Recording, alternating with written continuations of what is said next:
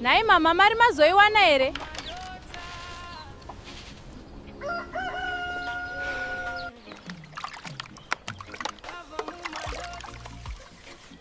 Rega ndizoverenga kuti kwasara mari kuti ikwane Sindi mwanangu. Handigute zvishoma izvi.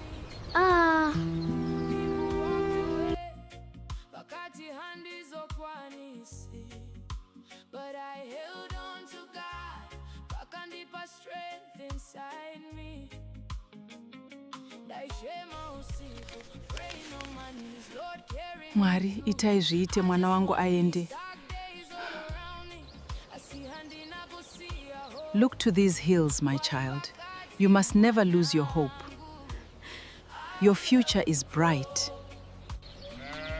Mwanangu Sindi, Sindi, fambira kunoshanda, urambe uchinamata. Mwari havakurasi.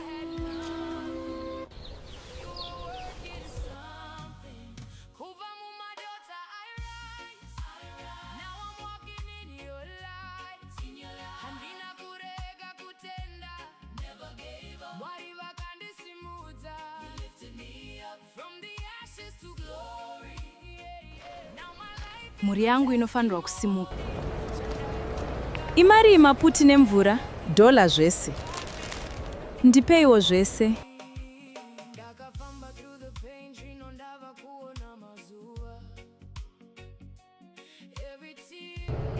Tenzi, fambai neni. Ndinorayira mweya yema-accident ndisvikewo bo.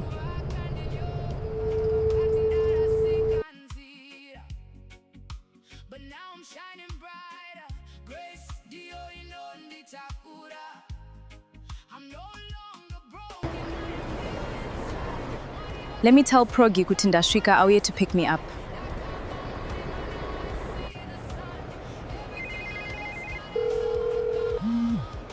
Please, Progress, answer the phone. I'm really getting scared.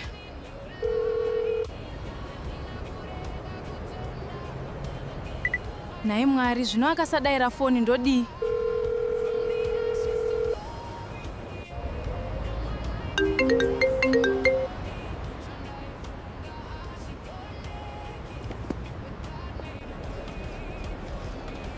Progress, show handidzimira foni.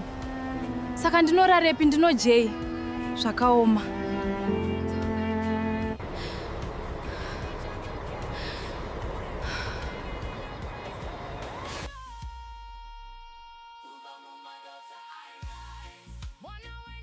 From the ashes to glory.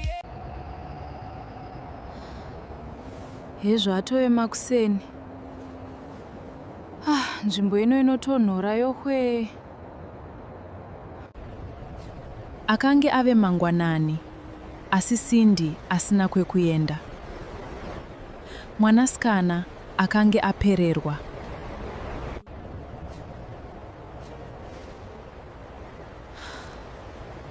Mari yasarai ishoma kuti nditsvage imba yekugara.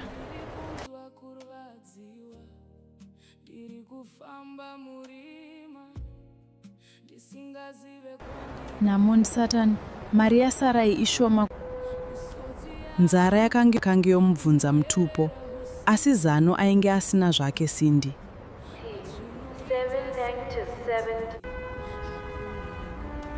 Akatanga kufamba, asi kwaaienda chaiko aisatozivawo.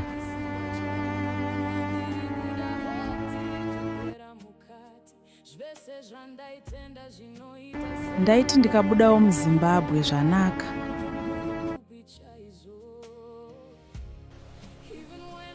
Dai angondiudzawo kuti akafamba zvakanaka here, mwoyo wangu uzorore.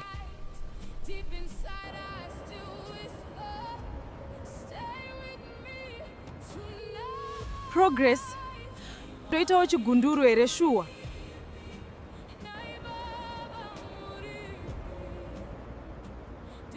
Progress, ndibatsirewo.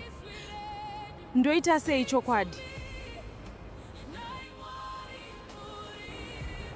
The number you have called is switched off.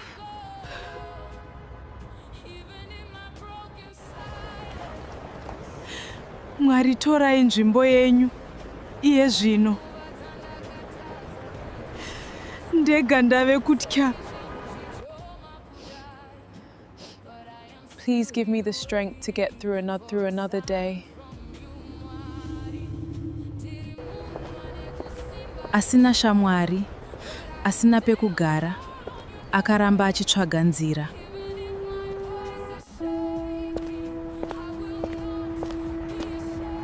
Pakutongoda kuita gindagoria, ndikumbire help. Vanhu vakawanda vakapfuura. Asi hapana aiziva what Cindy was going through.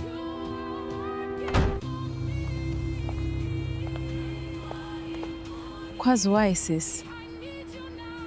Is everything okay?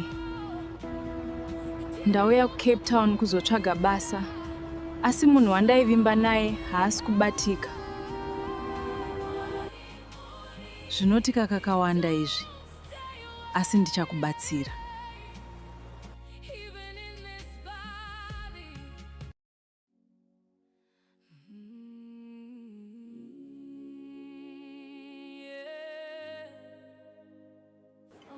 I stay with my housemate and friend, so regati jetiende kumba. Okay, vakoma. But Cape Town yakanaka.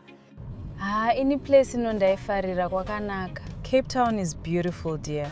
Asi ukaita zvekutamba unofa usina chinhu. Be careful ushandoine maplans. After a long night, Cindy finally had a roof over her head. Unogara nene a few days. Thank you. Mune rudo sezita renyu. Rudo, who is this? Hesi Kimberly, let's sit and talk.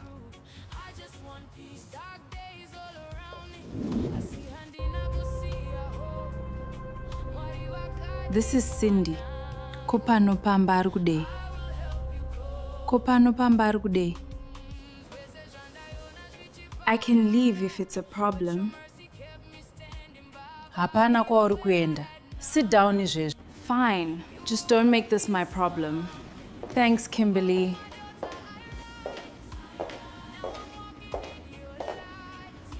Cindy aifara zvese nekutya. Rudo aive munhu ane mari dzake. Progress. Shamwari yangu uripi. We have been through so much together, wani? Uchava shamwari yangu tichibatsirana nguva dzese. Thanks, bestie. I believed you, Progress. Sure, hey bestie, kundisiya mnamo. Not everyone who promises help will help. Zvakaoma takabva kure tese na Progress, handishamisa. Or maybe some people create their own problems. Takuvaziva vanhu ava. I didn't ask for this vanhu vamwari. Enough. Ita semunhu mukuru Kim. Whatever vakoma.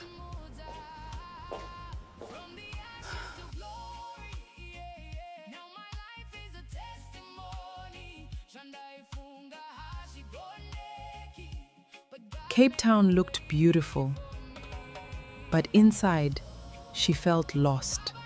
Progress akanga aramba kubatika. The person who abandoned her akange ave kufona. Kochiiko Cindy? Ndiani ari kufona?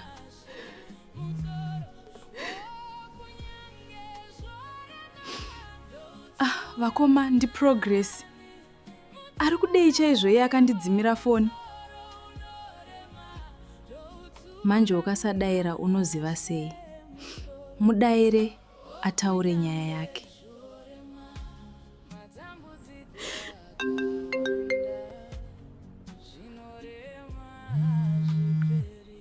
Hello?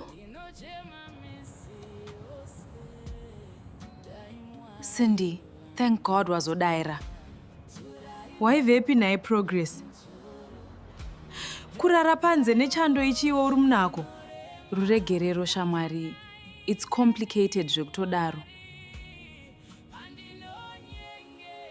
You left me wewe. Munyika yandisina wandinoziva kunze kwako P. Sorry Cindy, ndinoziva ndakakutadzira sawira wangu. I trusted you, Progress. Wakaita hutsinye. Koidzo mbavha kodai ndakabirwa.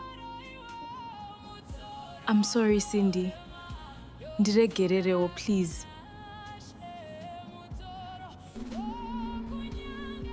Wakandidzimira phone P. Kundisiya zvakandiomera kudaro. Ndakashaya kuti ndodii. Asi ndichitoda kubatsira Cindy.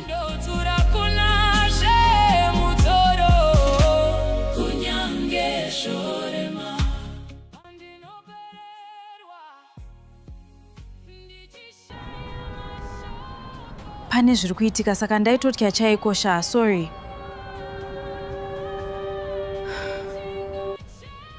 Zviko zviri kunetsa. You were scared of what zvekuti ungandirasawo inini? Handina kukuudza zvese. Pandimire pakaoma. Ari kutiko naiwe? What are you talking about? I've been dealing with things on my own. Ndainyara kuzvitaura ini. Kunyara chi? Zvangu zvese ndokuudza wani. What are you talking about? Ndakazviparira. I made choices I wish I could change. Something still doesn't add up. Haasi kutaura nyaya chaiyo.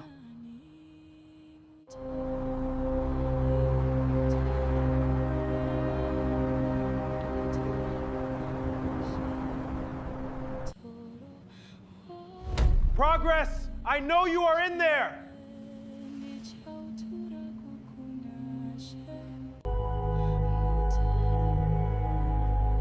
Oh no.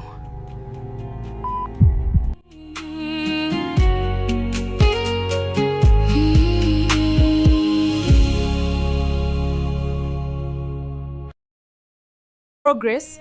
Progress? Akaedza kufona zvakare. Kune rimwe divi reguta, Progress akanga achiri akamira pedyo nemusuwo. Munhu aiva arova pamusuwo. Akanga asati aenda. Mwari ndibatsireiwo. Cindy was very worried in her heart, but at the same time she was happy that she had found a safe place to stay. Progress akazarura musuwo zvishoma nezvishoma, asi akange azere nekutya. Murume akanga akamira akanyarara, asingaratidzi chiso chake. Progress. Hearing his voice, Progress seemed to recognize that person. You! At first, Progress believed this was the man behind the threats. Progress. But as she looked closer, she immediately recognized him. Charles?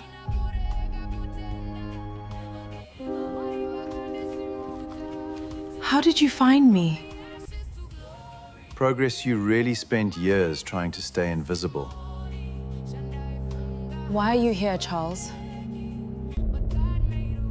I'm here because Nathan is looking for you.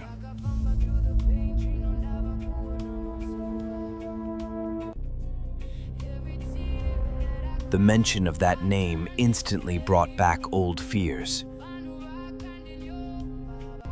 Believe me when I say, he never stopped.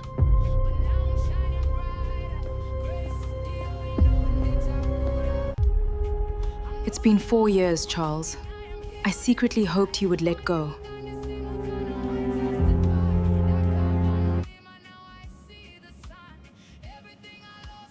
I know. I hoped so too. You should have stopped him.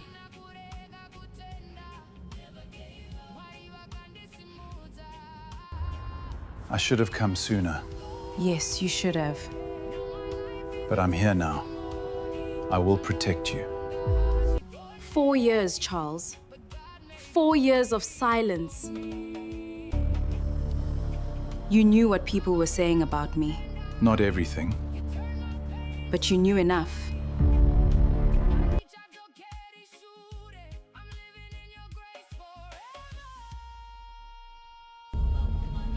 I lost friends, I lost opportunities, I lost peace.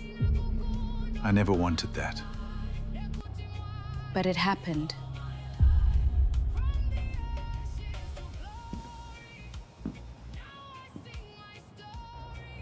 Nathan saw a picture. What picture? A friend posted you on social media. He recognized you immediately. After all these years? He never forgot.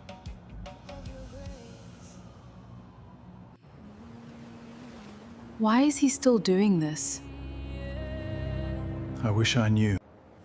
All I know is he's asking questions again. What kind of questions? Where you live. Who you're talking to.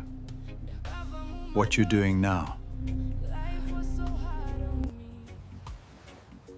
That's not normal. No. It isn't. You know Nathan. You think he'll come after me? I think you should be careful.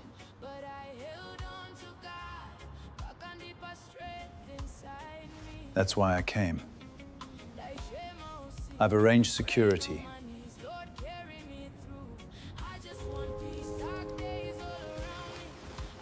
I don't need protection. That's exactly what people say before they need it.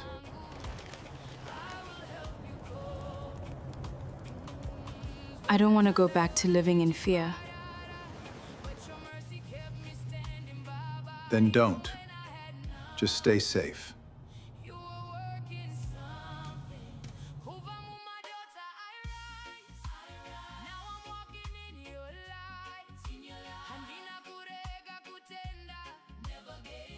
Mangwanani akasvika. Asi mibvunzo yaive mumusoro maSindy yakanga ichiri yakawanda. Today kubasa handiende. Let me prepare breakfast and work from home.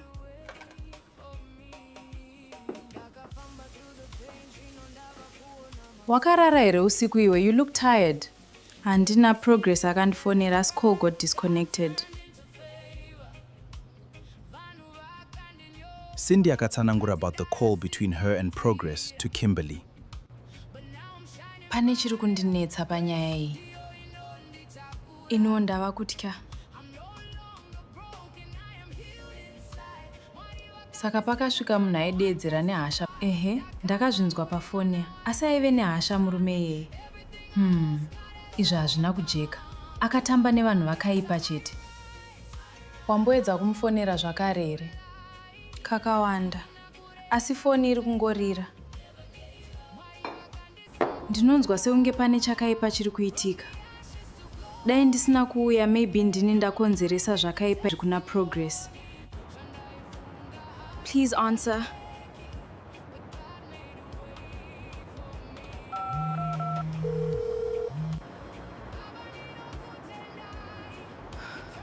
Uripiko naye Progress?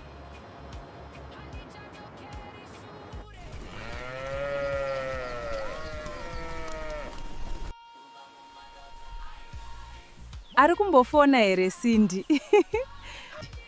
Akafona nezuro. Ari seiko?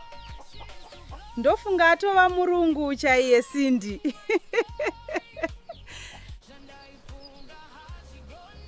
Ari kuzama. Ndoziva kuti ari strong kupfuura zvaanofunga. Uri kudya zvakanaka here kana kuti watoonda? Mama. Vanobika chirungu ava. Ndiri kudzidzira pashoma. Ndichajaira. zvinhu zvese unozojaira. Asi uri kufara here Cindy? Ndiri kuzama mama. Ndinovimba zvichanaka. Zvichanaka mwanangu. Laptop yasisi Rudo is complicated. Regai ndirambe ndichizama. Nhasi une interviews here?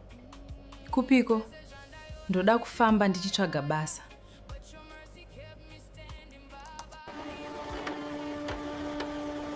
Mwari ndibatsireiwo ndiwane basa. Kumba vari kutemba neni. Take these sandwiches ungafa nenzara. Thank you. Mandigonera. Kim playing big sis role.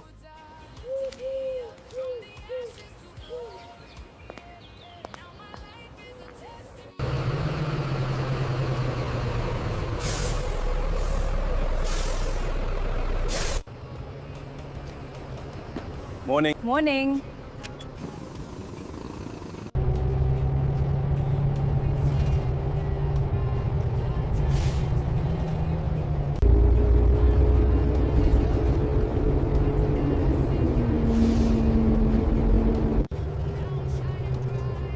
Please let today be different. Good morning. I'm looking for vacancies. Please. Leave your CV.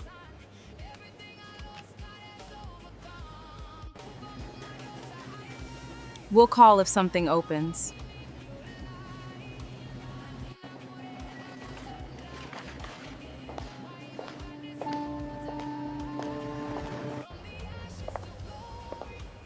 Are you hiring? No vacancies. Try again next month.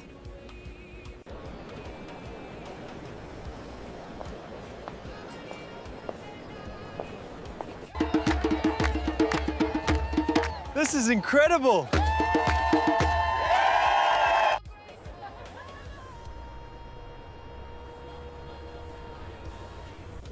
I'm looking for work. Leave your CV.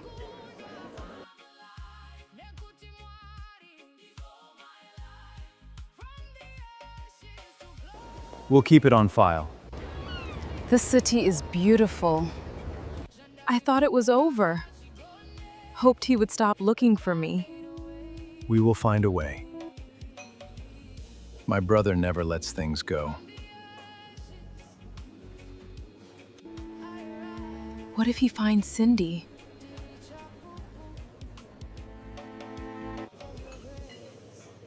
He doesn't know about her. Progress, this is Marcus. He will go with you wherever you want to go. Hi, Marcus. That serious? Yes, the Nathan you remember isn't the same anymore.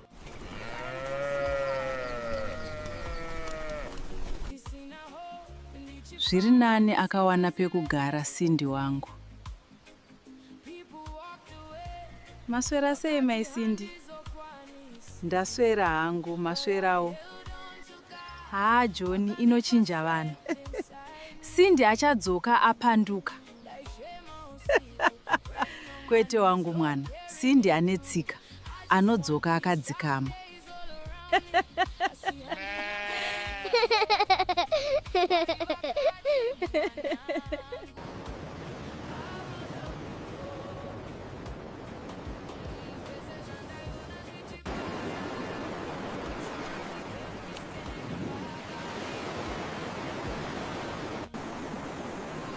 Still no calls. Mwari pindirai ndiwane basa. First time in Cape Town? Yes. Don't give up. You will find something to do.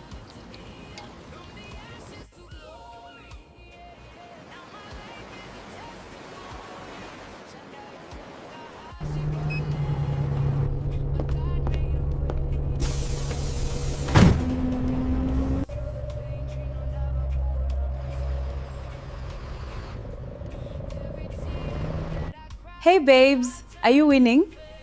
Hakuna kana promise mfunge. Don't worry Cindy, it takes time. Uchawana basa. Mangwana ndozama futhi. That's the spirit.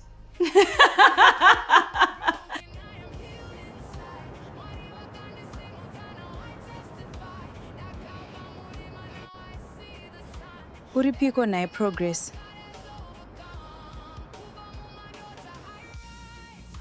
I need to tell her. She is probably worried. Not yet. We don't have to stress her. I know she means a lot to you. Progress?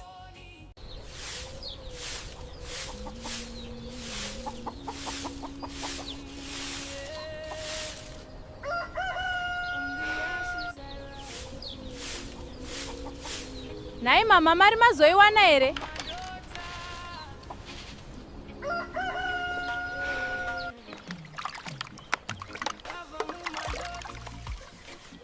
Rega ndizoverenga kuti kwasara mari kuti ikwane Cindy mwanangu. Handigute zvishoma izvi.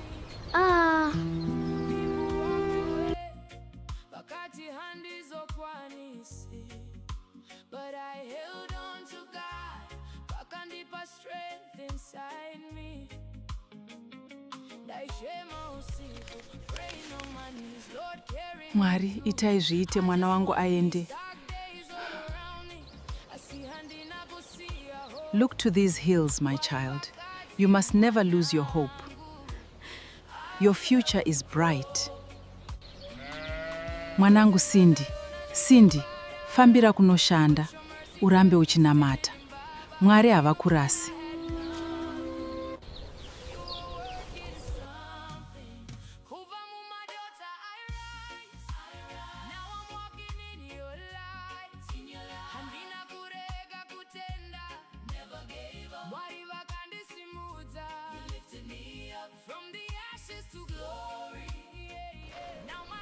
Muri yangu inofanirwa kusimuka. Imari maputi nemvura? Dola zvese. Ndipeiwo zvese.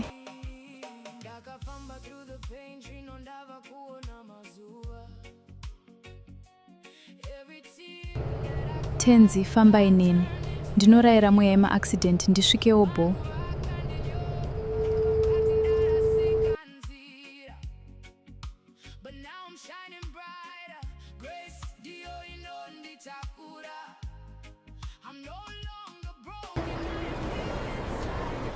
Let me tell Progi kuti ndasvika auye to pick me up.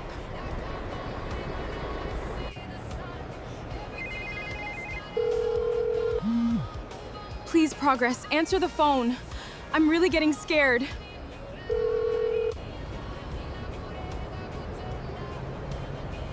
Naye Mwari, zvino akasadayira foni ndodi.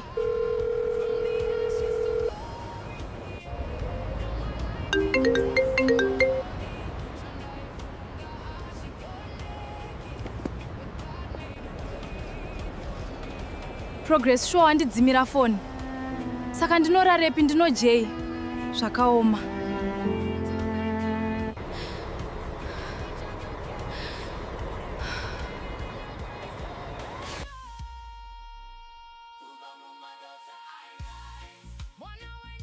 From the ashes to glory. Hezvo atove makuseni. Nzvimbo ino inotonhora yohwe. Akange ave mangwanani, asi Cindy asina kwekuenda. Mwanasikana akange apererwa.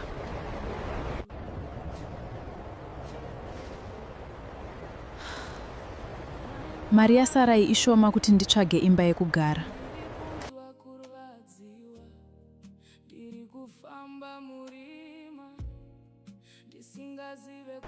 Namundi Satan, mari yasarai ishoma. Nzara yakange yomubvunza mutupo, asi zano ainge asina zvake Cindy.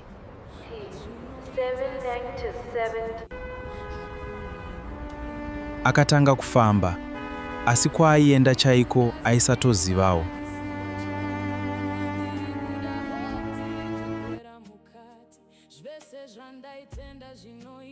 Ndaiti ndikabudawo muZimbabwe zvanaka.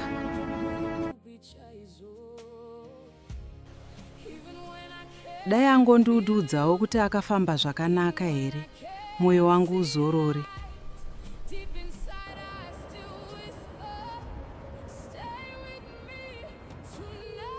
Progress, toitawo chigunduru here shuwa?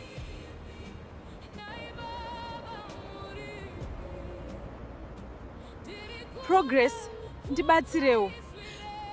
Ndoita sei chokwadi? The number you have called is switched off.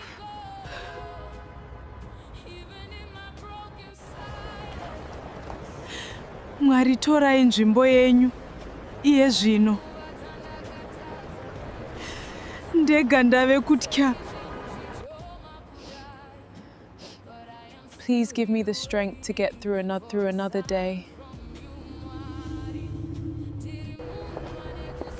Asina shamwari, asina pekugara, akaramba achitsvaga nzira.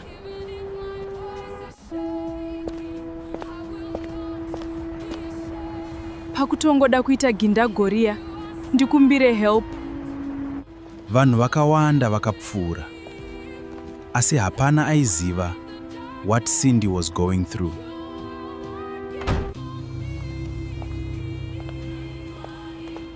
Kwazwai, sis? Is everything okay? Ndauya kuCape Town kuzotsvaga basa, asi munhu wandaivimba naye haasi kubatika. Zvinotika kakawanda izvi, asi ndichakubatsira.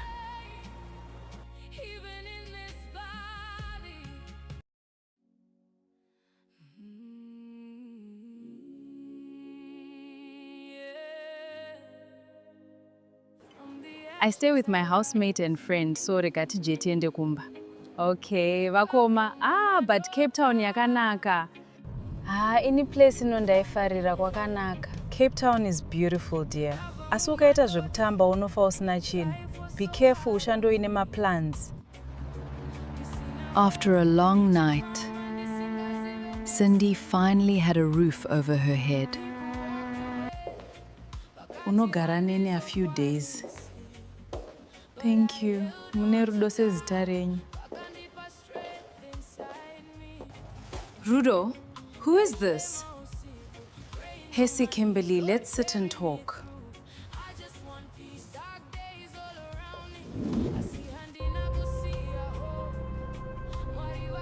This is Cindy.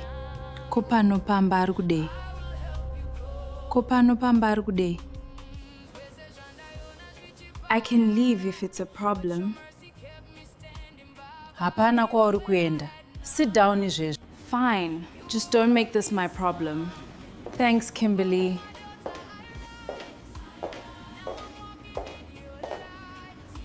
Cindy aifara zvese nekutya.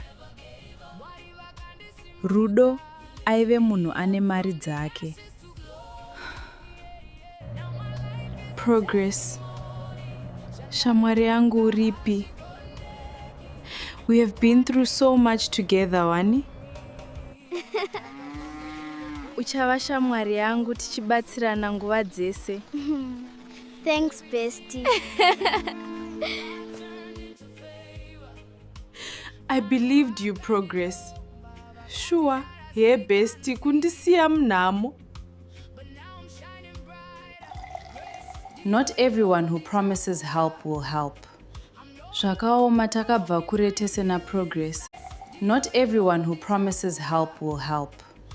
Zvakaoma takabva kure tese na Progress, handishamisa. Or maybe some people create their own problems. Takuvaziva vanhu ava. I didn't ask for this, vanhu vaMwari. Enough. Ita semunhu mukuru, Kim. Whatever, vakoma.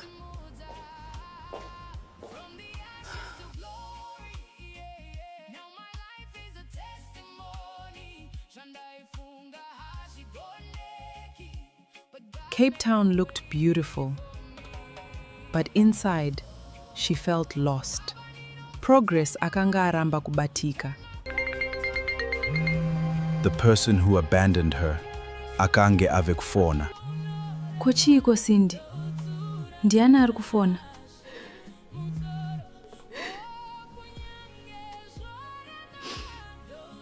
Vakoma ndi Progress. Ari kudei chaizvo iye akandidzimira foni.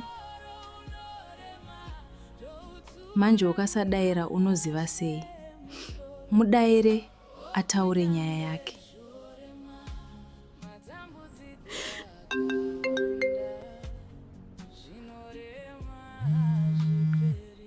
Hello? Cindy, thank God wazodaira. Waivepi naye Progress? Kurara panze nechando ichiwo uri munako. Ruregerero shamwari. It's complicated zvekutodaro. You left me wewe. Munyika yandisina wandinoziva kunze kwako P. Sorry Cindy, ndinoziva ndakakutadzira sawira wangu. I trusted you Progress. Wakaita hutsinye. Koidzo mbavha kodai ndakabirwa. I'm sorry Cindy. Ndiregererewo please.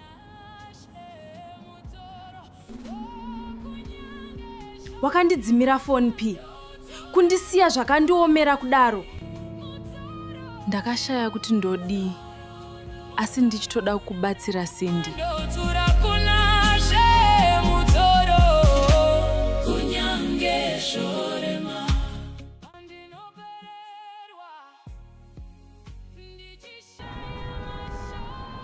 Pane zviri kuitika saka ndaitotya chaikosha, sorry.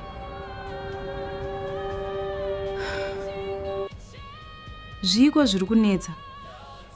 You were scared of what zvekuti ungandirasawo inini? Handina kukuudza zvese. Pandimire pakaoma. Ari kutiko naiwe? What are you talking about? Taizviite mwana wangu aende. Look to these hills, my child. You must never lose your hope. Your future is bright. Mwanangu Cindy, Cindy, fambira kunoshanda, urambe uchinamata. Mwari havakurasi.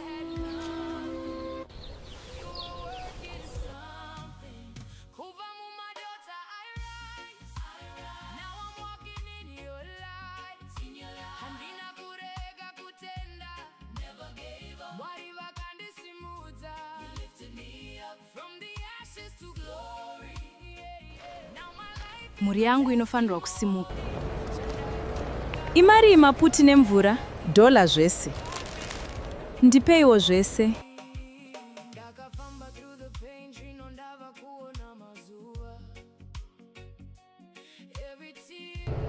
Tenzi, famba ineni. Ndinorayira mweya yema-accident ndisvikewo bo.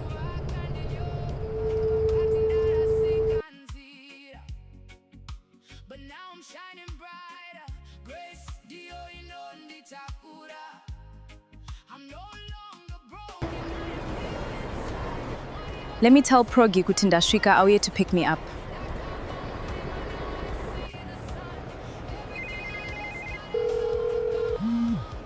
Please, Progress, answer the phone.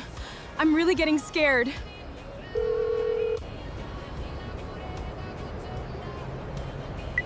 Naye Mwari, zvino akasadaira phone ndodii?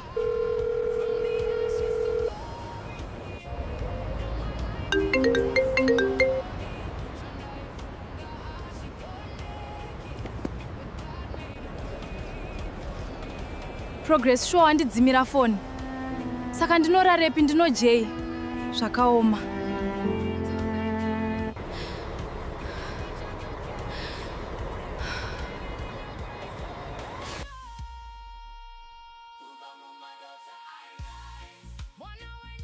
From the ashes to glory. Hezvo atove makuseni. Nzvimbo ino inotonhora yohwe. Akange ave mangwanani, asi Cindy asina kwekuenda. Mwanasikana akange apererwa.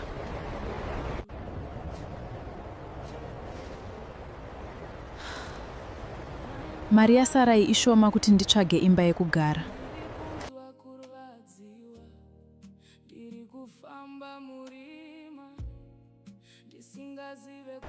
Namon Satan, mari yasarai ishoma.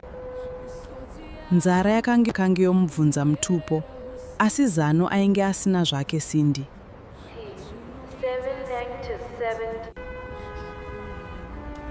Akatanga kufamba, asi kwaaienda chaiko aisatozivawo.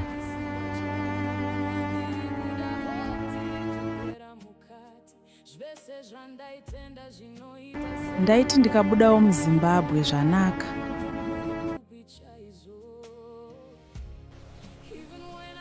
Dai angondiudzawo kuti akafamba zvakanaka here, moyo wangu uzorore.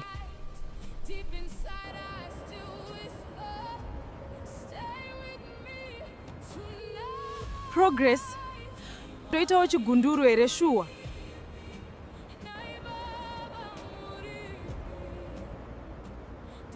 Progress, ndibatsirewo. Ndoita sei chokwadi? The number you have called is switched off.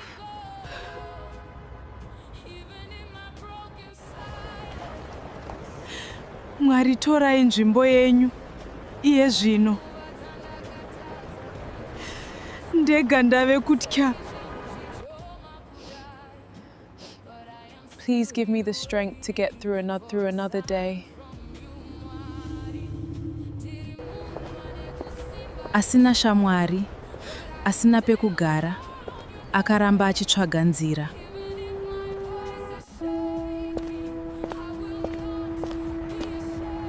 Pakutongoda kuita gindagoria, ndikumbire help. Vanhu vakawanda vakapfuura, asi hapana aiziva what Cindy was going through.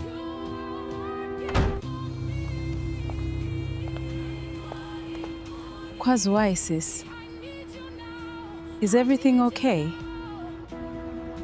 Ndauya kuCape Town kuzotsvaga basa, asi munhu wandaivimba naye haasi kubatika. Zvinotika kakawanda izvi, asi ndichakubatsira.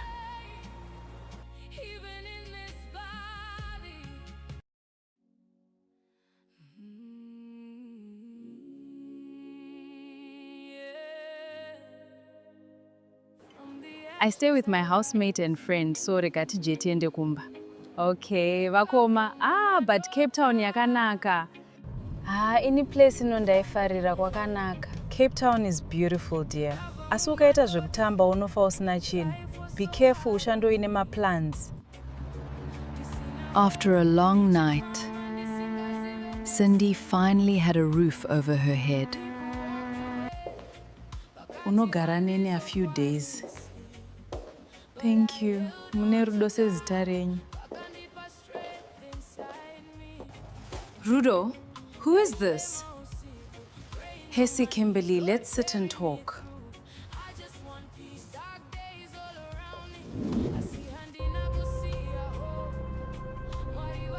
This is Cindy.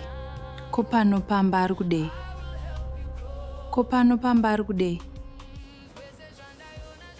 I can leave if it's a problem. Hapana kwauri kuenda. Sit down izvezvo.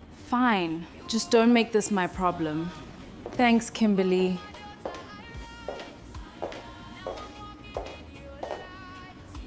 Cindy aifara zvese nekutya. Rudo aive munhu ane mari dzake. Progress. Shamwari yangu uripi? We have been through so much together, wani? Uchava shamwari yangu tichibatsirana nguva dzese. Thanks, bestie. I believed you, Progress. Sure, hey bestie, kundisiya mnamo. Not everyone who promises help will help. Zvakaoma takabva kure tese na progress handishamisa. Or maybe some people create their own problems. Takuvaziva vanhu ava. I didn't ask for this vanhu vamwari. Enough. Ita semunhu mukuru Kim. Whatever vakoma.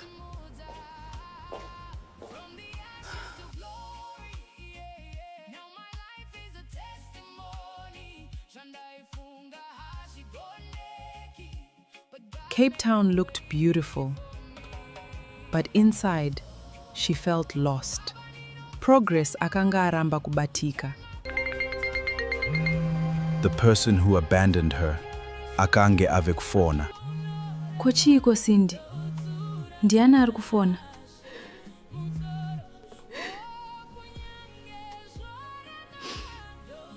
Vakoma ndi Progress. Ari kudei chaizvo iye akandidzimira foni. Manje ukasadaira unoziva sei. Mudaire ataure nyaya yake.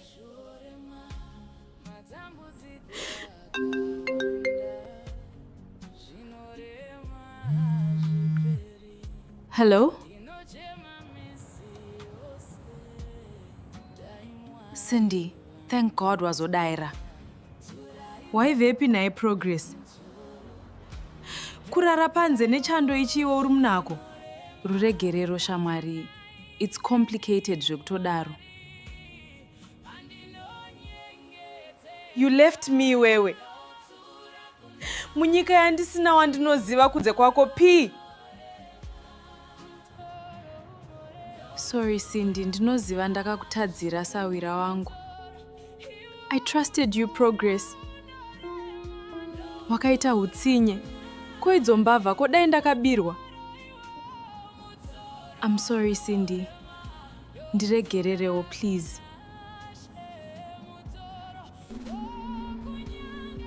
Wakandidzimira phone P. Kundisiya zvakandiomera kudaro. Ndakashaya kuti ndodii. Asi ndichitoda kukubatsira Cindy.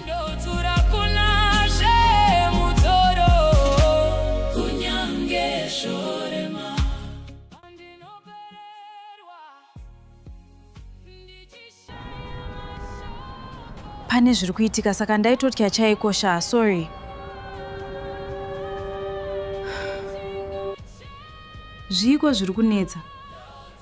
You were scared of what zvekuti ungandirasawo inini? Handina kukuudza zvese. Pandimire pakaoma. Ari kutiko naiwe? What are you talking about? I've been dealing with things on my own. Ndainyara kuzvitaura ini. Kunyara chi? Zvangu zvese ndokuudza wani. What are you talking about? Ndakazviparira. I made choices I wish I could change. Something still doesn't add up. Haasi kutaura nyaya chaiyo.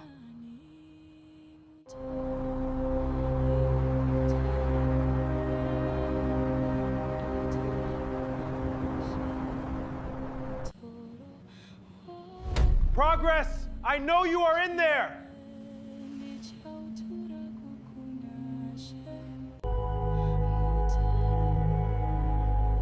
Oh no.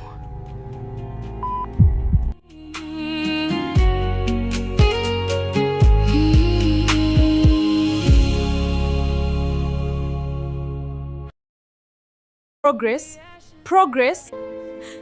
Akaedza kufona zvakare. Kune rimwe divi reguta, Progress akanga achiri akamira pedyo nemusuwo. Munhu aiva arova pamusuwo. Akanga asati aenda. Mwari ndibatsireiwo. Cindy was very worried in her heart, but at the same time she was happy that she had found a safe place to stay. Progress akazarura musuo zvishoma nezvishoma, asi akange azere nekutya. Murume akanga akamira akanyarara, asingaratidzi chiso chake. Progress. Hearing his voice, Progress seemed to recognize that person. You! At first, Progress believed this was the man behind the threats. Progress. But as she looked closer, she immediately recognized him. Charles?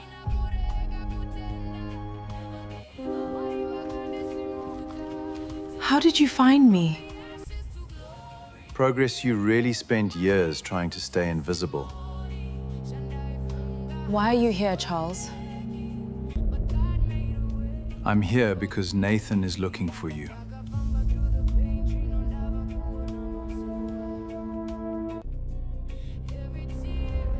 The mention of that name instantly brought back old fears. Believe me when I say, he never stopped.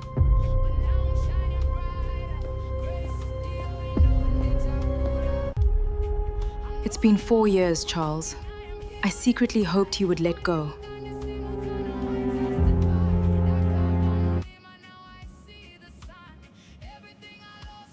I know. I hoped so too. You should have stopped him.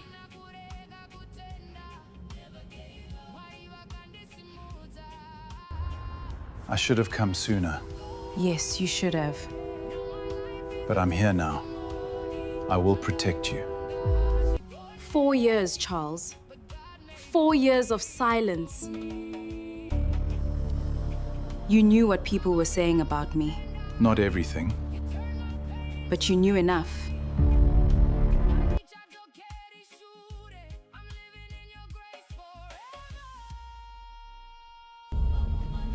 I lost friends, I lost opportunities, I lost peace, I never wanted that. but it happened.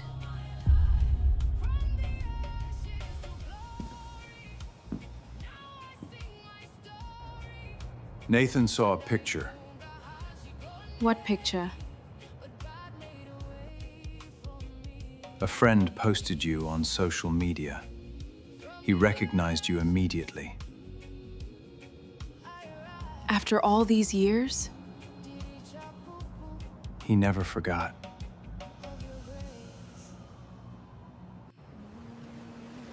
Why is he still doing this? I wish I knew. All I know is he's asking questions again. What kind of questions? Where you live, who you're talking to, what you're doing now. That's not normal. No, it isn't. You know Nathan. You think he'll come after me? I think you should be careful.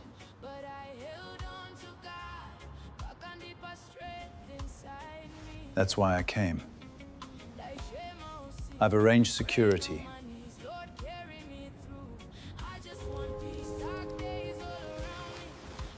I don't need protection. That's exactly what people say before they need it.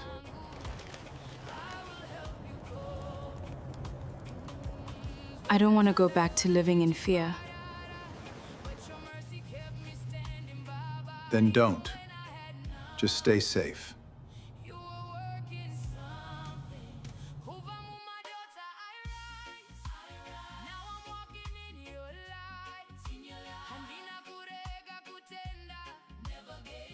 Mangwanani akasvika. Asi mibvunzo yaive mumusoro maSindy yakanga ichiri yakawanda. Today kubasa handiende. Let me prepare breakfast and work from home.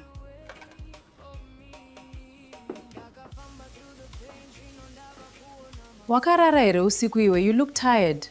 Handina Progress akandifonera, as call got disconnected. Cindy akatsanangura about the call between her and Progress to Kimberly. Pane chiri kundinetsa panyaya iyi. Ino ndava kutya. Saka pakasvika munhu aidedzera nehasha. Ehe, ndakazvinzwa pafoni. Asi aive nehasha murume iyeye. Izvi hazvina kujeka. Akatamba nevanhu vakaipa chete. Wamboedza kumufonera zvakare here? Kakawanda. Asi foni iri kungorira. Ndinonzwa sekunge pane chakaipa chiri kuitika. Dai ndisina kuuya, maybe ndini ndakonzeresa zvakaipa kuna Progress. Please answer.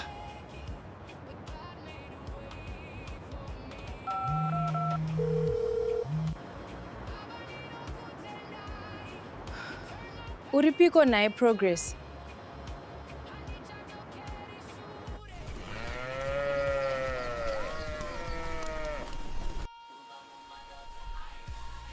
Ari kumbofona here Cindy? Akafona nezuro.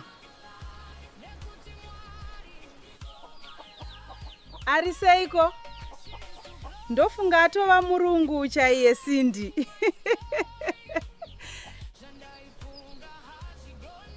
Ari kuzama. Ndoziva kuti ari strong kupfuura zvaanofunga. Uri kudya zvakanaka here kana kuti watoonda? Mama. Vanobika chirungu ava. Ndiri kudzidzira pashoma. Ndichajaira. Zvinhu zvese unozojaira. Asi uri kufara here Cindy? Ndiri kuzama mama. Ndinovimba zvichanaka. Zvichanaka mwanangu. Laptop yasisi Rudo is complicated. Regai ndirambe ndichizama. Nhasi une interviews here? Kupiko? Ndoda kufamba ndichitsvaga basa.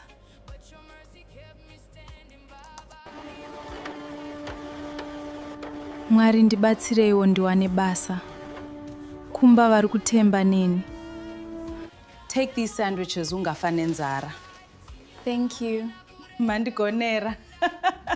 Kim playing big sis role.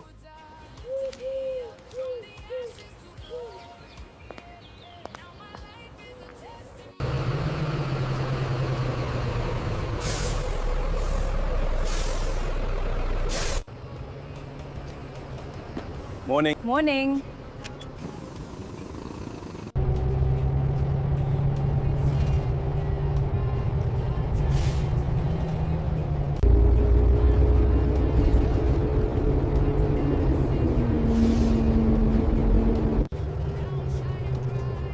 Please let today be different. Good morning. I'm looking for vacancies. Please. Leave your CV.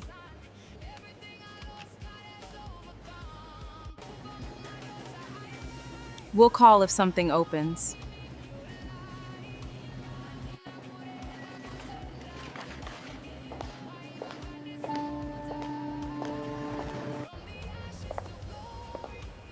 Are you hiring?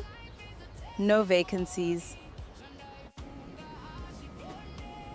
Try again next month.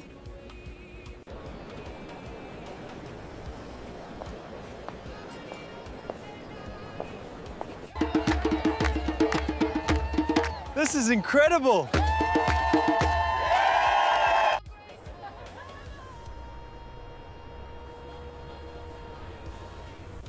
I'm looking for work. Leave your CV.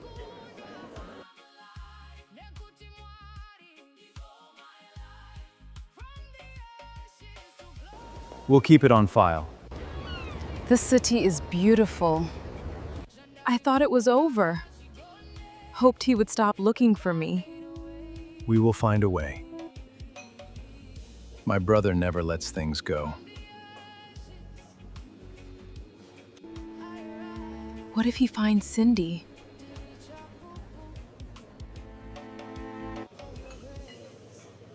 He doesn't know about her. Progress, this is Marcus. He will go with you wherever you want to go. Hi, Marcus. That serious? Yes, the Nathan you remember isn't the same anymore.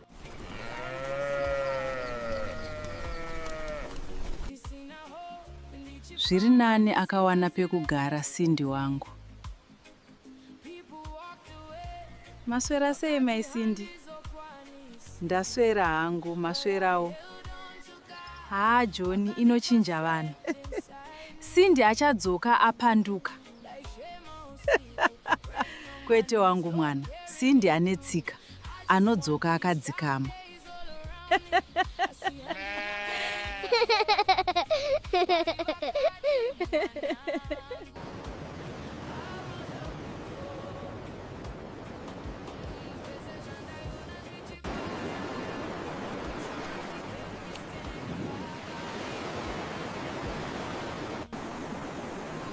Still no calls.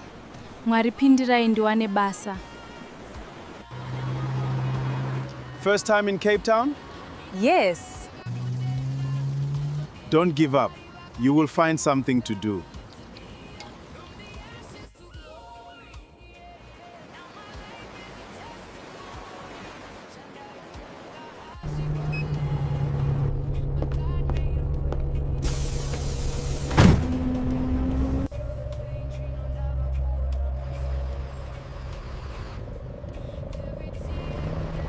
Hey babes, are you winning? Hakuna kana promise mfunge. Don't worry Cindy, it takes time, uchawana basa. Mangwana ndozama futi. That's the spirit.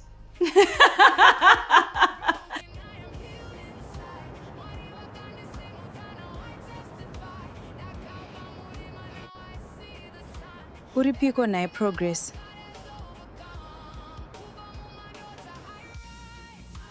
I need to tell her. She is probably worried. Not yet. We don't have to stress her. I know she means a lot to you. Progress?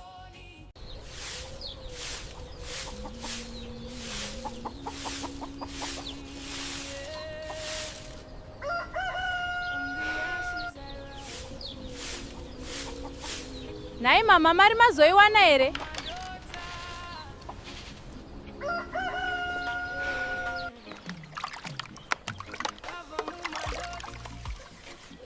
Rega ndizoverenga kuti kwasara mari kuti ikwane Cindy mwanangu. Handigute zvishoma izvi.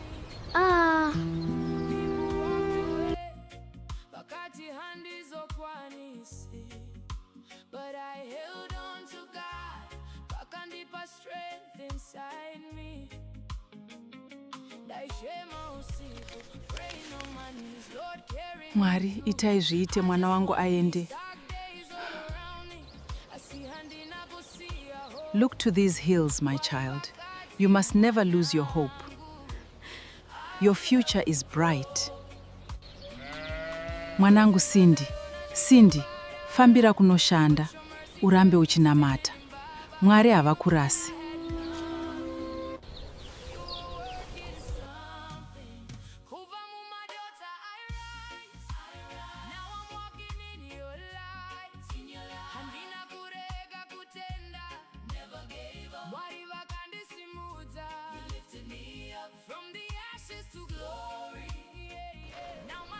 Muri yangu inofanirwa kusimuka.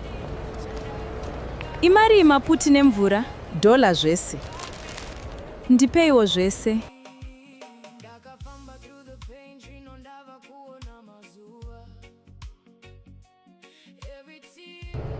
Tenzi, fambai neni. Ndinorayira mweya yema-accident ndisvikewo bo.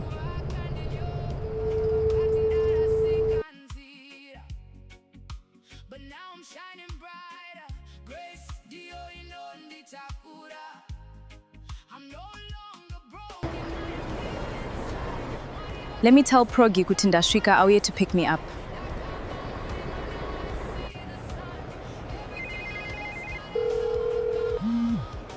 Please, Progress, answer the phone. I'm really getting scared.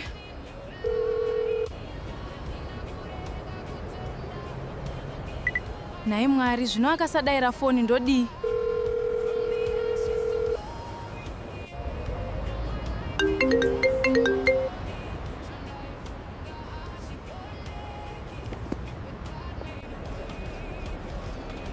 Progress show andidzimira foni. Saka ndinorarepi ndinojei. Zvakaoma.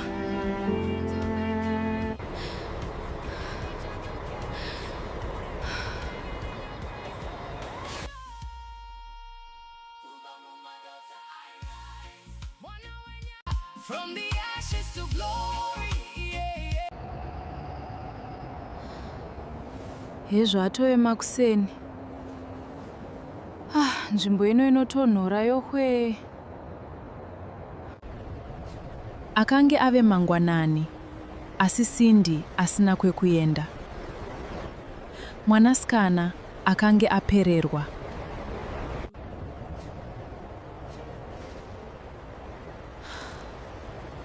Mari yasarai ishoma kuti nditsvage imba yekugara.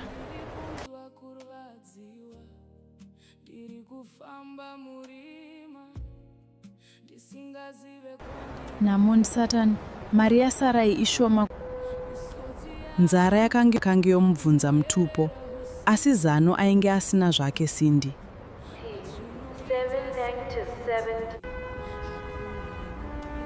Akatanga kufamba, asi kwaaienda chaiko aisatozivawo.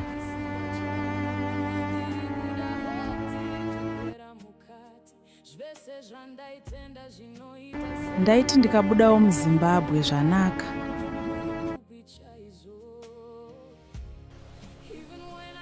Dai angondiudzawo kuti akafamba zvakanaka here, mwoyo wangu uzorore.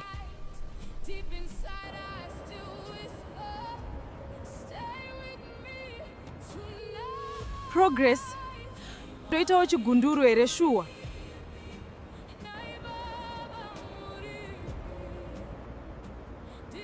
Progress, ndibatsirewo. Ndoita sei chokwadi? The number you have called is switched off.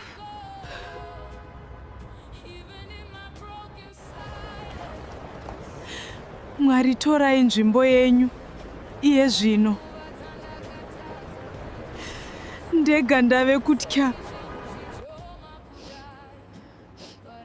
Please give me the strength to get through another day. Asina shamwari, asina pekugara, akaramba achitsvaga nzira.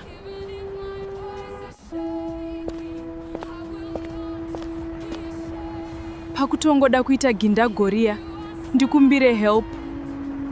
Vanhu vakawanda vakapfuura, asi hapana aiziva what Cindy was going through.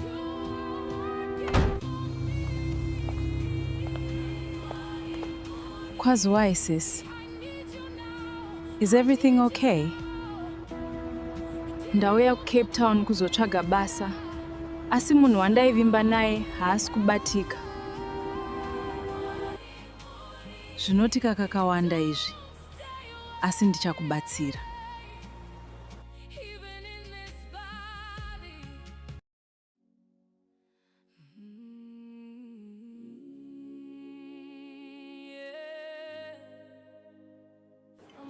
I stay with my housemate and friend, so regati jetiende kumba. Okay, vakoma. But Cape Town yakanaka.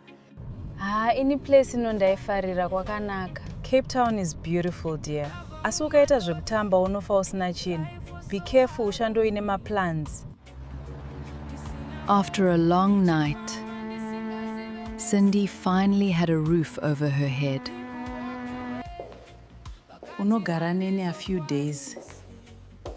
Thank you. Mune rudo sezita renyu. Rudo, who is this? Hesi Kimberly, let's sit and talk.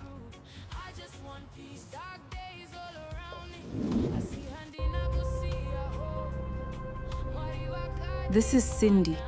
Kopano pamba ari kudei. Ko pano pamba ari kudei? I can leave if it's a problem. Hapana kwauri kuenda. Sit down izvezvo. Fine. Just don't make this my problem. Thanks, Kimberly.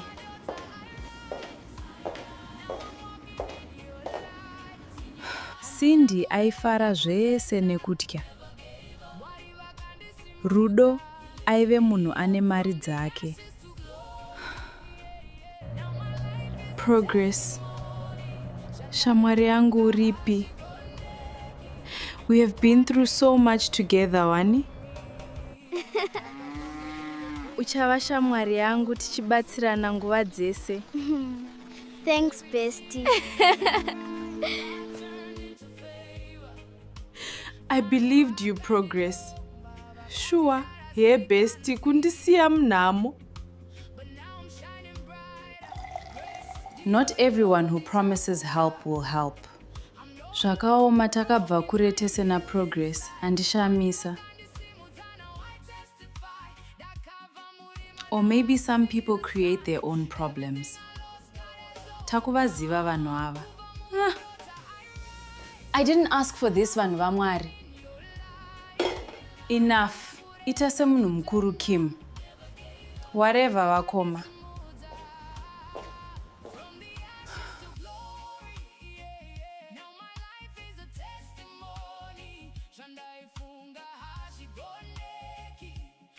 Cape Town looked beautiful, but inside, she felt lost. Progress akanga aramba kubatika. The person who abandoned her akange ave kufona. Ko chiiko Cindy? Ndiani ari kufona?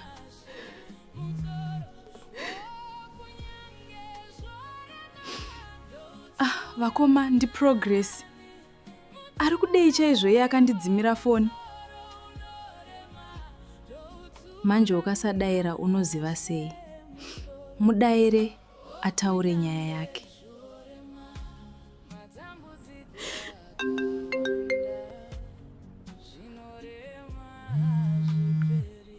Hello? Cindy, thank God wazodaira. Waivepi naye Progress? Kurara panze nechando ichiwo uri munako. Ruregerero shamwari. It's complicated zvekutodaro. You left me wewe. Munyika yandisina wandinoziva kunze kwako P. Sorry Cindy, ndinoziva ndakakutadzira sawira wangu. I trusted you, Progress. Wakaita hutsinye. Ko idzo mbavha ko dai ndakabirwa. I'm sorry Cindy. Ndiregererewo please.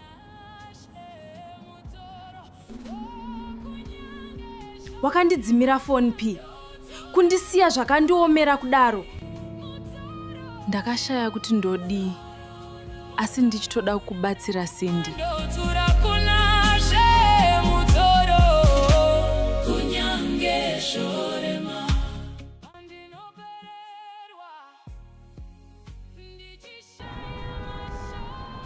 Pane zviri kuitika saka ndaitotya chaikosha, sorry. Zviko zviri kunetsa. You were scared of what zvekuti ungandirasawo inini? Handina kukuudza zvese. Pandimire pakaoma. Ari kutiko naiwe? What are you talking about? I've been dealing with things on my own. Ndainyara kuzvitaura ini. Kunyara chi? Zvangu zvese ndokuudza wani. What are you talking about? Ndakazviparira. I made choices I wish I could change. Something still doesn't add up. Haasi kutaura nyaya chaiyo.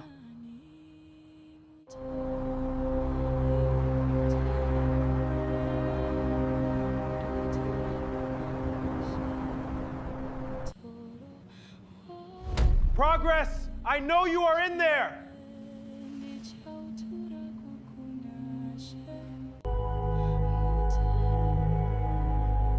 Oh no.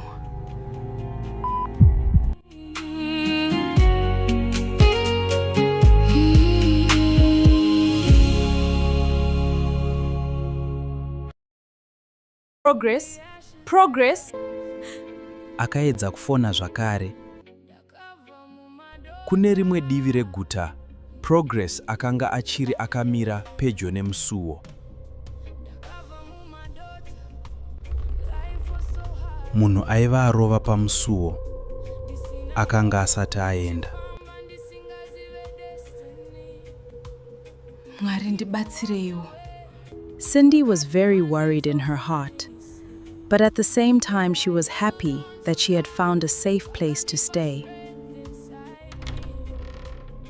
Progress akazarura musuwo zvishoma nezvishoma, asi akange azere nekutya.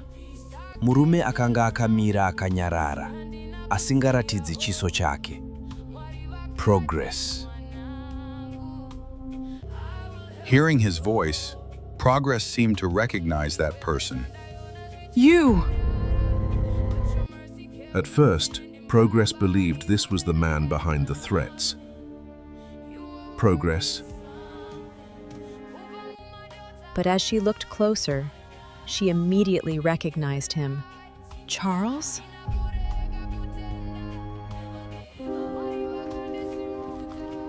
How did you find me? Progress, you really spent years trying to stay invisible. Why are you here, Charles? I'm here because Nathan is looking for you.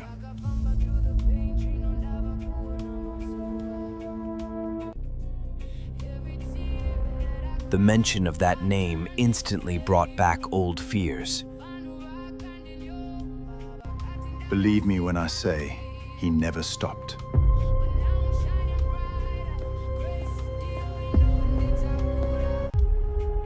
It's been 4 years, Charles.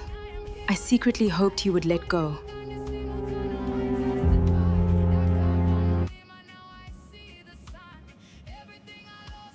I know. I hoped so too. You should have stopped him.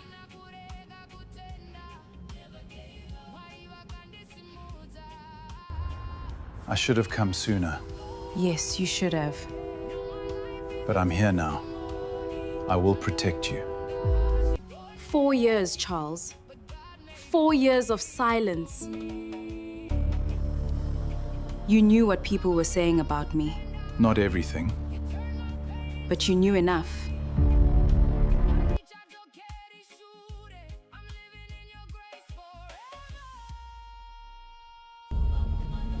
I lost friends, I lost opportunities, I lost peace. I never wanted that. But it happened.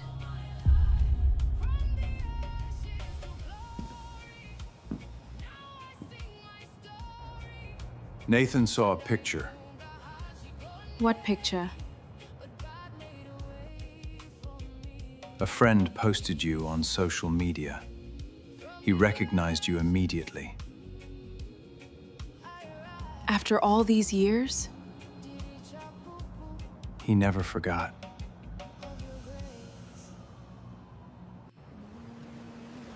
Why is he still doing this? I wish I knew. All I know is he's asking questions again. What kind of questions? Where you live, who you're talking to, what you're doing now. That's not normal. No, it isn't. You know Nathan. You think he'll come after me? I think you should be careful.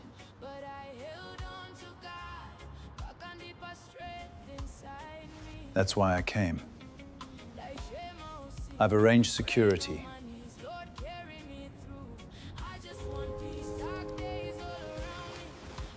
I don't need protection. That's exactly what people say before they need it.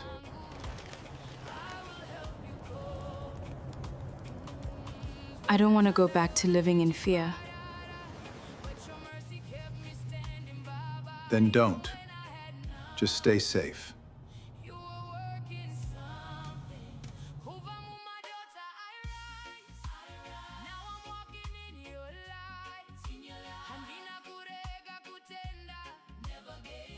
Mangwanani akasvika. Asi mibvunzo yaive mumusoro maSindy yakanga ichiri yakawanda. Today kubasa handiende. Let me prepare breakfast and work from home.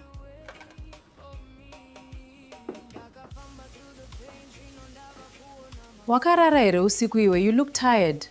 Handina progress akandifonera as call got disconnected. Sindy akatsanangura about the call between her and Progress to Kimberly. Pane chiri kundinetsa panyaya iyi. Ino ndava kutya. Saka pakasvika munhu aideedzera nehasha. Ehe, ndakazvinzwa pafoni. Asi aive nehasha murume iyeye. Izvi hazvina kujeka. Akatamba nevanhu vakaipa chete. Wamboedza kumufonera zvakare here? Kakawanda. Asi foni iri kungorira. Ndinonzwa seunge pane chakaipa chiri kuitika. Dai ndisina kuuya, maybe ndini ndakonzeresa zvakaipa kuna Progress. Please answer.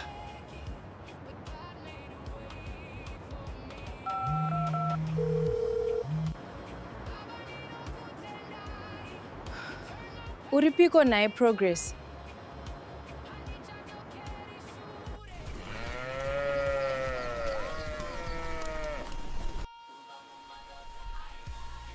Ari kumbofona here Sindy? Akafona nezuro. Ari seiko? Ndofunga atova murungu chaiye Sindy.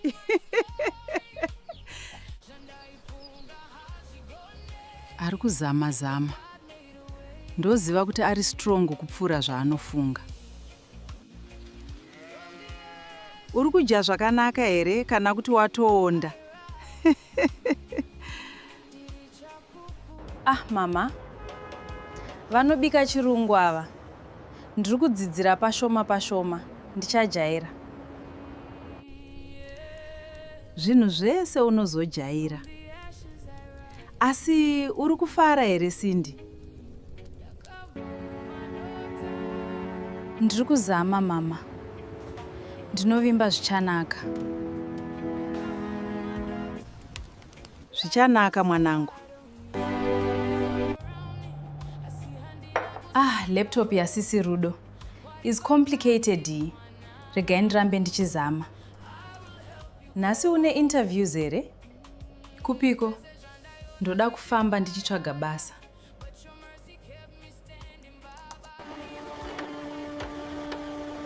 Mwari ndibatsireiwo ndiwane basa. Kumba vari kutemba neni.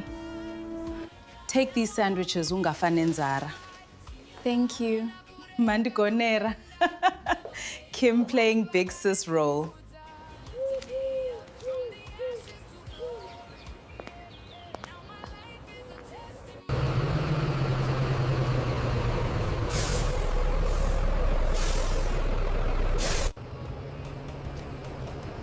Morning.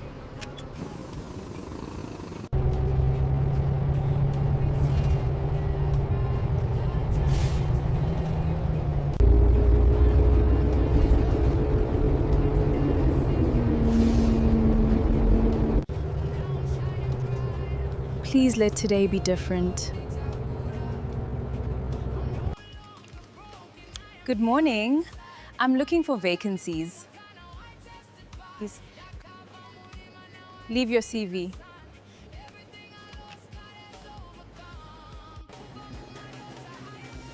We'll call if something opens.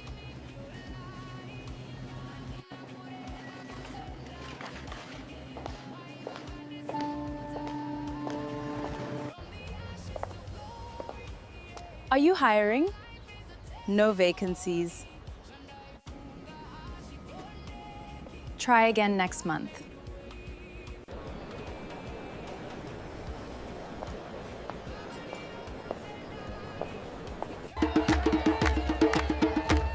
This is incredible!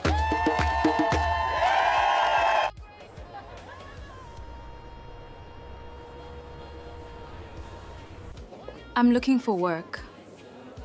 Leave your CV.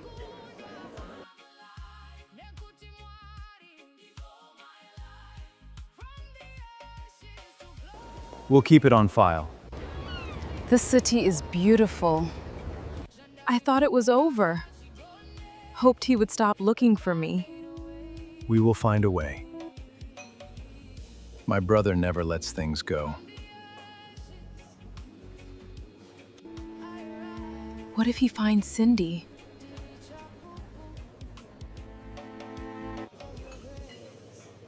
He doesn't know about her. Progress, this is Marcus. He will go with you wherever you want to go. Hi, Marcus. That serious? Yes, the Nathan you remember isn't the same anymore.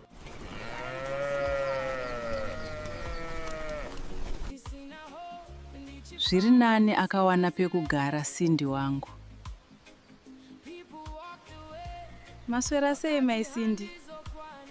Ndaswera hangu, maswerawo. John, inochinja vanhu. Cindy achadzoka apanduka.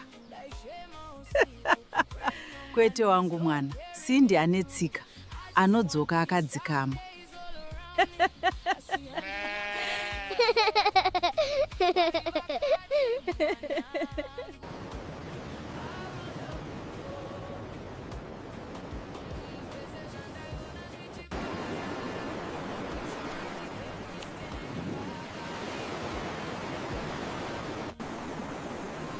Still no calls. Mwari pindirai ndiwane basa. First time in Cape Town? Yes.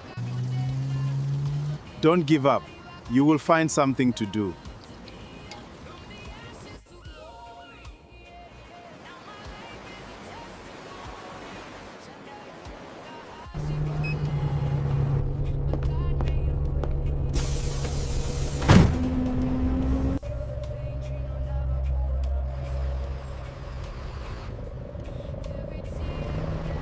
Hey babes, are you winning? Hakuna kana promise mfunge. Don't worry Cindy, it takes time, uchawana basa. Mangwana ndozama futi. That's the spirit.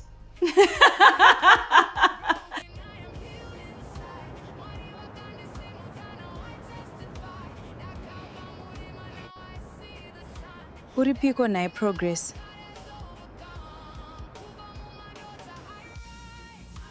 I need to tell her. She is probably worried. Not yet. We don't have to stress her. I know she means a lot to you. Progress?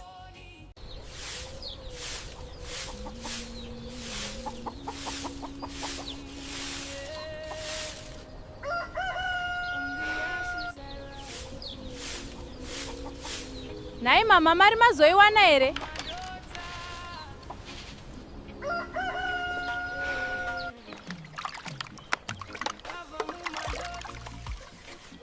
Rega ndizoverenga kuti kwasara mari kuti ikwane Cindy mwanangu. Handigute zvishoma izvi.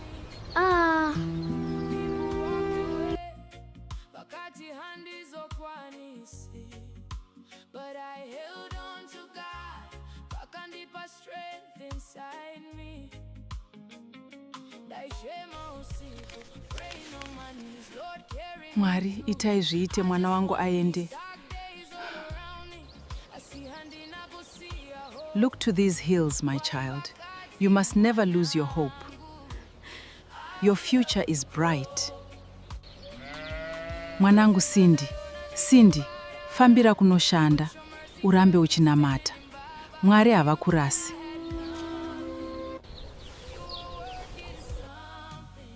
Kubva Mumadota, I rise.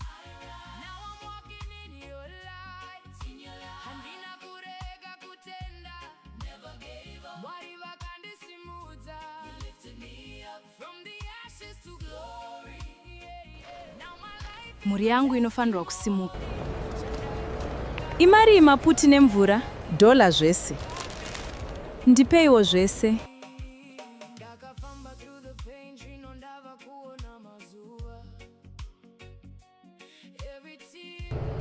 Tenzi, fambai neni. Ndinorayira mweya yema-accident ndisvikewo bo.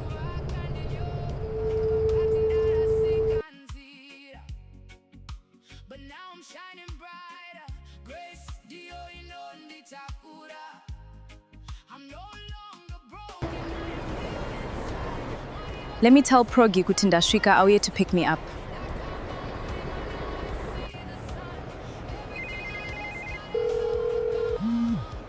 Please, Progress, answer the phone. I'm really getting scared.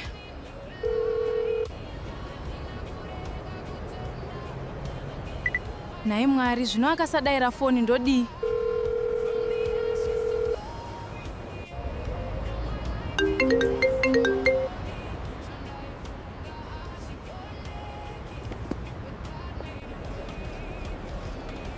Progress, sure handidzimira foni. Saka ndinorarepi ndinojei. Zvakaoma.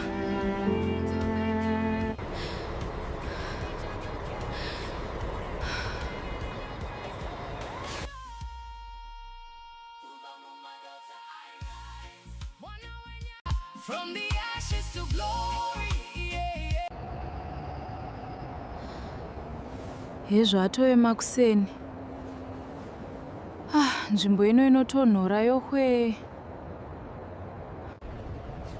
Akange ave mangwanani, asi Cindy asina kwekuenda.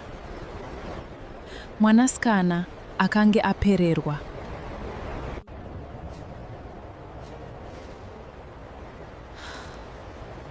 Mari yasarai ishoma kuti nditsvage imba yekugara.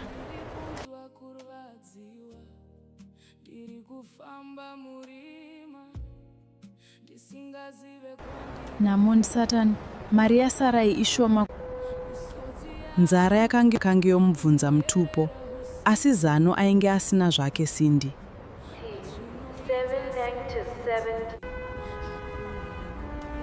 Akatanga kufamba, asi kwaaienda chaiko aisatozivawo.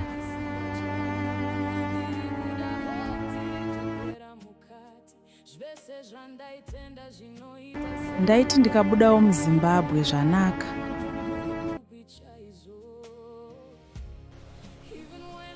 Dai angondiudzawo kuti akafamba zvakanaka here, mwoyo wangu uzorore.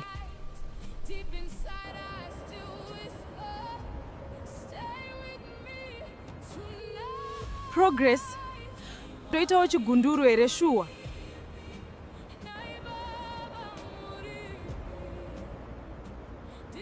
Progress, ndibatsirewo. Ndoita sei chokwadi? The number you have called is switched off.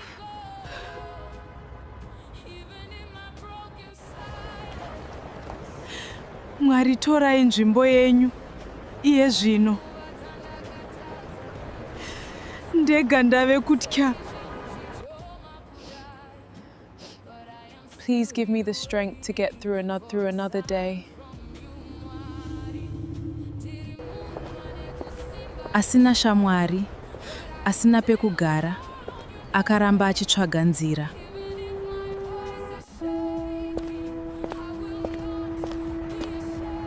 Pakutongoda kuita gindagoria, ndikumbire help. Vanhu vakawanda vakapfuura, asi hapana aiziva what Cindy was going through.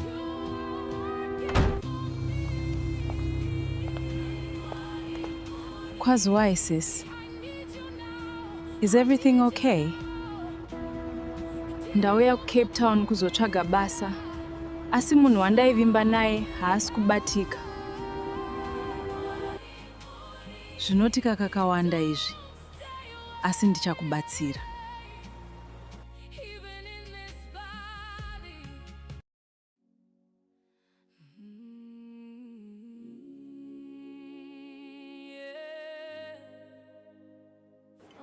I stay with my housemate and friend, so regati jeti ende kumba. Okay, vakoma. But Cape Town yakanaka.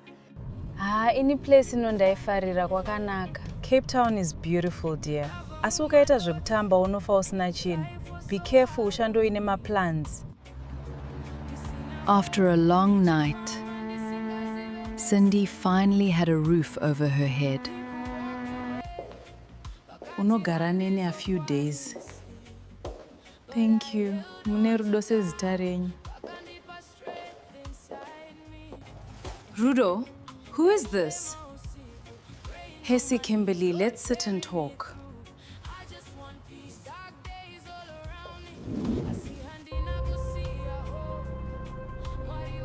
This is Cindy. Kopano pamba ari kudei. Kopano pamba ari kudei. I can leave if it's a problem. Hapana kwauri kuenda. Sit down izvezvi. Fine. Just don't make this my problem. Thanks, Kimberly.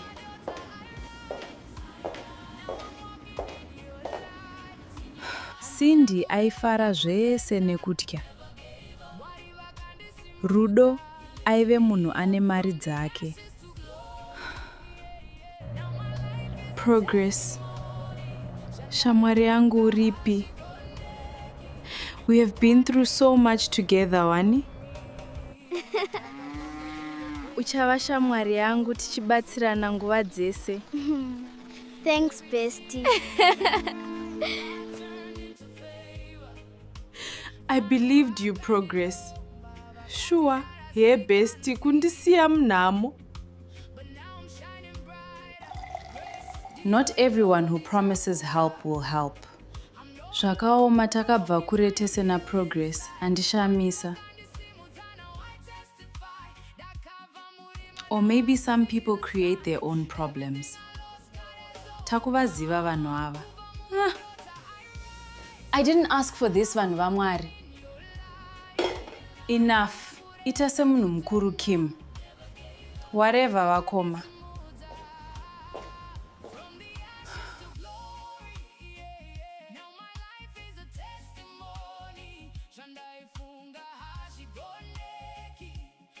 Cape Town looked beautiful, but inside, she felt lost. Progress akanga aramba kubatika. The person who abandoned her, akange ave kufona. Kochiiko Cindy? Ndiani ari kufona?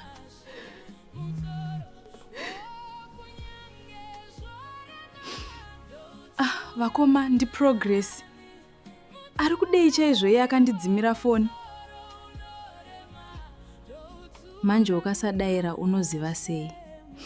Mudaire ataure nyaya yake.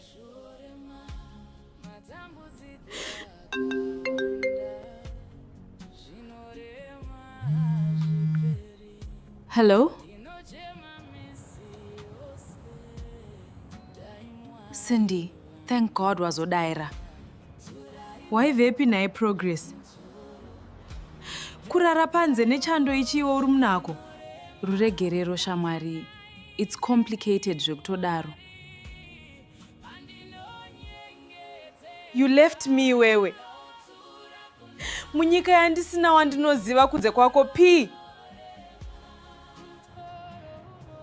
Sorry Cindy, ndinoziva ndakakutadzira sawira wangu. I trusted you, Progress. Wakaita hutsinye. Koidzo mbavha kodai ndakabirwa. I'm sorry Cindy. Ndiregererewo please.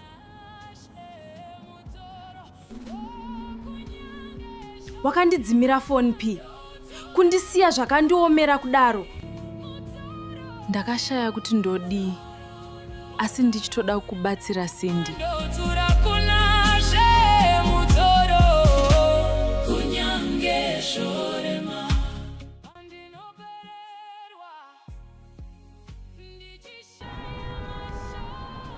pane zviri kuitika saka ndaitotya chaikosha. Sorry.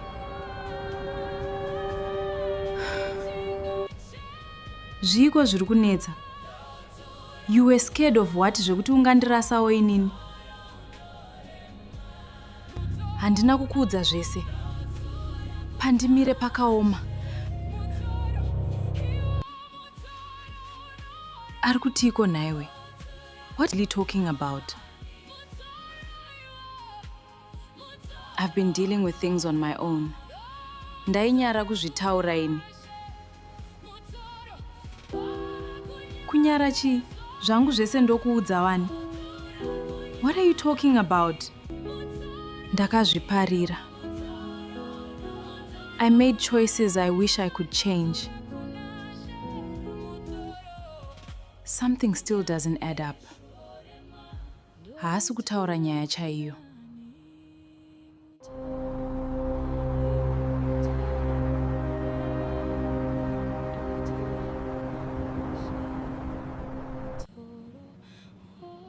Progress, I know you are in there.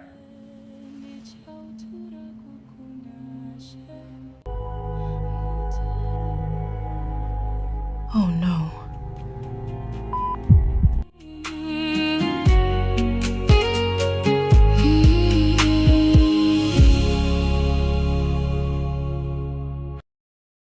Progress? Progress? Akaedza kufona zvakare. Kune rimwe divi reguta, Progress akanga achiri akamira pedyo nemusuwo.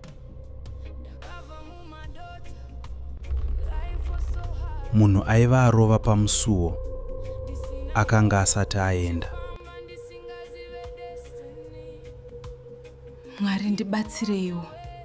Cindy was very worried in her heart, but at the same time she was happy that she had found a safe place to stay. Progress akazarura musuwo zvishoma nezvishoma, asi akange azere nekutya. Murume akanga akamira akanyarara, asingaratidzi chiso chake. Progress. Hearing his voice, Progress seemed to recognize that person. You! At first, Progress believed this was the man behind the threats. Progress. But as she looked closer, she immediately recognized him. Charles?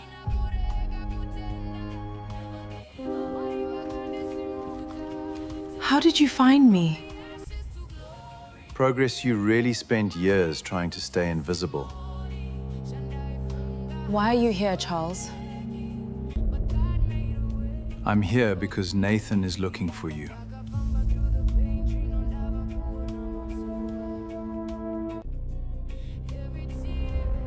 The mention of that name instantly brought back old fears. Believe me when I say, he never stopped.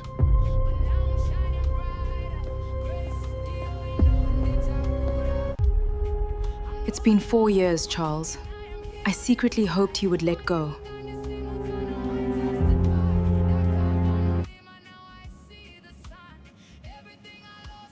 I know. I hoped so too. You should have stopped him.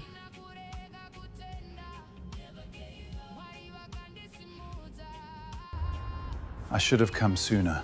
Yes, you should have. But I'm here now. I will protect you. 4 years, Charles. 4 years of silence. You knew what people were saying about me. Not everything. But you knew enough.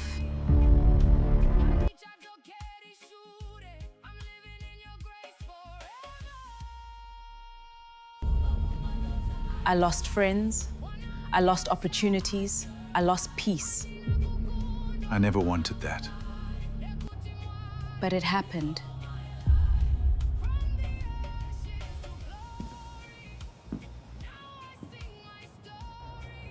Nathan saw a picture. What picture? A friend posted you on social media. He recognized you immediately. After all these years? He never forgot.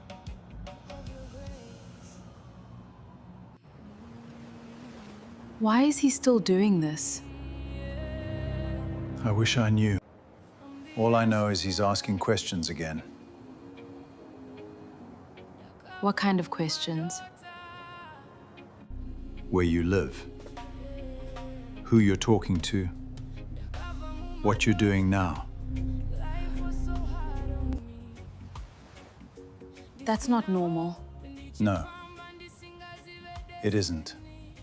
You know Nathan. You think he'll come after me? I think you should be careful.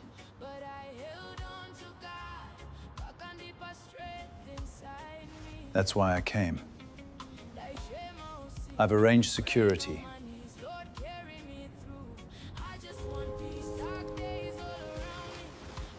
I don't need protection. That's exactly what people say before they need it.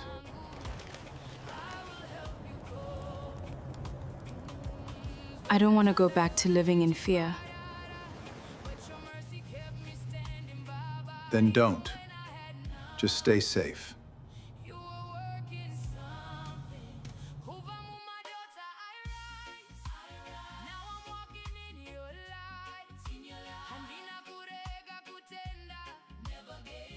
Mangwanani akasvika.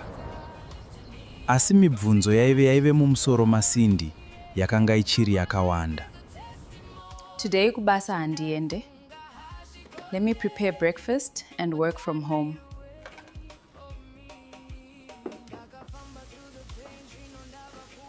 Wakarara here usiku iwe, you look tired. Handina progress akandifonera, as call got disconnected. Sindy akatsanangura about the call between her and Progress to Kimberly. Pane chiri kundinetsa panyaya iyi. Ino ndava kutya. Saka pakasvika munhu aideedzera nehasha. Ehe, ndakazvinzwa pafoni. Asi aive nehasha murume iyeye. Izvi hazvina kujeka. Akatamba nevanhu vakaipa chete. Wamboedza kumufonera zvakare here? Kakawanda. Asi foni iri kungorira. Ndinonzwa seunge pane chakaipa chiri kuitika. Dai ndisina kuuya, maybe ndini ndakonzeresa zvakaipa kuna Progress. Please answer.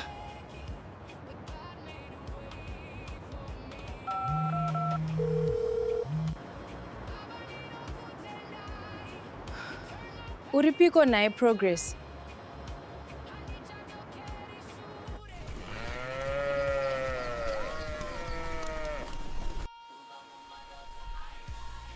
Ari kumbofona here Sindy?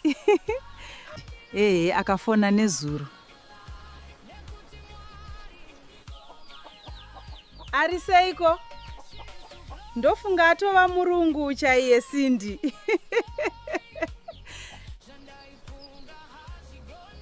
Ari kuzama. Ndoziva kuti ari strong kupfuura zvaanofunga. Uri kudya zvakanaka here kana kuti watoonda? Mama. Vanobika chirungu ava. Ndiri kudzidzira pashoma. Ndichajaira. Zvinhu zvese unozojaira. Asi uri kufara here Sindy? Ndiri kuzama mama. Ndinovimba zvichanaka. Zvichanaka mwanangu. Laptop yasisi Rudo is complicated. Regai ndirambe ndichizama. Nhasi une interviews here? Kupiko? Ndoda kufamba ndichitsvaga basa.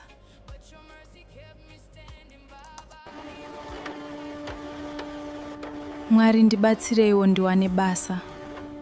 Kumba vari kutemba neni. Take these sandwiches ungafa nenzara. Thank you. Mandigonera. Kim playing big sis role.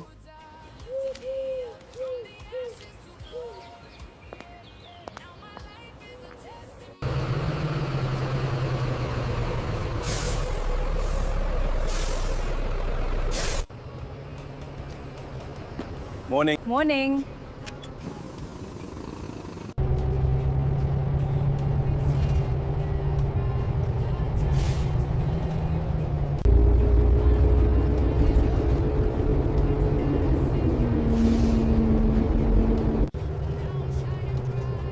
Please let today be different. Good morning. I'm looking for vacancies.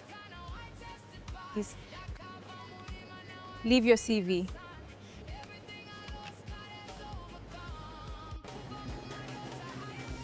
We'll call if something opens.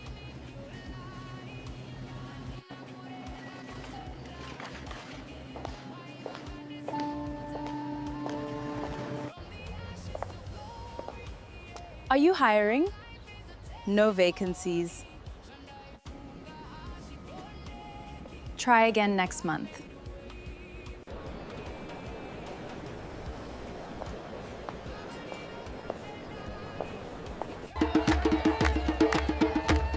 This is incredible!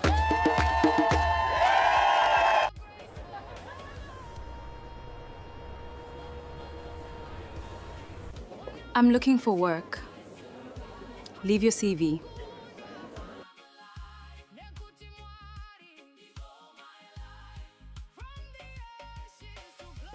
We'll keep it on file. This city is beautiful. I thought it was over. Hoped he would stop looking for me. We will find a way. My brother never lets things go. What if he finds Cindy?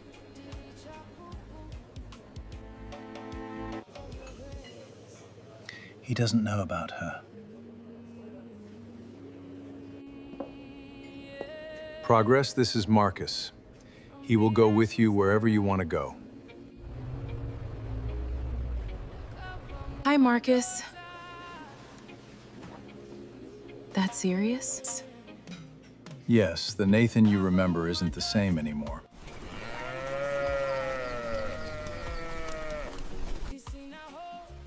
Zviri nani akawana pekugara Cindy wangu. Maswera sei mai Cindy? Ndaswera hangu, maswerawo. John inochinja vanhu. Cindy achadzoka apanduka. Kwete wangu mwana. Cindy anetsika. Anodzoka akadzikama.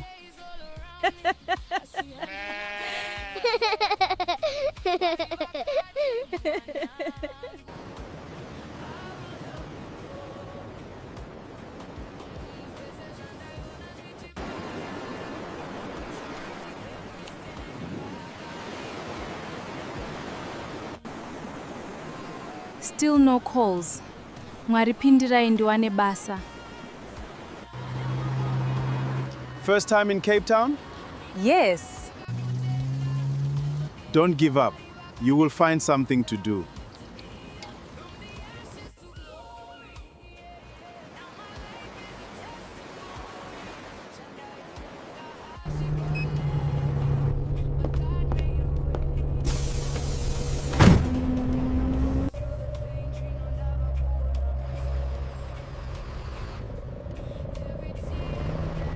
Hey babes, are you winning? Hakuna kana promise mfunge. Don't worry Cindy, it takes time. Uchawana basa. Mangwana ndozama futi. That's the spirit.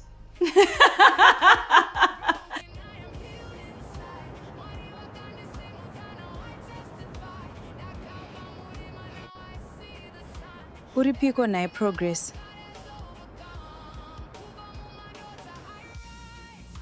I need to tell her. She is probably worried. Not yet. We don't have to stress her. I know she means a lot to you. Progress?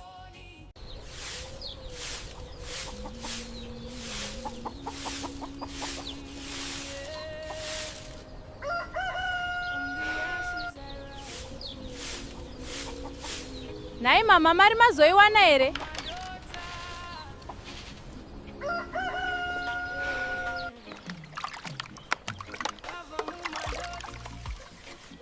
Rega ndizoverenga kuti kwasara mari kuti ikwane Cindy mwanangu.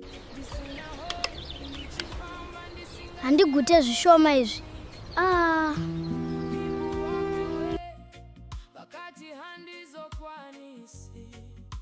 But I held on to God, pakandipa strength inside me.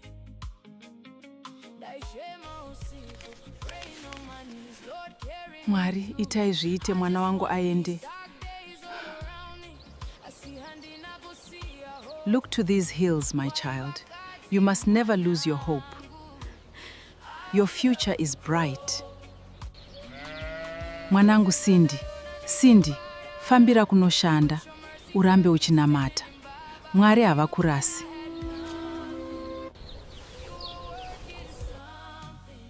Kubva Mumadota, I rise. Now I'm walking in your light. Handina kurega kutenda. Never gave up. Mwari vakandisimudza. You lifted me up from the ashes to glory. Now my life. Muri yangu inofanirwa kusimuka. Imari maputi nemvura? Dola zvese. Ndipeiwo zvese.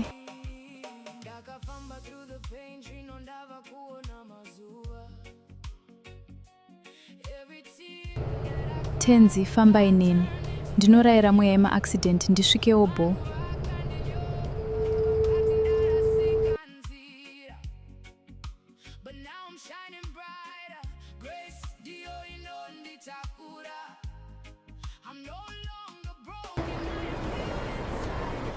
Let me tell Progi kuti ndasvika auye to pick me up.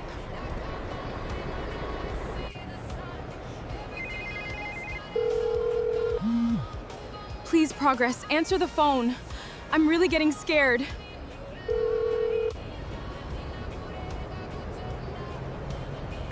Naye Mwari, zvino akasadayira foni ndodii?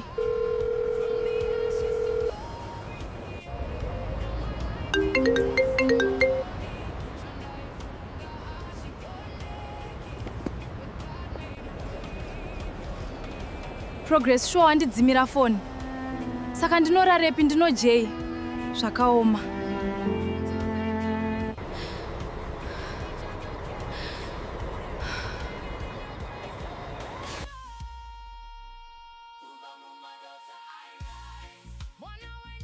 From the ashes to glory.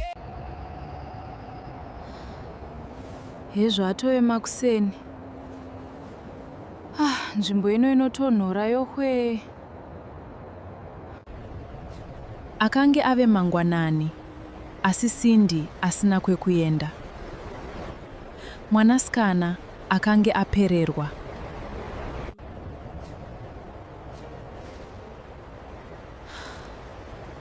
Mari yasarai ishoma kuti nditsvage imba yekugara.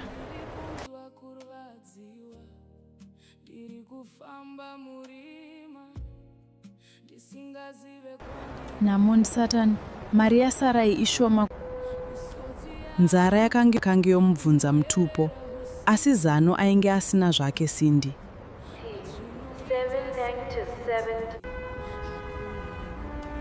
Akatanga kufamba, asi kwaaienda chaiko aisatozivawo.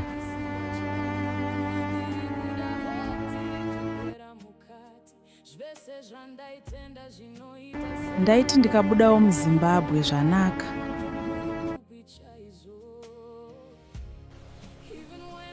Dai angondiudzawo kuti akafamba zvakanaka here, mwoyo wangu uzorore.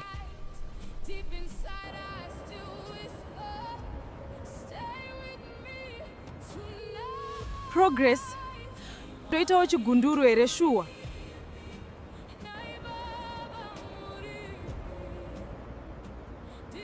Progress, ndibatsirewo.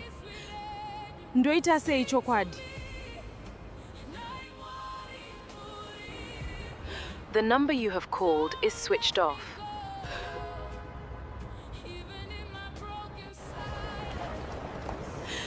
Mwari, torai nzvimbo yenyu. Iye zvino. Ndega ndave kutya. Please give me the strength to get through another day. Asina shamwari, asina pekugara, akaramba achitsvaga nzira.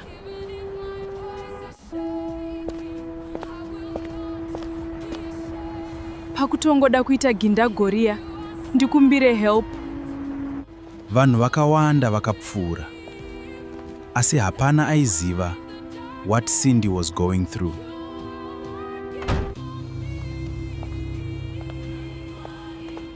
Kwazwai, sis? Is everything okay? Ndauya kuCape Town kuzotsvaga basa, asi munhu wandaivimba naye haasi kubatika. Zvinotika kakawanda izvi, asi ndichakubatsira.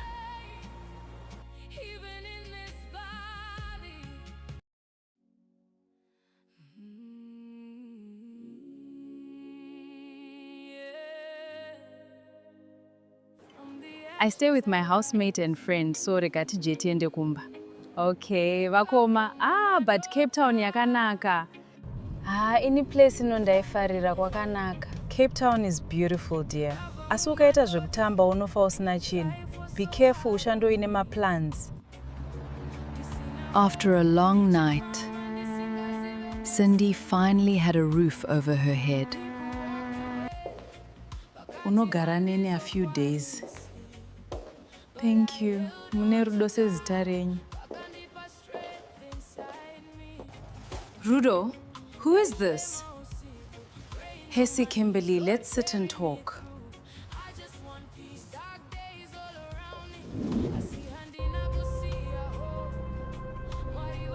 This is Cindy. Kopano pamba ari kudei. Kopano pamba ari kudei. I can leave if it's a problem. Hapana kwauri kuenda. Sit down izvezvo. Fine, just don't make this my problem. Thanks, Kimberly.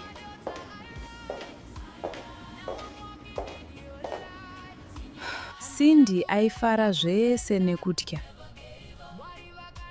Rudo aive munhu ane mari dzake. Progress. Shamwari yangu uripi? We have been through so much together, wani? Uchava shamwari yangu tichibatsirana nguva dzese. Thanks, bestie. I believed you, Progress. Sure, hey bestie, kundisiya mnamo. Not everyone who promises help will help. Zvakaoma takabva kure tese na Progress, handishamisa. Or maybe some people create their own problems. Takuvaziva vanhu ava. I didn't ask for this, vanhu vaMwari. Enough. Ita semunhu mukuru, Kim. Whatever, vakoma.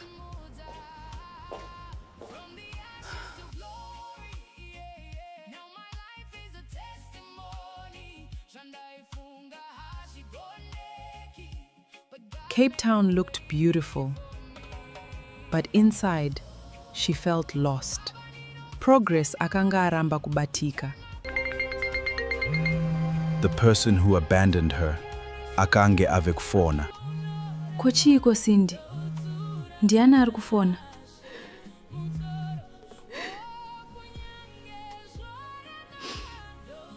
Vakoma, ndi Progress. Ari kudei chaizvo iye akandidzimira foni. Manje ukasadaira unoziva sei? Mudaire ataure nyaya yake.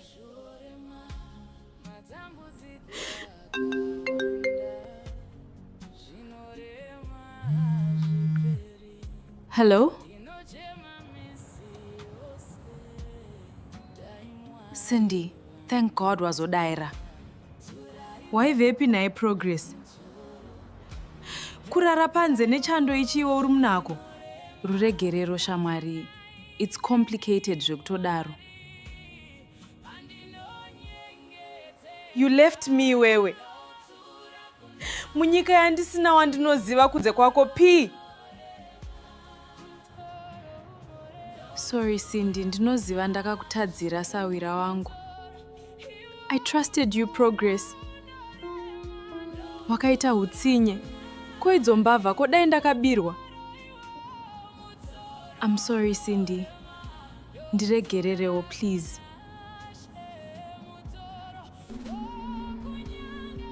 Wakandidzimira phone P. Kundisiya zvakandiomera kudaro. Ndakashaya kuti ndodii. Asi ndichitoda kubatsira Cindy.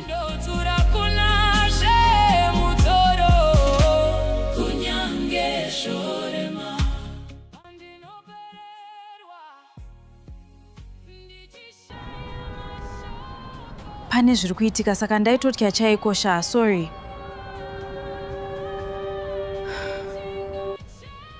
Zviko zviri kunetsa. You were scared of what zvekuti ungandirasawo inini? Handina kukuudza zvese. Pandimire pakaoma. Ari kutiko naiwe? What are you talking about? I've been dealing with things on my own. Ndainyara kuzvitaura ini. Kunyara chi? Zvangu zvese ndokuudza wani. What are you talking about? Ndakazviparira. I made choices I wish I could change. Something still doesn't add up. Haasi kutaura nyaya chaiyo.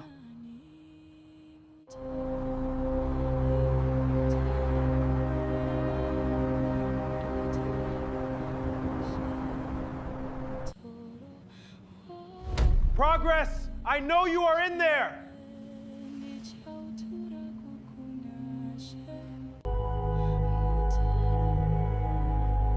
Oh no.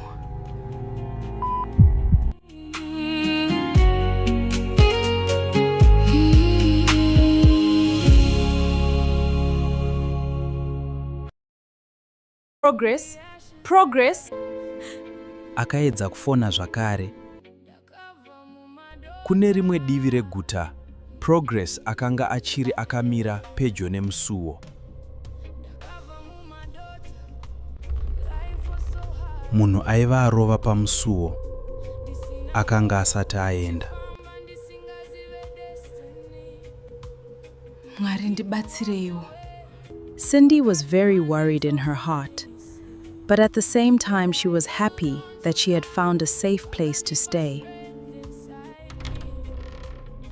Progress akazarura musuwo zvishoma nezvishoma, asi akange azere nekutya. Murume akanga akamira akanyarara, asingaratidzi chiso chake. Progress. Hearing his voice, Progress seemed to recognize that person. You! At first, Progress believed this was the man behind the threats. Progress. But as she looked closer, she immediately recognized him. Charles?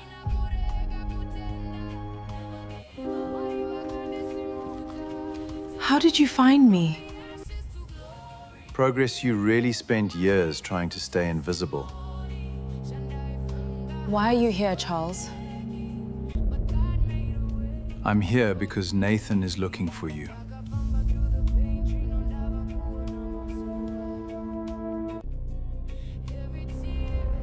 The mention of that name instantly brought back old fears. Believe me when I say, he never stopped.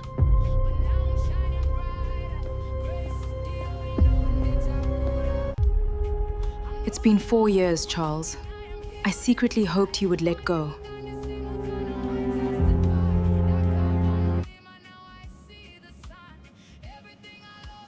I know. I hoped so too. You should have stopped him.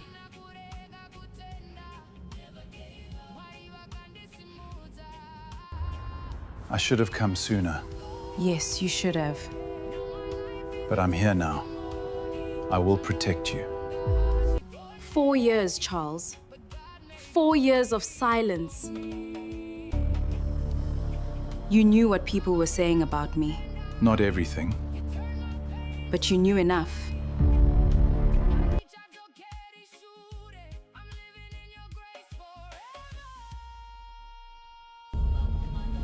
I lost friends, I lost opportunities, I lost peace. I never wanted that. But it happened.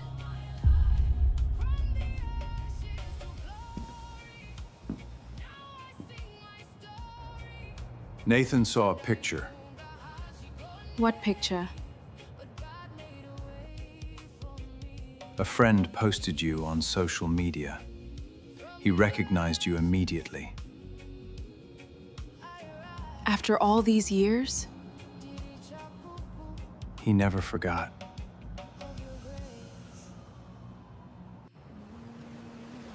Why is he still doing this? I wish I knew. All I know is he's asking questions again. What kind of questions? Where you live. Who you're talking to. What you're doing now. That's not normal. No. It isn't. You know Nathan. You think he'll come after me? I think you should be careful.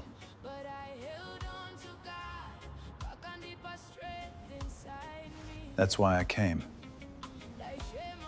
I've arranged security.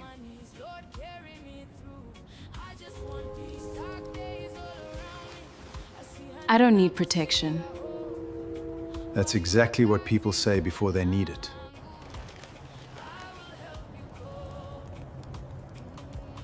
I don't want to go back to living in fear. Then don't. Just stay safe.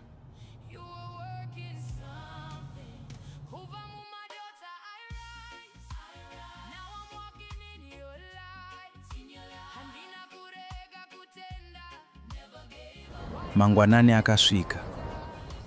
Asi mibvunzo yaive mumusoro maSindy yakanga ichiri yakawanda. Today kubasa handiende. Let me prepare breakfast and work from home.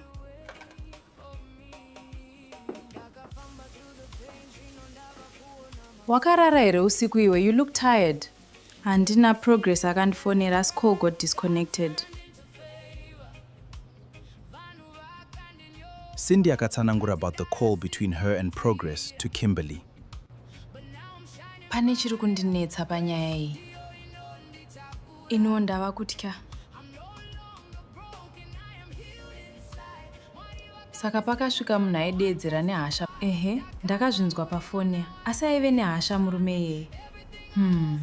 Izvi hazvina kujeka. Akatamba nevanhu vakaipa chete. Wamboedza kumufonera zvakare here? Kakawanda.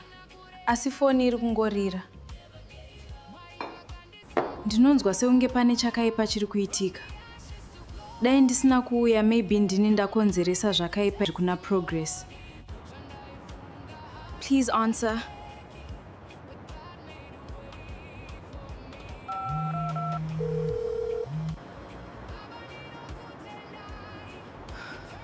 Uripiko naye Progress?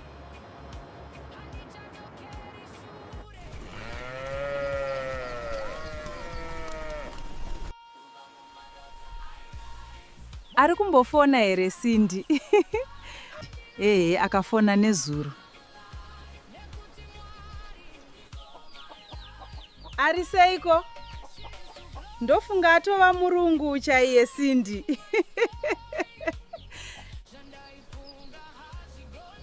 Ari kuzama. Ndoziva kuti ari strong kupfuura zvaanofunga. Uri kudya zvakanaka here kana kuti watoonda? Mama. Vanobika chirungu ava. Ndiri kudzidzira pashoma. Ndichajaira. Zvinhu zvese unozojaira. Asi uri kufara here Sindy? Ndiri kuzama mama. Ndinovimba zvichanaka. Zvichanaka mwanangu. Laptop yasisi Rudo is complicated. Regai ndirambe ndichizama. Nhasi une interviews here? Kupiko? Ndoda kufamba ndichitsvaga basa.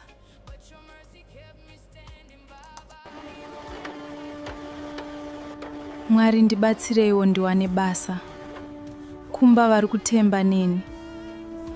Take these sandwiches ungafa nenzara. Thank you. Mandigonera. Kim playing big sis role.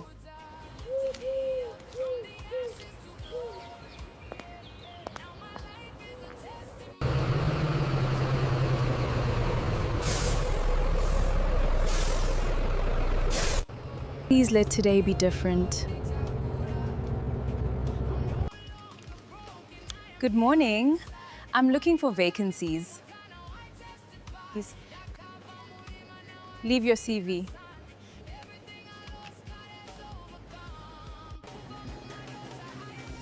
We'll call if something opens.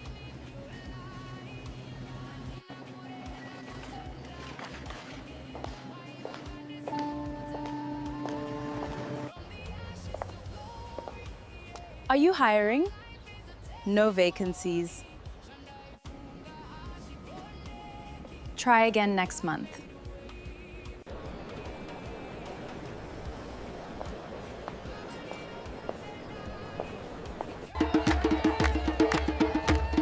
This is incredible!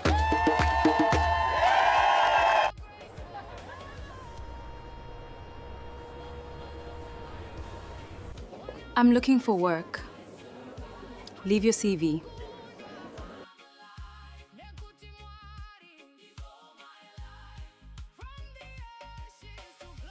We'll keep it on file. The city is beautiful. I thought it was over. Hoped he would stop looking for me. We will find a way. My brother never lets things go. What if he finds Cindy?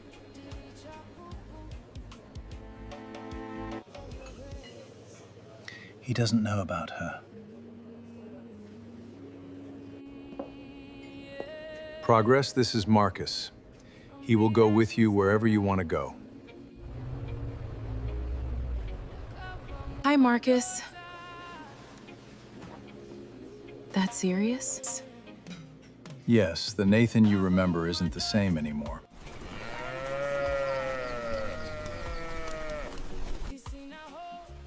Zviri nani akawana pekugara Cindy wangu. Maswera sei mai Cindy? Ndaswera hangu, maswerawo. John, inochinja vanhu. Cindy achadzoka apanduka. Kwete wangu mwana, Cindy ane tsika, anodzoka akadzikama.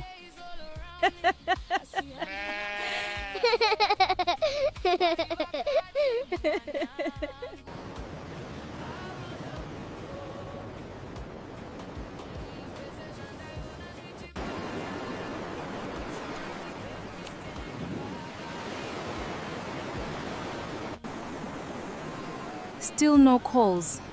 Mwari pindirai ndiwane basa. First time in Cape Town? Yes. Don't give up. You will find something to do.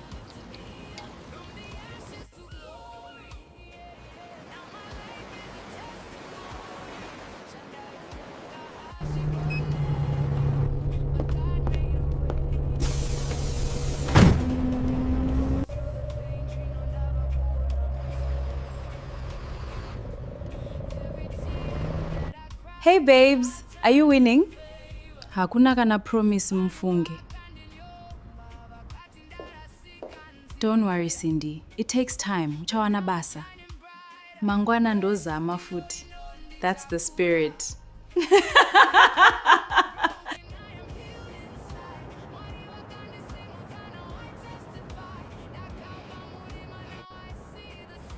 Uripiko nae Progress.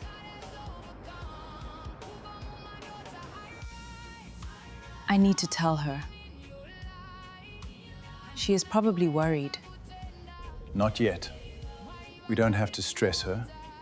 I know she means a lot to you. Progress?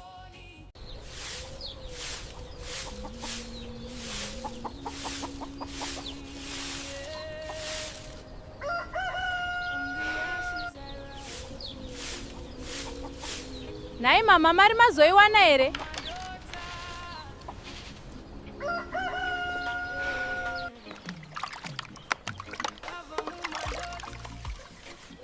Rega ndizoverenga kuti kwasara mari kuti ikwane Cindy mwanangu. Handigute zvishoma izvi.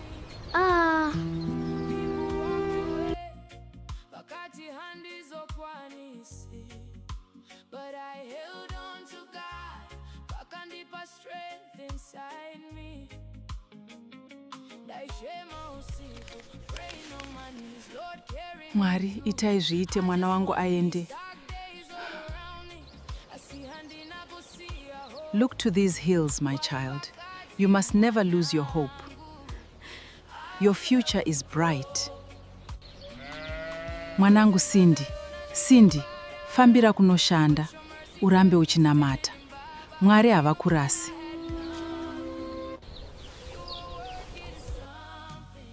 Kubva Mumadota, I rise. Now I'm walking in your light. Handina kurega kutenda. Never gave up. Mwari vakandisimudza. You lifted me up from the ashes to glory. Now my life. Mhuri yangu inofanirwa kusimuka. Imari maputi nemvura, dola zvese. Ndipeiwo zvese.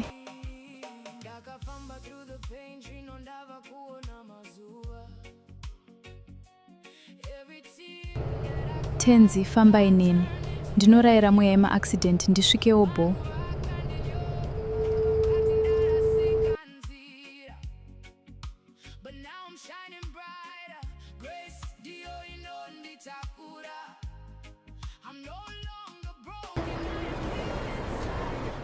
Let me tell Progi kuti ndasvika auye to pick me up.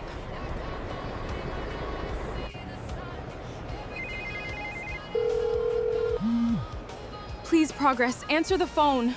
I'm really getting scared.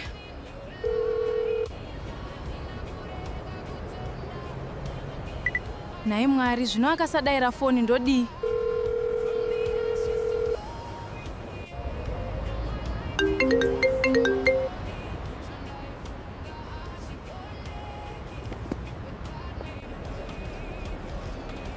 Progress, sure handidzimira foni. Saka ndinorarepi ndinojei. Zvakaoma.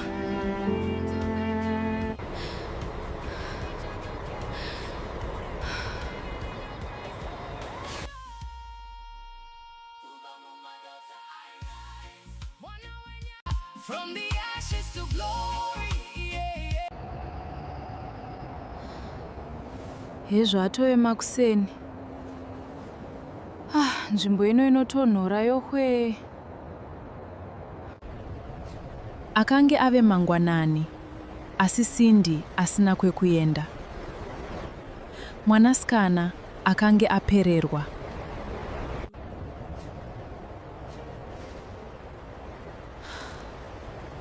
Mari yasarai ishoma kuti nditsvage imba yekugara.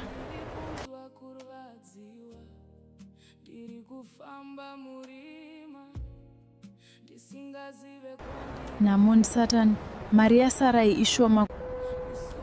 Nzara yakange yomubvunza mutupo, asi zano ainge asina zvake Cindy.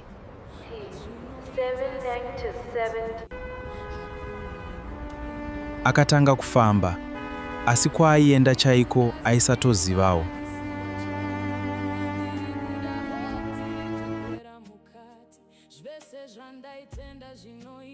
Ndaiti ndikabudawo muZimbabwe zvanaka.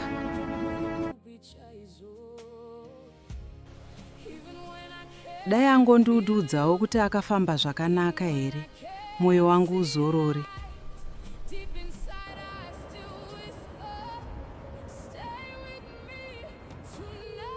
Progress. Toitawo chigunduru here shuwa.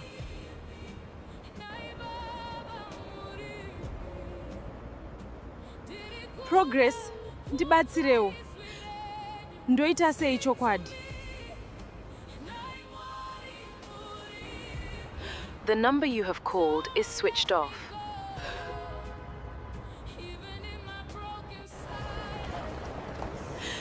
Mwari torai nzvimbo yenyu.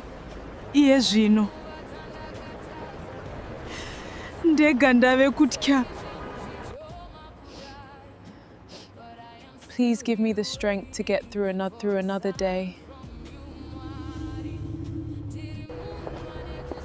Asina shamwari, asina pekugara, akaramba achitsvaga nzira.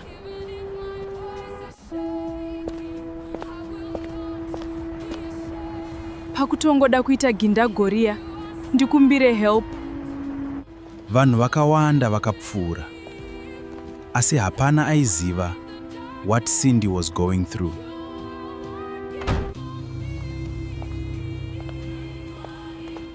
Kwazwai, sis.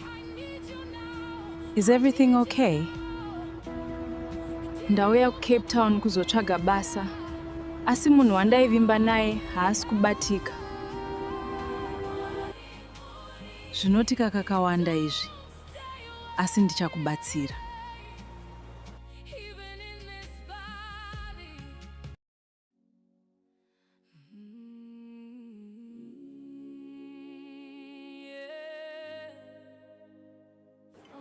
I stay with my housemate and friend, so regati jetiende kumba. Okay, vakoma. But Cape Town yakanaka. Any place inondaifarira kwakanaka. Cape Town is beautiful, dear. Asi ukaita zvekutamba unofa usina chinhu. Be careful, ushandoine maplans. After a long night, Cindy finally had a roof over her head. Unogara nene a few days. Thank you. Mune rudo sezita renyu. Rudo, who is this? Hesi Kimberly, let's sit and talk.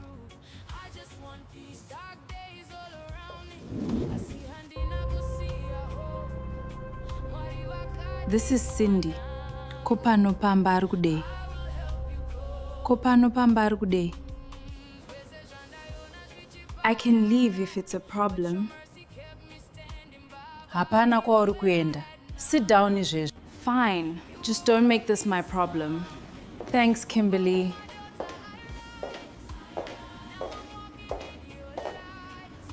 Cindy aifara zvese nekutya. Rudo aive munhu ane mari dzake.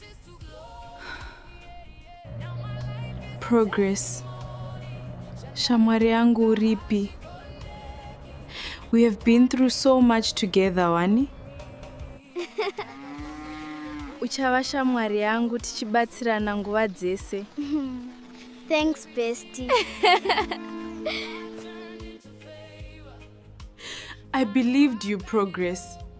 Sure, yeah, bestie, kundisiya mnamo.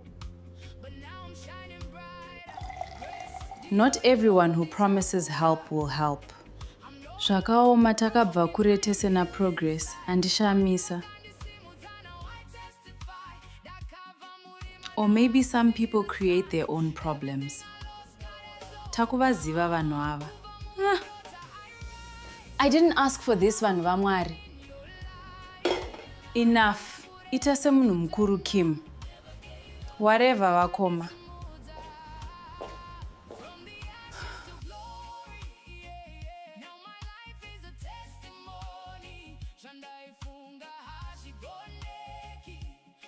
Cape Town looked beautiful, but inside, she felt lost.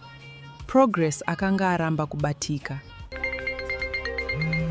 The person who abandoned her, akange ave kufona. Kochiiko Cindy? Ndiani ari kufona?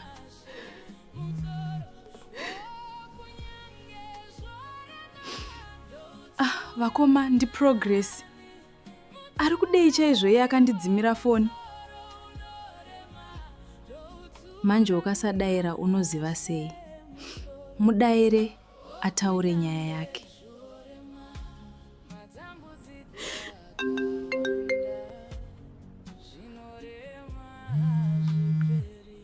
Hello? Cindy, thank God wazodaira. Waivepi naye Progress? Kurara panze nechando ichiwo uri munako. Ruregerero shamwari. It's complicated zvekutodaro. You left me wewe. Munyika yandisina wandinoziva kunze kwako P. Sorry Cindy, ndinoziva ndakakutadzira sawira wangu. I trusted you Progress. Wakaita hutsinye. Koidzo mbavha kodai ndakabirwa. I'm sorry Cindy. Ndiregererewo please.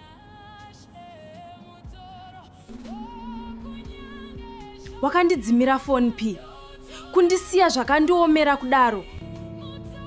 Ndakashaya kuti ndodii. Asi ndichitoda kukubatsira Cindy.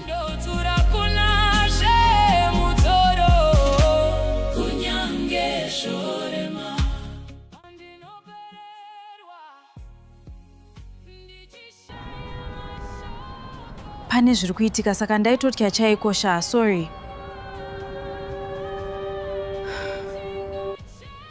Zviko zviri kunetsa. You were scared of what zvekuti ungandirasawo inini? Handina kukuudza zvese. Pandimire pakaoma. Ari kutiko naiwe? What are you talking about? I've been dealing with things on my own. Ndainyara kuzvitaura ini. Kunyara chi? Zvangu zvese ndokuudza wani. What are you talking about? Ndakazviparira. I made choices I wish I could change. Something still doesn't add up. Haasi kutaura nyaya chaiyo.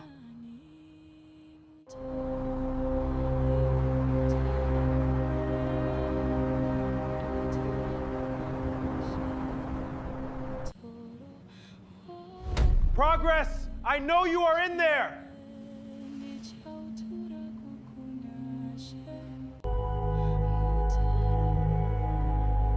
Oh no.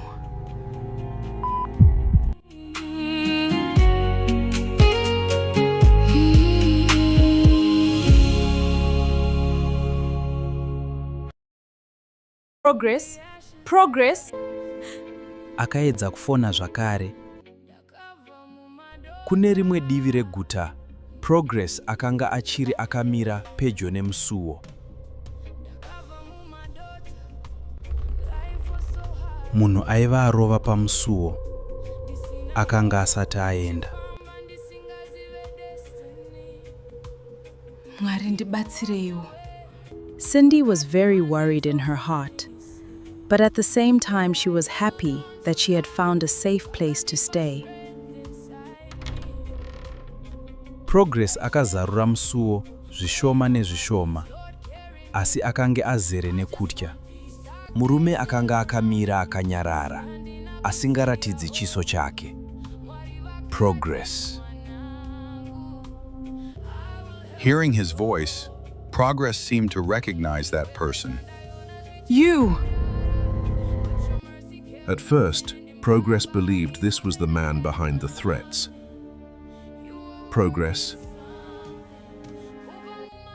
But as she looked closer, she immediately recognized him. Charles?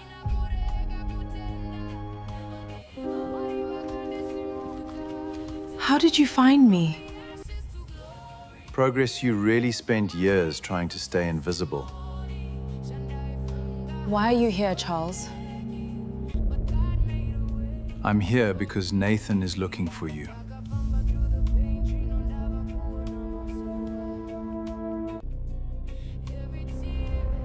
The mention of that name instantly brought back old fears. Believe me when I say he never stopped.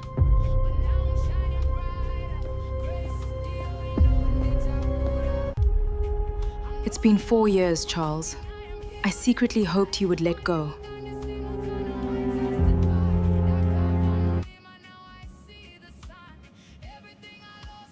I know. I hoped so too. You should have stopped him.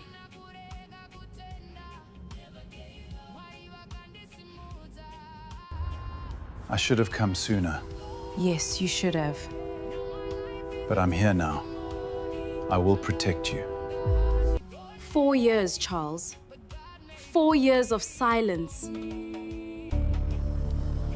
You knew what people were saying about me, Not everything. but you knew enough.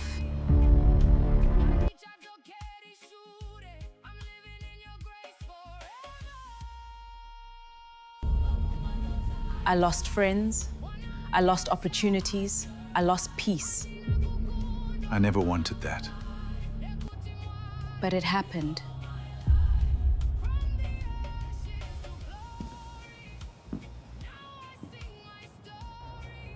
Nathan saw a picture. What picture? A friend posted you on social media. He recognized you immediately. After all these years? He never forgot.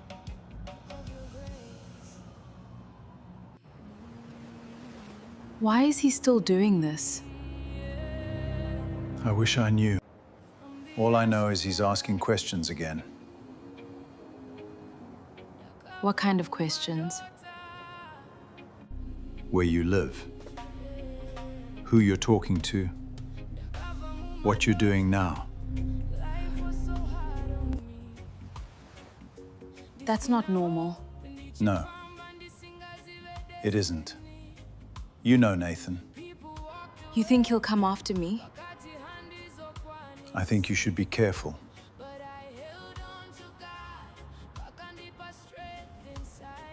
That's why I came. I've arranged security.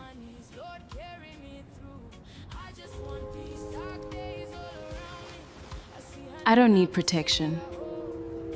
That's exactly what people say before they need it.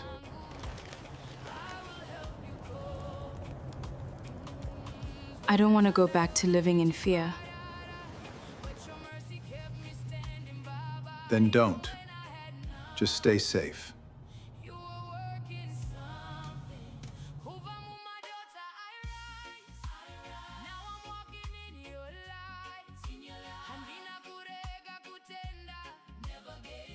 Mangwanani akasvika. Asi mibvunzo yaive mumusoro maSindy yakanga ichiri yakawanda. Today kubasa handiende. Let me prepare breakfast and work from home.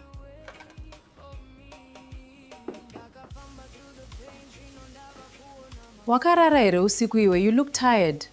Handina progress akandifonera as call got disconnected. Sindy akatsanangura about the call between her and Progress to Kimberly. Pane chiri kundinetsa panyaya iyi. Ino ndava kutya. Saka pakasvika munhu aidedzera nehasha. Ehe, ndakazvinzwa pafoni. Asi aive nehasha murume iyeye. Izvi hazvina kujeka. Akatamba nevanhu vakaipa chete. Wamboedza kumufonera zvakare here? Kakawanda. Asi foni iri kungorira.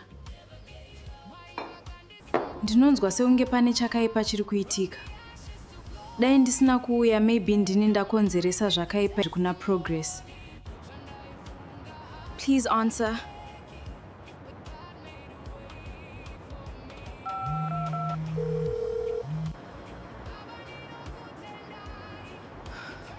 Uripiko naye Progress?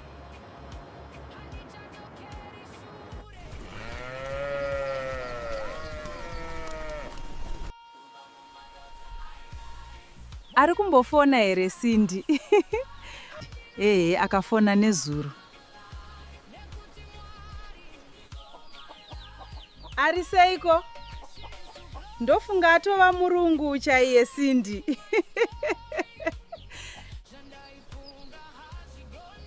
Ari kuzama. Ndoziva kuti ari strong kupfuura zvaanofunga. Uri kudya zvakanaka here kana kuti watoonda? Mama. Vanobika chirungu ava. Ndiri kudzidzira pashoma. Ndichajaira. Zvinhu zvese unozojaira. Asi uri kufara here Cindy? Ndiri kuzama mama. Ndinovimba zvichanaka.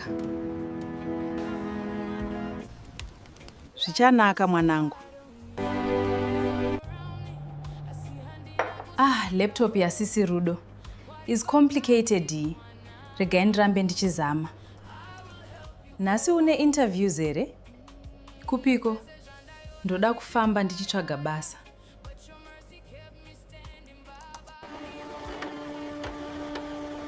Mwari ndibatsireiwo ndiwane basa. Kumba vari kutemba neni. Take these sandwiches ungafa nenzara. Thank you. Mandigonera. Kim playing big sis role.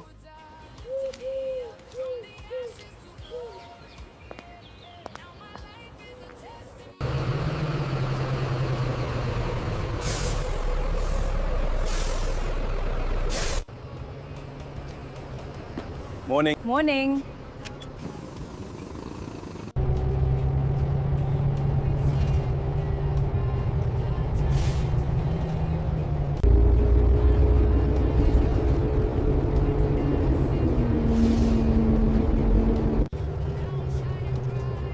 Please let today be different. Good morning. I'm looking for vacancies. Please. Leave your CV.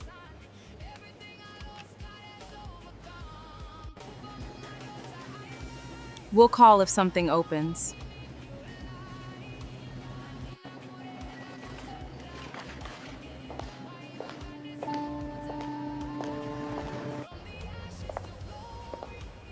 Are you hiring? No vacancies. Try again next month.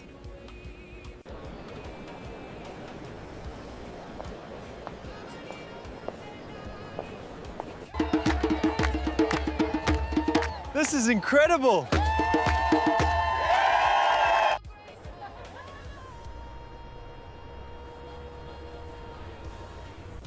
I'm looking for work.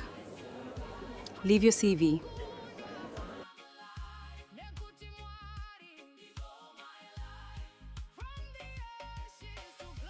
We'll keep it on file. This city is beautiful. I thought it was over. Hoped he would stop looking for me. We will find a way. My brother never lets things go. What if he finds Cindy?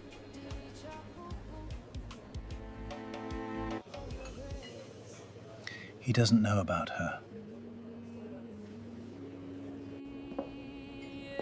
Progress, this is Marcus. He will go with you wherever you want to go.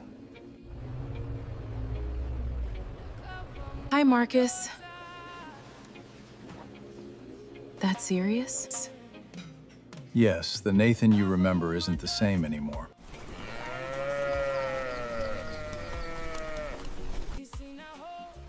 Zviri nani akawana pekugara Cindy wangu. Maswera sei mai Cindy? Ndaswera hangu, maswerawo. John, inochinja vanhu. Cindy achadzoka apanduka. Kwete wangu mwana, Cindy anetsika, anodzoka akadzikama.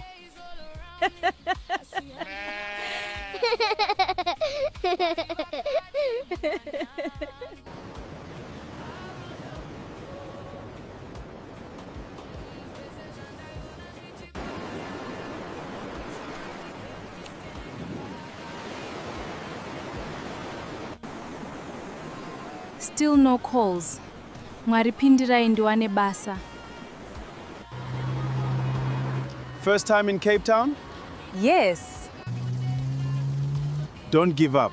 You will find something to do.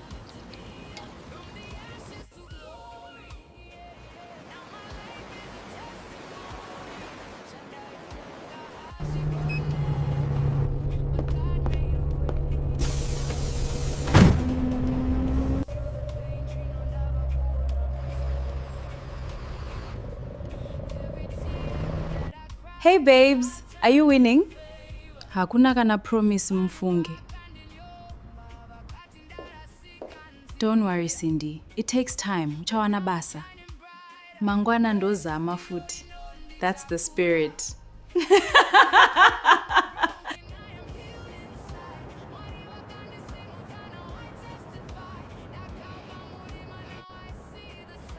Uripiko nae progress.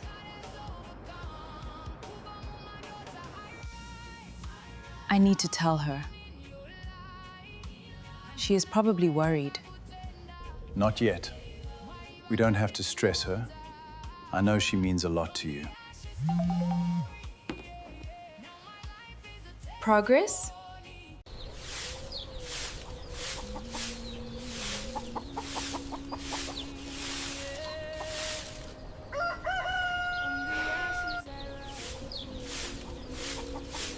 Nai mama mari mazoiwana here?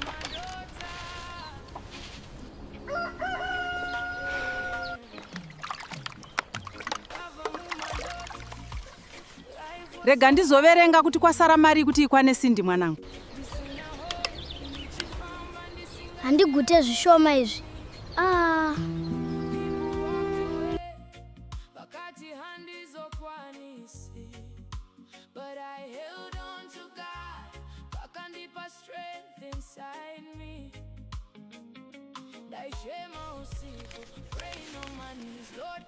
Mwari, itai zviite mwana wangu aende. Look to these hills, my child. You must never lose your hope. Your future is bright. Mwanangu Cindy, Cindy, fambira kunoshanda, urambe uchinamata. Mwari havakurasi.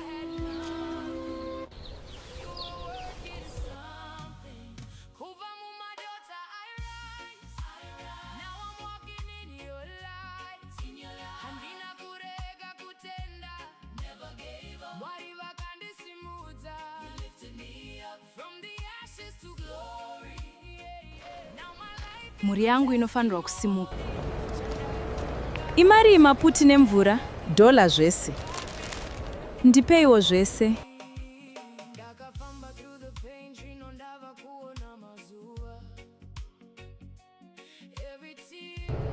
Tenzi, fambai neni. Ndinorayira mweya yema-accident ndisvikewo bo.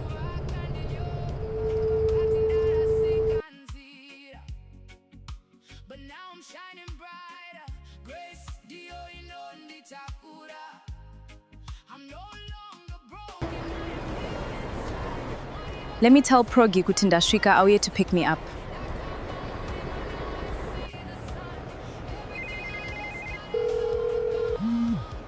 Please, Progress, answer the phone. I'm really getting scared.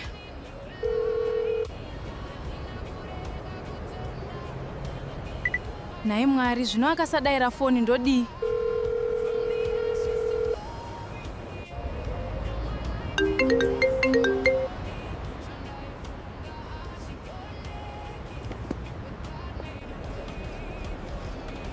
Progress, sure handidzimira foni. Saka ndinorarepi ndino J. Zvakaoma.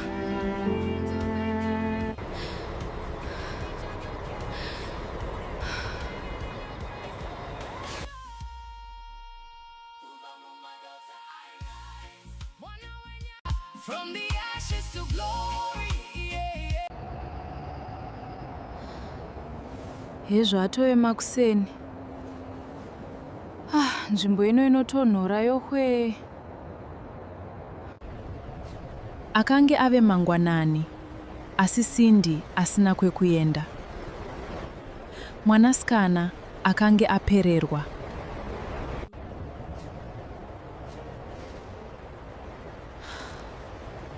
Mari yasarai ishoma kuti nditsvage imba yekugara.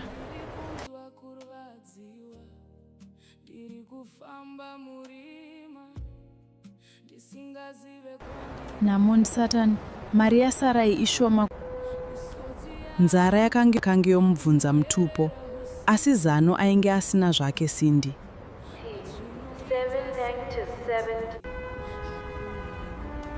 Akatanga kufamba, asi kwaaienda chaiko aisatozivawo.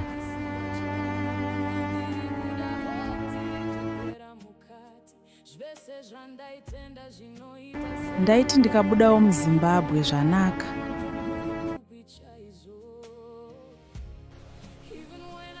Dai angondiudzawo kuti akafamba zvakanaka here, mwoyo wangu uzorore.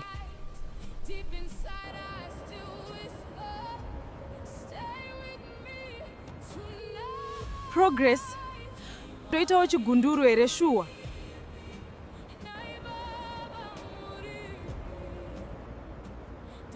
Progress, ndibatsirewo. Ndoita sei chokwadi? The number you have called is switched off.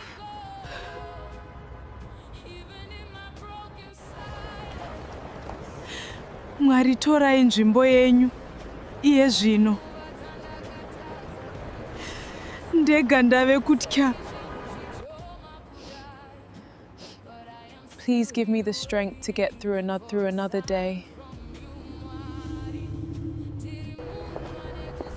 Asina shamwari, asina pekugara, akaramba achitsvaga nzira.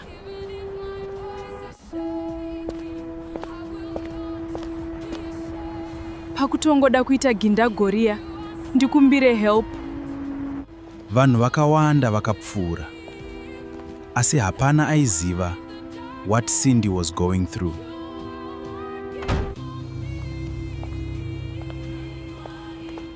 Kwazwai sis. Is everything okay?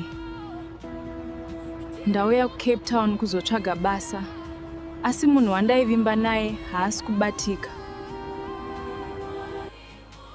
Zvinotika kakawanda izvi, asi ndichakubatsira.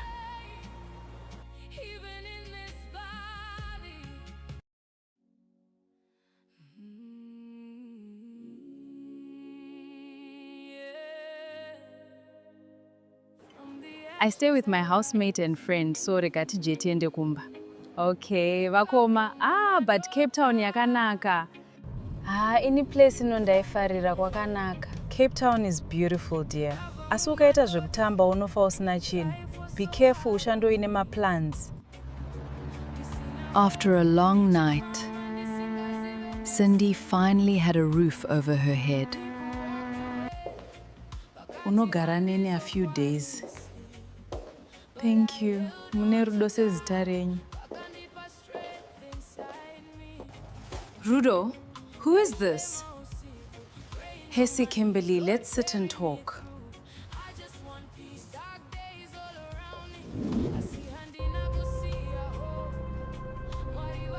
This is Cindy. Kopano pamba ari kudei. Kopano pamba ari kudei. I can leave if it's a problem. Hapana kwauri kuenda. Sit down izvezvi. Fine, just don't make this my problem. Thanks, Kimberly.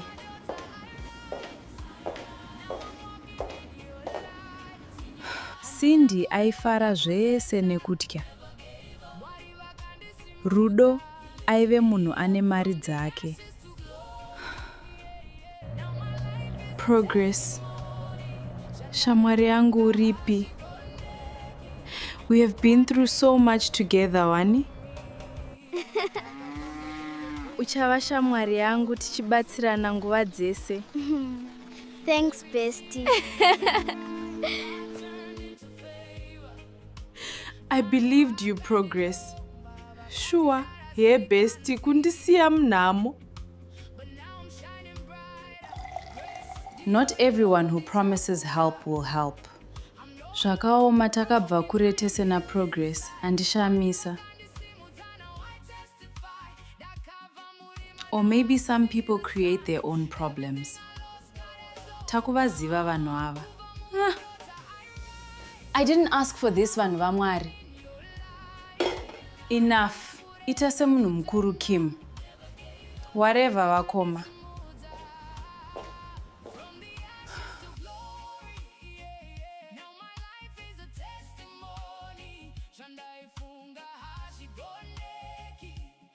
Cape Town looked beautiful, but inside, she felt lost.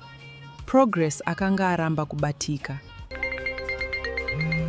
The person who abandoned her akange ave kufona. Kochiko Cindy. Ndiani ari kufona?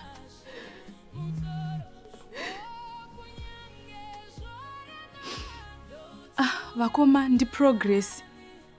Ari kudei chaizvo iye akandidzimira foni. Manje ukasadaira unoziva sei? Mudaire ataure nyaya yake.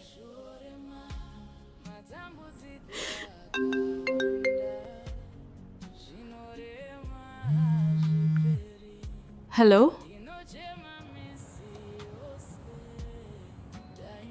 Cindy, thank God wazodaira. Waivepi naye Progress? Kurara panze nechando ichiwo uri munako. Ruregerero shamwari. It's complicated zvekutodaro.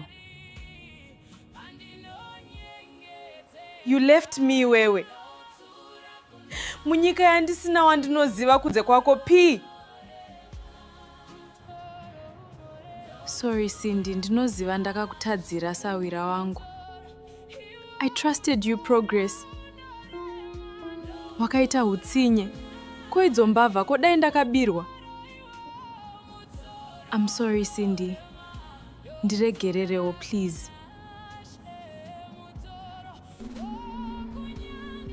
Wakandidzimira phone P. Kundisiya zvakandiomera kudaro. Ndakashaya kuti ndodii. Asi ndichitoda kubatsira Cindy.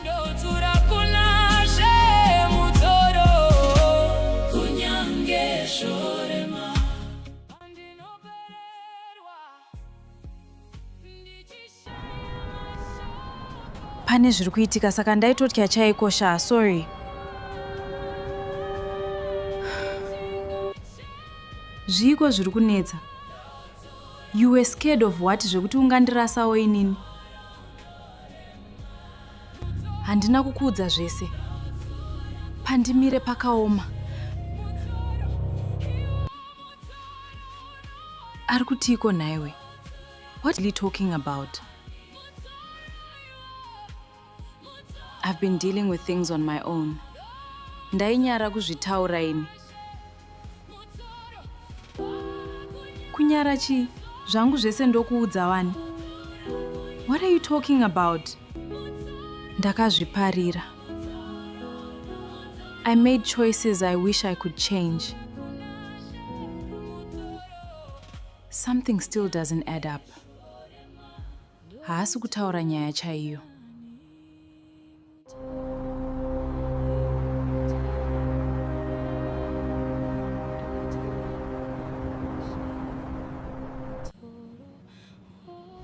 Progress, I know you are in there.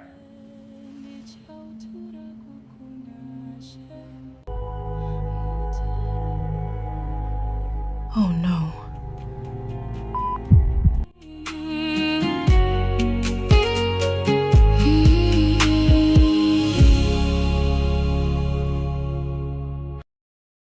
Progress? Progress? Akaedza kufona zvakare. Kune rimwe divi reguta, Progress akanga achiri akamira pedyo nemusuwo. Munhu aiva arova pamusuwo akanga asati aenda. Mwari ndibatsireiwo. Cindy was very worried in her heart, but at the same time she was happy that she had found a safe place to stay. Progress akazarura musuwo zvishoma nezvishoma, asi akange azere nekutya. Murume akanga akamira akanyarara, asingaratidzi chiso chake. Progress. Hearing his voice, Progress seemed to recognize that person. You! At first, Progress believed this was the man behind the threats. Progress. But as she looked closer, she immediately recognized him. Charles?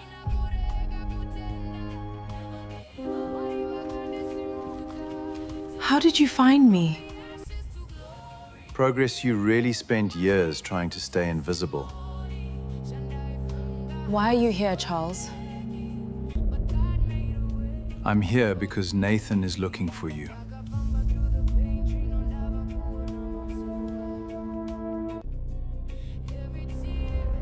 The mention of that name instantly brought back old fears. Believe me when I say, he never stopped.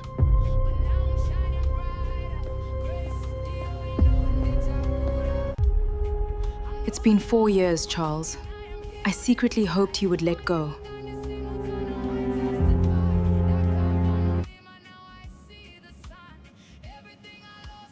I know. I hoped so too. You should have stopped him.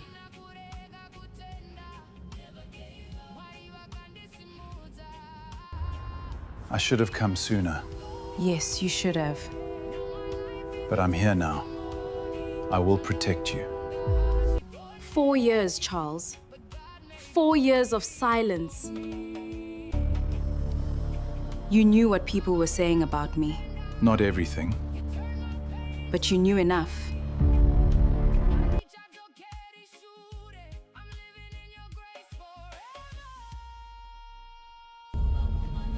I lost friends, I lost opportunities, I lost peace, I never wanted that. but it happened.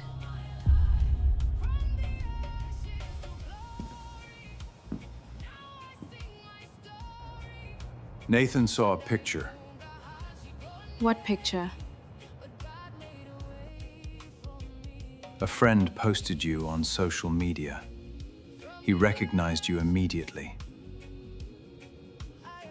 After all these years? He never forgot.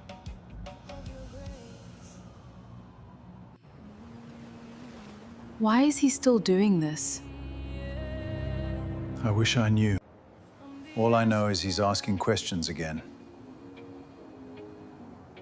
What kind of questions? Where you live. Who you're talking to. What you're doing now. That's not normal. No. It isn't. You know Nathan. You think he'll come after me? I think you should be careful.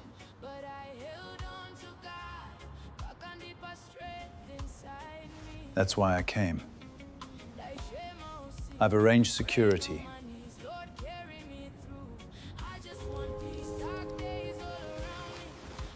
I don't need protection.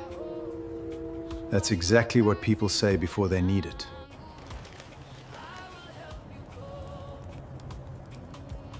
I don't want to go back to living in fear.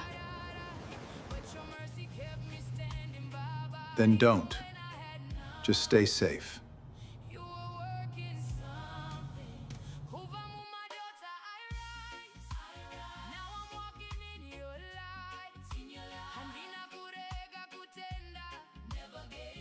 Mangwanani akasvika. Asi mibvunzo yaive mumusoro maSindy yakanga ichiri yakawanda. Today kubasa handiende. Let me prepare breakfast and work from home.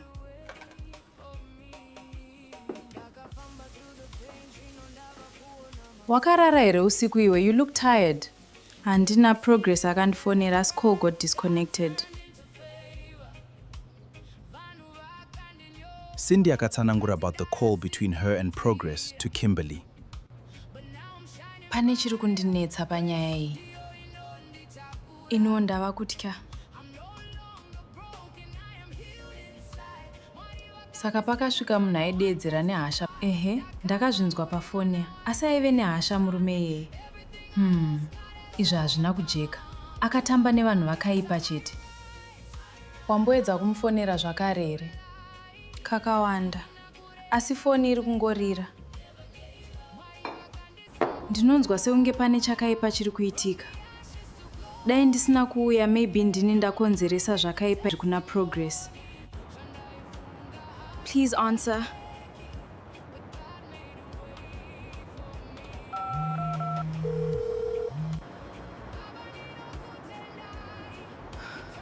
Uripiko naye Progress?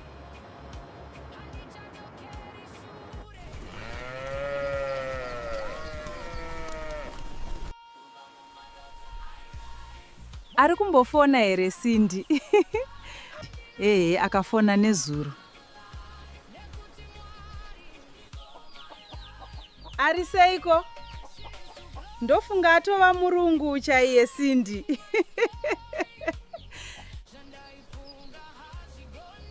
Ari kuzama. Ndoziva kuti ari strong kupfuura zvaanofunga. Uri kudya zvakanaka here kana kuti watoonda? Mama. Vanobika chirungu ava. Ndiri kudzidzira pashoma. Ndichajaira.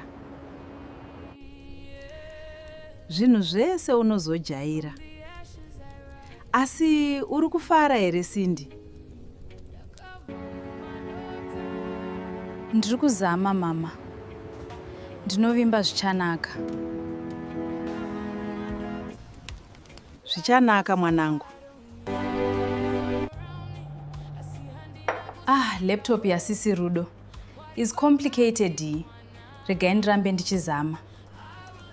Nhasi une interviews here? Kupiko? Ndoda kufamba ndichitsvaga basa.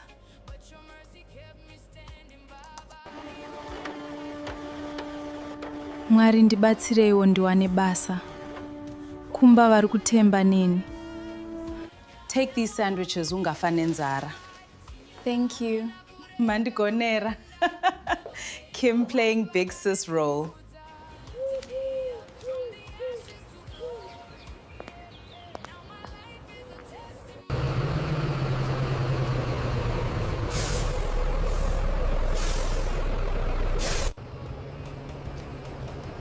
Morning. Morning.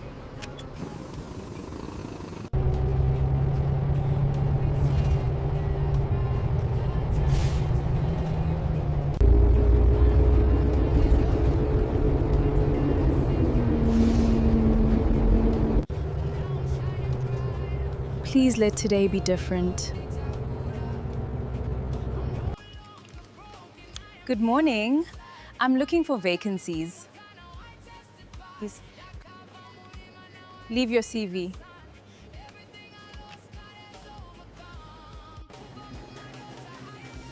We'll call if something opens.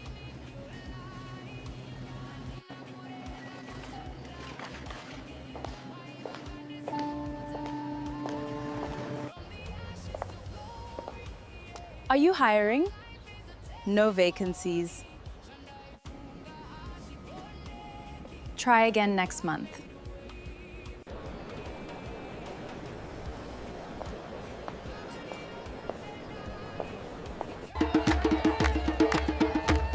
This is incredible!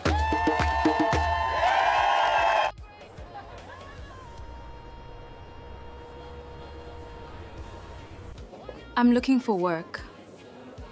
Leave your CV.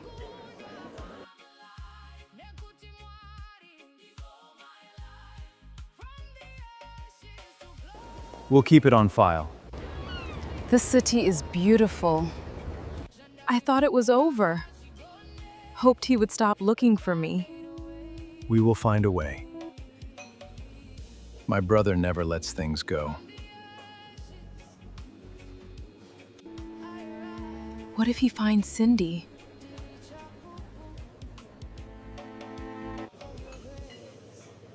He doesn't know about her. Progress, this is Marcus. He will go with you wherever you want to go. Hi, Marcus. That serious? Yes, the Nathan you remember isn't the same anymore.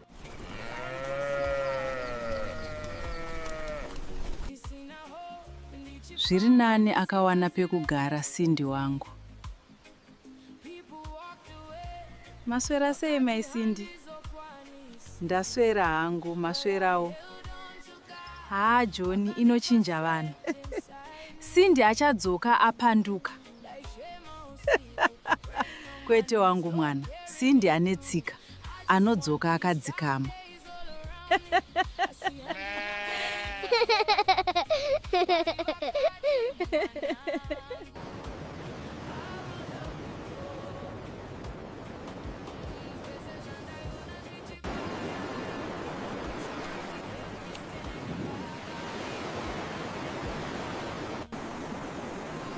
Still no calls. Mwari pindirai ndiwane basa. First time in Cape Town? Yes. Don't give up. You will find something to do.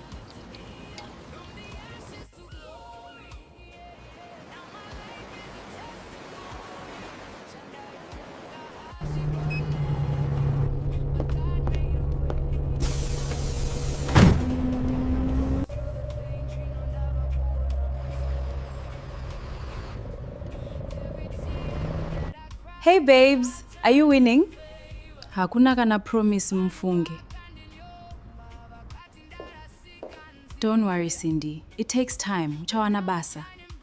Mangwana ndozama futi. That's the spirit.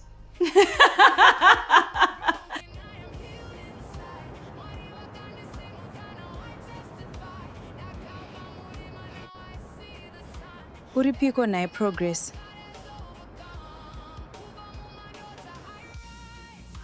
I need to tell her. She is probably worried. Not yet. We don't have to stress her. I know she means a lot to you. Progress?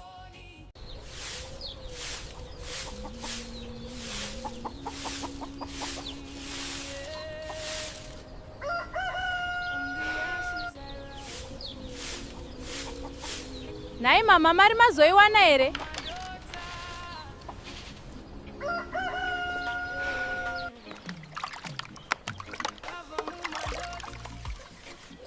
Rega ndizoverenga kuti kwasara mari kuti ikwane Cindy mwanangu. Handigute zvishoma izvi.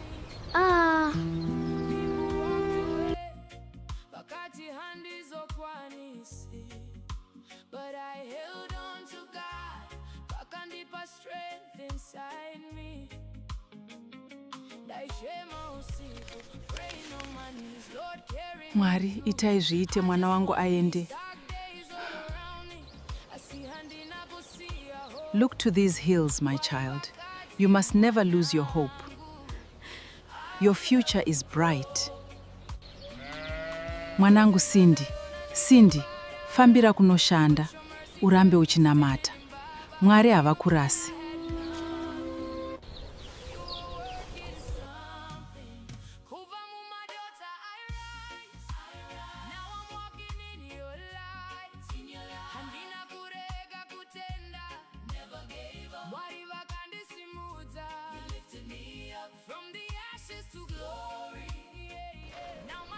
Mhuri yangu inofanirwa kusimuka. Imari maputi nemvura? Dola zvese. Ndipeiwo zvese.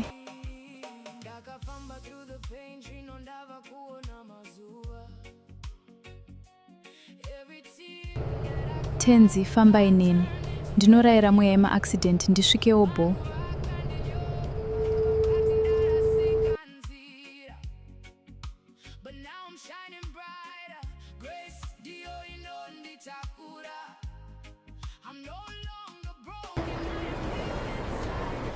Let me tell Progi kuti ndasvika auye to pick me up.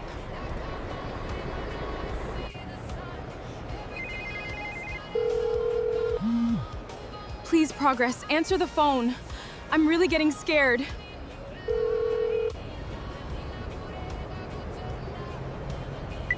Nai Mwari, zvino akasadaira foni ndodii?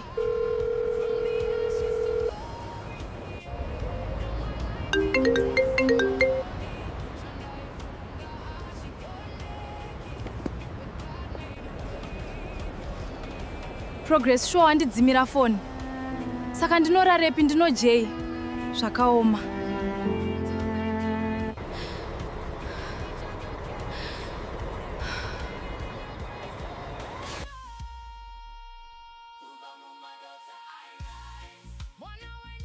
From the ashes to glory, yeah, yeah. Hezvo atoema kuseni. Nzvimbo ino inotonhora yokwe. Akange ave mangwanani, asi Cindy asina kwekuenda. Mwanasikana akange apererwa.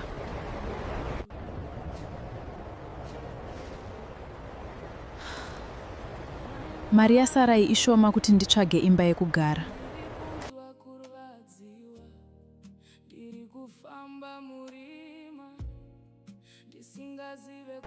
Namundi Satan, mari yaSarai ishoma. Nzara yakange yomubvunza mutupo, asi zano ainge asina zvake Cindy.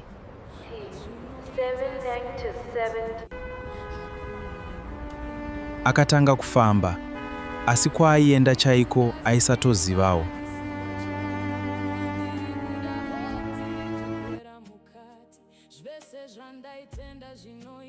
Ndaiti ndikabudawo muZimbabwe zvanaka.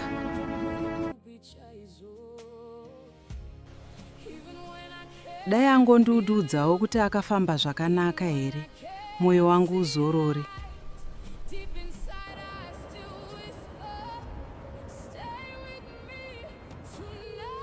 Progress. Toitawo chigunduru here shuwa.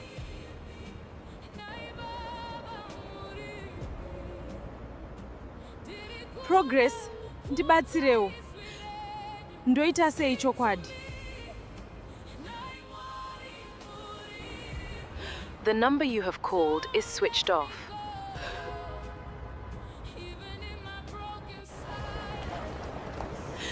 Mwari, torai nzvimbo yenyu. Iye zvino. Ndega ndave kutya. Please give me the strength to get through another day. Asina shamwari, asina pekugara, akaramba achitsvaga nzira.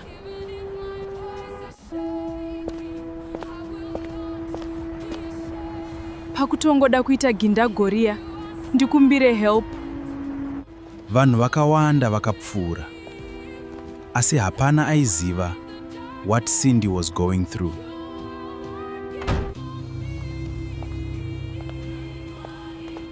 Kwazwai sis. Is everything okay? Ndauya kuCape Town kuzotsvaga basa, asi munhu wandaivimba naye haasi kubatika.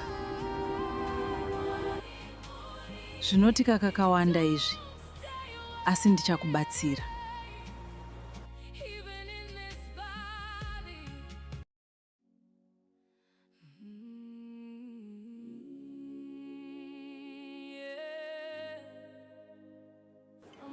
I stay with my housemate and friend, so regati jeti ende kumba.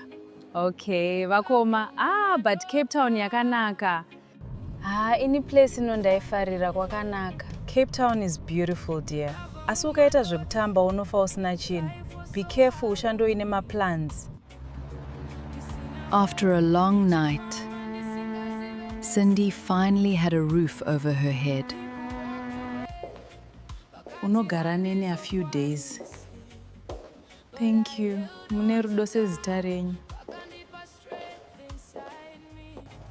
Rudo, who is this? Hesi Kimberly, let's sit and talk.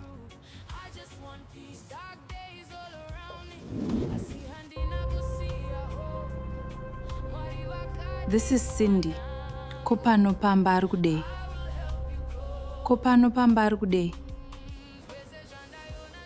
I can leave if it's a problem. Hapana kwauri kuenda. Sit down izvezvi. Fine. Just don't make this my problem. Thanks, Kimberly.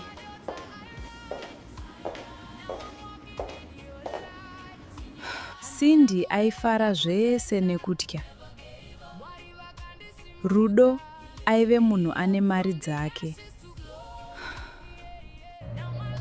Progress. Shamwari yangu uripi. We have been through so much together, Wani. Uchava shamwari yangu tichibatsirana nguva dzese. Thanks, bestie. I believed you, Progress. Sure, hey bestie, kundisiya mnamo.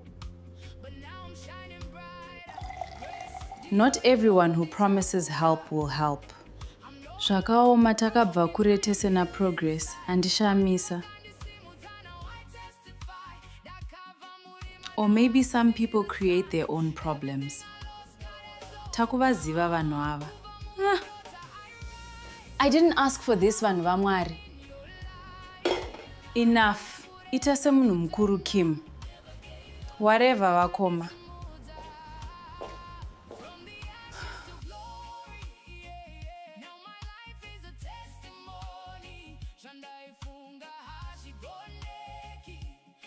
Cape Town looked beautiful, but inside, she felt lost. Progress akanga aramba kubatika. The person who abandoned her akange ave kufona. Kochiiko Cindy? Ndiani ari kufona?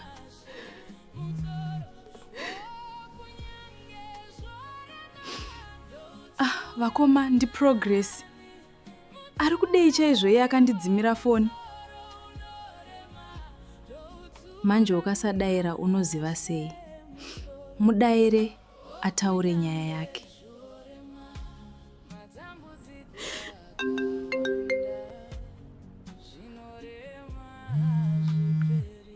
Hello? Cindy, thank God wazodaira. Waivepi naye Progress? Kurara panze nechando ichiwo uri munako. Ruregerero shamwari. It's complicated zvekutodaro. You left me wewe. Munyika yandisina wandinoziva kunze kwako P. Sorry Cindy, ndinoziva ndakakutadzira sawira wangu. I trusted you, Progress. Wakaita hutsinye. Koidzo mbavha kodai ndakabirwa. I'm sorry Cindy. Ndiregererewo please.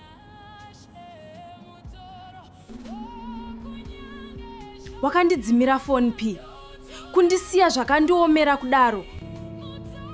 Ndakashaya kuti ndodii. Asi ndichitoda kubatsira Cindy.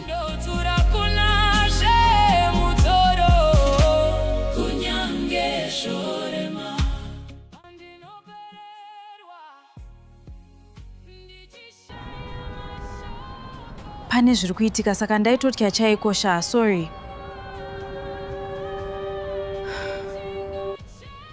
Zviko zviri kunetsa. You were scared of what zvekuti ungandirasawo inini? Handina kukuudza zvese. Pandimire pakaoma. Ari kutiko naiwe? What are you talking about? I've been dealing with things on my own. Ndainyara kuzvitaura ini. Kunyara chi? Zvangu zvese ndokuudza Wani. What are you talking about? Ndakazviparira. I made choices I wish I could change. Something still doesn't add up. Haasi kutaura nyaya chaiyo.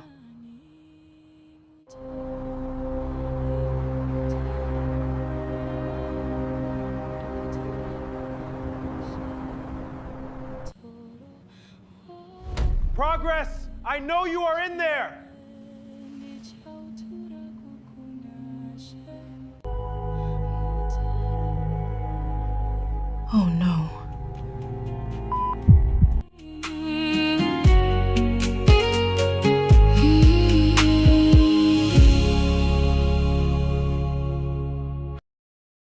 Progress? Progress? Akaedza kufona zvakare. Kune rimwe divi reguta, Progress akanga achiri akamira pedyo nemusuwo. Munhu aiva arova pamusuwo akanga asati aenda. Mwari ndibatsireiwo. Cindy was very worried in her heart, but at the same time she was happy that she had found a safe place to stay. Progress akazarura musuwo zvishoma nezvishoma, asi akange azere nekutya. Murume akanga akamira akanyarara, asingaratidzi chiso chake. Progress. Hearing his voice, Progress seemed to recognize that person. You! At first, Progress believed this was the man behind the threats. Progress. But as she looked closer, she immediately recognized him. Charles?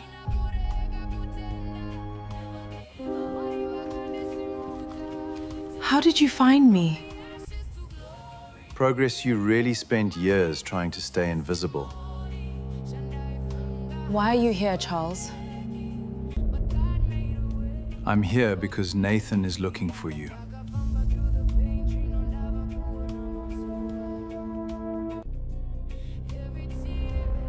The mention of that name instantly brought back old fears.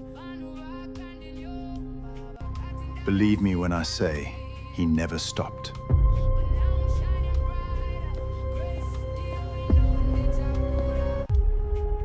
It's been 4 years, Charles.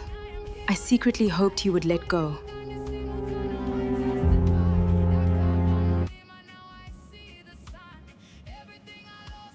I know. I hoped so too. You should have stopped him.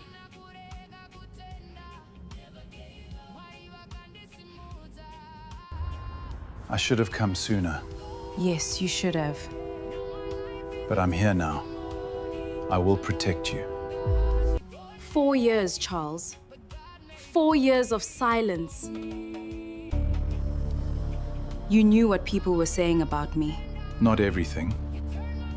but you knew enough.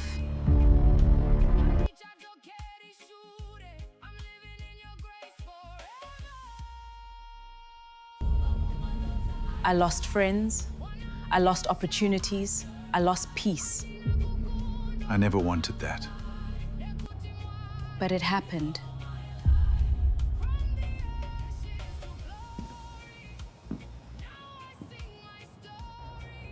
Nathan saw a picture. What picture? A friend posted you on social media. He recognized you immediately. After all these years? He never forgot.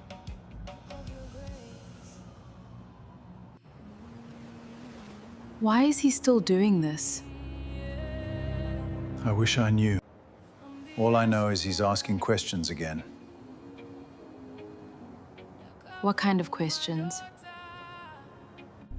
Where you live, who you're talking to, what you're doing now. That's not normal. No, it isn't. You know Nathan. You think he'll come after me? I think you should be careful.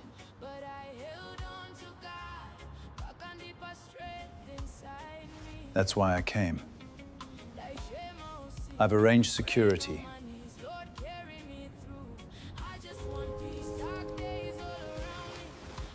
I don't need protection. That's exactly what people say before they need it.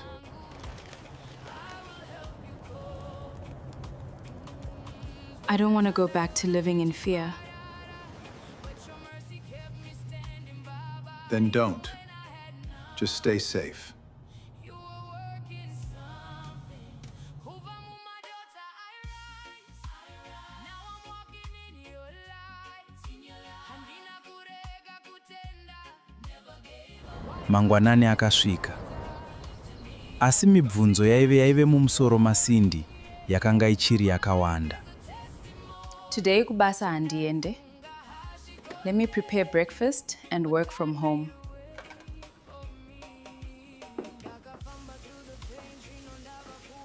Wakarara here usiku iwe, you look tired. Handina Progress akandifonera, as call got disconnected. Sindy akatsanangura about the call between her and Progress to Kimberly. Pane chiri kundinetsa panyaya iyi. Ino ndava kutya. Saka pakasvika munhu aideedzera nehasha. Ehe, ndakazvinzwa pafoni, asi aive nehasha murume iyeye. Izvi hazvina kujeka. Akatamba nevanhu vakaipa chete. Wamboedza kumufonera zvakare here? Kakawanda. Asi foni iri kungorira. Ndinonzwa seunge pane chakaipa chiri kuitika. Dai ndisina kuuya, maybe ndini ndakonzeresa zvakaipa kuna Progress. Please answer.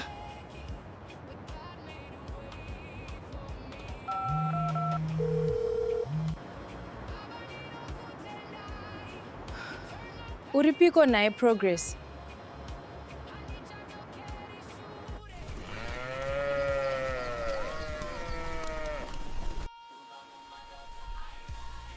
Ari kumbofona here Sindy? Akafona nezuro. Ari seiko? Ndofunga atova murungu chaiye Sindy.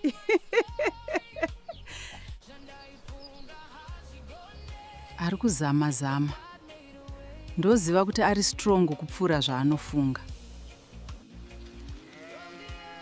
Uri kudya zvakanaka here kana kuti watoonda? Mama. Vanobika chirungu ava. Ndiri kudzidzira pashoma. Ndichajaira. Zvinhu zvese unozojaira. Asi uri kufara here Sindy? Ndiri kuzama mama. Ndinovimba zvichanaka. Zvichanaka mwanangu. Laptop yasisi Rudo is complicated. Regai ndirambe ndichizama. Nhasi une interviews here? Kupiko? Ndoda kufamba ndichitsvaga basa.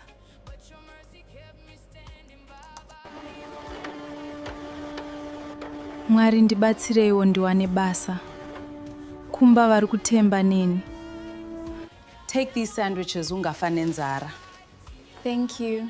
Mandigonera. Kim playing big sis role.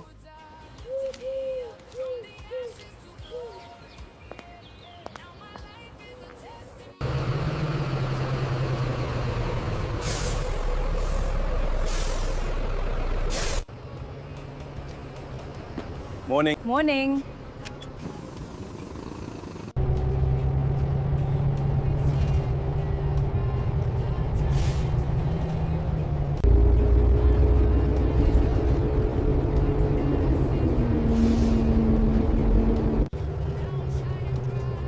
Please let today be different.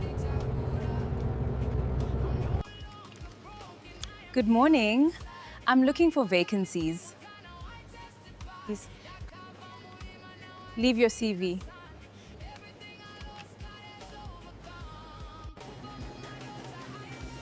We'll call if something opens.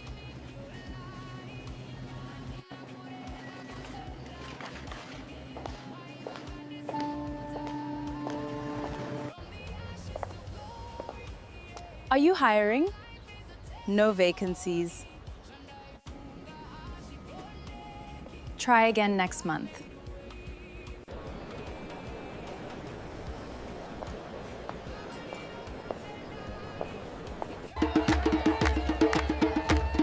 This is incredible!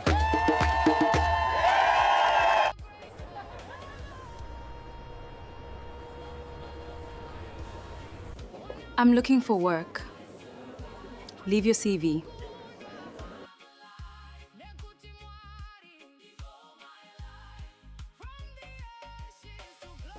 We'll keep it on file. The city is beautiful. I thought it was over. Hoped he would stop looking for me. We will find a way. My brother never lets things go. What if he finds Cindy?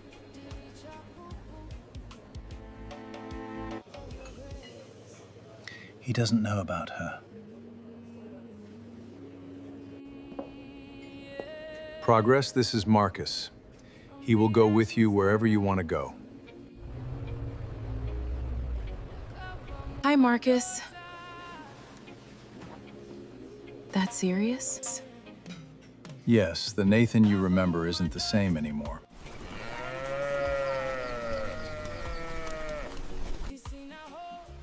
Zviri nani akawana pekugara Cindy wangu.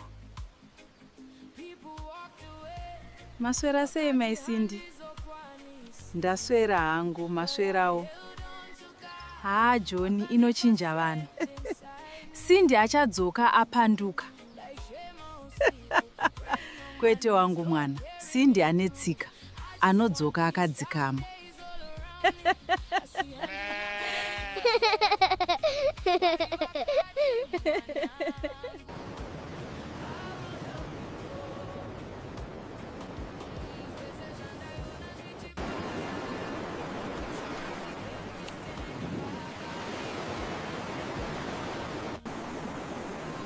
Still no calls. Mwaripindirai ndiwane basa. First time in Cape Town? Yes. Don't give up. You will find something to do.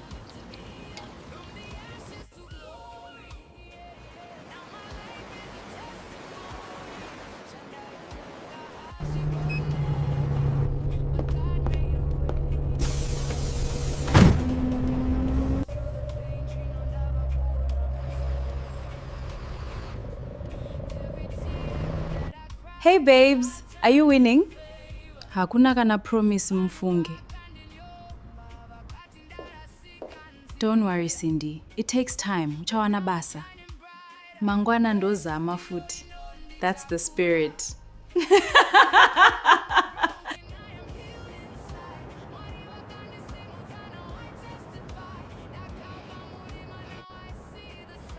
Uripiko nae Progress.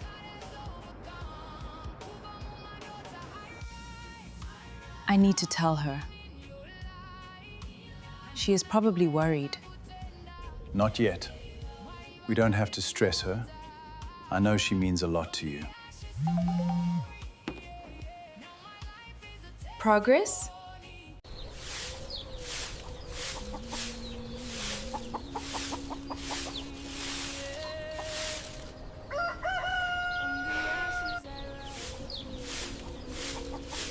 Nai mama mari mazoiwana here?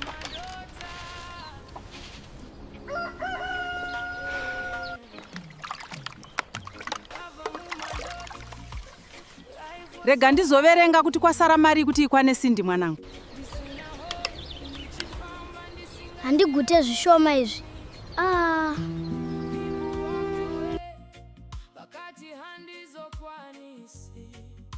But I held on to God, pakandipa strength inside me.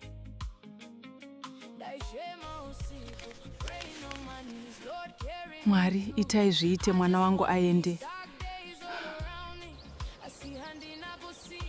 Look to these hills, my child.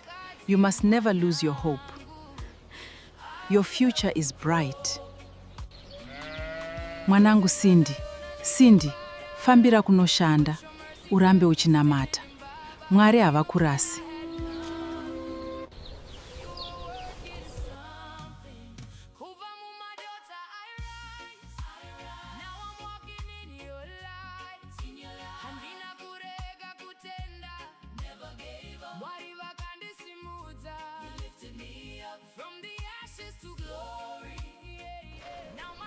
Mhuri yangu inofanirwa kusimuka.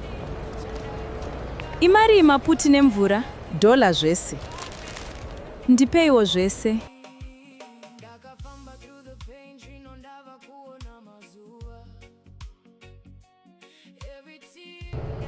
Tenzi, famba inini. Ndinorayira mweya yema-accident ndisvikewo bo.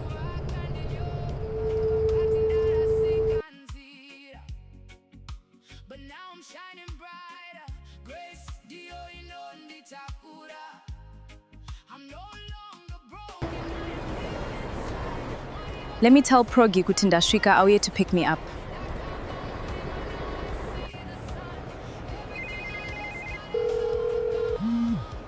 Please, Progress, answer the phone. I'm really getting scared.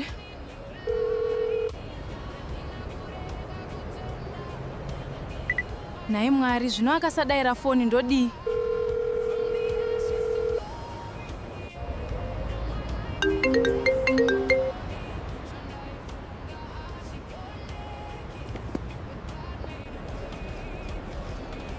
Progress, sure wandidzimira foni. Saka ndinorarepi ndinojei. Zvakaoma.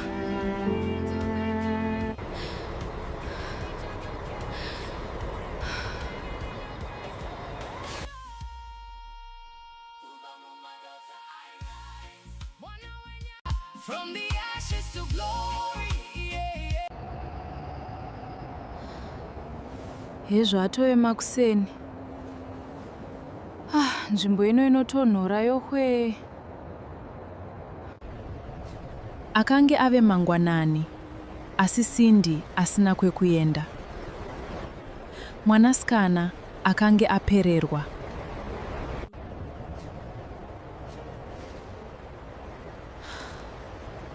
Mari yasarai ishoma kuti nditsvage imba yekugara.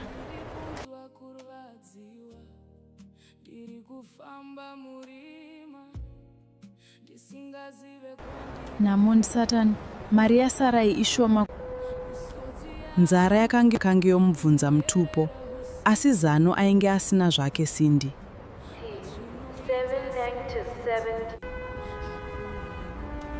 Akatanga kufamba, asi kwaaienda chaiko aisatozivawo.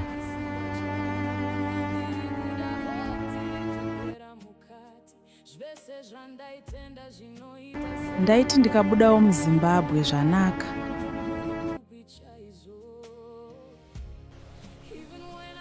Dai angondiudzawo kuti akafamba zvakanaka here, moyo wangu uzorore.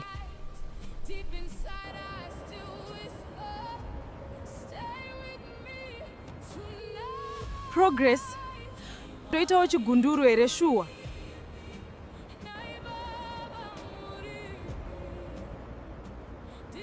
Progress, ndibatsirewo.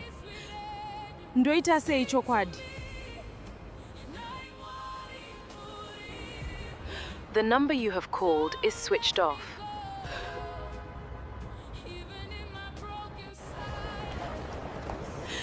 Mwari, torai nzvimbo yenyu. Iye zvino. Ndega ndave kutya. Please give me the strength to get through another day. Asina shamwari, asina pekugara, akaramba achitsvaga nzira.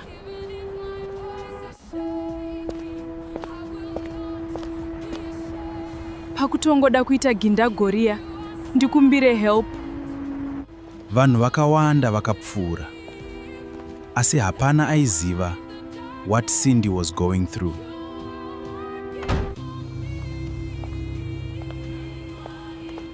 Kwaziwai sis? Is everything okay? Ndauya kuCape Town kuzotsvaga basa, asi munhu wandaivimba naye haasi kubatika. Zvinotika kakawanda izvi, asi ndichakubatsira.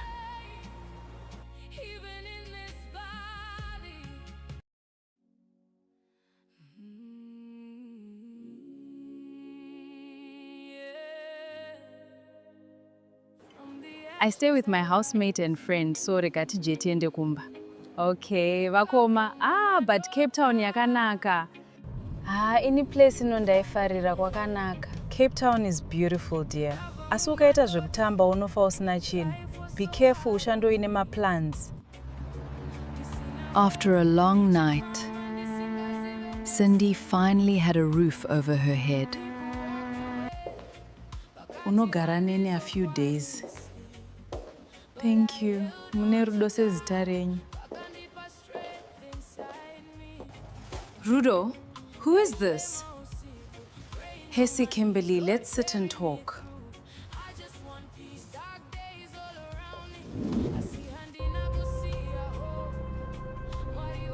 This is Cindy. Kopano pamba ari kudei. Kopano pamba ari kudei. I can leave if it's a problem. Hapana kwauri kuenda. Sit down izvezvo. Fine, just don't make this my problem. Thanks, Kimberly.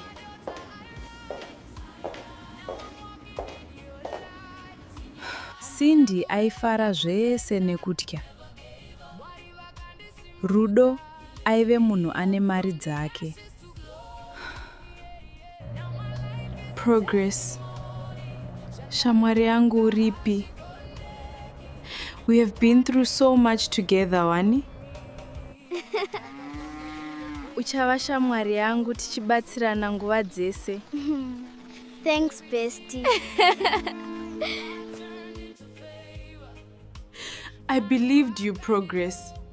Sure, hey bestie, kundisiya mnamo. Not everyone who promises help will help. Zvakaoma takabva kure tese na Progress, handishamisa. Or maybe some people create their own problems. Takuvaziva vanhu ava. I didn't ask for this vanhu vaMwari. Enough. Ita semunhu mukuru Kim. Whatever vakoma.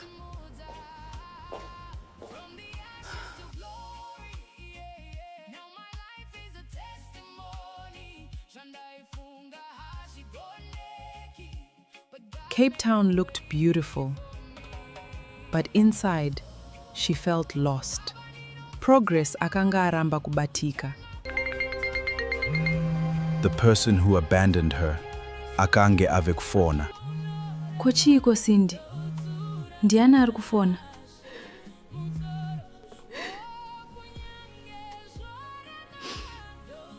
Vakoma ndi Progress. Ari kudei chaizvo iye akandidzimira foni. Manje ukasadaira unoziva sei? Mudaire ataure nyaya yake.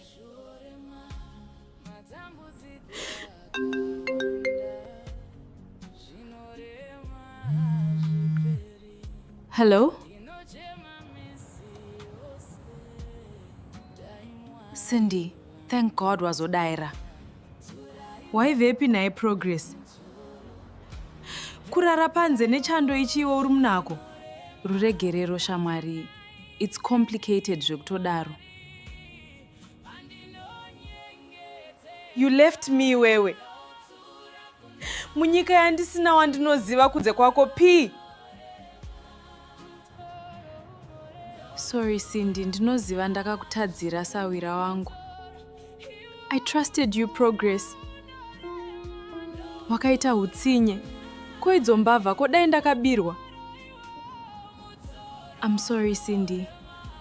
Ndiregererewo please.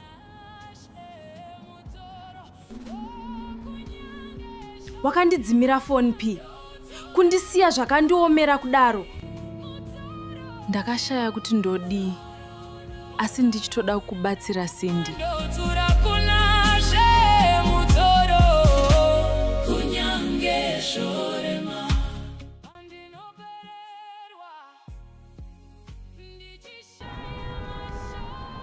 Pane zviri kuitika saka ndaitotya chaikosha, sorry.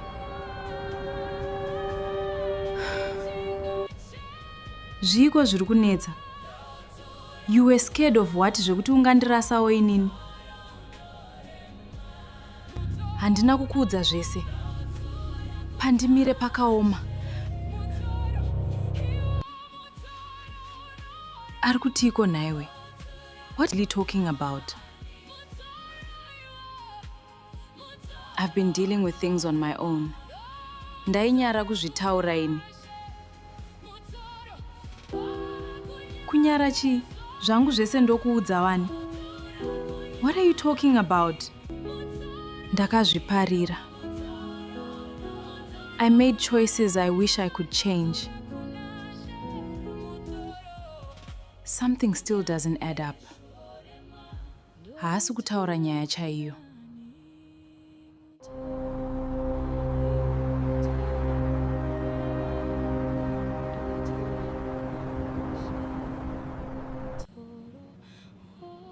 Progress, I know you are in there.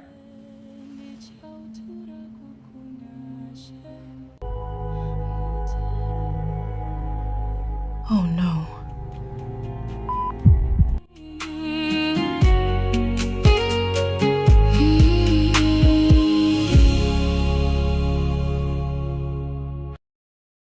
Progress. Akaedza kufona zvakare. Kune rimwe divi reguta, Progress akanga achiri akamira pedyo nemusuwo. Munhu aiva arova pamusuwo akanga asati aenda. Mwari ndibatsireiwo. Cindy was very worried in her heart, but at the same time she was happy that she had found a safe place to stay. Progress akazarura musuwo zvishoma nezvishoma, asi akange azere nekutya. Murume akanga akamira akanyarara, asingaratidzi chiso chake. Progress. Hearing his voice, Progress seemed to recognize that person. You! At first, Progress believed this was the man behind the threats. Progress. But as she looked closer, she immediately recognized him.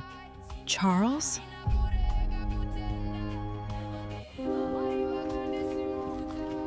How did you find me? Progress, you really spent years trying to stay invisible. Why are you here, Charles? I'm here because Nathan is looking for you.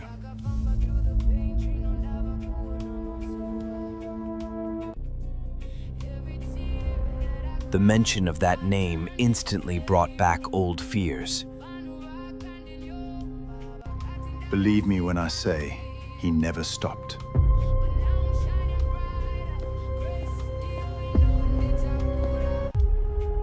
It's been 4 years, Charles. I secretly hoped he would let go.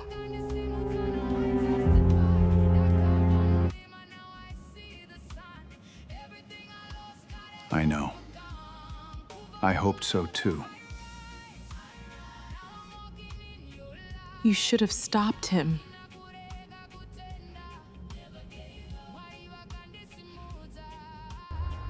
I should have come sooner. Yes, you should have. But I'm here now. I will protect you. 4 years, Charles. 4 years of silence. You knew what people were saying about me. Not everything. But you knew enough.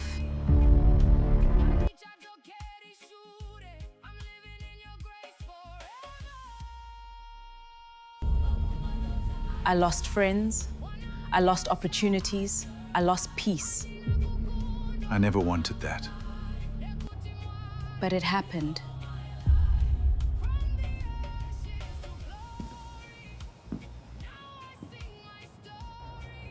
Nathan saw a picture.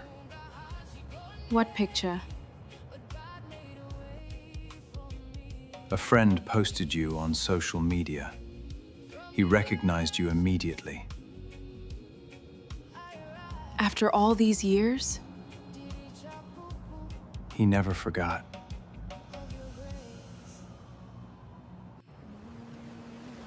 Why is he still doing this? I wish I knew. All I know is he's asking questions again. What kind of questions? Where you live. Who you're talking to. What you're doing now. That's not normal. No. It isn't. You know Nathan. You think he'll come after me? I think you should be careful.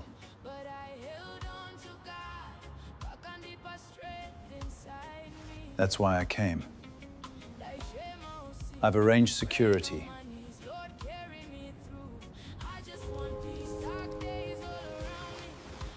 I don't need protection.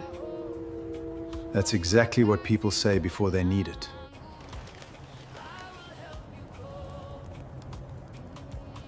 I don't want to go back to living in fear. Then don't. Just stay safe.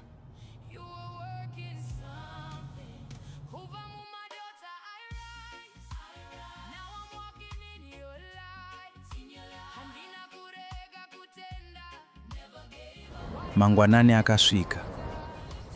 Asi mibvunzo yaive mumusoro maSindy yakanga ichiri yakawanda. Today kubasa handiende. Let me prepare breakfast and work from home.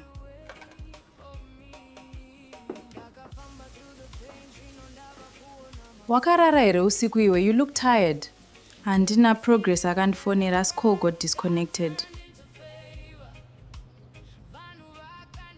Sindy akatsanangura about the call between her and Progress to Kimberly.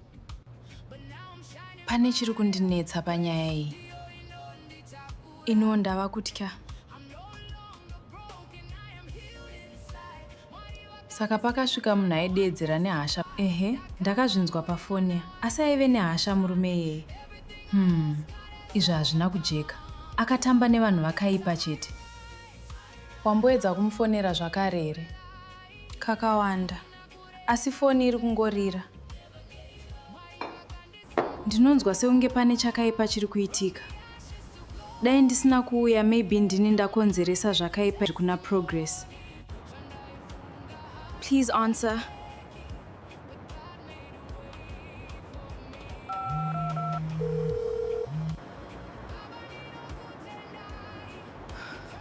Uripiko naye Progress?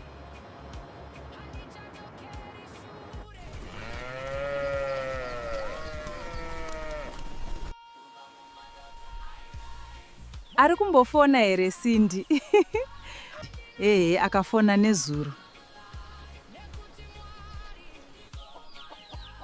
Ari seiko? Ndofunga atova murungu chaiye Sindy.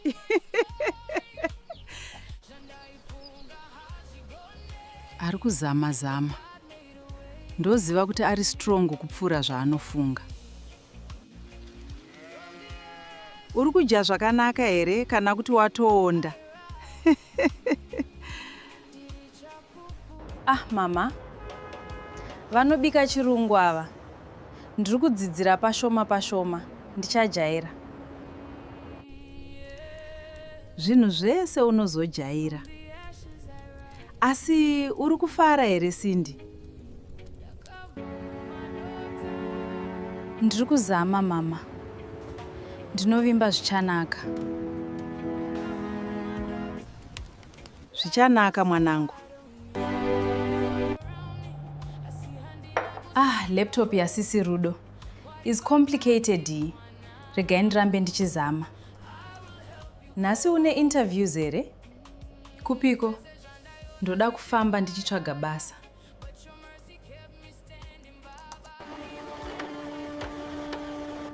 Mwari ndibatsireiwo ndiwane basa. Kumba vari kutemba neni. Take these sandwiches ungafa nenzara. Thank you. Mandigonera. Kim playing big sis role.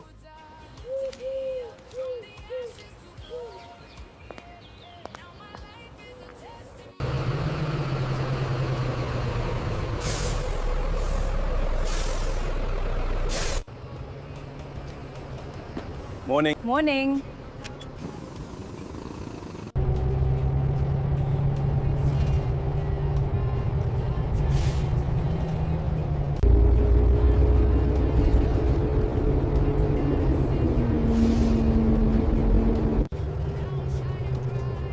Please let today be different.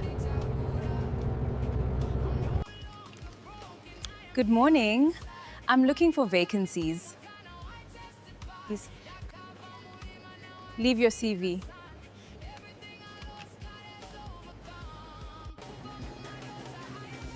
We'll call if something opens.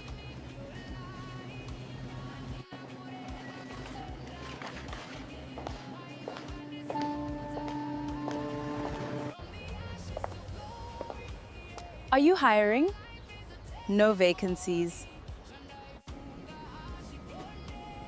Try again next month.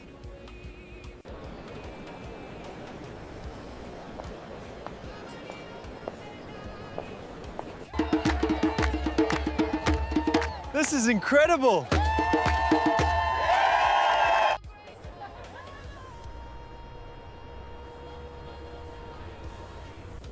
I'm looking for work. Leave your CV.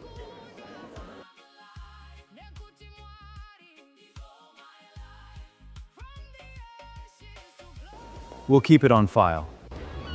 The city is beautiful. I thought it was over. Hoped he would stop looking for me. We will find a way. My brother never lets things go. What if he finds Cindy?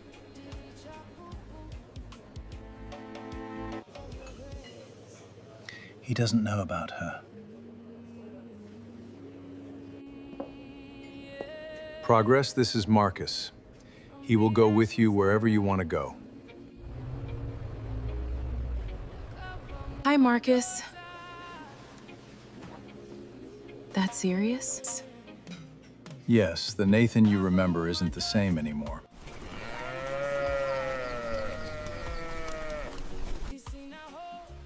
Zviri nani akawana pekugara Cindy wangu. Maswera sei mai Cindy? Ndaswera hangu, maswerawo. John, inochinja vanhu. Cindy achadzoka apanduka. Kwete wangu mwana, Cindy anetsika, anodzoka akadzikama.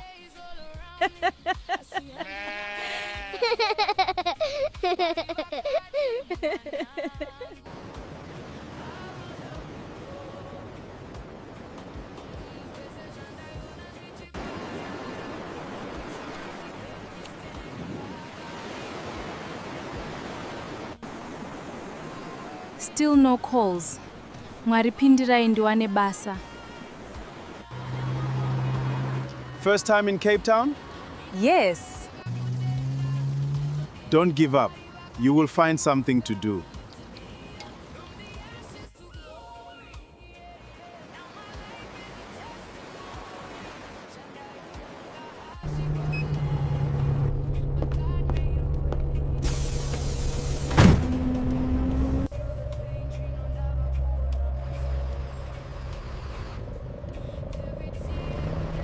Hey babes, are you winning?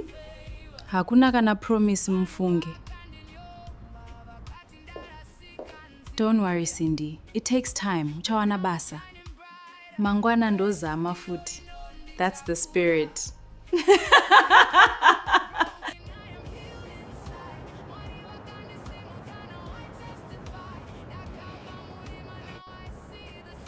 Uripiko nae Progress.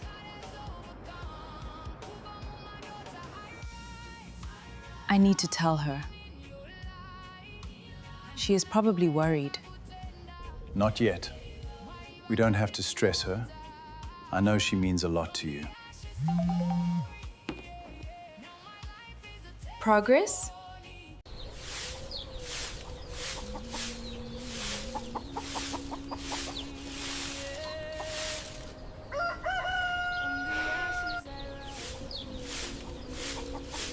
Nai mama mari mazoiwana here?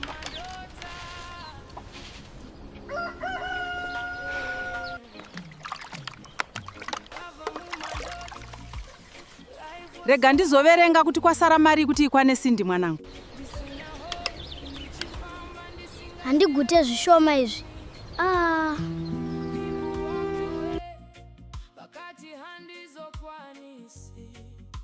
But I held on to God, strength inside me.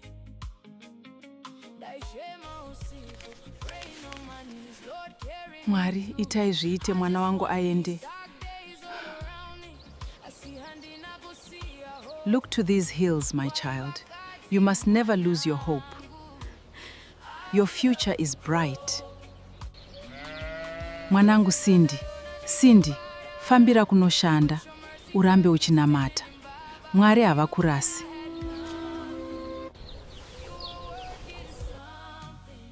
Kubva Mumadota, I rise.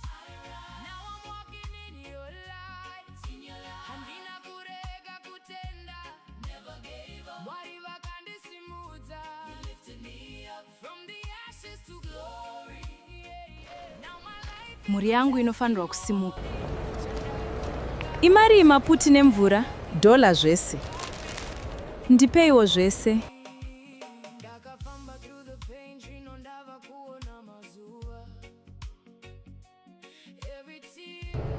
Tenzi, fambai neni. Ndinorayira mweya yema-accident ndisvikewo bo.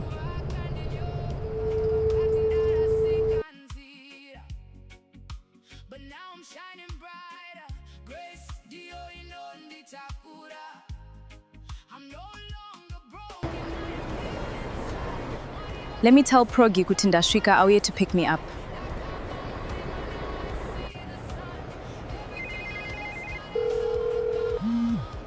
Please, Progress, answer the phone. I'm really getting scared.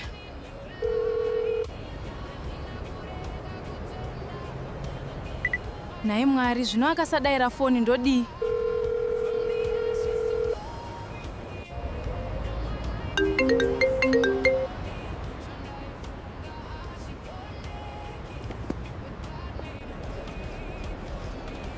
Progress, sure handidzimira foni.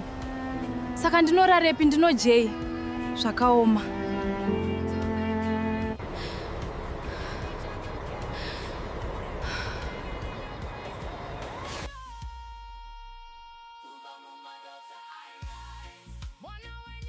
From the ashes to glory.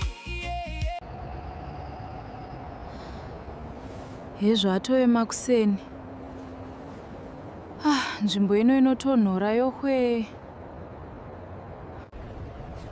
Akange ave mangwanani, asi Cindy asina kwekuenda. Mwanasikana akange apererwa.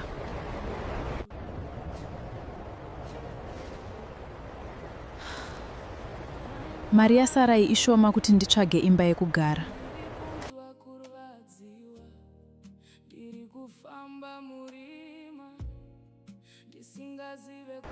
Namon Satan, mari yasarai ishoma. Nzara yakange yomubvunza mutupo, asi zano ainge asina zvake Cindy.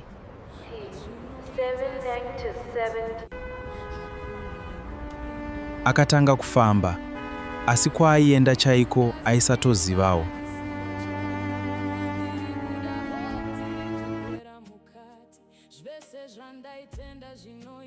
Ndaiti ndikabudawo muZimbabwe zvanaka.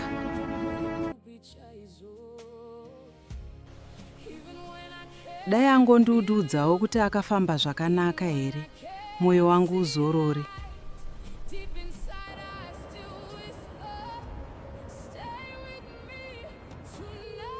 Progress, toitawo chigunduru here shuwa.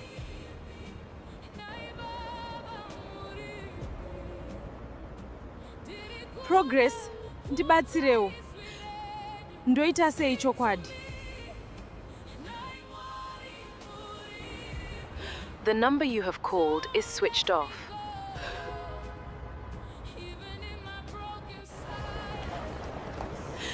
Mwari, torai nzvimbo yenyu. Iye zvino.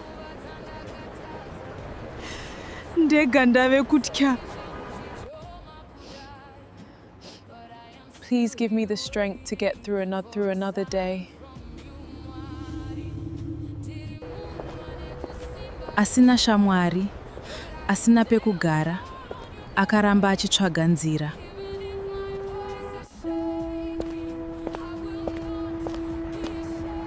Pakutongoda kuita gindagoria, ndikumbire help. Vanhu vakawanda vakapfuura, asi hapana aiziva what Cindy was going through.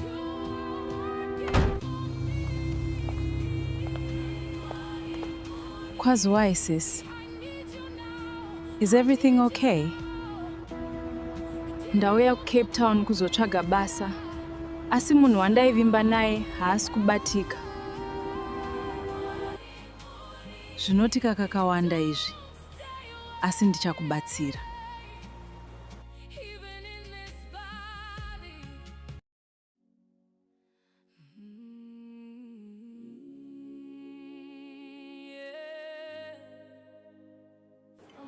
I stay with my housemate and friend, so regati jetiende kumba. Okay, vakoma. But Cape Town yakanaka. Ini place inondaifarira kwakanaka. Cape Town is beautiful, dear. Asi ukaita zvekutamba unofa usina chinhu. Be careful, ushandoine maplans. After a long night, Cindy finally had a roof over her head. Unogara nene a few days. Thank you. Mune rudo sezita renyu. Rudo, who is this? Hesi Kimberly, let's sit and talk.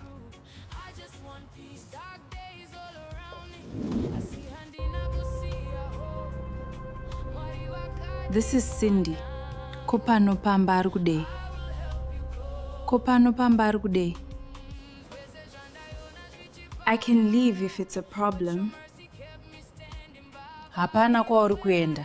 Sit down izvezvo. Fine. Just don't make this my problem. Thanks, Kimberly.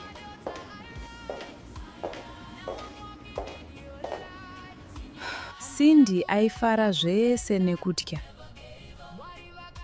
Rudo aive munhu ane mari dzake. Progress.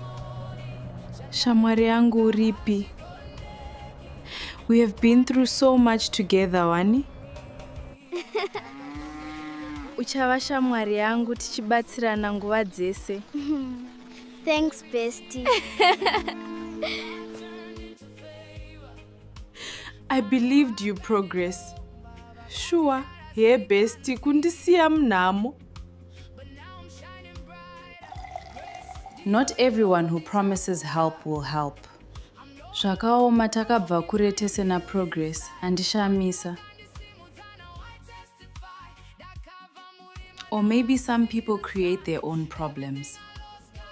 Takuvaziva vanhu ava. I didn't ask for this, vanhu vaMwari. Enough. Ita semunhu mukuru Kim. Whatever vakoma.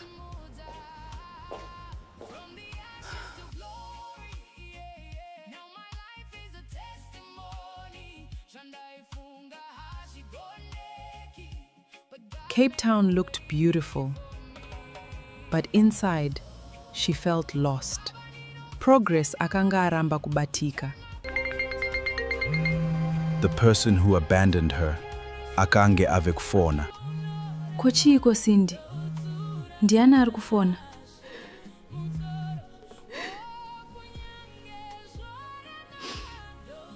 Vakoma ndi Progress. Ari kudei chaizvo iye akandidzimira foni.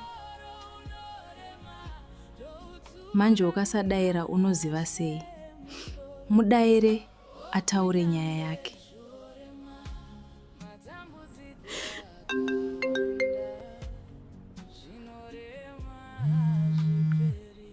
Hello? Cindy, thank God wazodaira. Waivepi naye Progress? Kurara panze nechando ichiwo uri munako. Ruregerero shamwari. It's complicated zvekutodaro. You left me wewe. Munyika yandisina wandinoziva kunze kwako P. Sorry Cindy, ndinoziva ndakakutadzira sawira wangu. I trusted you, Progress. Wakaita hutsinye. Koidzo mbavha kodai ndakabirwa. I'm sorry Cindy. Ndiregererewo please.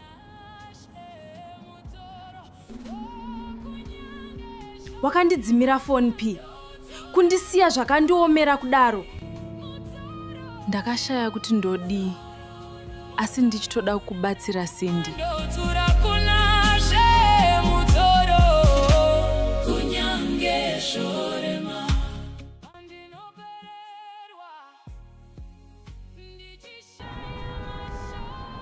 Pane zviri kuitika saka ndaitotya chaikosha, sorry. Zviko zviri kunetsa. You were scared of what? Zvekuti ungandirasawo inini. Handina kukuudza zvese.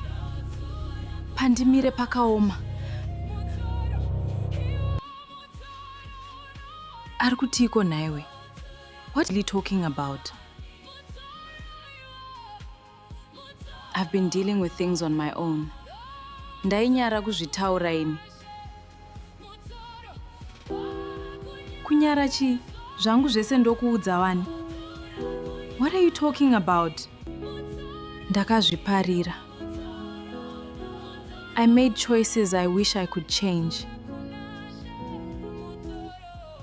Something still doesn't add up. Haasi kutaura nyaya chaiyo.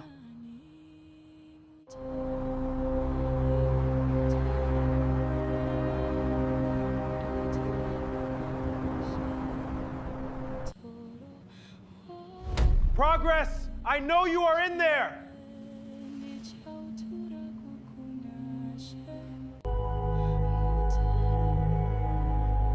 Oh no.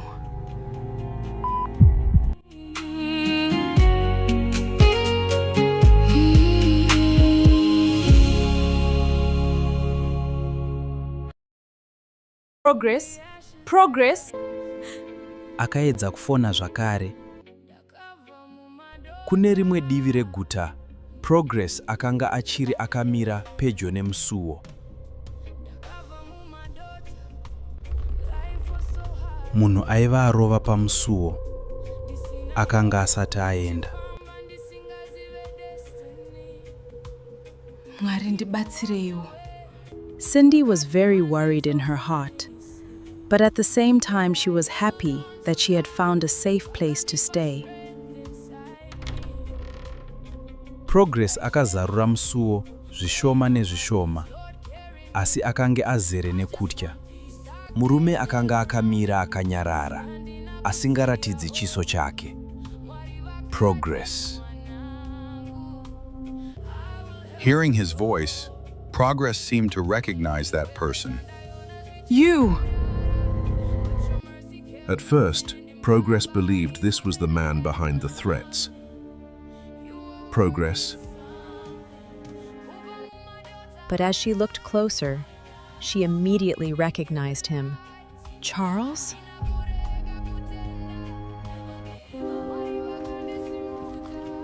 How did you find me? Progress, you really spent years trying to stay invisible. Why are you here, Charles? I'm here because Nathan is looking for you.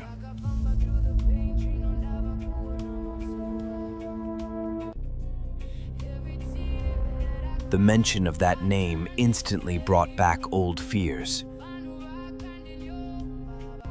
Believe me when I say, he never stopped.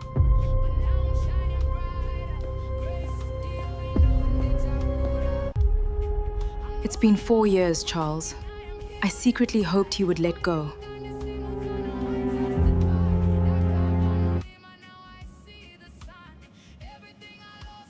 I know. I hoped so too. You should have stopped him.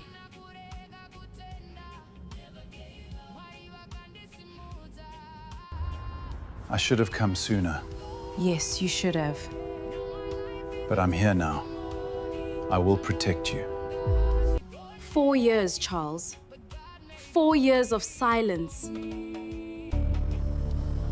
You knew what people were saying about me. Not everything. But you knew enough.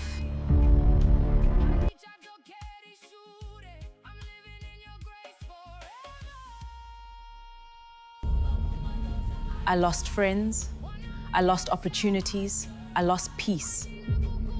I never wanted that. But it happened.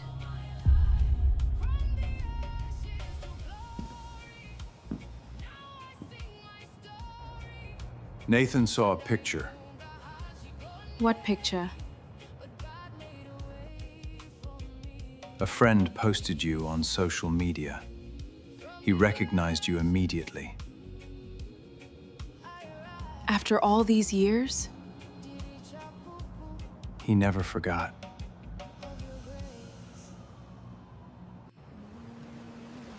Why is he still doing this? I wish I knew. All I know is he's asking questions again.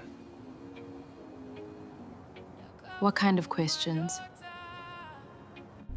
Where you live, who you're talking to, what you're doing now.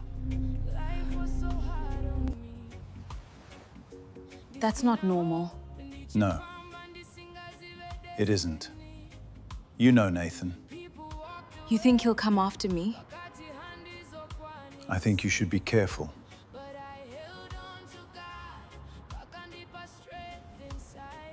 That's why I came.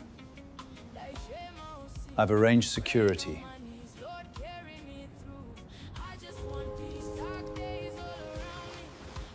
I don't need protection. That's exactly what people say before they need it.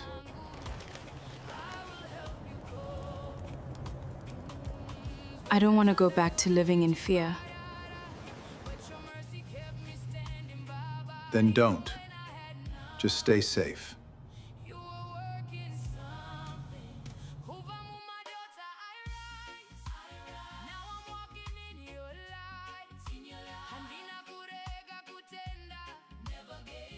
Mangwanani akasvika. Asi mibvunzo yaive mumusoro maSindy yakanga ichiri yakawanda. Today kubasa handiende. Let me prepare breakfast and work from home.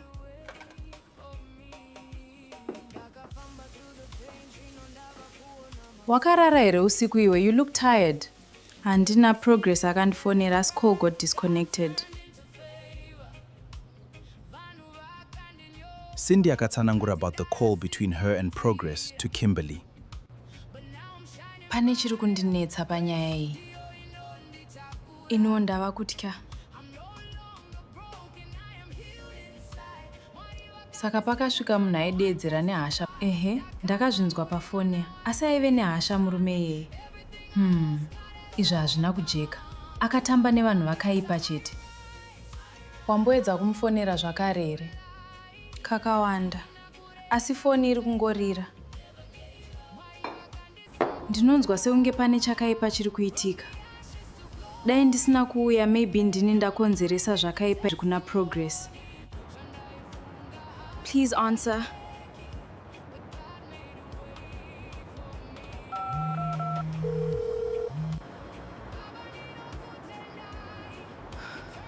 Uripiko naye Progress?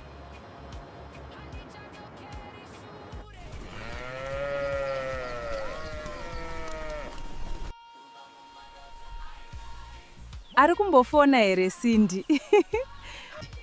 Akafona nezuro. Ari seiko? Ndofunga atova murungu chaiye Sindy.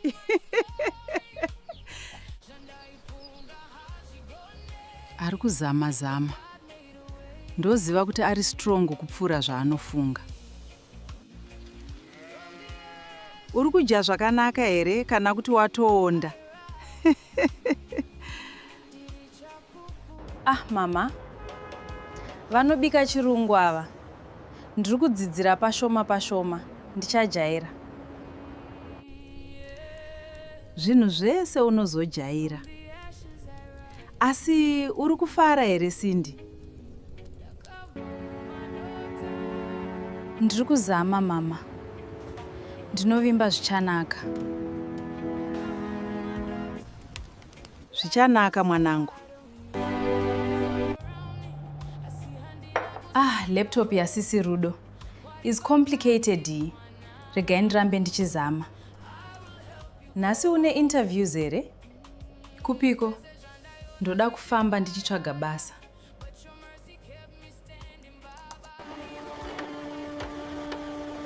Mwari ndibatsireiwo ndiwane basa. Kumba vari kutemba neni. Take these sandwiches, ungafa nenzara. Thank you. Mandigonera. Kim playing big sis role.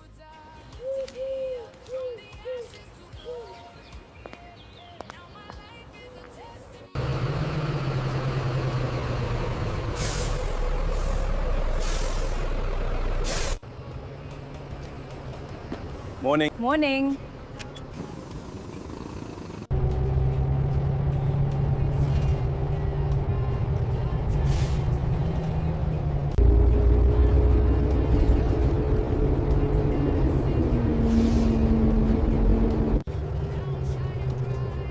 Please let today be different.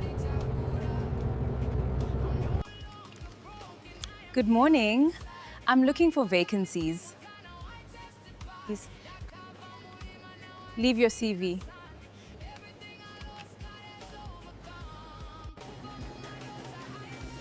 We'll call if something opens.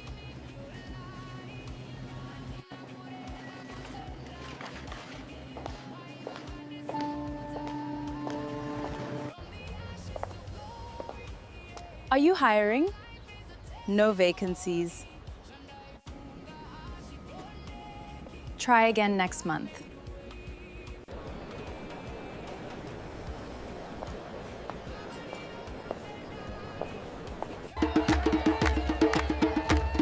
This is incredible!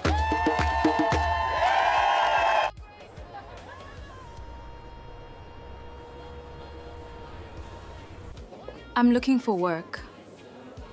Leave your CV.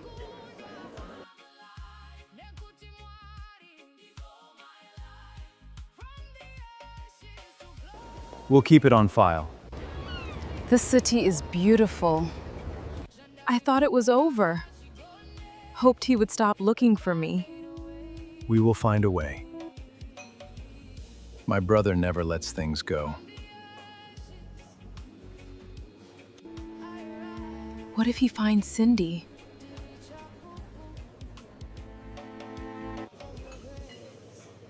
He doesn't know about her. Progress, this is Marcus. He will go with you wherever you want to go. Hi, Marcus.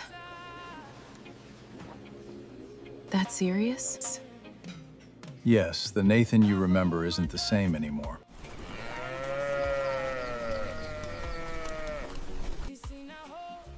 Zviri nani akawana pekugara Cindy wangu. Maswera sei mai Cindy? Ndaswera hangu, maswerawo. John, inochinja vanhu. Cindy achadzoka apanduka. Kwete wangu mwana, Cindy anetsika, anodzoka akadzikama.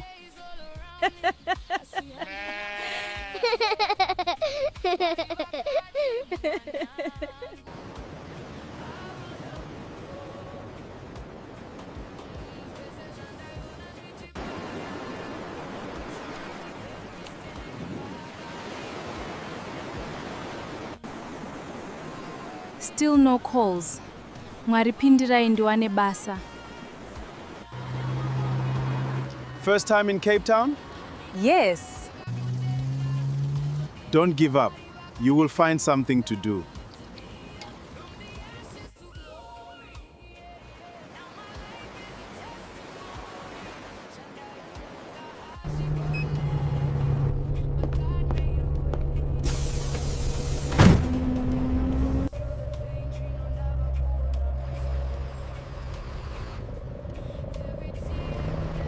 Hey babes, are you winning? Hakuna kana promise mfunge. Don't worry Cindy, it takes time, uchawana basa. Mangwana ndozama futi. That's the spirit.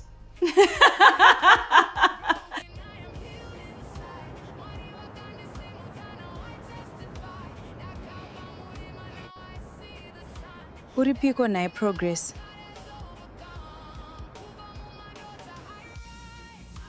I need to tell her. She is probably worried. Not yet.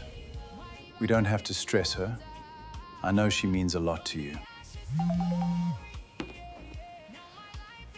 Progress?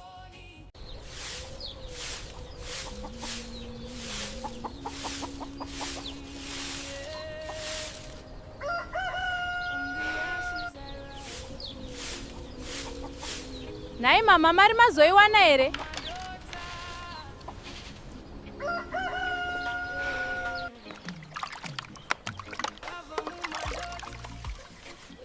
Rega ndizoverenga kuti kwasara mari kuti ikwane Cindy mwanangu. Handigute zvishoma izvi.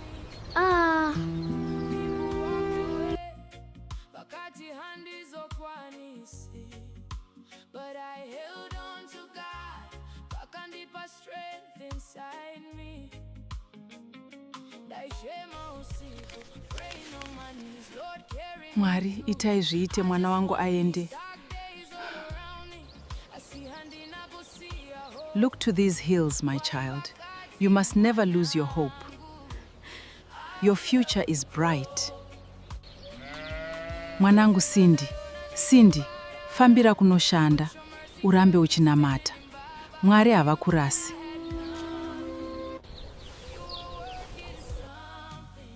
Kubva Mumadota, I rise. Now I'm walking in your light.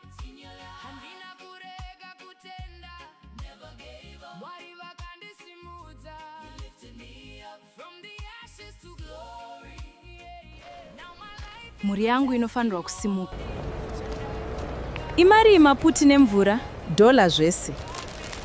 Ndipeiwo zvese.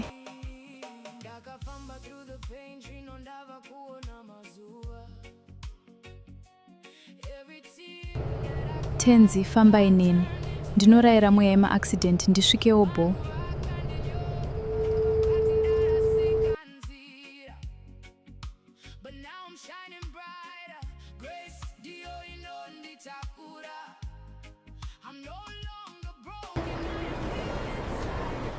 Let me tell Progi kuti ndasvika auye to pick me up.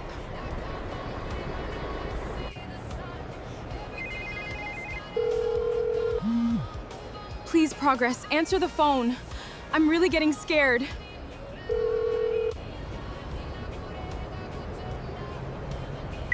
Nai Mwari, zvino akasadayira foni ndodi.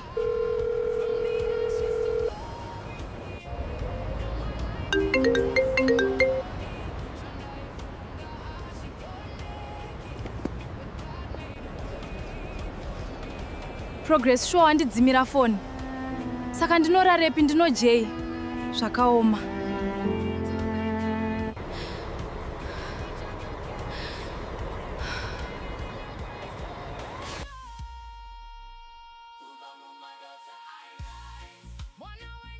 From the ashes to glory.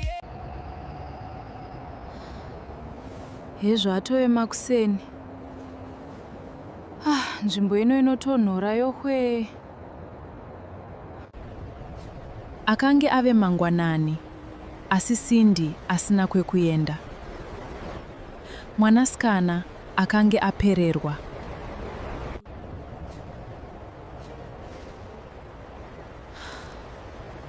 Mari yasarai ishoma kuti nditsvage imba yekugara.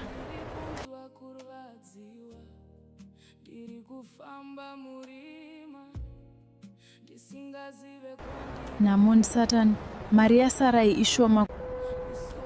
Nzara yakange yomubvunza mutupo, asi zano ainge asina zvake Cindy.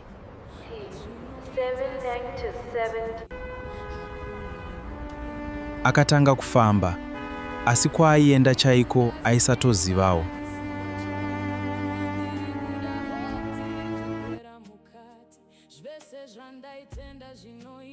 Ndaiti ndikabudawo muZimbabwe zvanaka.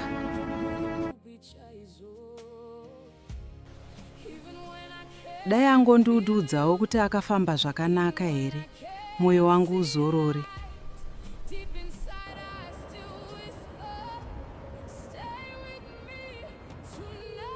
Progress, toitawo chigunduru here shuwa.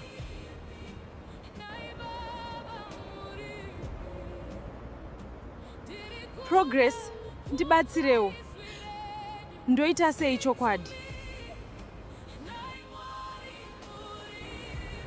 The number you have called is switched off.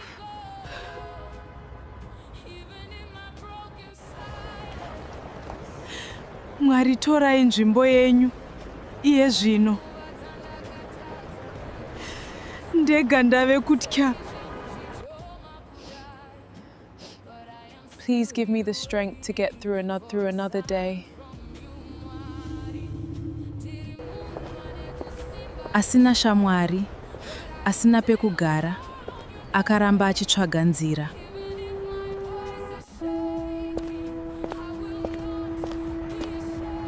Pakutongoda kuita gindagoria, ndikumbire help. Vanhu vakawanda vakapfuura. Asi hapana aiziva what Cindy was going through.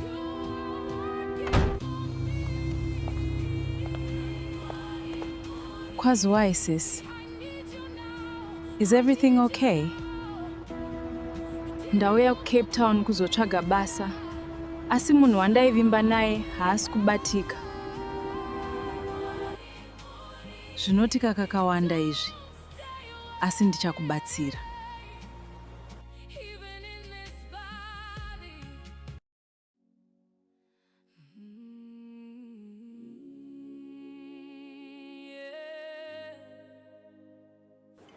I stay with my housemate and friend, so regati jeti ende kumba. Okay, vakoma. But Cape Town yakanaka. Any place inondaifarira kwakanaka. Cape Town is beautiful, dear. Asi ukaita zvekutamba unofa usina chinhu. Be careful ushandoine maplans. After a long night, Cindy finally had a roof over her head. Unogara neni a few days. Thank you. Mune rudo sezita renyu. Rudo, who is this? Hesi Kimberly, let's sit and talk.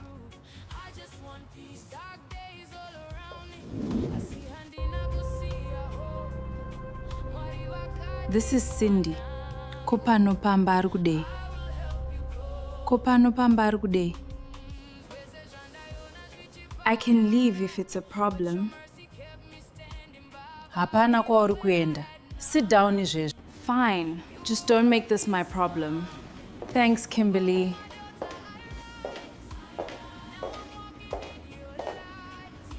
Cindy aifara zvese nekutya. Rudo aive munhu ane mari dzake. Progress. Shamwari yangu uripi. We have been through so much together, wani? Uchava shamwari yangu tichibatsirana nguva dzese. Thanks, bestie. I believed you, Progress. Sure, hey bestie, kundisiya mnamo. Not everyone who promises help will help. Zvakaoma takabva kure tese na Progress, handishamisa. Or maybe some people create their own problems. Takuvaziva vanhu ava. I didn't ask for this vanhu vamwari. Enough. Ita semunhu mukuru Kim. Whatever vakoma.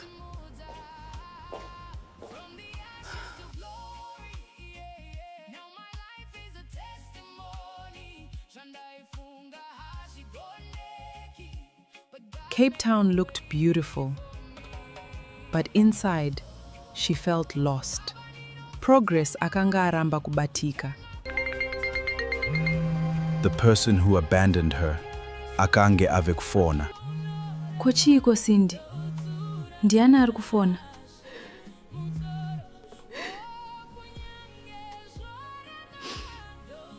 Vakoma ndi Progress. Ari kudei chaizvo iye akandidzimira foni. Manje ukasadaira unoziva sei. Mudaire ataure nyaya yake.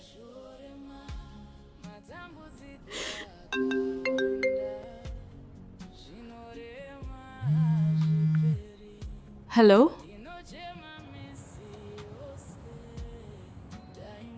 Cindy, thank God wazodaira. Waivepi naye Progress? Kurara panze nechando ichiwo uri munako. Ruregerero shamwari. It's complicated zvekutodaro. You left me wewe. Munyika yandisina wandinoziva kunze kwako P. Sorry Cindy, ndinoziva ndakakutadzira sawira wangu. I trusted you Progress. Wakaita hutsinye. Koidzo mbavha kodai ndakabirwa. I'm sorry Cindy. Ndiregererewo please.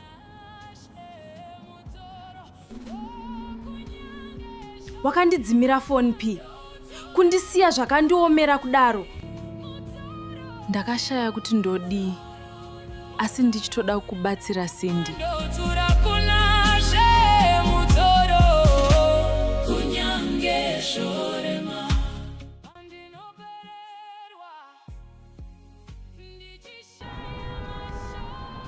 Pane zviri kuitika saka ndaitotya chaikosha, sorry.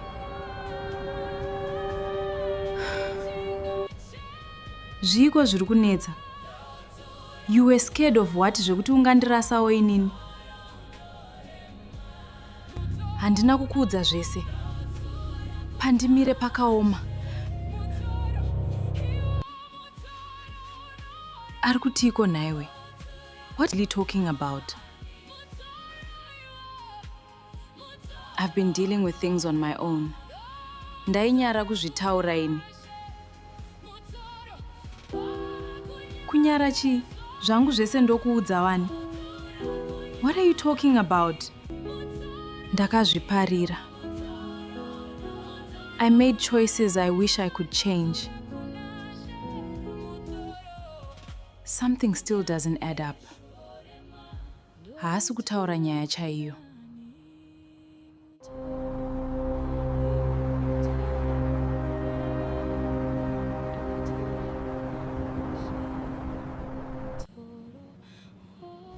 Progress, I know you are in there.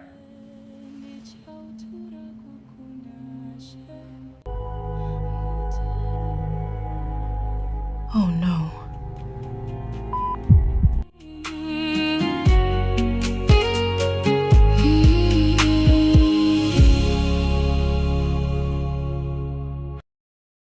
Progress?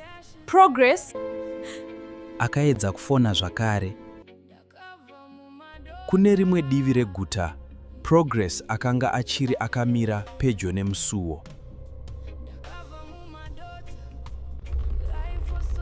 Munhu aiva arova pamusuwo. Akanga asati aenda. Mwari ndibatsireiwo. Cindy was very worried in her heart, but at the same time she was happy that she had found a safe place to stay. Progress akazarura musuwo zvishoma nezvishoma, asi akange azere nekutya. Murume akanga akamira akanyarara, asingaratidzi chiso chake. Progress. Hearing his voice, Progress seemed to recognize that person. You! At first, Progress believed this was the man behind the threats. Progress. But as she looked closer, she immediately recognized him. Charles?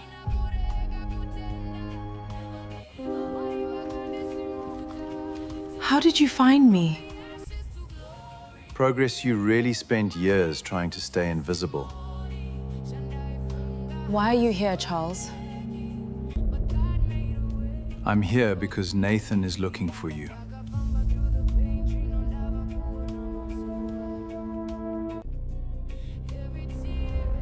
The mention of that name instantly brought back old fears. Believe me when I say, he never stopped.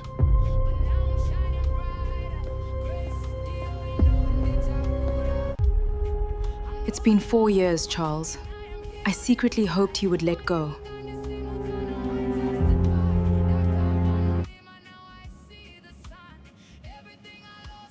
I know. I hoped so too. You should have stopped him.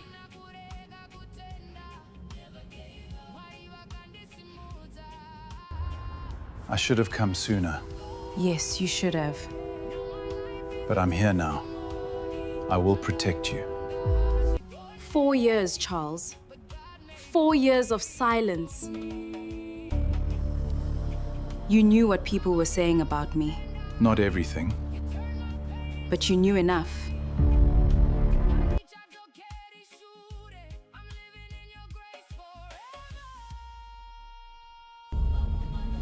I lost friends, I lost opportunities, I lost peace.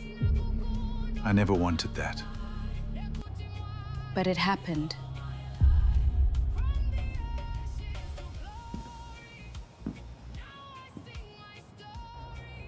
Nathan saw a picture. What picture? A friend posted you on social media. He recognized you immediately. After all these years? He never forgot.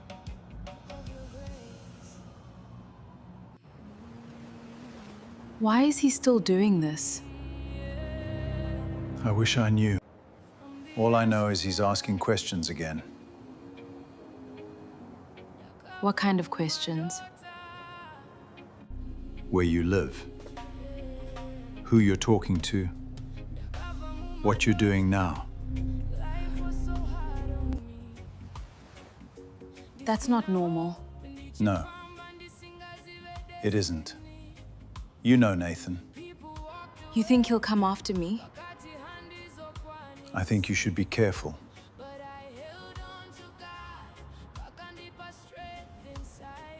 That's why I came.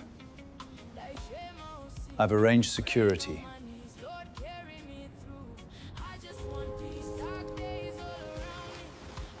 I don't need protection. That's exactly what people say before they need it.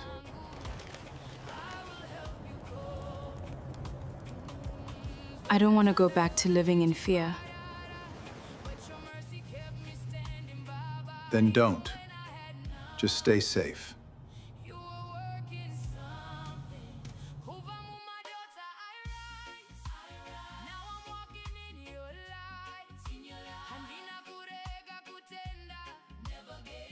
Mangwanani akasvika. Asi mibvunzo yaive mumusoro maSindy yakanga ichiri yakawanda. Today kubasa handiende. Let me prepare breakfast and work from home.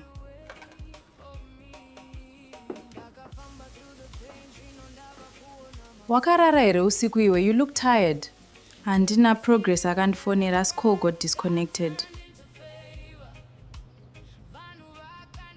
Sindy akatsanangura about the call between her and Progress to Kimberly. Pane chiri kundinetsa panyaya iyi. Ino ndava kutya.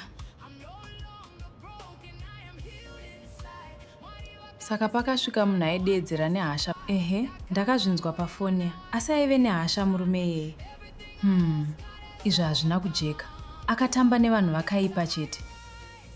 Wamboedza kumufonera zvakare here? Kakawanda, asi foni iri kungorira. Ndinonzwa seunge pane chakaipa chiri kuitika. Dai ndisina kuuya, maybe ndini ndakonzeresa zvakaipa kuna Progress. Please answer.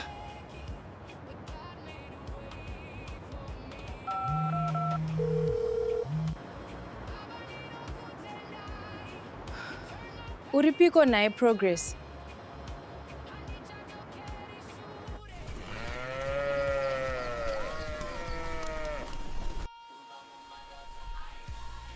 Ari kumbofona here Sindy? Akafona nezuro. Ari seiko? Ndofunga atova murungu chaiye Sindy.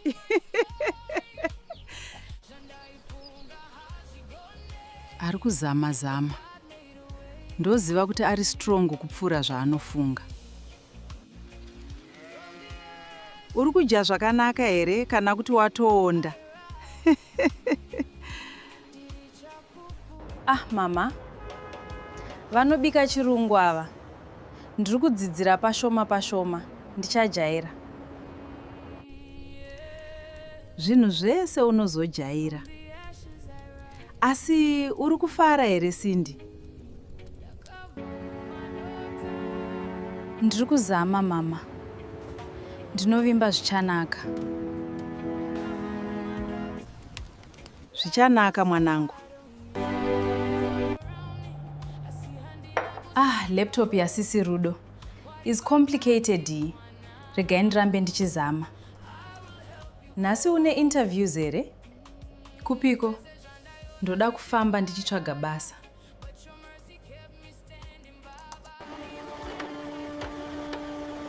Mwari ndibatsireiwo ndiwane basa. Kumba vari kutemba nini. Take these sandwiches ungafa nenzara. Thank you. Mandigonera. Kim playing big sis role.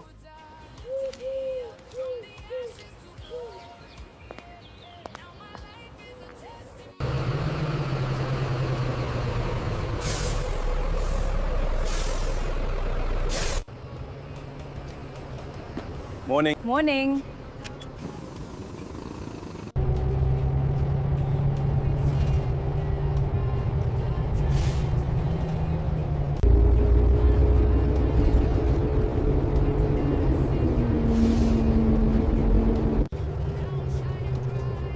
Please let today be different. Good morning. I'm looking for vacancies. Please. Leave your CV.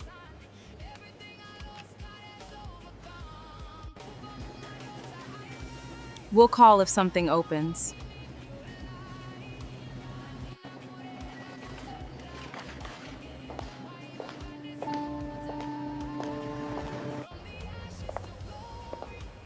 Are you hiring? No vacancies. Try again next month.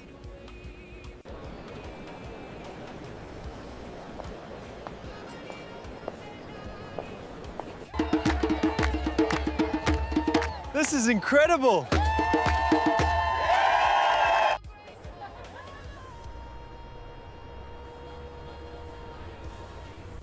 I'm looking for work. Leave your CV.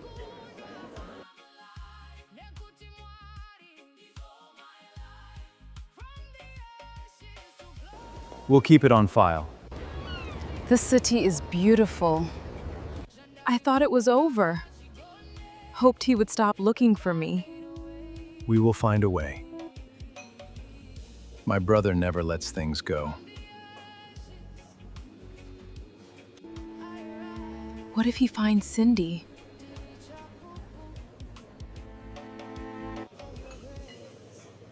He doesn't know about her. Progress, this is Marcus. He will go with you wherever you want to go. Hi, Marcus. That serious? Yes, the Nathan you remember isn't the same anymore.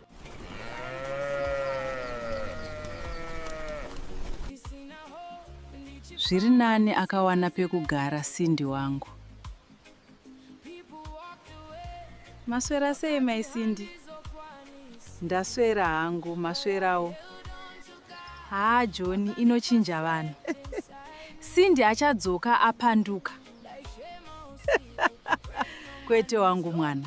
Cindy ane tsika. Anodzoka akadzikama.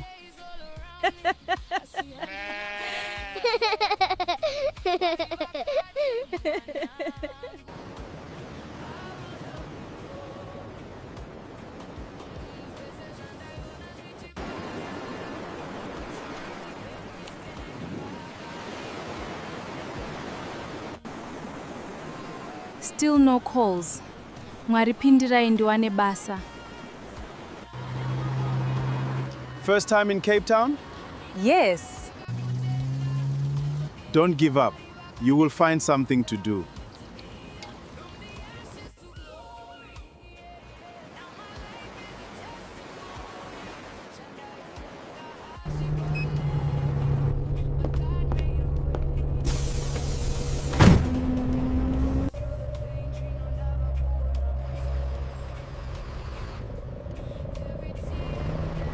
Hey babes, are you winning? Hakuna kana promise mfunge. Don't worry Cindy, it takes time. Uchawana basa. Mangwana ndozama futi. That's the spirit.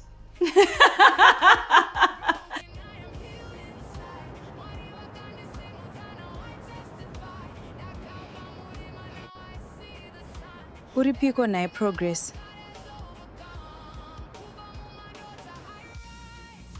I need to tell her. She is probably worried. Not yet. We don't have to stress her. I know she means a lot to you. Progress?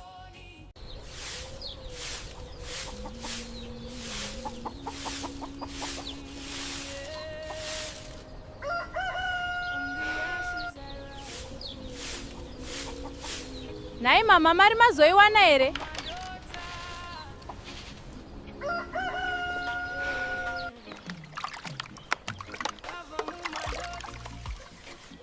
Rega ndizoverenga kuti kwasara mari kuti ikwane Cindy mwanangu. Handigute zvishoma izvi.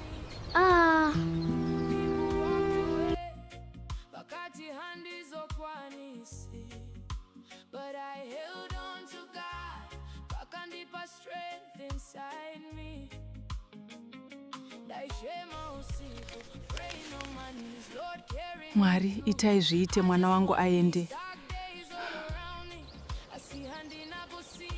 Look to these hills, my child. You must never lose your hope.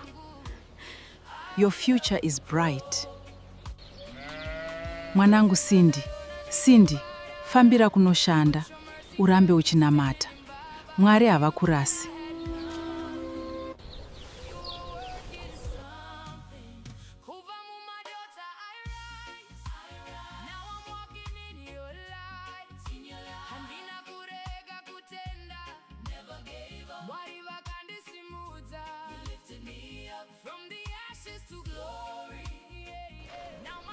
Muri yangu inofanirwa kusimuka. Imari maputi nemvura? Dola zvese. Ndipeiwo zvese.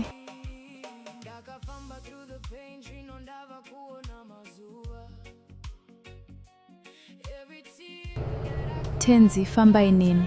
Ndinorayira mweya yema-accident ndisvikewo bo.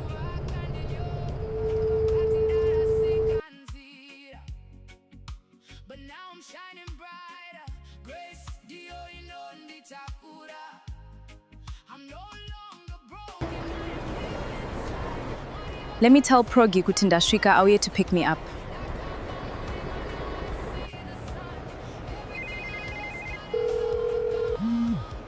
Please, Progress, answer the phone.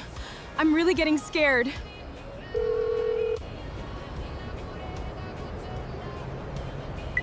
Nai Mwari, zvino akasadayira foni ndodi.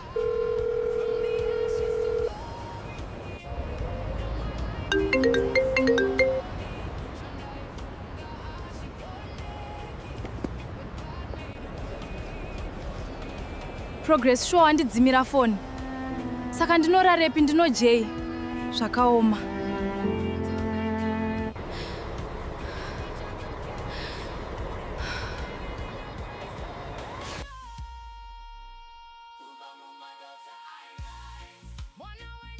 From the ashes to glory. Hezvo atove makuseni. Nzvimbo ino inotonhora yohwe. Akange ave mangwanani, asi Cindy asina kwekuenda. Mwanasikana akange apererwa.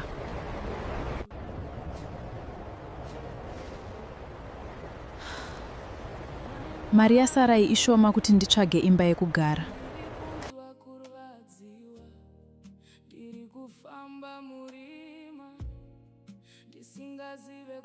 Namon Satan, mari yasarai ishoma. Nzara yakange yomubvunza mutupo, asi zano ainge asina zvake Cindy.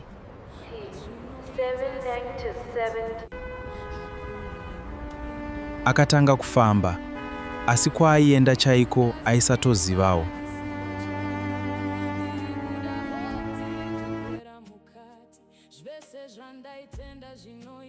Ndaiti ndikabudawo muZimbabwe zvanaka.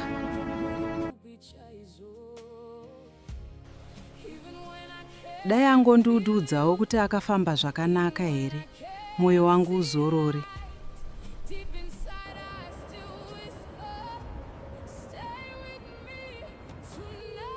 Progress, toitawo chigunduru here shuwa?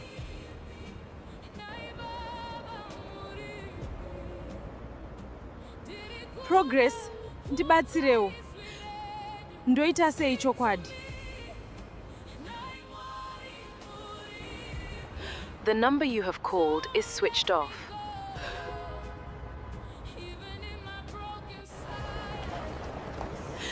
Mwari, torai nzvimbo yenyu iye zvino. Ndega ndave kutya. Please give me the strength to get through another day. Asina shamwari, asina pekugara, akaramba achitsvaga nzira.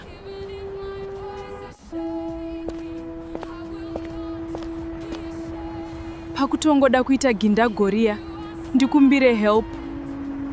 Vanhu vakawanda vakapfuura, asi hapana aiziva what Cindy was going through.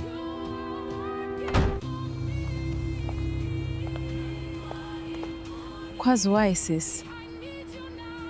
Is everything okay? Ndauya kuCape Town kuzotsvaga basa, asi munhu wandaivimba naye haasi kubatika. Zvinotika kakawanda izvi, asi ndichakubatsira.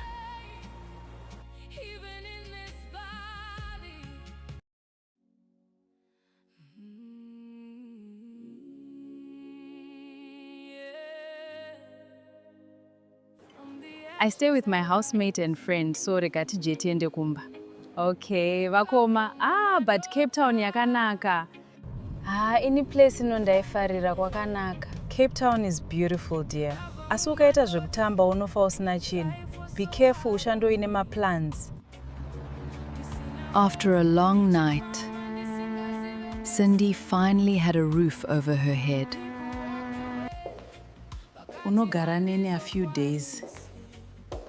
Thank you. Mune rudo sezita renyu. Rudo, who is this? Hesi Kimberly, let's sit and talk.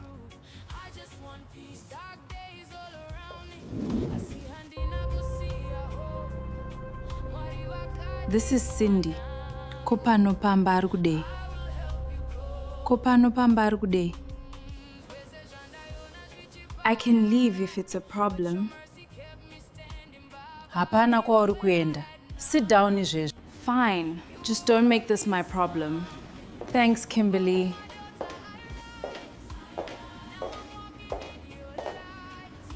Cindy aifara zvese nekutya.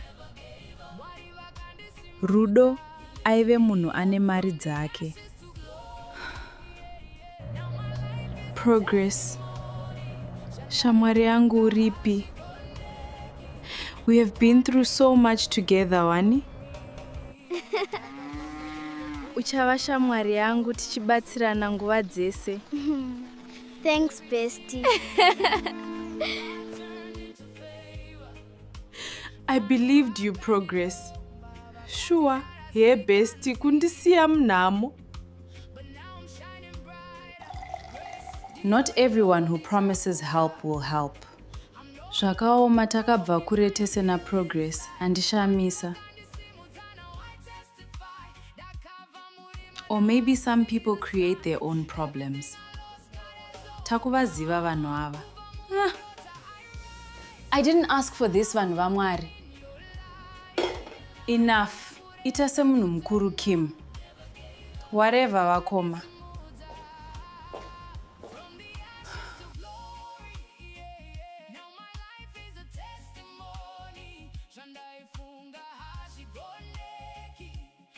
Cape Town looked beautiful, but inside, she felt lost. Progress akanga aramba kubatika. The person who abandoned her akange ave kufona. Kochiko Cindy? Ndiani ari kufona?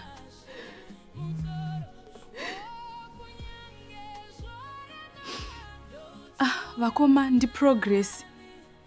Ari kudei chaizvo iye akandidzimira foni. Manje ukasadaira unoziva sei? Mudaire ataure nyaya yake.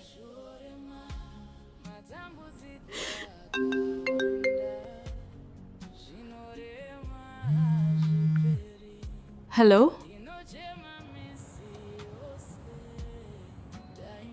Cindy, thank God wazodaira. Waivepi naye Progress? Kurara panze nechando ichiwo uri munako. Ruregerero shamwari. It's complicated zvekutodaro. You left me wewe. Munyika yandisina wandinoziva kunze kwako P. Sorry Cindy, ndinoziva ndakakutadzira sawira wangu. I trusted you Progress. Wakaita hutsinye. Koidzo mbavha kodai ndakabirwa. I'm sorry Cindy. Ndiregererewo please.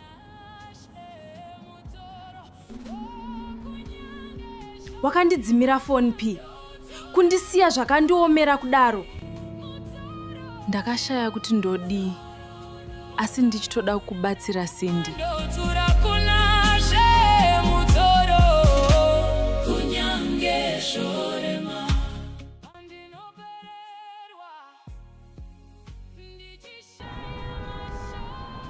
Pane zviri kuitika saka ndaitotya chaikosha, sorry.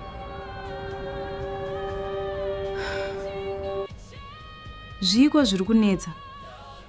You were scared of what zvekuti ungandirasawo inini? Handina kukuudza zvese. Pandimire pakaoma. Ari kutiko naiwe? What are you talking about?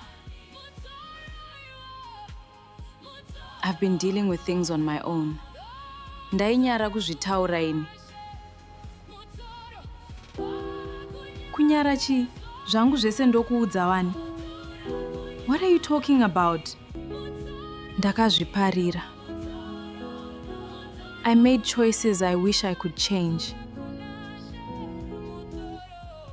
Something still doesn't add up. Haasi kutaura nyaya chaiyo.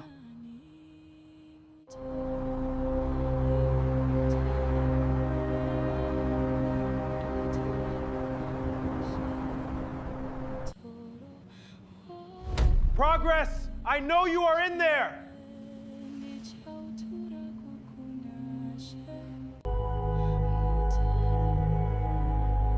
Oh no.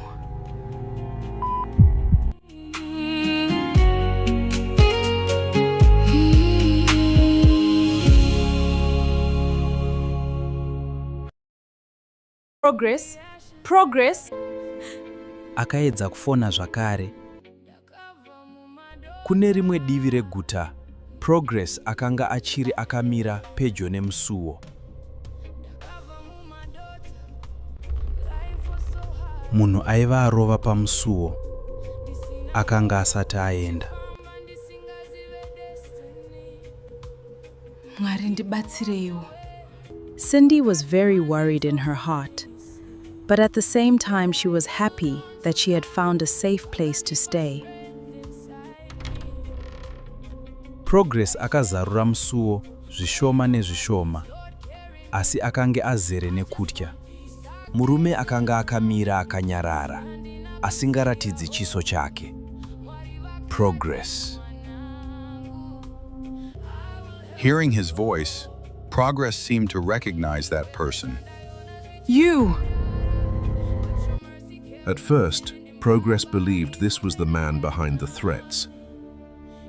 Progress. But as she looked closer, she immediately recognized him. Charles?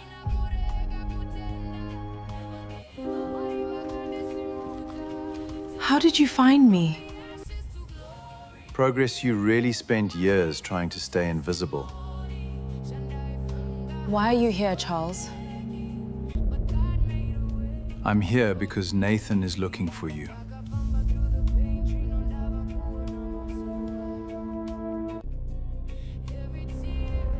The mention of that name instantly brought back old fears. Believe me when I say, he never stopped.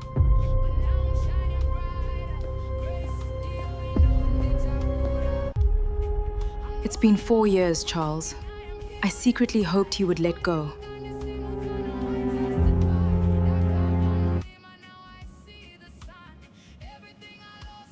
I know. I hoped so too. You should have stopped him.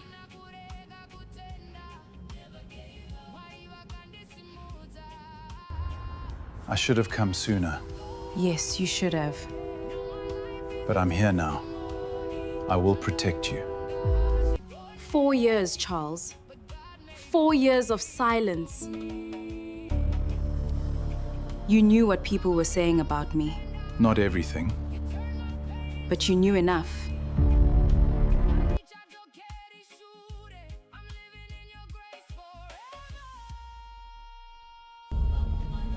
I lost friends, I lost opportunities, I lost peace. I never wanted that. But it happened.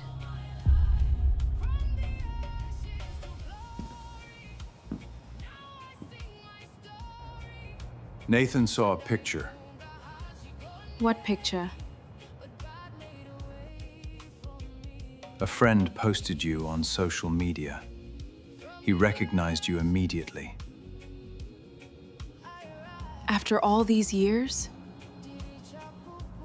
He never forgot.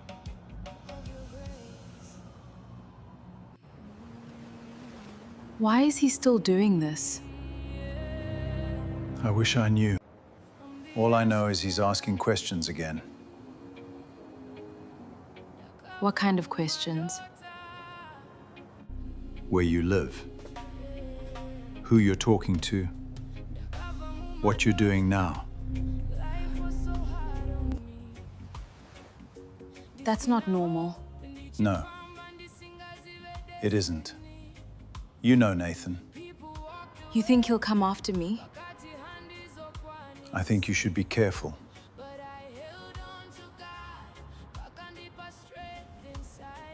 That's why I came. I've arranged security.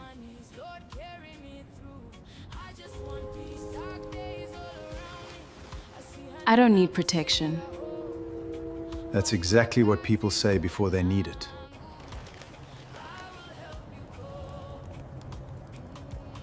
I don't want to go back to living in fear. Then don't. Just stay safe.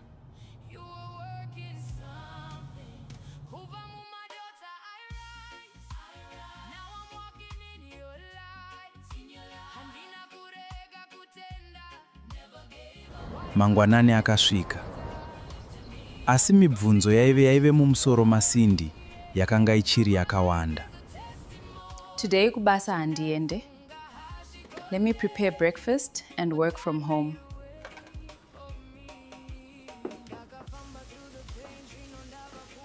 Wakarara here usiku iwe, you look tired. Handina progress akandifonera as call got disconnected. Sindy akatsanangura about the call between her and Progress to Kimberly.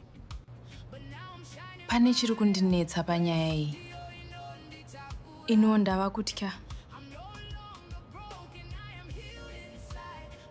Saka pakasvika munhu aidedzera nehasha. Ehe, ndakazvinzwa pafoni, asi aive nehasha murume iyeye. Izvi hazvina kujeka. Akatamba nevanhu vakaipa chete. Wamboedza kumufonera zvakare here? Kakawanda. Asi foni iri kungorira. Ndinonzwa seunge pane chakaipa chiri kuitika. Dai ndisina kuuya, maybe ndini ndakonzeresa zvakaipa kuna Progress. Please answer.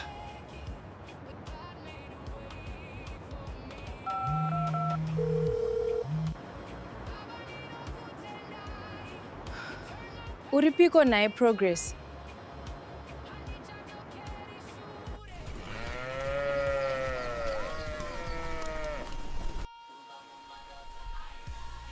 Ari kumbofona here Cindy? Akafona nezuro. Ari seiko? Ndofunga atova murungu chaiye Cindy.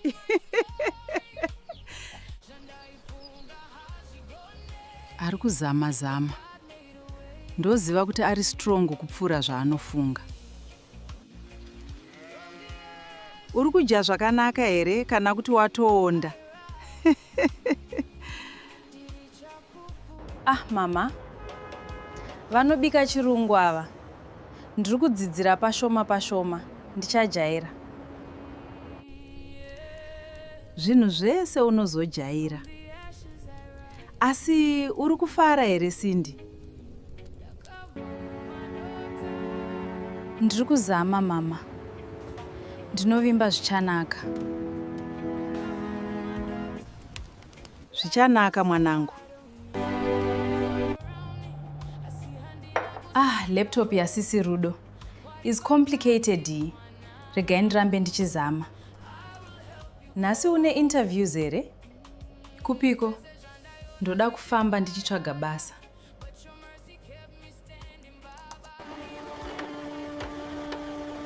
Mwari ndibatsireiwo ndiwane basa. Kumba vari kutemba neni. Take these sandwiches ungafa nenzara. Thank you. Mandigonera.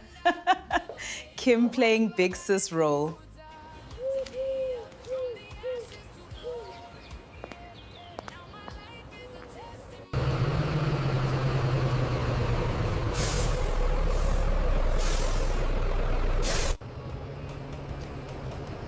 Morning. Morning.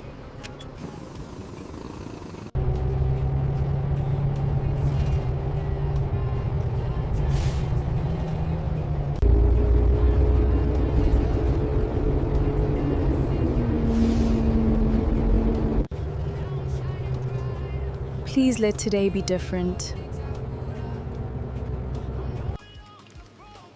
Good morning. I'm looking for vacancies. Please. Leave your CV.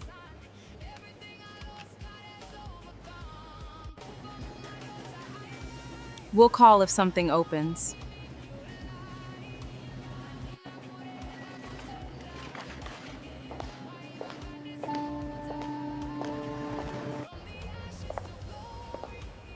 Are you hiring?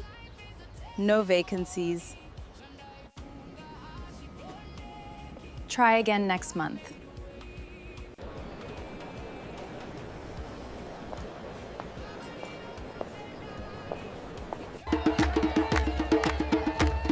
This is incredible!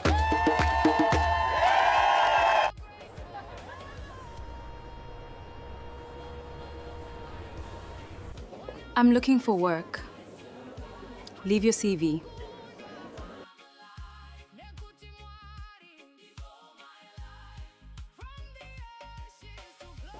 We'll keep it on file.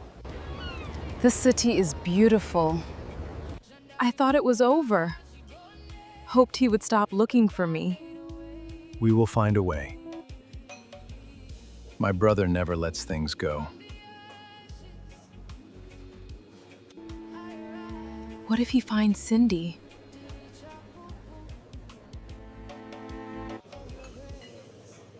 He doesn't know about her.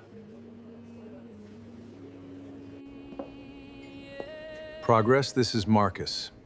He will go with you wherever you want to go. Hi, Marcus. That serious? Yes, the Nathan you remember isn't the same anymore.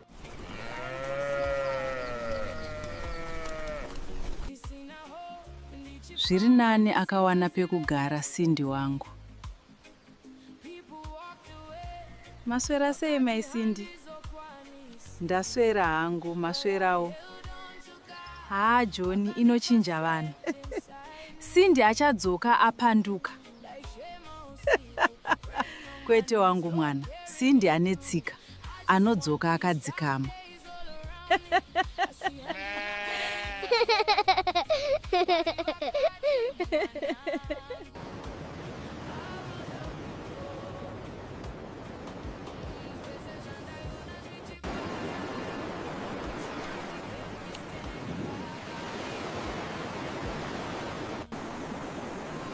Still no calls.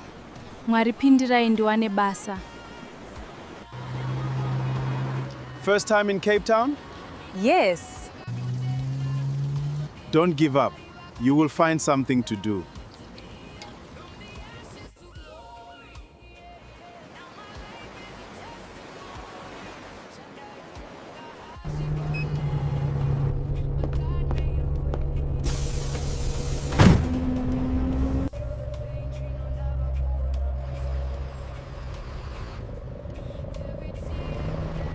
Hey babes, are you winning? Hakuna kana promise mfunge. Don't worry Cindy, it takes time. Uchawana basa. Mangwana ndozama futi. That's the spirit.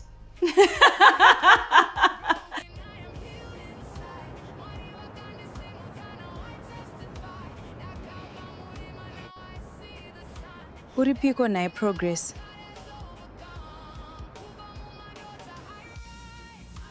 I need to tell her. She is probably worried. Not yet. We don't have to stress her. I know she means a lot to you. Progress?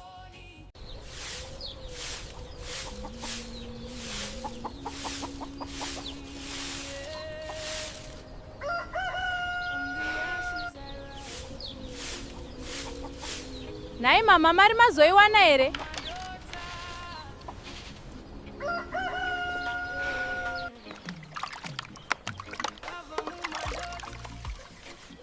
Rega ndizoverenga kuti kwasara mari kuti ikwane Cindy mwanangu. Handigute zvishoma izvi.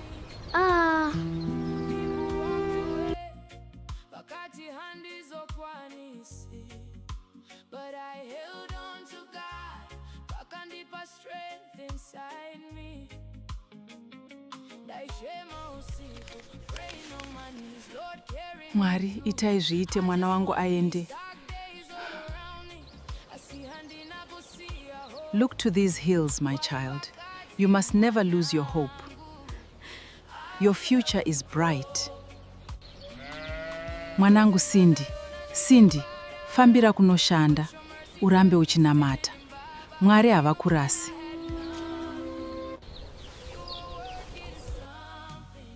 Kubva Mumadota, I rise. Now I'm walking in your light. Handina kurega kutenda. Never gave up. Mwari vakandisimudza. You lifted me up from the ashes to glory. Now my life. Muri yangu inofanirwa kusimuka. Imari maputi nemvura? Dola zvese. Ndipeiwo zvese.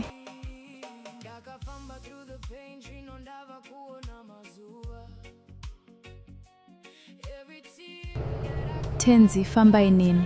Ndinorayira mweya yema-accident ndisvikewo bo.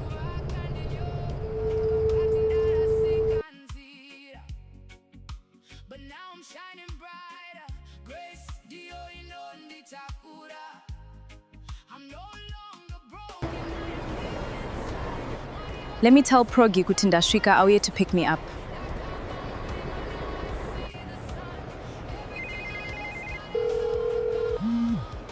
Please, Progress, answer the phone. I'm really getting scared.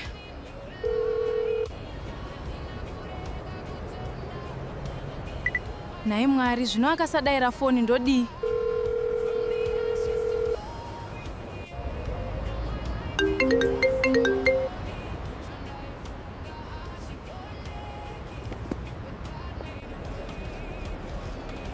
Progress, sure wandidzimira foni. Saka ndinorarepi ndinojei. Zvakaoma.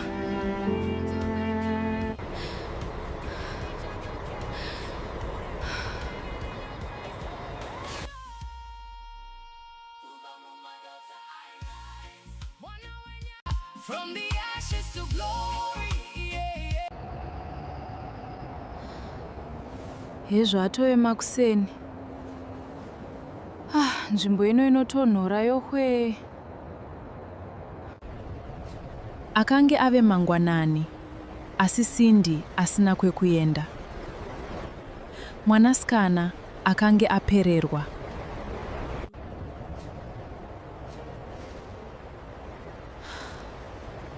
Mari yasarai ishoma kuti nditsvage imba yekugara.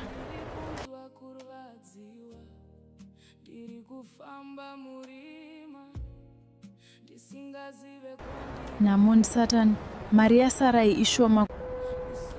Nzara yakange yomubvunza mutupo, asi zano ainge asina zvake Cindy.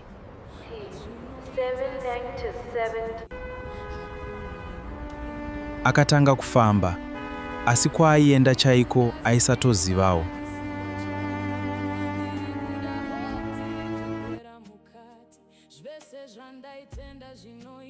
Ndaiti ndikabudawo muZimbabwe zvanaka.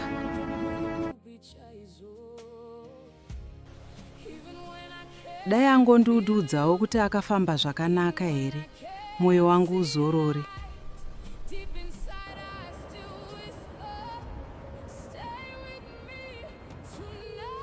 Progress. Toitawo chigunduru here shuwa.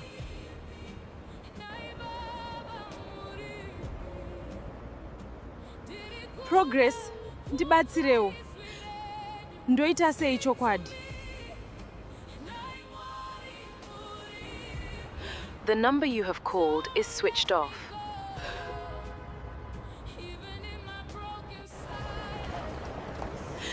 Mwari torai nzvimbo yenyu. Iye zvino. Ndega ndave kutya. Please give me the strength to get through another day. Asina shamwari, asina pekugara, akaramba achitsvaga nzira.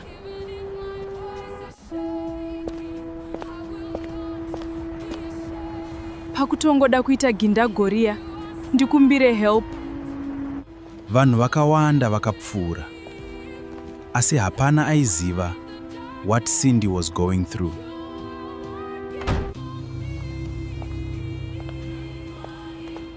Kwazwai sis. Is everything okay? Ndauya kuCape Town kuzotsvaga basa, asi munhu wandaivimba naye haasi kubatika. Zvinotika kakawanda izvi, asi ndichakubatsira.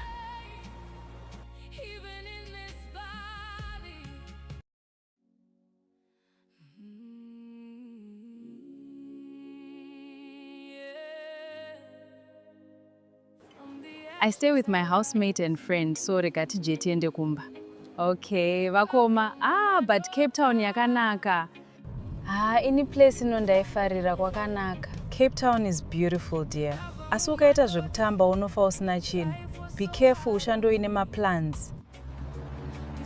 After a long night, Cindy finally had a roof over her head.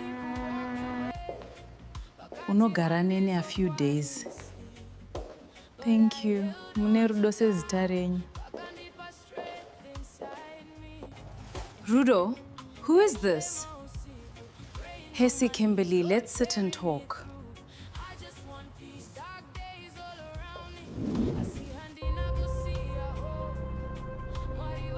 This is Cindy. Kopano pamba ari kudei. Kopano pamba ari kudei. I can leave if it's a problem. Hapana kwauri kuenda. Sit down izvezvo. Fine. Just don't make this my problem. Thanks, Kimberly.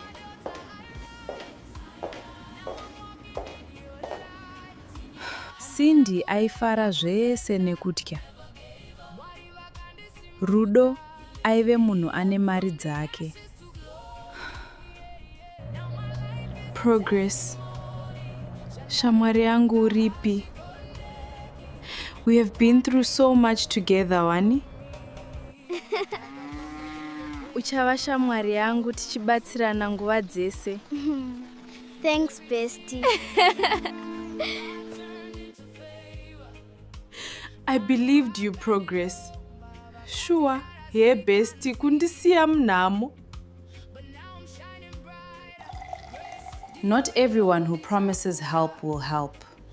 Zvakaoma takabva kure tese na Progress andishamisa.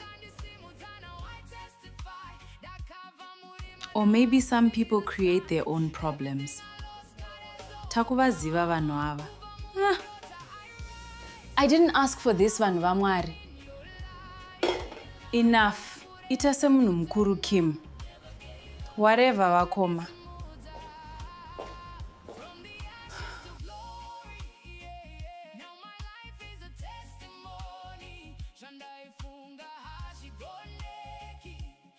Cape Town looked beautiful, but inside, she felt lost.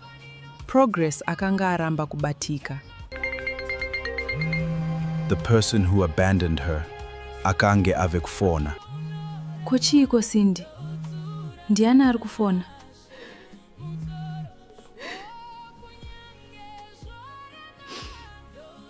Vakoma ndi Progress. Ari kudei chaizvo iye akandidzimira foni. Manje ukasadaira unoziva sei. Mudaire ataure nyaya yake.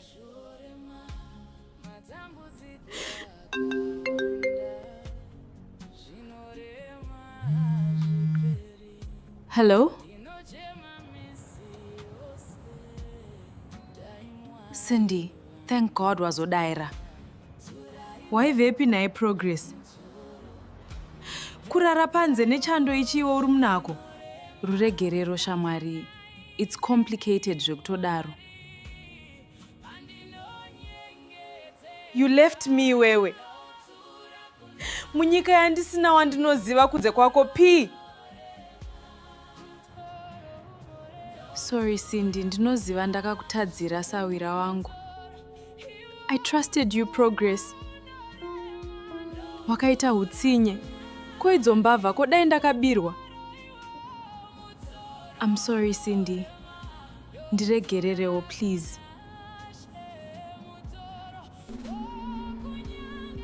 Wakandidzimira phone P. Kundisiya zvakandiomera kudaro. Ndakashaya kuti ndodii. Asi ndichitoda kukubatsira Cindy.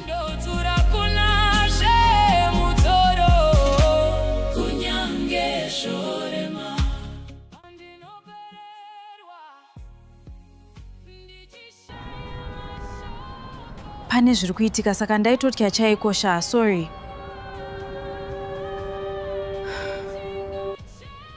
Zviko zviri kunetsa. You were scared of what zvekuti ungandirasawo inini? Handina kukuudza zvese. Pandimire pakaoma. Ari kutiko naiwe? What are you talking about?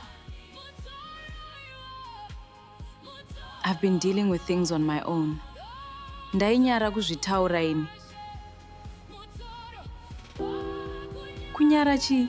Zvangu zvese ndokuudza wani. What are you talking about? Ndakazviparira. I made choices I wish I could change. Something still doesn't add up. Haasi kutaura nyaya chaiyo.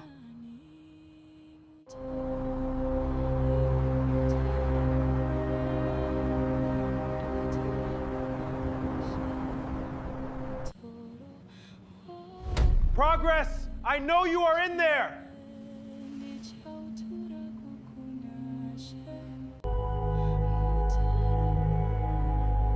Oh no.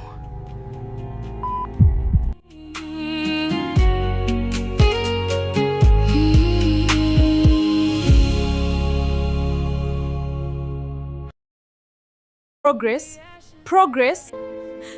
Akaedza kufona zvakare. Kune rimwe divi reguta, Progress akanga achiri akamira pedyo nemusuwo.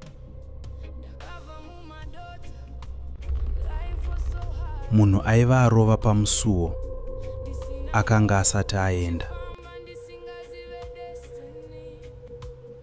Mwari ndibatsireiwo. Cindy was very worried in her heart, but at the same time she was happy that she had found a safe place to stay. Progress akazarura musuwo zvishoma nezvishoma, asi akange azere nekutya. Murume akanga akamira akanyarara, asingaratidzi chiso chake. Progress. Hearing his voice, Progress seemed to recognize that person. You! At first, Progress believed this was the man behind the threats. Progress. But as she looked closer, she immediately recognized him. Charles?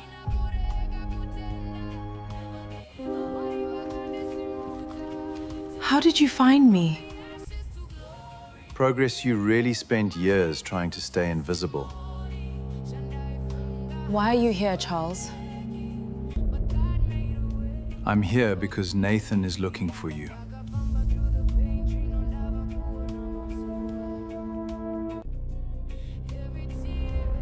The mention of that name instantly brought back old fears. Believe me when I say, he never stopped.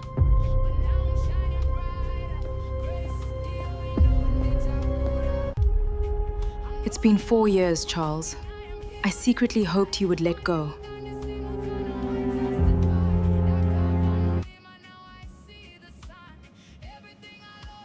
I know. I hoped so too. You should have stopped him.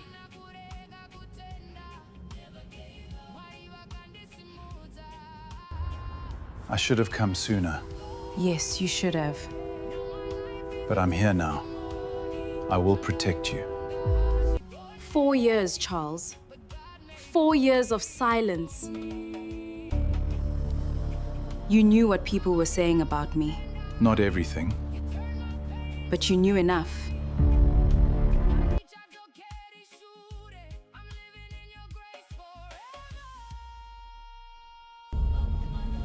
I lost friends, I lost opportunities, I lost peace. I never wanted that. But it happened.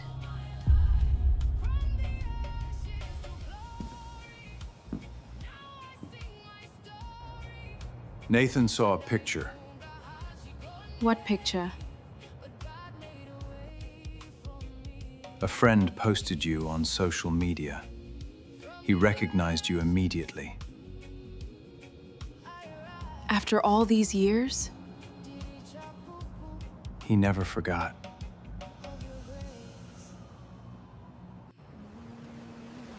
Why is he still doing this? I wish I knew. All I know is he's asking questions again. What kind of questions? Where you live, who you're talking to, what you're doing now. That's not normal. No, it isn't. You know Nathan. You think he'll come after me? I think you should be careful.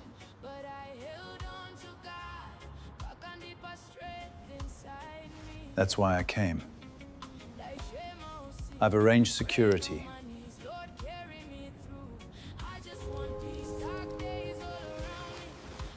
I don't need protection. That's exactly what people say before they need it.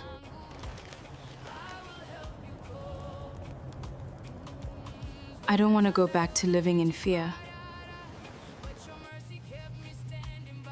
Then don't. Just stay safe.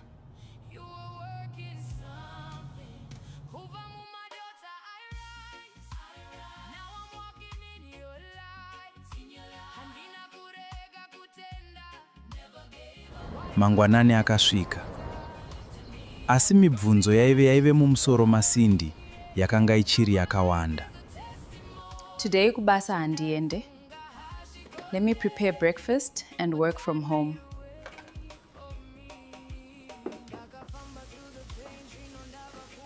Wakarara here usiku iwe, you look tired.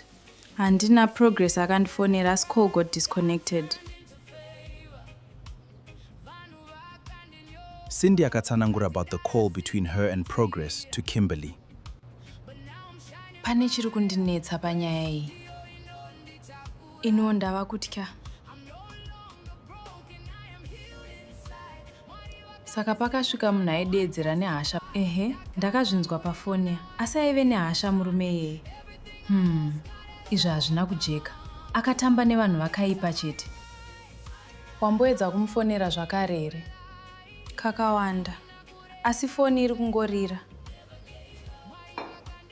Ndinonzwa sekunge pane chakaipa chiri kuitika. Dai ndisina kuuya, maybe ndini ndakonzeresa zvakaipa kuna Progress.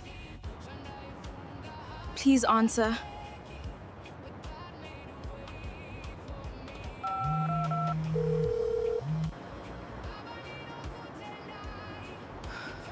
Uripiko naye Progress?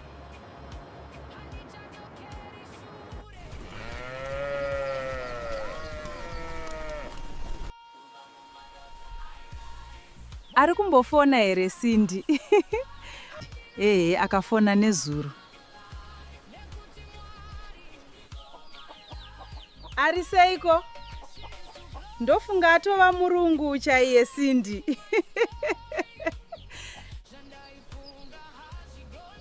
Ari kuzama. Ndoziva kuti ari strong kupfuura zvaanofunga. Uri kudya zvakanaka here kana kuti watoonda? Mama. Vanobika chirungu ava. Ndiri kudzidzira pashoma. Ndichajaira. Zvinhu zvese unozojaira. Asi uri kufara here Cindy?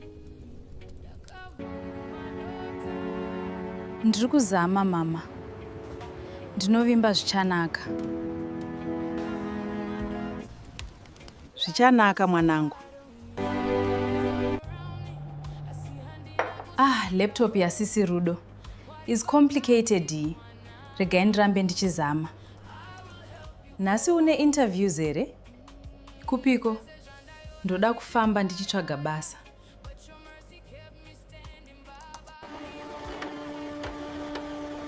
Mwari ndibatsireiwo ndiwane basa. Kumba vari kutemba neni. Take these sandwiches ungafa nenzara. Thank you. Mandigonera. Kim playing big sis role.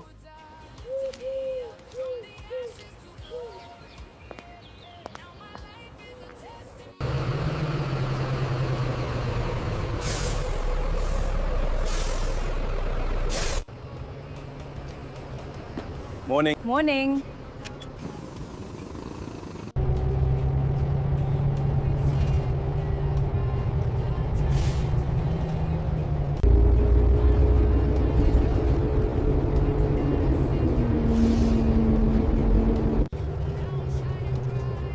Please let today be different.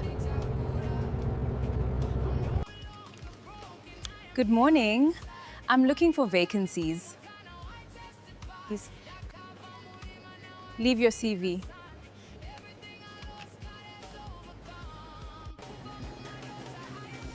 We'll call if something opens.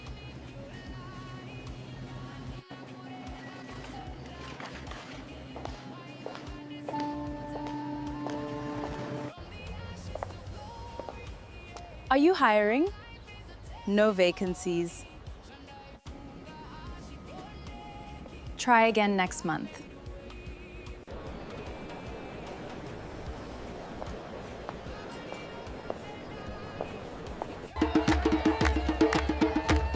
This is incredible!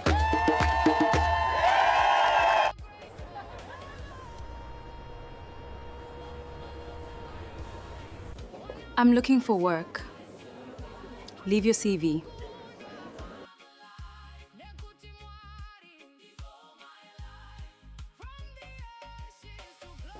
We'll keep it on file. This city is beautiful. I thought it was over. Hoped he would stop looking for me. We will find a way. My brother never lets things go. What if he finds Cindy?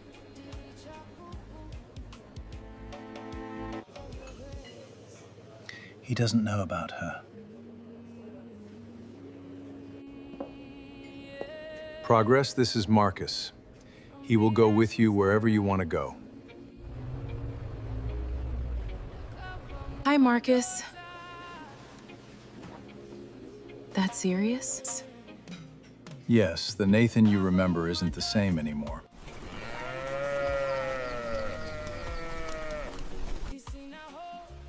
Zviri nani akawana pekugara Cindy wangu.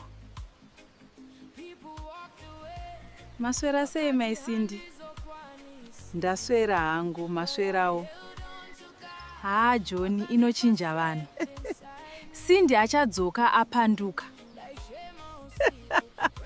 Kwete wangu mwana, Cindy anetsika, anodzoka akadzikama.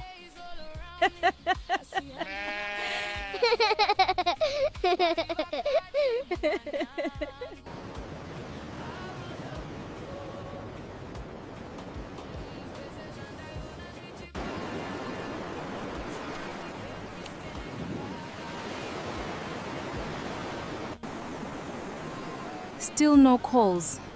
Mwari pindirai ndiwane basa. First time in Cape Town? Yes. Don't give up. You will find something to do.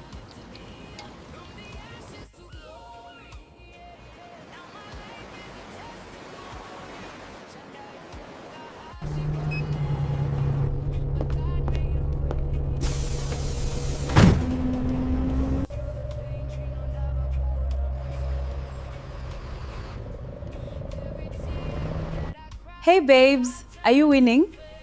Hakuna kana promise mfunge. Don't worry Cindy, it takes time. Uchawana basa. Mangwana ndozama futi. That's the spirit.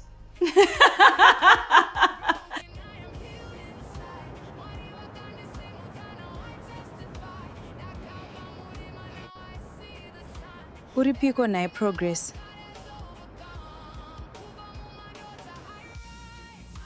I need to tell her. She is probably worried. Not yet. We don't have to stress her. I know she means a lot to you. Progress?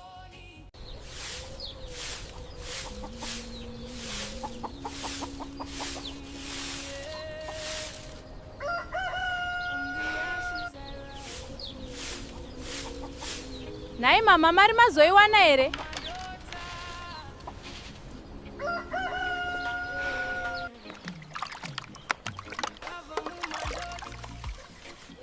Rega ndizoverenga kuti kwasara mari kuti ikwane Cindy mwanangu. Handigute zvishoma izvi.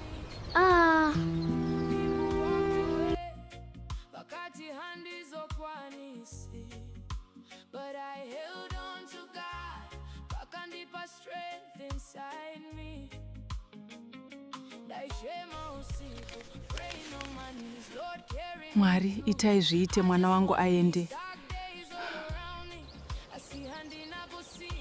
Look to these hills, my child. You must never lose your hope. Your future is bright. Mwanangu Cindy, Cindy, fambira kunoshanda, urambe uchinamata. Mwari havakurasi.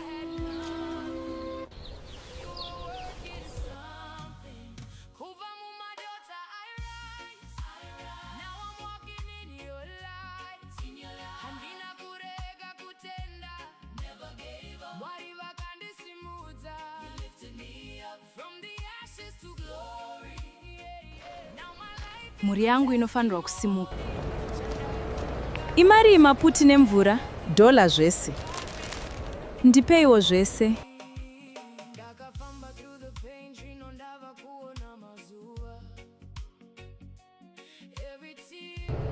Tenzi, fambai neni. Ndinorayira mweya yema-accident ndisvikewo bo.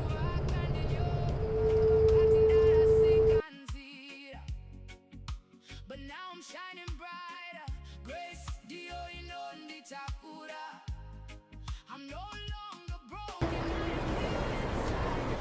Let me tell Progi kuti ndasvika auye to pick me up.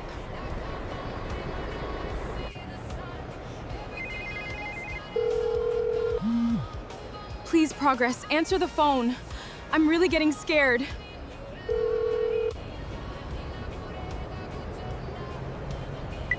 Nai Mwari, zvino akasadaira foni ndodi.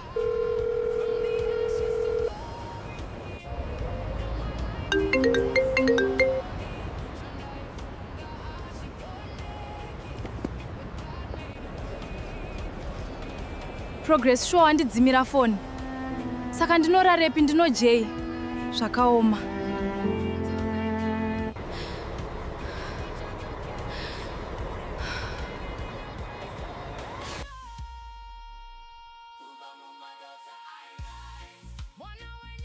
From the ashes to glory. Hezvo atoema kuseni. Nzvimbo ino inotonhora yohwe.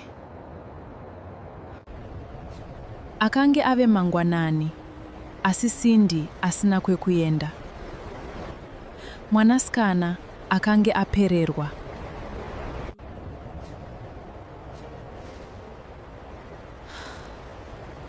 Mari yasarai ishoma kuti nditsvage imba yekugara.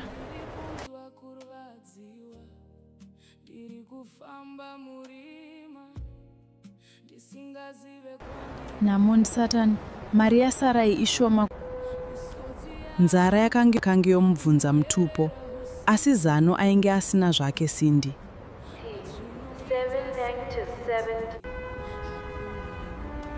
Akatanga kufamba, asi kwaaienda chaiko aisatozivawo.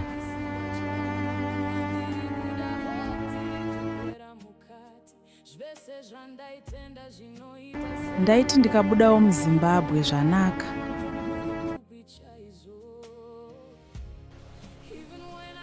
Dai angondiudzawo kuti akafamba zvakanaka here, moyo wangu uzorore.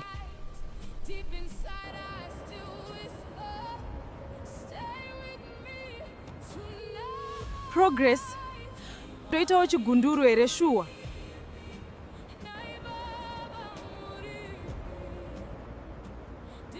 Progress, ndibatsirewo. Ndoita sei chokwadi? The number you have called is switched off.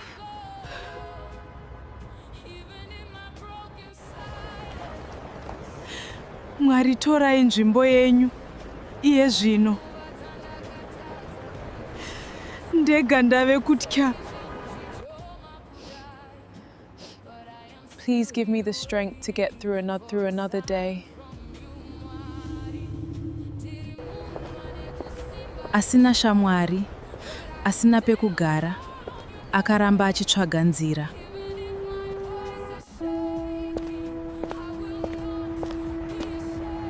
Pakutongoda kuita gindagoria, ndikumbire help.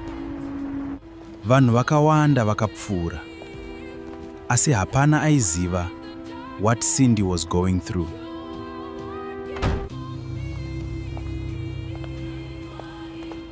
Kwazwai sis. Is everything okay? Ndauya kuCape Town kuzotsvaga basa, asi munhu wandaivimba naye haasi kubatika. Zvinotika kakawanda izvi, asi ndichakubatsira.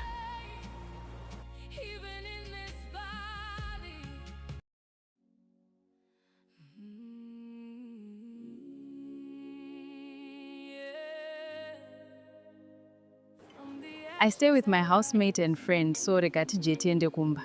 Okay, vakoma. But Cape Town yakanaka. Ini place inondaifarira kwakanaka. Cape Town is beautiful, dear. Asi ukaita zvekutamba unofa usina chinhu. Be careful, ushandoine maplans. After a long night, Cindy finally had a roof over her head. Unogara nene a few days. Thank you. Mune rudo sezita renyu. Rudo, who is this? Hesi Kimberly, let's sit and talk.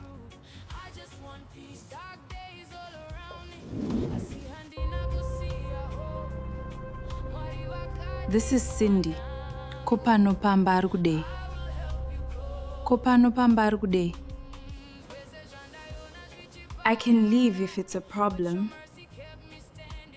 Hapana kwauri kuenda. Sit down izvezvi. Fine. Just don't make this my problem. Thanks, Kimberly.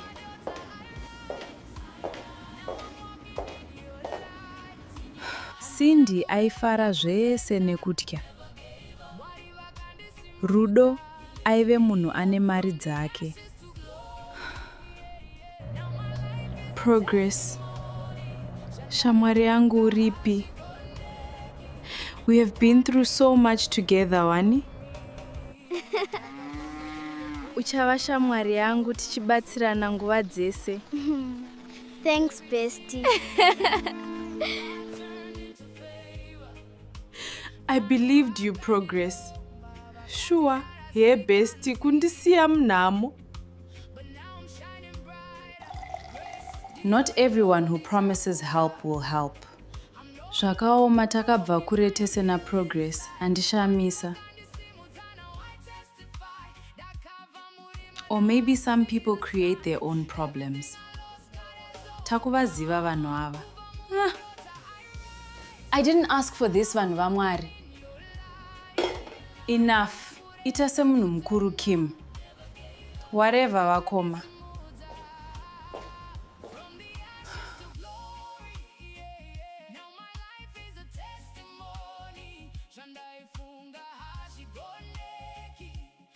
Cape Town looked beautiful, but inside, she felt lost. Progress akanga aramba kubatika. The person who abandoned her akange ave kufona. Kochiko Cindy. Ndiani ari kufona?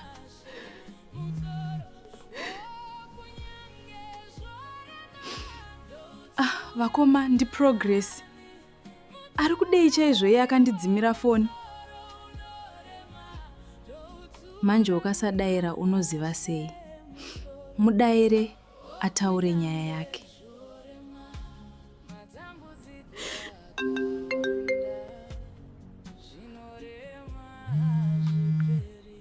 Hello? Cindy, thank God wazodaira. Waivepi naye Progress? Kurara panze nechando ichiwo uri munako. Ruregerero shamwari. It's complicated zvekutodaro. You left me wewe. Munyika yandisina wandinoziva kunze kwako P. Sorry Cindy, ndinoziva ndakakutadzira sawira wangu.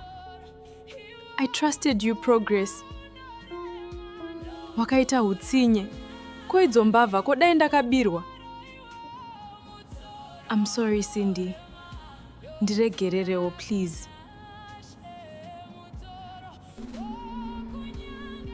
Wakandidzimira phone P. Kundisiya zvakandiomera kudaro. Ndakashaya kuti ndodii. Asi ndichitoda kubatsira Cindy.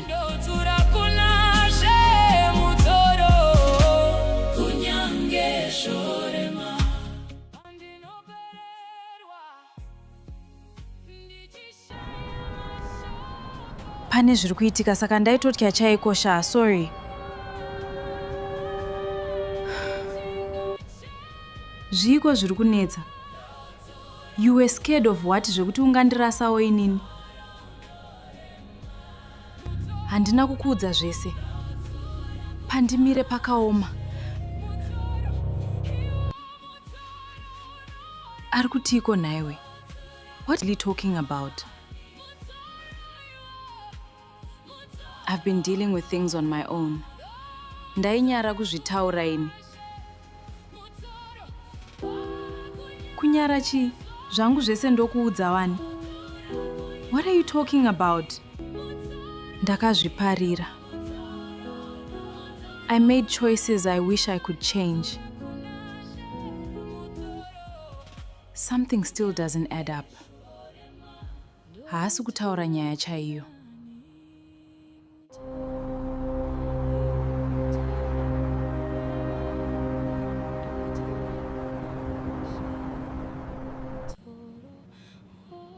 Progress, I know you are in there.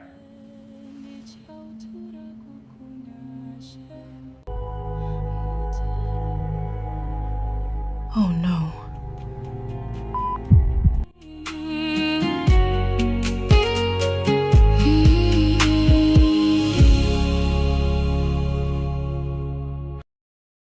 Progress? Progress? Akaedza kufona zvakare. Kune rimwe divi reguta, Progress akanga achiri akamira pedyo nemusuwo. Munhu aiva arova pamusuwo akanga asati aenda. Mwari ndibatsireiwo. Cindy was very worried in her heart, but at the same time she was happy that she had found a safe place to stay. Progress akazarura musuwo zvishoma nezvishoma, asi akange azere nekutya. Murume akanga akamira akanyarara, asingaratidzi chiso chake. Progress. Hearing his voice, Progress seemed to recognize that person. You! At first, Progress believed this was the man behind the threats. Progress. But as she looked closer, she immediately recognized him. Charles?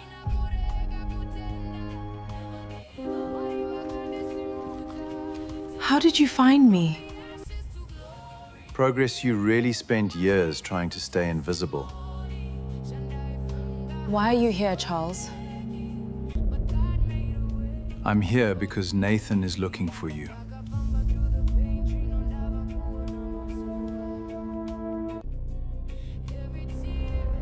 The mention of that name instantly brought back old fears.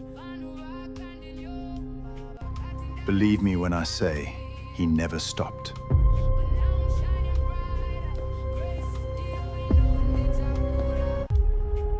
It's been 4 years, Charles. I secretly hoped he would let go.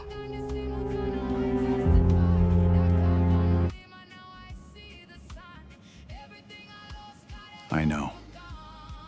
I hoped so too. You should have stopped him.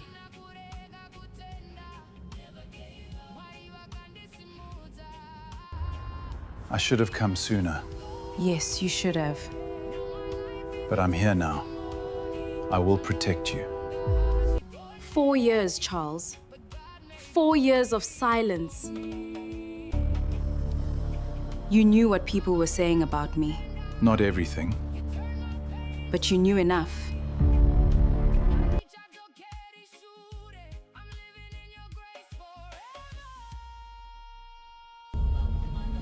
I lost friends, I lost opportunities, I lost peace, I never wanted that. but it happened.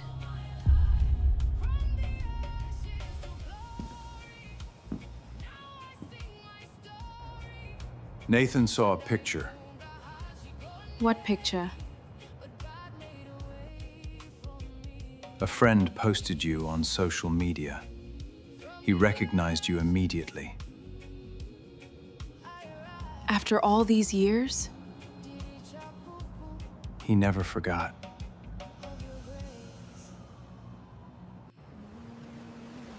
Why is he still doing this? I wish I knew. All I know is he's asking questions again. What kind of questions? Where you live, who you're talking to, what you're doing now. That's not normal. No, it isn't. You know Nathan. You think he'll come after me? I think you should be careful.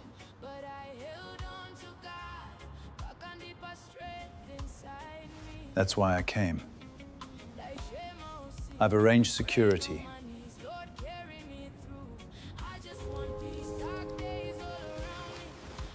I don't need protection.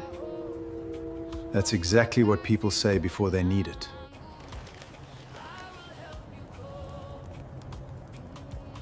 I don't want to go back to living in fear. Then don't. Just stay safe.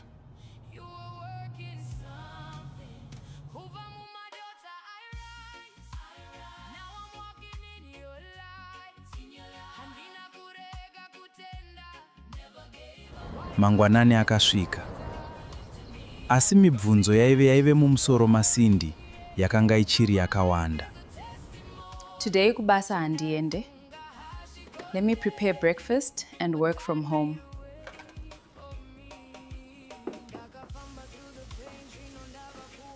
Wakarara here usiku iwe, you look tired.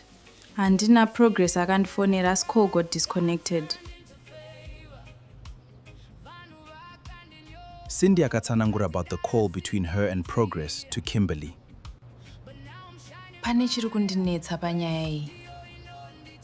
Ino ndava kutya. Saka pakasvika munhu aidedzera nehasha. Ehe, ndakazvinzwa pafoni. Asi aive nehasha murume iyeye. Izvi hazvina kujeka. Akatamba nevanhu vakaipa chete. Wamboedza kumufonera zvakare here? Kakawanda. Asi foni iri kungorira.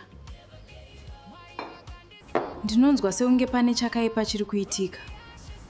Dai ndisina kuuya, maybe ndini ndakonzeresa zvakaipa kuna Progress. Please answer.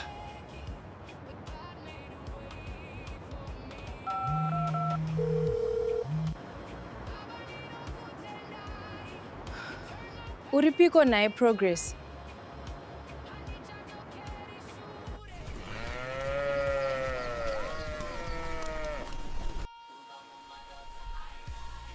Ari kumbofona here Sindy? Akafona nezuro. Ari seiko? Ndofunga atova murungu chaiye Sindy.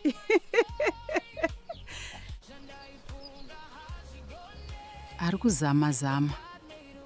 Ndoziva kuti ari strong kupfuura zvaanofunga.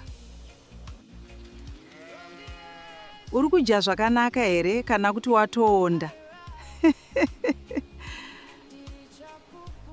Mama. Vanobika chirungu ava. Ndiri kudzidzira pashoma. Ndichajaira. Zvinhu zvese unozojaira. Asi uri kufara here Sindy? Ndiri kuzama mama. Ndinovimba zvichanaka. Zvichanaka mwanangu.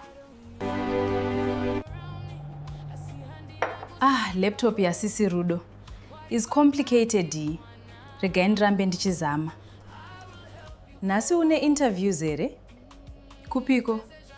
Ndoda kufamba ndichitsvaga basa.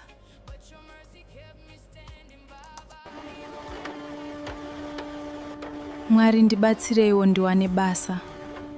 Kumba vari kutemba neni. Take these sandwiches ungafa nenzara. Thank you. Mandigonera. Kim playing big sis role.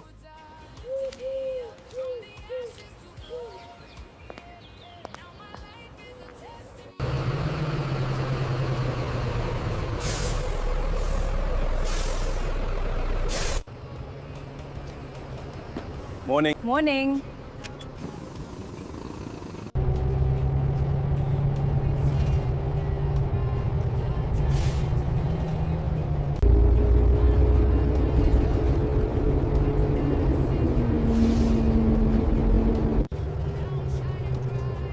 Please let today be different. Good morning. I'm looking for vacancies. Please. Leave your CV.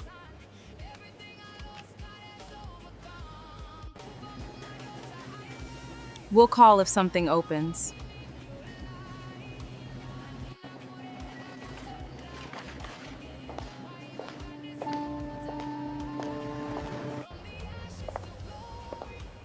Are you hiring? No vacancies. Try again next month.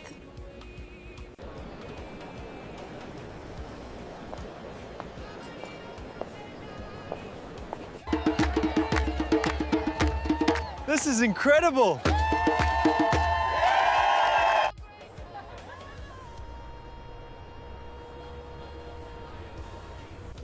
I'm looking for work.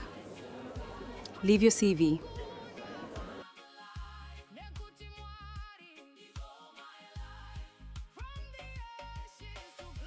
We'll keep it on file. This city is beautiful. I thought it was over. Hoped he would stop looking for me. We will find a way. My brother never lets things go. What if he finds Cindy?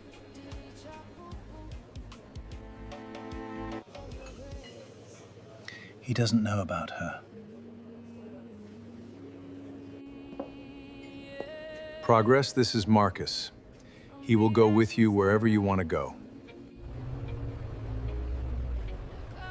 Hi, Marcus. That serious? Yes, the Nathan you remember isn't the same anymore.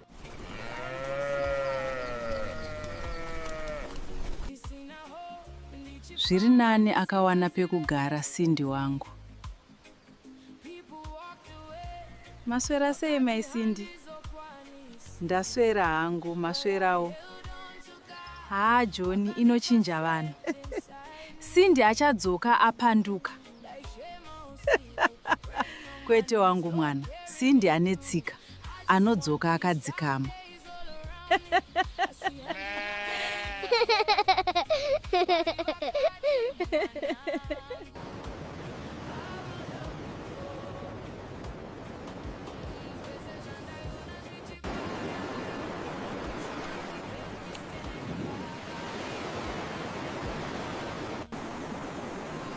Still no calls. Mwaripindirai ndiwane basa. First time in Cape Town? Yes. Don't give up. You will find something to do.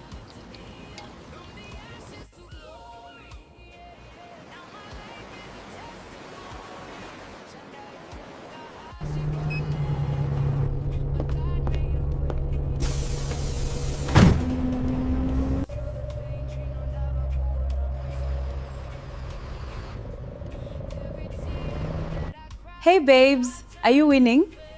Hakuna kana promise mfunge. Don't worry Cindy, it takes time, uchawana basa. Mangwana ndozama futi. That's the spirit.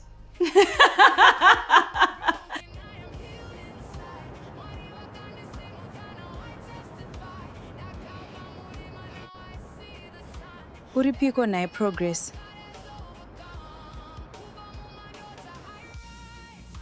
I need to tell her. She is probably worried. Not yet. We don't have to stress her. I know she means a lot to you. Progress?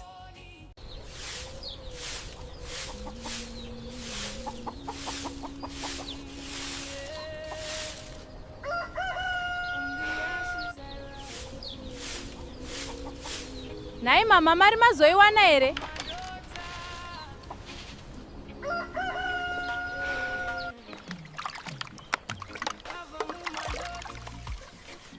Rega ndizoverenga kuti kwasara mari kuti ikwane Cindy mwanangu.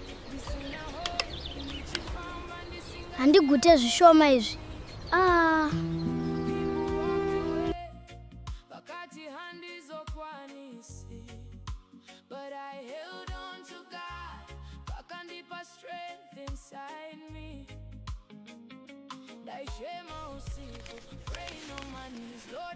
Mwari, itai zviite mwana wangu aende. Look to these hills, my child. You must never lose your hope. Your future is bright. Mwanangu Cindy, fambira kunoshanda. urambe uchinamata. Mwari havakurasi.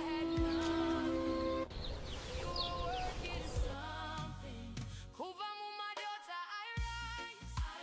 Now I'm walking in your light. Handina kurega kutenda. Never gave up. Mwari vakandisimudza. You lifted me up from the ashes to glory. Now my life. Mhuri yangu inofanirwa kusimuka. Imari maputi nemvura? Dola zvese. Ndipeiwo zvese.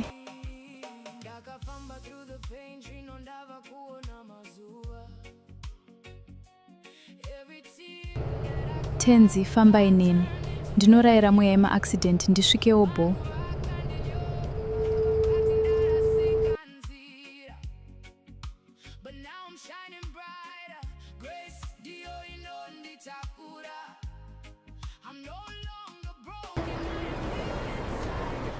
Let me tell Progi kuti ndasvika auye to pick me up.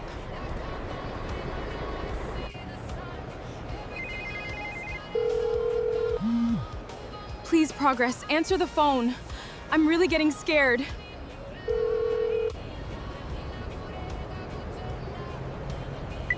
Nai Mwari, zvino akasadayira foni ndodii?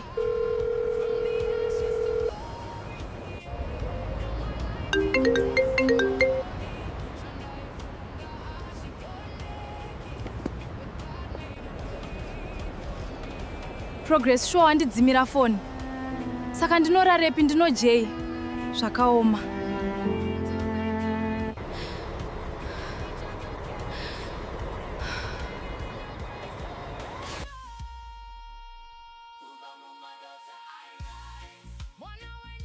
From the ashes to glory. Hezvo atove makuseni. Nzvimbo ino inotonhora yohwe. Akange ave mangwanani, asi Cindy asina kwekuenda.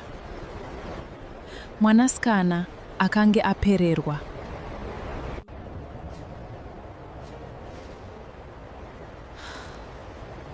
Mari yasarai ishoma kuti nditsvage imba yekugara.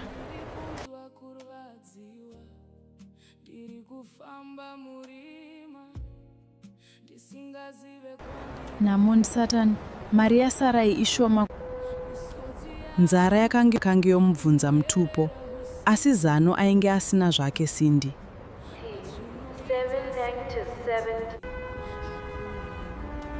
Akatanga kufamba, asi kwaaienda chaiko aisatozivawo.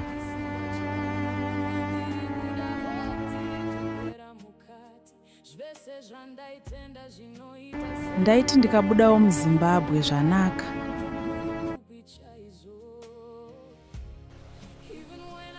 Dai angondiudzawo kuti akafamba zvakanaka here, mwoyo wangu uzorore.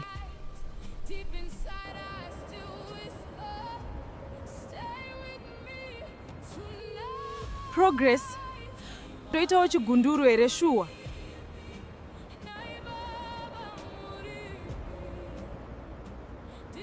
Progress, ndibatsirewo. Ndoita sei chokwadi? The number you have called is switched off.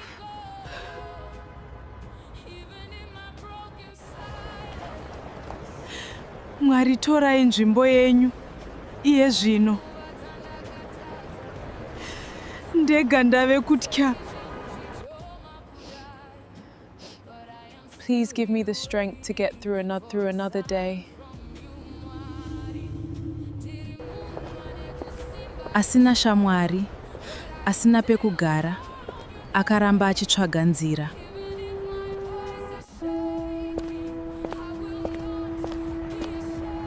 Pakutongoda kuita gindagoria, ndikumbire help. Vanhu vakawanda vakapfuura, asi hapana aiziva what Cindy was going through.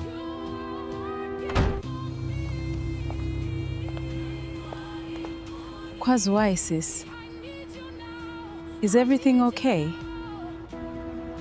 Ndauya kuCape Town kuzotsvaga basa, asi munhu wandaivimba naye haasi kubatika. Zvinotika kakawanda izvi, asi ndichakubatsira.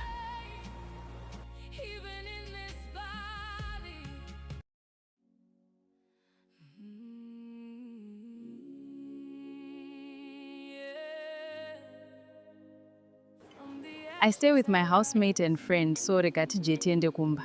Okay, vakoma. But Cape Town yakanaka. Ini place inondaifarira kwakanaka. Cape Town is beautiful, dear. Asi ukaita zvekutamba unofa usina chinhu. Be careful ushandoine maplans. After a long night, Cindy finally had a roof over her head. Unogara neni a few days. Thank you. Mune rudo sezita renyu. Rudo, who is this?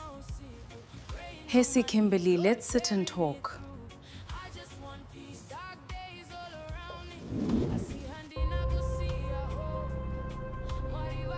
This is Cindy. Kopano pamba ari kudei. Kopano pamba ari kudei. I can leave if it's a problem. Hapana kwauri kuenda. Sit down izvezvi. Fine, just don't make this my problem. Thanks, Kimberly.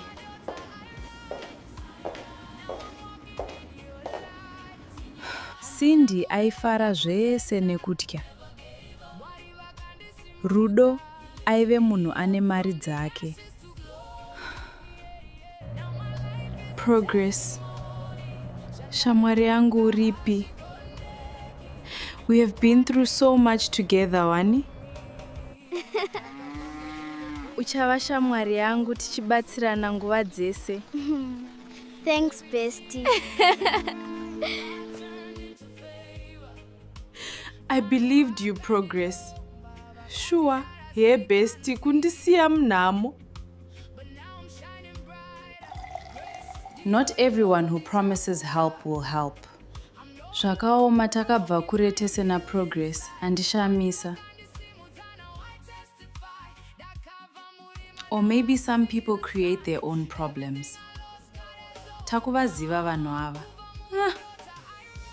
I didn't ask for this, vanhu vaMwari. Enough. Ita semunhu mukuru Kim. Whatever vakoma.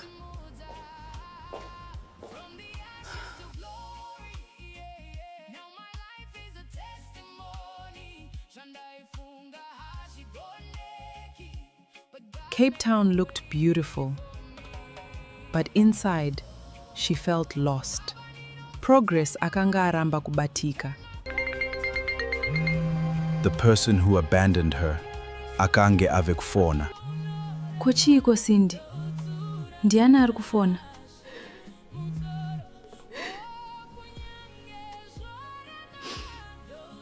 Vakoma ndi Progress. Ari kudei chaizvo iye akandidzimira foni. Manje ukasadaira unoziva sei. Mudaire ataure nyaya yake.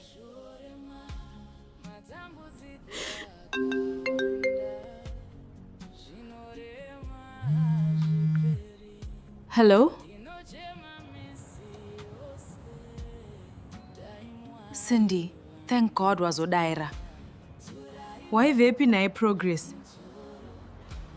Kurara panze nechando ichiwo uri munako. Ruregerero shamwari. It's complicated zvekutodaro. You left me wewe. Munyika yandisina wandinoziva kunze kwako P. Sorry Cindy, ndinoziva ndakakutadzira sawira wangu. I trusted you, Progress. Wakaita hutsinye. Koidzo mbavha kodai ndakabirwa. I'm sorry Cindy. Ndiregererewo please.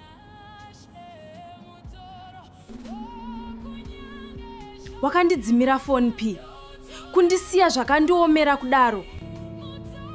Ndakashaya kuti ndodii. Asi ndichitoda kubatsira Cindy.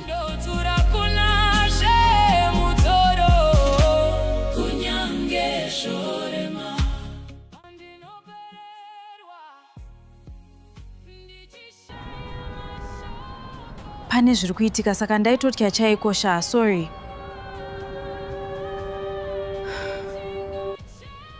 Zviko zviri kunetsa. You were scared of what? Zvekuti ungandirasawo inini. Handina kukuudza zvese. Pandimire pakaoma. Ari kutiko naiwe? What are you talking about? I've been dealing with things on my own. Ndainyara kuzvitaura ini. Kunyara chi? Zvangu zvese ndokuudza wani. What are you talking about? Ndakazviparira. I made choices I wish I could change. Something still doesn't add up. Haasi kutaura nyaya chaiyo.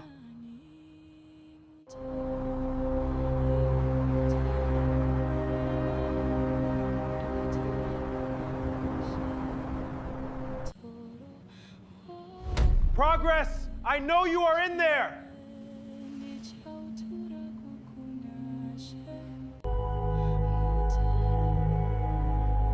Oh no.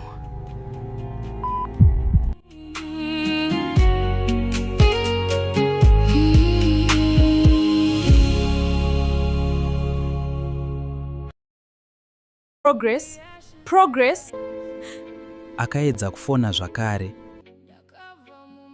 Kune rimwe divi reguta, Progress akanga achiri akamira pedyo nemusuwo.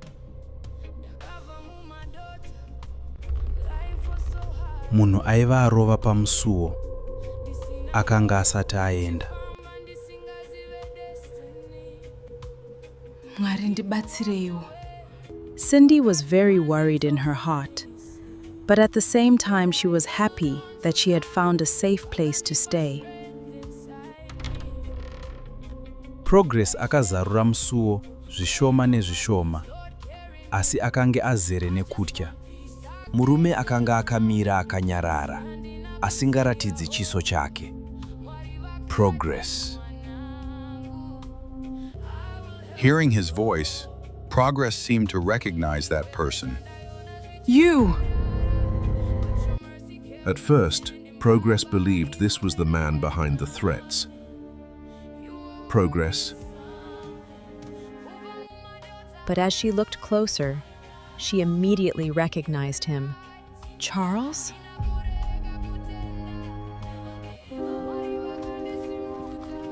How did you find me? Progress, you really spent years trying to stay invisible. Why are you here, Charles? I'm here because Nathan is looking for you.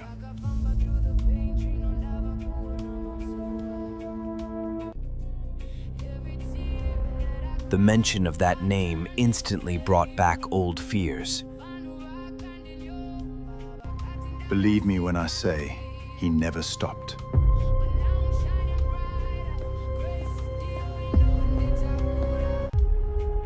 It's been 4 years, Charles. I secretly hoped you would let go.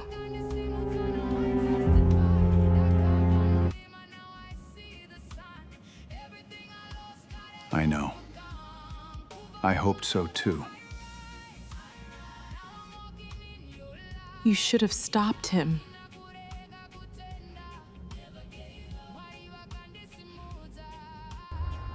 I should have come sooner. Yes, you should have. But I'm here now. I will protect you. 4 years, Charles. 4 years of silence. You knew what people were saying about me. Not everything. But you knew enough.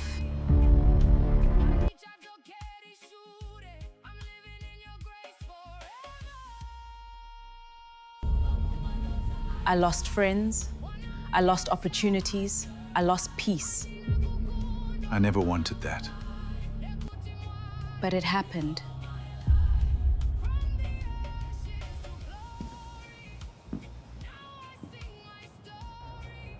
Nathan saw a picture.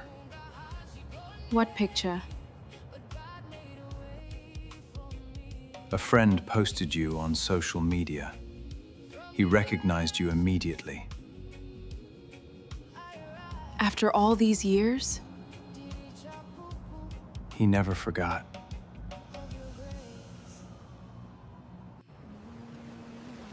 Why is he still doing this? I wish I knew. All I know is he's asking questions again. What kind of questions? Where you live, who you're talking to, what you're doing now.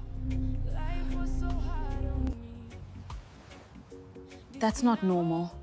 No, it isn't. You know Nathan.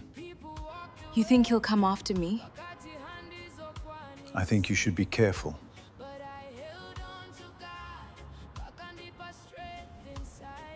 That's why I came. I've arranged security.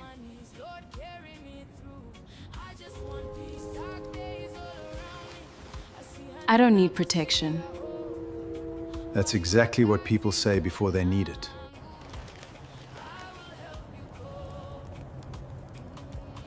I don't want to go back to living in fear. Then don't. Just stay safe.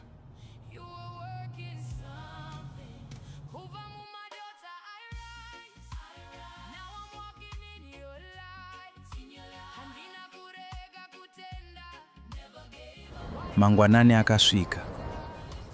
Asi mibvunzo yaive mumusoro maSindy yakanga ichiri yakawanda. Today kubasa handiende. Let me prepare breakfast and work from home.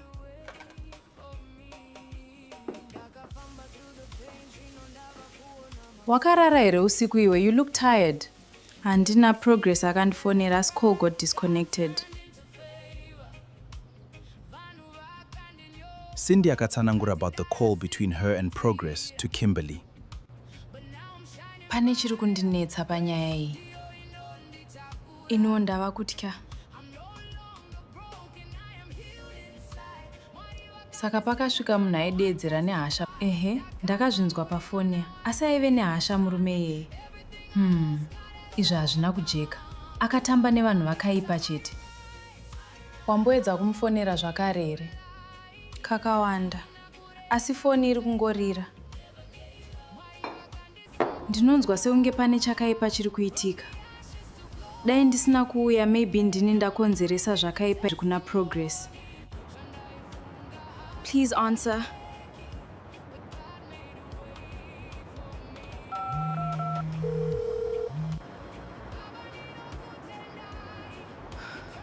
Uripiko naye Progress?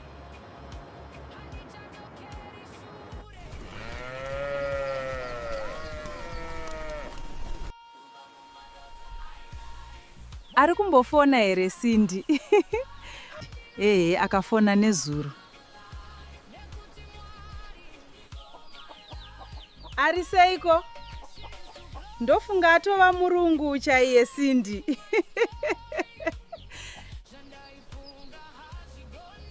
Ari kuzama. Ndoziva kuti ari strong kupfuura zvaanofunga. Uri kudya zvakanaka here kana kuti watoonda? Mama. Vanobika chirungu ava. Ndiri kudzidzira pashoma. Ndichajaira.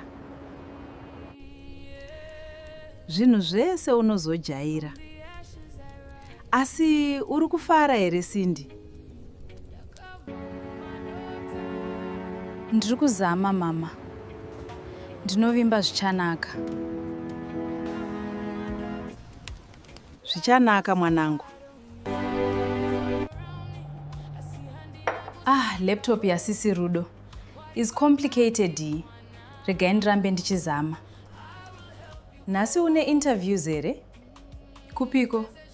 Ndoda kufamba ndichitsvaga basa.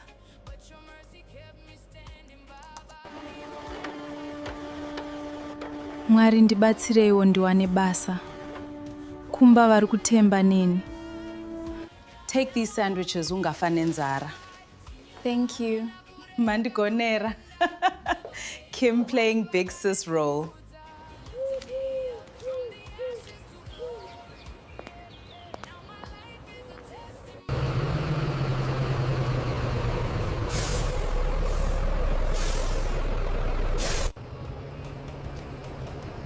Morning. Morning.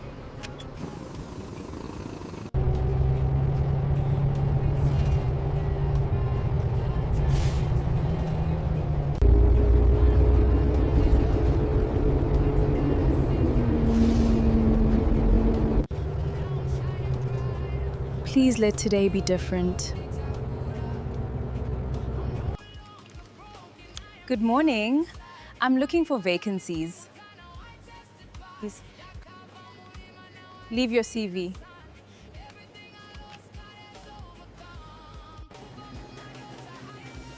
We'll call if something opens.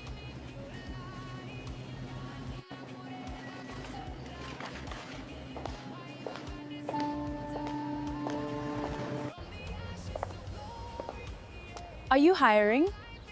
No vacancies. Try again next month.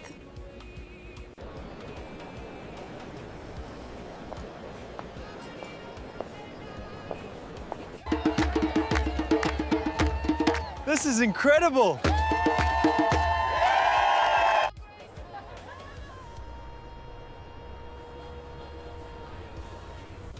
I'm looking for work.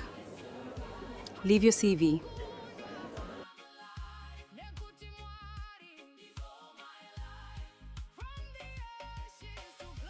We'll keep it on file.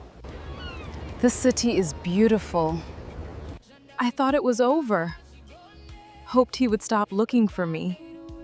We will find a way. My brother never lets things go. What if he finds Cindy?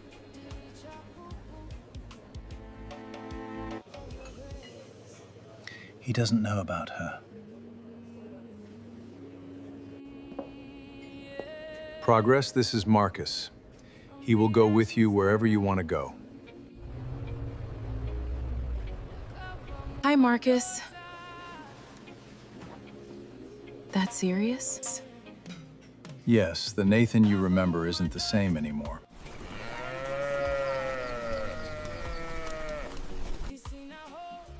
Zviri nani akawana pekugara Cindy wangu.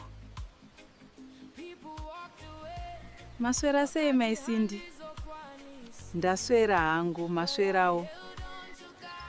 John inochinja vanhu. Cindy achadzoka apanduka. Kwete wangu mwana, Cindy ane tsika, anodzoka akadzikama.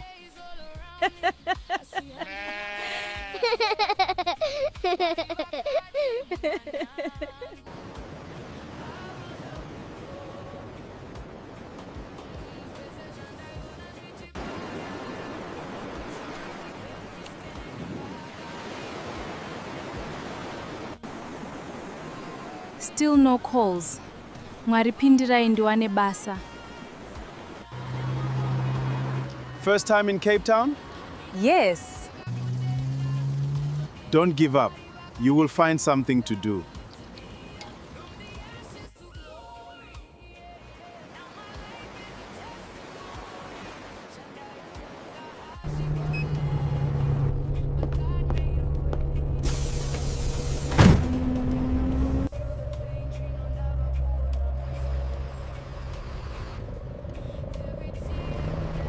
Hey babes, are you winning?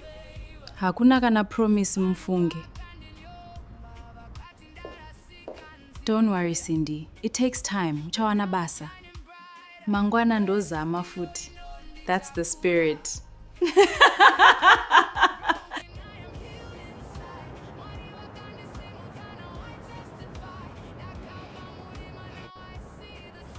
Uripiko nae Progress.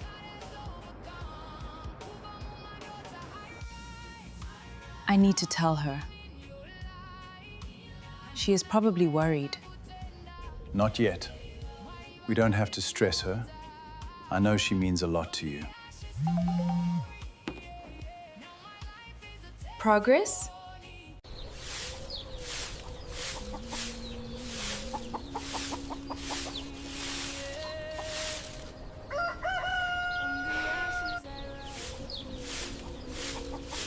Nai mama mari mazoiwana here?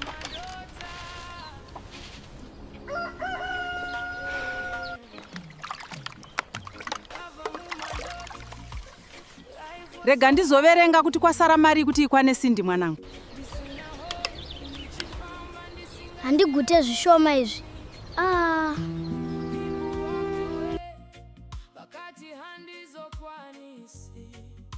But I held on to God, pakandipa strength inside me.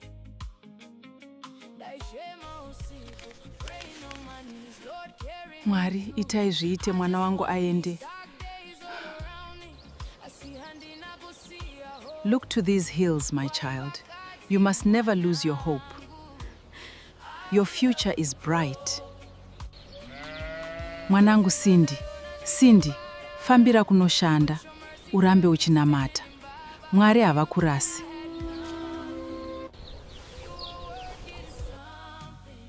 Kubva Mumadota, I rise.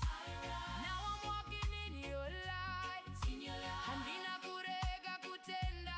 Never gave up. Mwari vakandisimudza. You lifted me up from the ashes to glory. Now my life. Mhuri yangu inofanirwa kusimuka. Imari maputi nemvura. Dola zvese. Ndipeiwo zvese.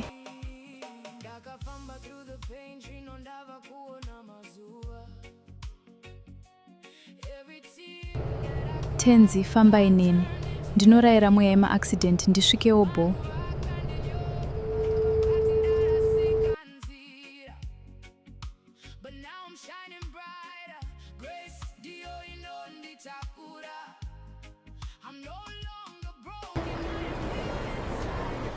Let me tell Progi kuti ndasvika auye to pick me up.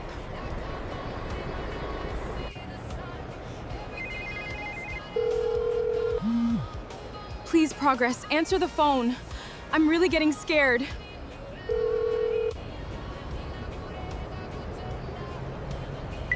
Naye Mwari, zvino akasadayira foni ndodii?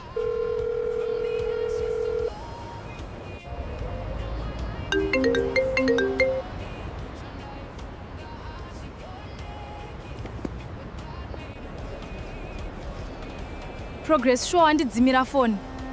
Saka ndinorarepi ndinojei. Zvakaoma.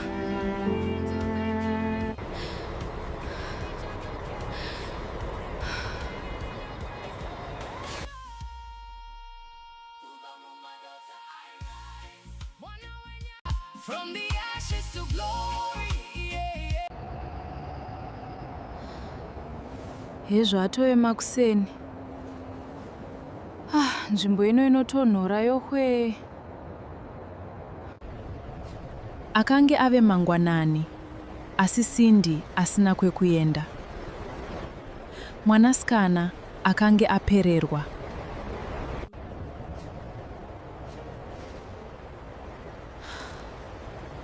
Mari yasarai ishoma kuti nditsvage imba yekugara.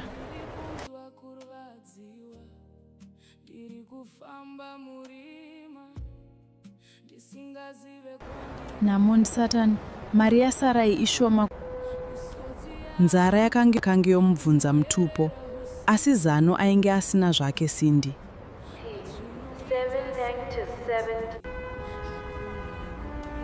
Akatanga kufamba, asi kwaaienda chaiko aisatozivawo.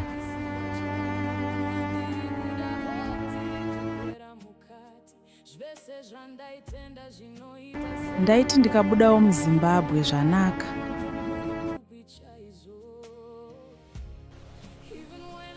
Dai angondiudzawo kuti akafamba zvakanaka here, moyo wangu uzorore.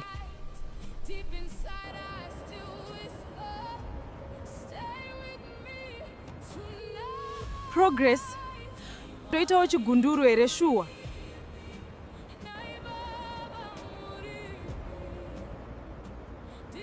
Progress, ndibatsirewo. Ndoita sei chokwadi? The number you have called is switched off.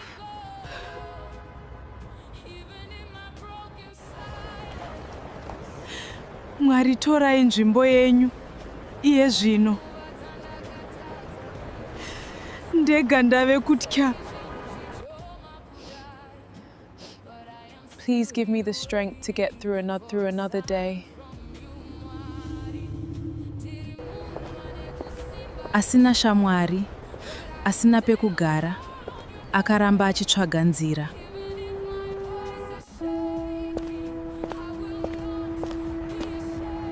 Pakutongoda kuita gindagoria, ndikumbire help. Vanhu vakawanda vakapfuura. Asi hapana aiziva what Cindy was going through.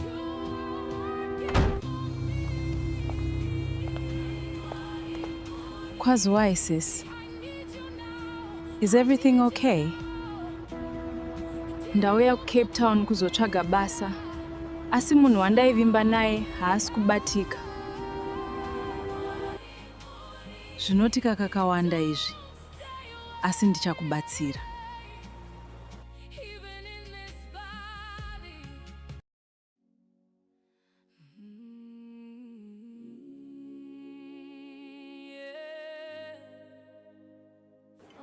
I stay with my housemate and friend, so regati jetiende kumba. Okay, vakoma. But Cape Town yakanaka. Any place inondaifarira kwakanaka. Cape Town is beautiful, dear. Asi ukaita zvekutamba unofa usina chinhu. Be careful, ushandoine maplans. After a long night, Cindy finally had a roof over her head. Unogara nene a few days. Thank you. Mune rudo sezita renyu. Rudo, who is this? Hesi Kimberly, let's sit and talk.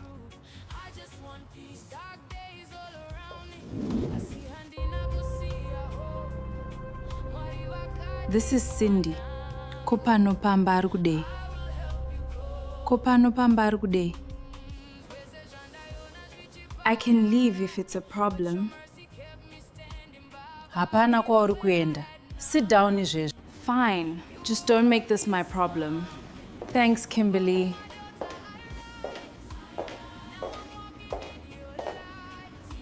Cindy aifara zvese nekutya. Rudo aive munhu ane mari dzake. Progress. Shamwari yangu uripi.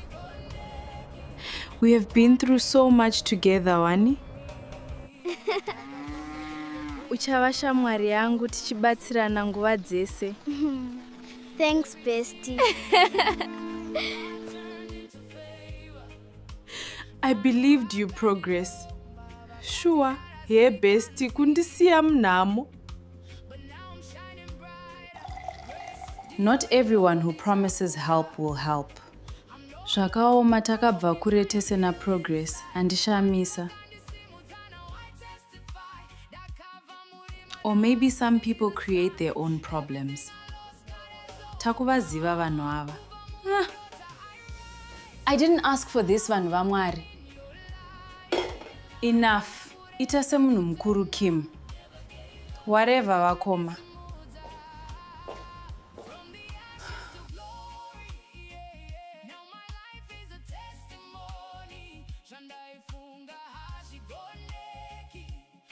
Cape Town looked beautiful, but inside, she felt lost.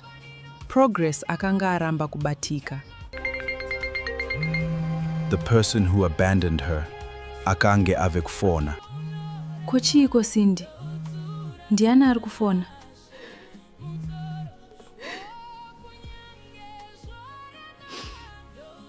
Vakoma, ndi Progress. Ari kudei chaizvo iye akandidzimira foni. Manje ukasadaira unoziva sei. Mudaire ataure nyaya yake.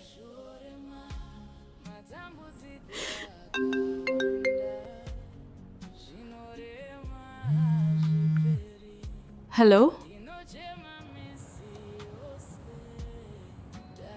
Cindy, thank God wazodaira. Waivepi naye Progress? Kurara panze nechando ichi iwe uri munako. Ruregerero shamwari. It's complicated zvekutodaro. You left me, wewe. Munyika yandisina wandinoziva kunze kwako P. Sorry Cindy, ndinoziva ndakakutadzira sawira wangu. I trusted you, Progress. Wakaita hutsinye. Ko idzo mbavha kodai ndakabirwa. I'm sorry Cindy. Ndiregererewo please.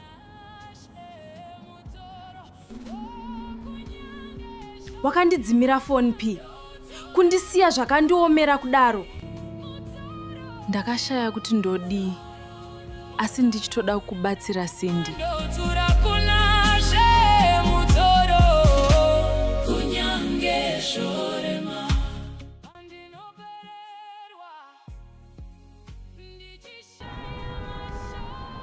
Pane zviri kuitika saka ndaitotya chaikosha, sorry.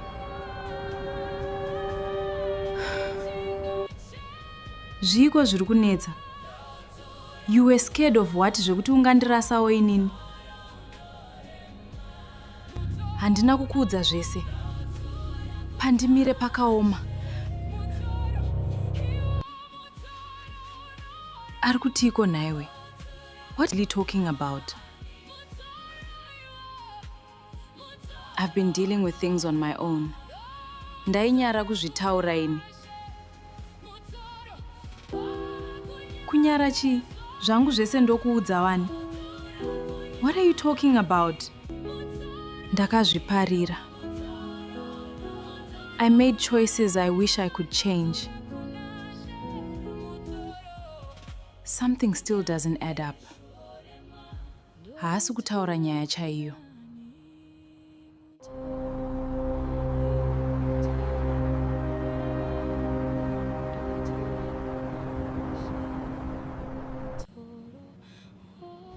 Progress, I know you are in there.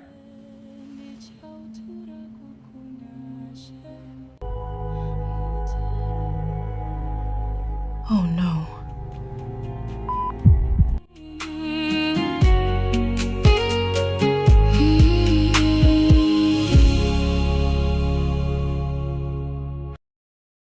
Progress? Progress? Akaedza kufona zvakare. Kune rimwe divi reguta, Progress akanga achiri akamira pedyo nemusuwo. Munhu aiva arova pamusuwo. Akanga asati aenda. Mwari ndibatsireiwo. Cindy was very worried in her heart, but at the same time she was happy that she had found a safe place to stay. Progress akazarura musuwo zvishoma nezvishoma, asi akange azere nekutya. Murume akanga akamira akanyarara, asingaratidzi chiso chake. Progress. Hearing his voice, Progress seemed to recognize that person. You! At first, Progress believed this was the man behind the threats. Progress. But as she looked closer, she immediately recognized him. Charles?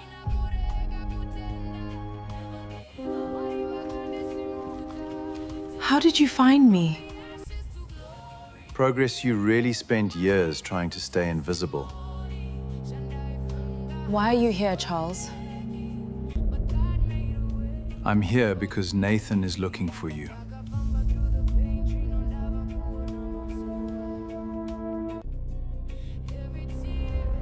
The mention of that name instantly brought back old fears. Believe me when I say, he never stopped.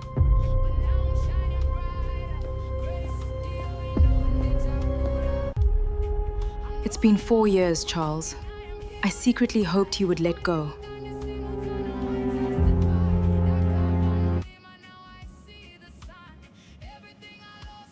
I know. I hoped so too. You should have stopped him.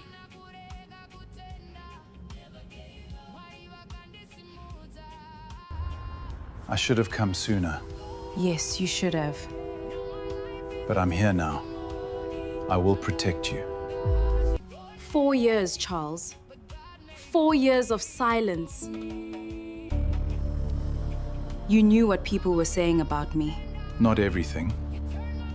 but you knew enough.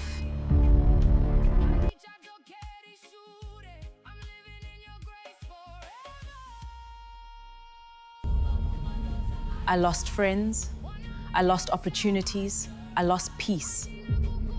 I never wanted that. But it happened.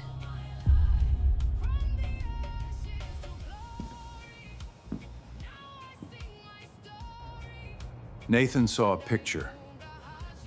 What picture? A friend posted you on social media. He recognized you immediately. After all these years? He never forgot.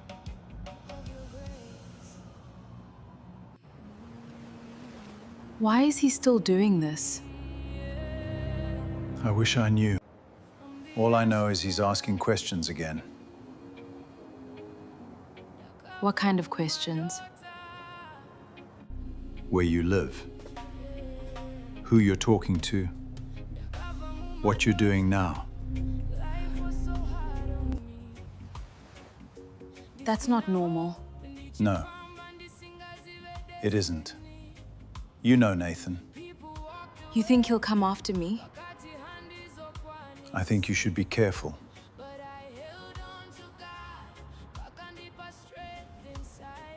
That's why I came.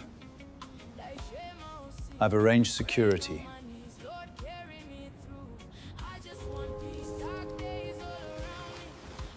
I don't need protection. That's exactly what people say before they need it.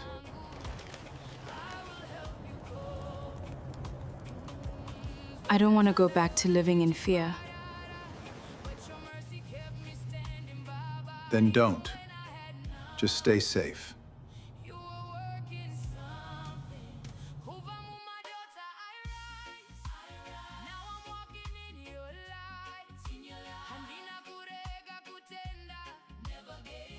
Mangwanani akasvika.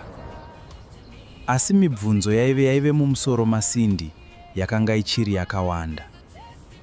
Today kubasa handiende. Let me prepare breakfast and work from home.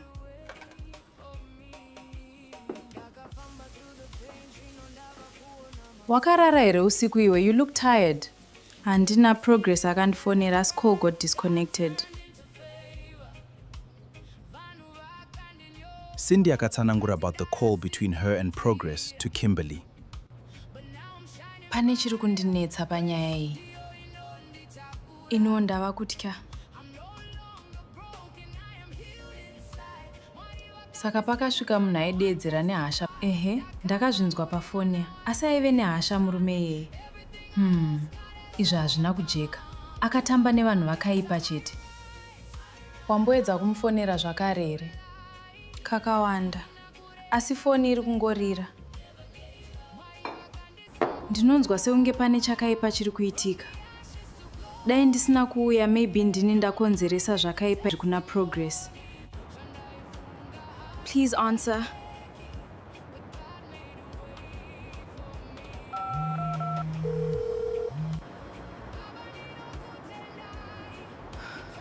Uripiko naye Progress?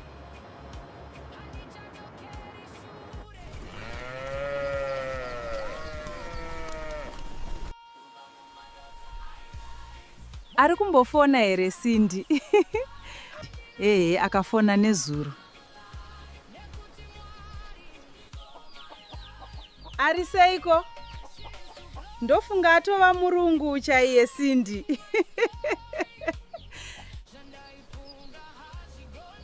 Ari kuzama. Ndoziva kuti ari strong kupfuura zvaanofunga. Uri kudya zvakanaka here kana kuti watoonda? Mama. Vanobika chirungu ava. Ndiri kudzidzira pashoma. Ndichajaira. Zvinhu zvese unozojaira. Asi uri kufara here Sindy? Ndiri kuzama mama. Ndinovimba zvichanaka. Zvichanaka mwanangu. Laptop yasisi Rudo is complicated. Regai ndirambe ndichizama. Nhasi une interviews here? Kupiko? Ndoda kufamba ndichitsvaga basa.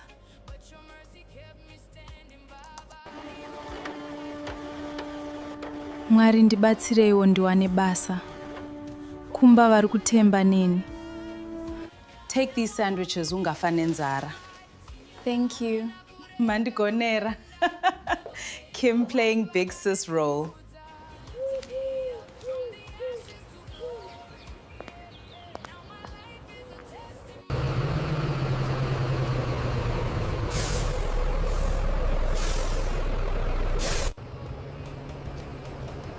Morning. Morning.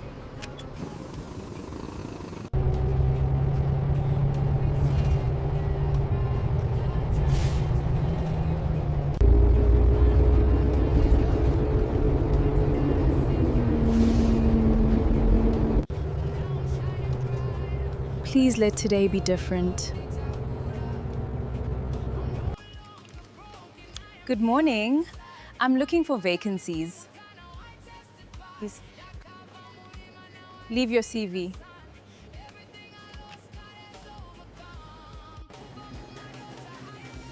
We'll call if something opens.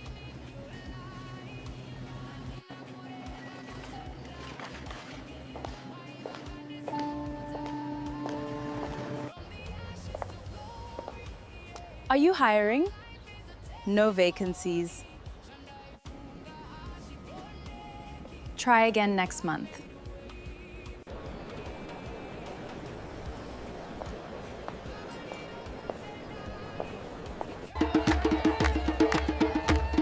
This is incredible!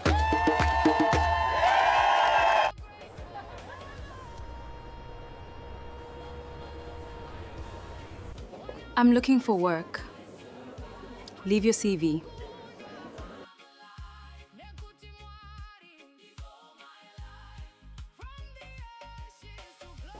We'll keep it on file. This city is beautiful. I thought it was over. Hoped he would stop looking for me. We will find a way. My brother never lets things go. What if he finds Cindy?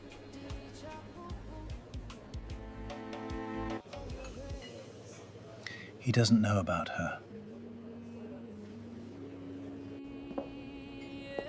Progress, this is Marcus. He will go with you wherever you want to go. Hi, Marcus. That serious? Yes, the Nathan you remember isn't the same anymore.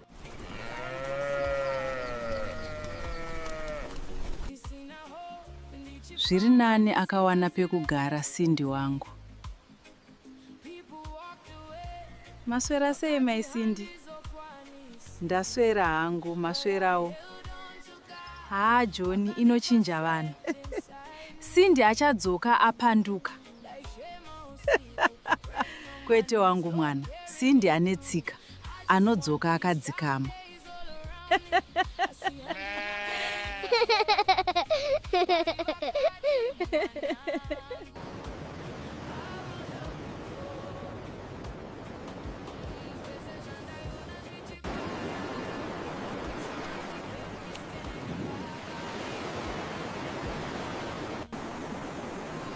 Still no calls.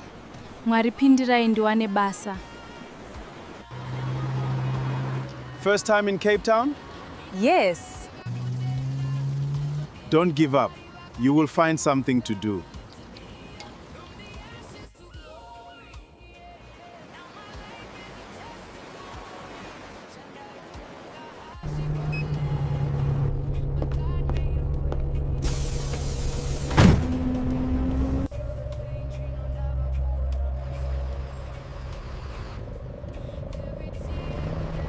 Hey babes, are you winning? Hakuna kana promise mfunge. Don't worry, Cindy. It takes time. Uchawana basa. Mangwana ndozama futi. That's the spirit.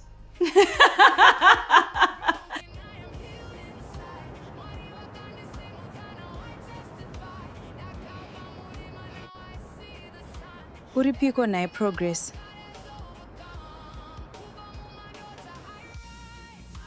I need to tell her.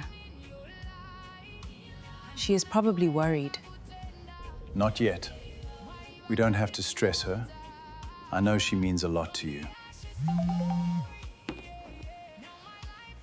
Progress?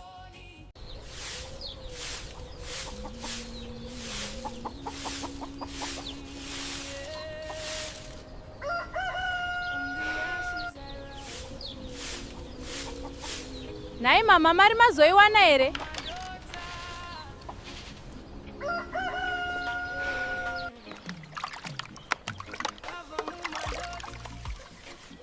Rega ndizoverenga kuti kwasara mari kuti ikwane Cindy mwanangu. Handigute zvishoma izvi.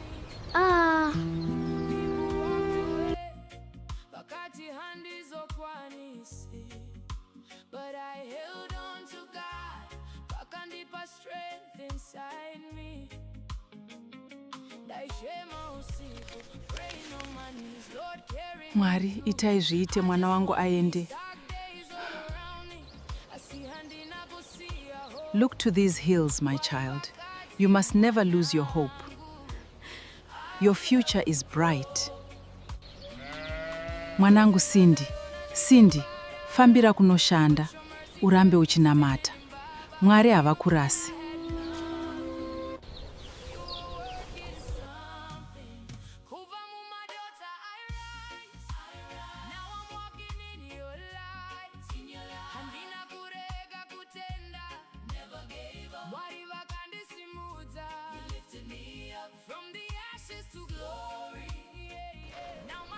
Muri yangu inofanirwa kusimuka. Imari maputi nemvura? Dola zvese. Ndipeiwo zvese.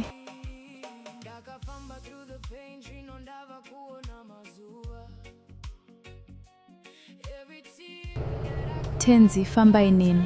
Ndinorayira mweya yema-accident ndisvikewo bo.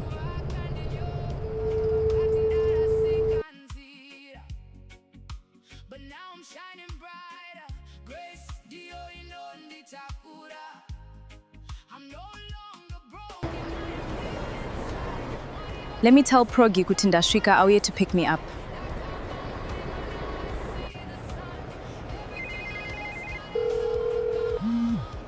Please, Progress, answer the phone. I'm really getting scared.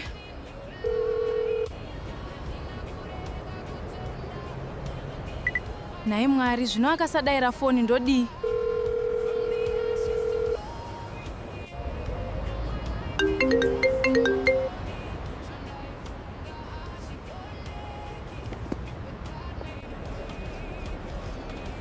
Progress, sure handidzimira foni. Saka ndinorarepi ndino J. Zvakaoma.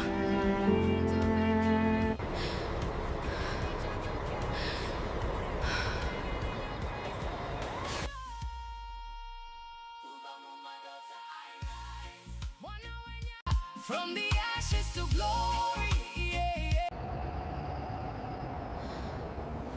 Hezvo atove makuseni. Nzvimbo ino inotonhora yohwe. Akange ave mangwanani, asi Cindy asina kwekuenda. Mwanasikana akange apererwa.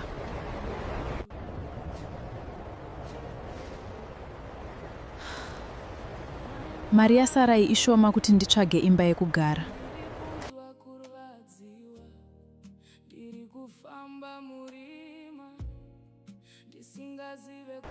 Namon Satan, mari yasarai ishoma. Nzara yakange yomubvunza mutupo, asi zano ainge asina zvake Cindy.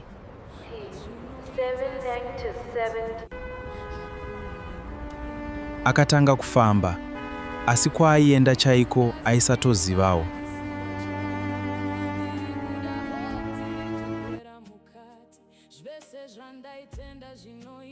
Ndaiti ndikabudawo muZimbabwe zvanaka.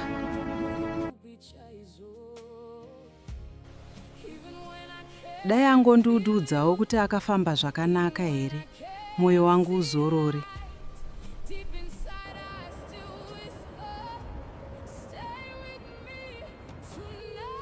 Progress, toitawo chigunduru here shuwa?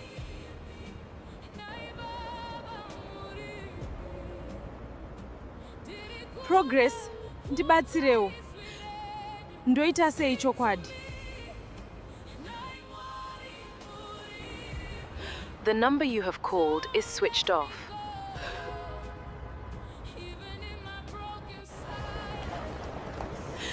Mwari, torai nzvimbo yenyu iye zvino. Ndega ndave kutya. Please give me the strength to get through another day. Asina shamwari, asina pekugara, akaramba achitsvaga nzira.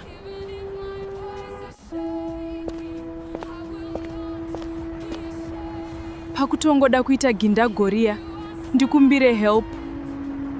Vanhu vakawanda vakapfuura, asi hapana aiziva what Cindy was going through.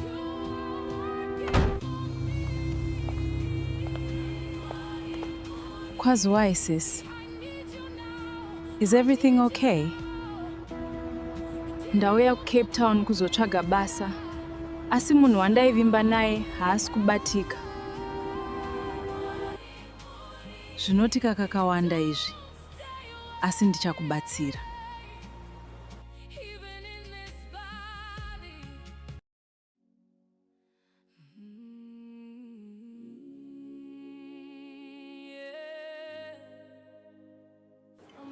I stay with my housemate and friend, so regati jetiende kumba. Okay, vakoma. But Cape Town yakanaka. Any place inondaifarira kwakanaka. Cape Town is beautiful, dear. Asi ukaita zvekutamba unofa usina chinhu. Be careful, ushandoine maplans. After a long night, Cindy finally had a roof over her head.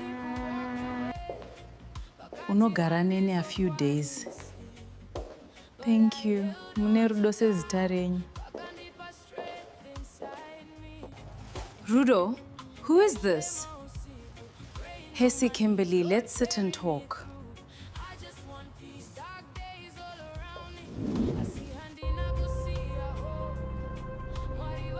This is Cindy. Kopano pamba ari kudei. Kopano pamba ari kudei. I can leave if it's a problem. Hapana kwauri kuenda. Sit down izvezvo. Fine. Just don't make this my problem. Thanks, Kimberly.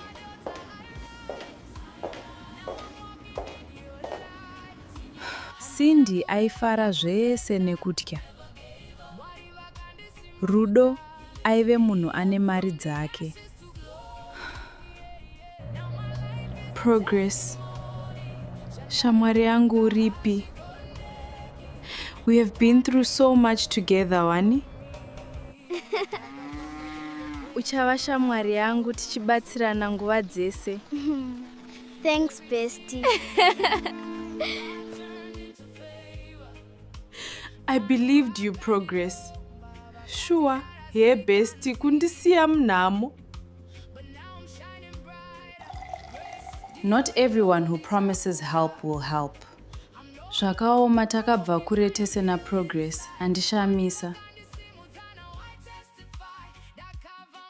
Or maybe some people create their own problems. Takuvaziva vanhu ava. I didn't ask for this, vanhu vaMwari. Enough. Ita semunhu mukuru Kim. Whatever vakoma.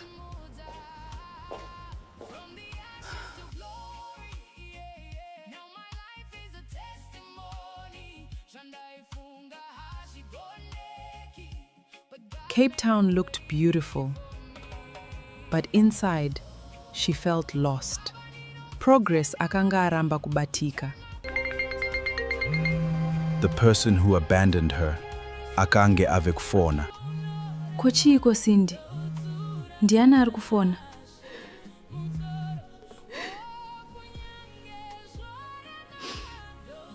Vakoma ndi Progress. Ari kudei chaizvo iye akandidzimira foni. Manje ukasadaira unoziva sei? Mudaire ataure nyaya yake.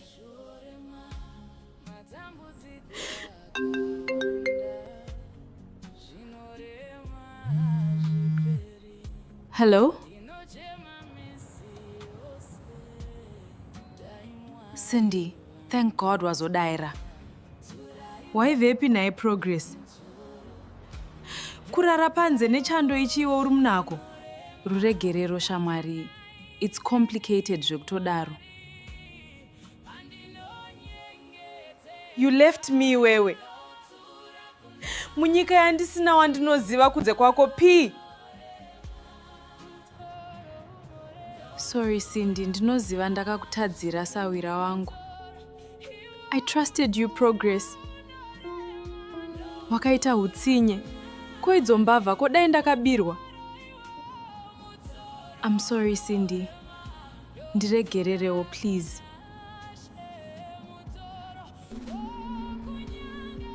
Wakandidzimira phone P. Kundisiya zvakandiomera kudaro. Ndakashaya kuti ndodii. Asi ndichitoda kukubatsira Cindy.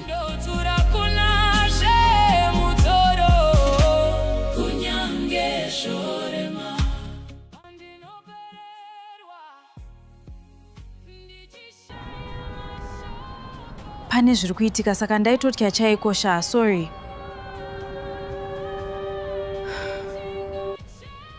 Zviko zviri kunetsa. You were scared of what zvekuti ungandirasawo inini? Handina kukuudza zvese. Pandimire pakaoma. Ari kutiko naiwe? What are you talking about? I've been dealing with things on my own. Ndainyara kuzvitaura ini. Kunyara chi? Zvangu zvese ndokuudza wani. What are you talking about? Ndakazviparira. I made choices I wish I could change. Something still doesn't add up. Haasi kutaura nyaya chaiyo.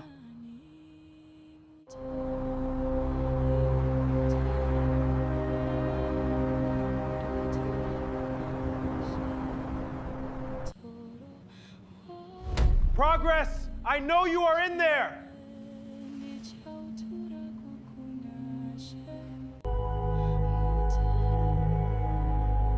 Oh no.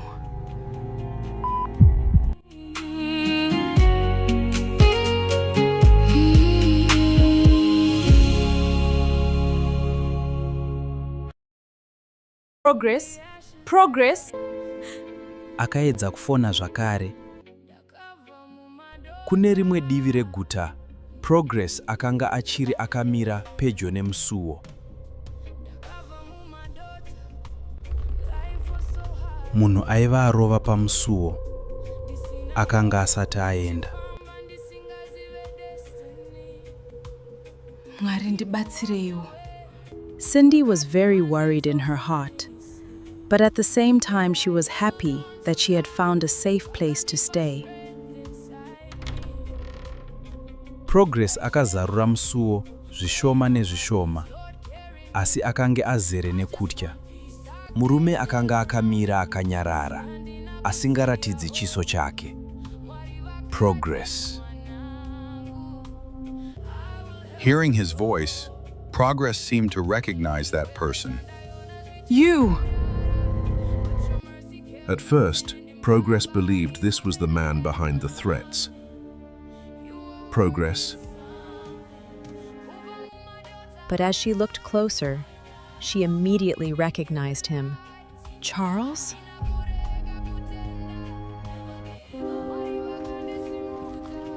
How did you find me?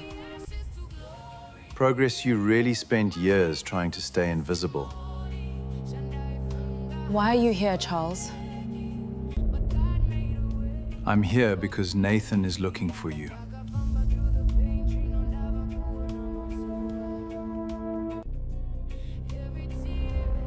The mention of that name instantly brought back old fears.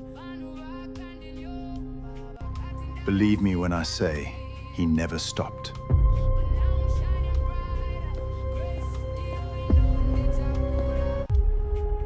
It's been 4 years, Charles.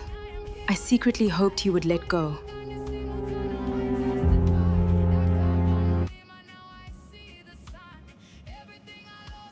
I know. I hoped so too. You should have stopped him.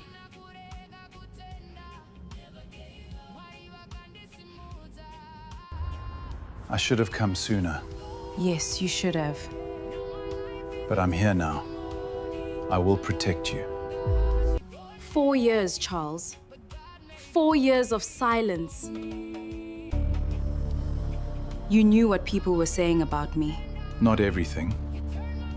but you knew enough.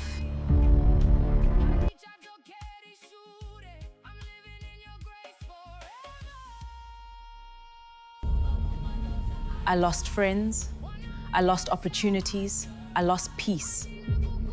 I never wanted that. But it happened.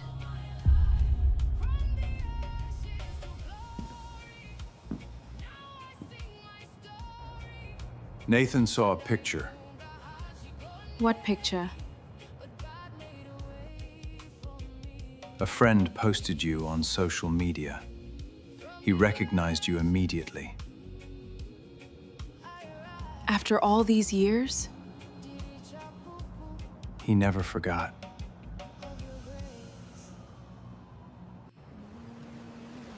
Why is he still doing this? I wish I knew. All I know is he's asking questions again. What kind of questions? Where you live. Who you're talking to. What you're doing now. That's not normal. No. It isn't. You know Nathan. You think he'll come after me? I think you should be careful.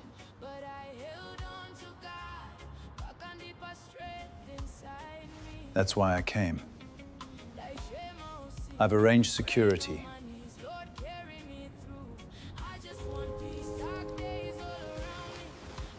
I don't need protection. That's exactly what people say before they need it.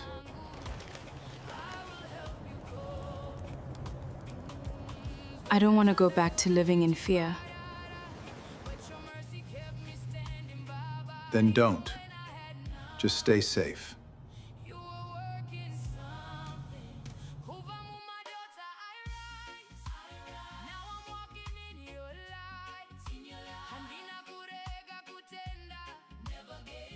Mangwanani akasvika. Asi mibvunzo yaive mumusoro maSindy yakanga ichiri yakawanda. Today kubasa handiende. Let me prepare breakfast and work from home.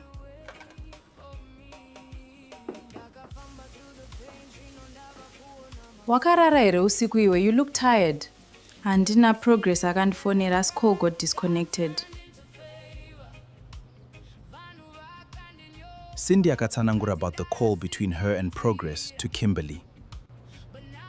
Pane chiri kundinetsa panyaya iyi. Ino ndava kutya. Saka pakasvika munhu aidedzera nehasha. Ehe, ndakazvinzwa pafoni, asi aive nehasha murume iyeye. Izvi hazvina kujeka. Akatamba nevanhu vakaipa chete. Wamboedza kumufonera zvakare here? Kakawanda. Asi foni iri kungorira. Ndinonzwa seunge pane chakaipa chiri kuitika. Dai ndisina kuuya, maybe ndini ndakonzeresa zvakaipa kuna Progress. Please answer.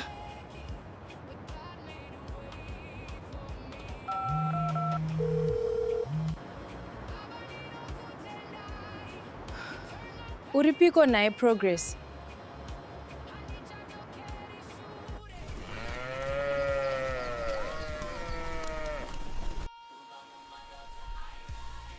Ari kumbofona here Cindy? Akafona nezuro. Ari seiko? Ndofunga atova murungu chaiye Cindy.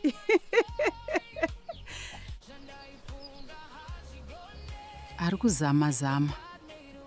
Ndoziva kuti ari strong kupfuura zvaanofunga. Uri kudya zvakanaka here kana kuti watoonda? Mama. Vanobika chirungu ava. Ndiri kudzidzira pashoma.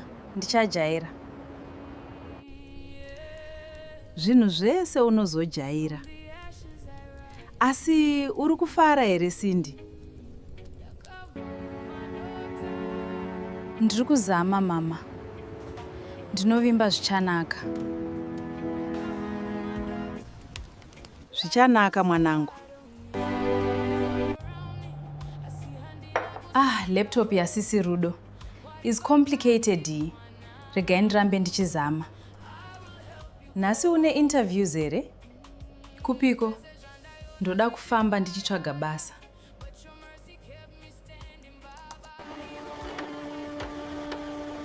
Mwari ndibatsireiwo ndiwane basa.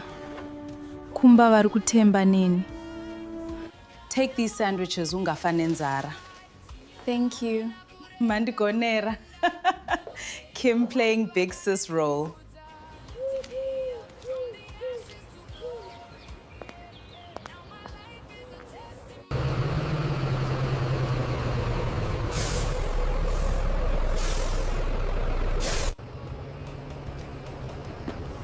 Morning.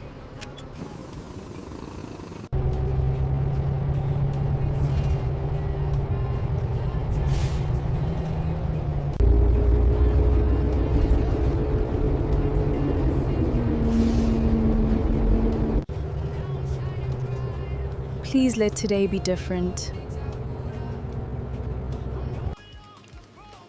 Good morning. I'm looking for vacancies. Please. Leave your CV.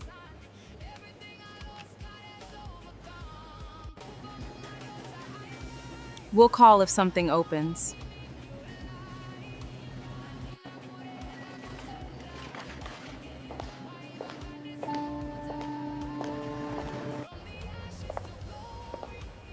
Are you hiring? No vacancies. Try again next month.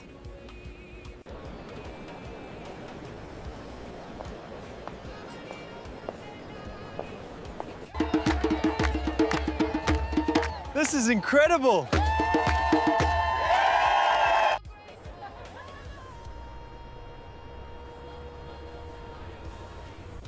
I'm looking for work.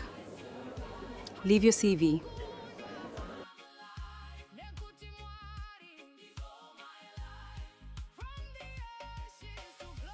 We'll keep it on file. This city is beautiful. I thought it was over. Hoped he would stop looking for me. We will find a way. My brother never lets things go. What if he finds Cindy?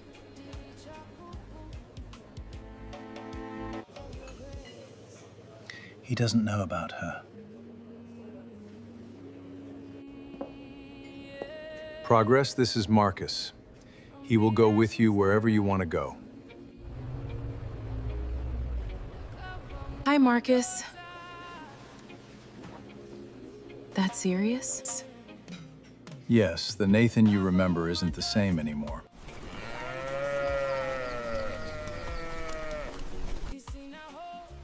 Zviri nani akawana pekugara Cindy wangu. Maswera sei mai Cindy? Ndaswera hangu, maswerawo. John, inochinja vanhu. Cindy achadzoka apanduka. Kwete wangu mwana, Cindy ane tsika.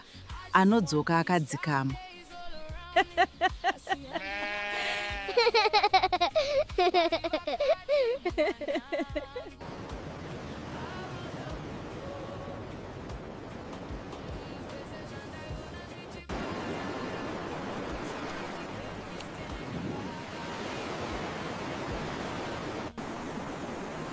Still no calls. Mwari pindirai ndiwane basa. First time in Cape Town? Yes. Don't give up. You will find something to do.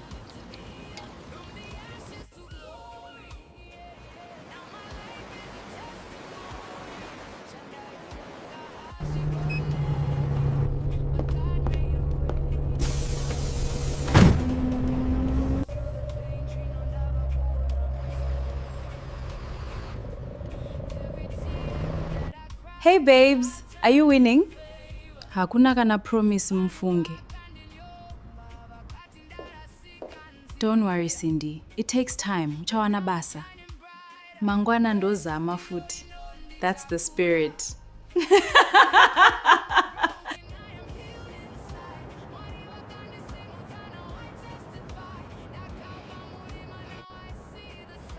Uripiko nae progress.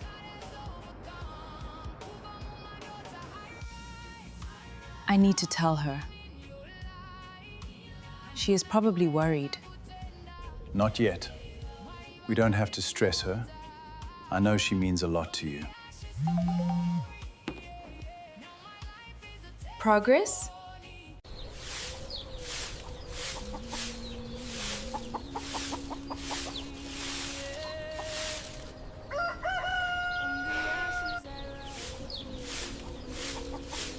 Nai mama mari mazoiwana ere?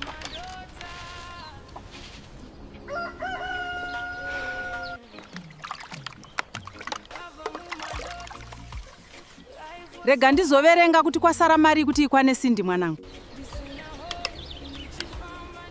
Handigute zvishoma izvi.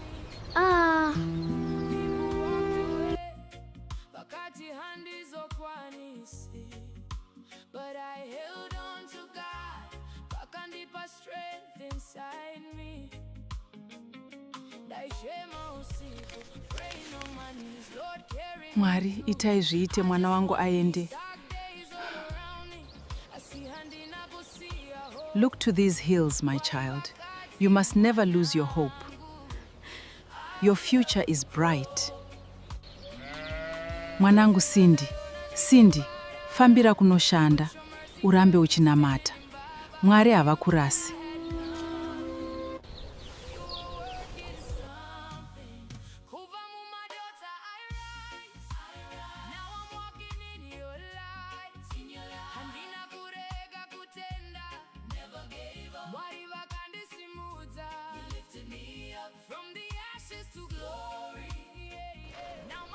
Muri yangu inofanirwa kusimuka.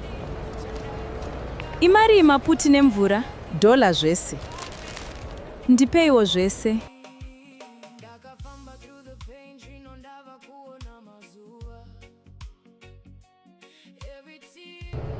Tenzi, fambai neni. Ndinorayira mweya yema-accident ndisvikewo bo.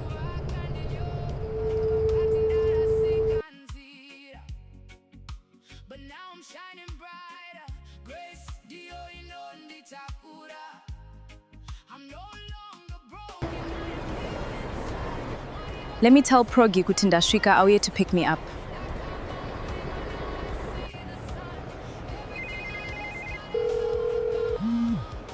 Please, Progress, answer the phone.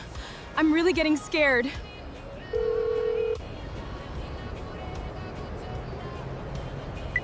Nai Mwari, zvino akasadayira foni ndodi.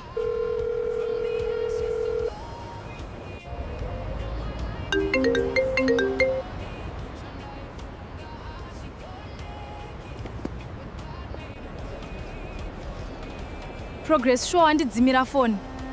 Saka ndinorarepi ndino J. Zvakaoma.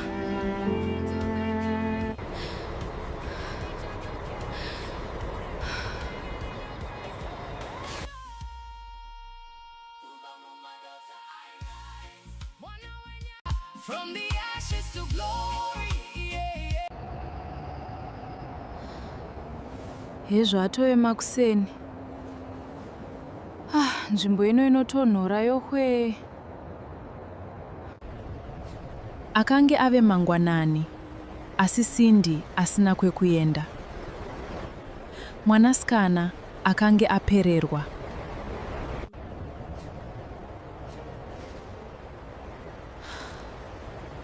Mari yasarai ishoma kuti nditsvage imba yekugara.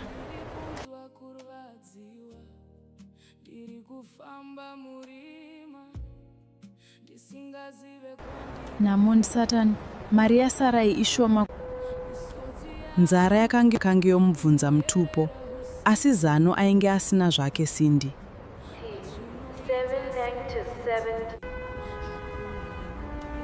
Akatanga kufamba, asi kwaaienda chaiko aisatozivawo.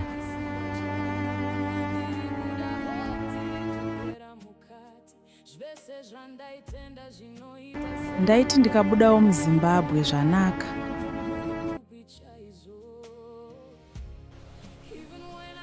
Dai angondiudzawo kuti akafamba zvakanaka here, mwoyo wangu uzorore.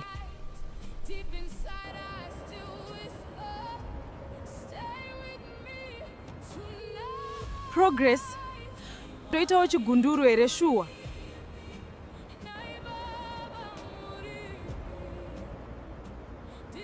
Progress, ndibatsirewo. Ndoita sei chokwadi? The number you have called is switched off.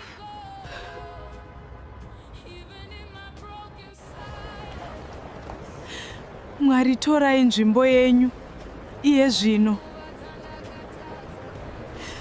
Ndega ndave kutya. Please give me the strength to get through another day. Asina shamwari, asina pekugara, akaramba achitsvaga nzira.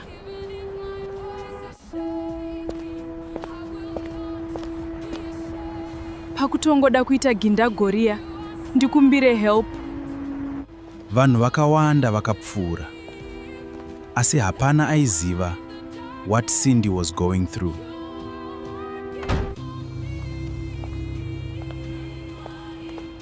Kwazwai sis. Is everything okay? Ndauya kuCape Town kuzotsvaga basa, asi munhu wandaivimba naye haasi kubatika. Zvinotika kakawanda izvi, asi ndichakubatsira.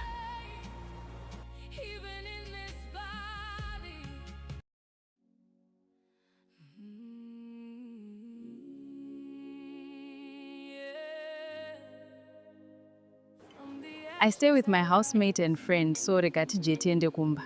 Okay, vakoma. But Cape Town yakanaka. Any place inondaifarira kwakanaka. Cape Town is beautiful, dear. Asi ukaita zvekutamba unofa usina chinhu. Be careful ushandoine maplans. After a long night, Cindy finally had a roof over her head. Unogara nene a few days. Thank you. Mune rudo sezita renyu. Rudo, who is this? Hesi Kimberly, let's sit and talk.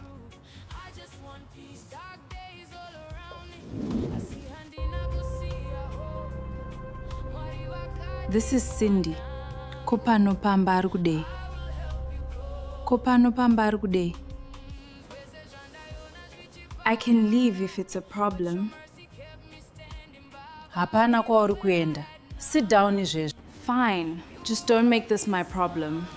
Thanks, Kimberly.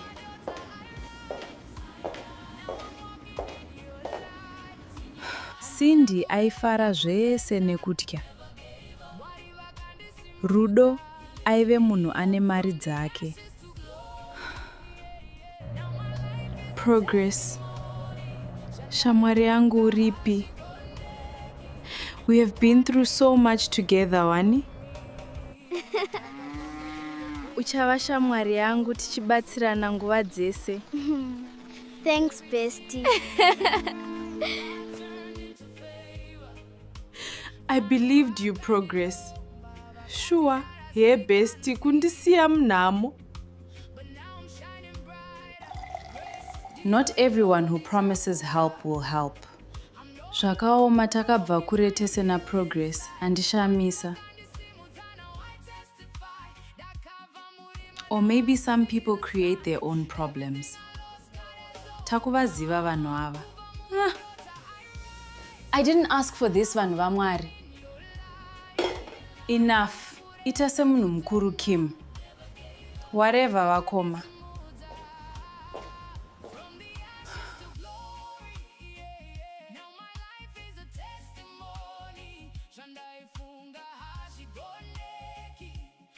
Cape Town looked beautiful, but inside, she felt lost.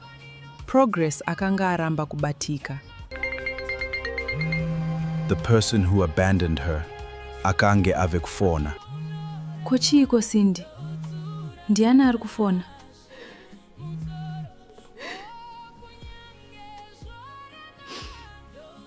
Vakoma ndi Progress.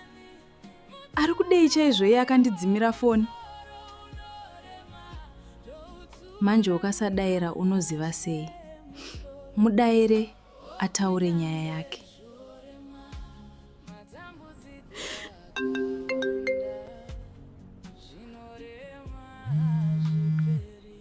Hello? Cindy, thank God wazodaira. Waivepi naye Progress? Kurara panze nechando ichiwo uri munako. Ruregerero shamwari. It's complicated zvekutodaro. You left me wewe. Munyika yandisina wandinoziva kunze kwako P. Sorry Cindy, ndinoziva ndakakutadzira sawira wangu. I trusted you, Progress. Wakaita hutsinye. Koidzo mbavha kodai ndakabirwa. I'm sorry Cindy. Ndiregererewo please.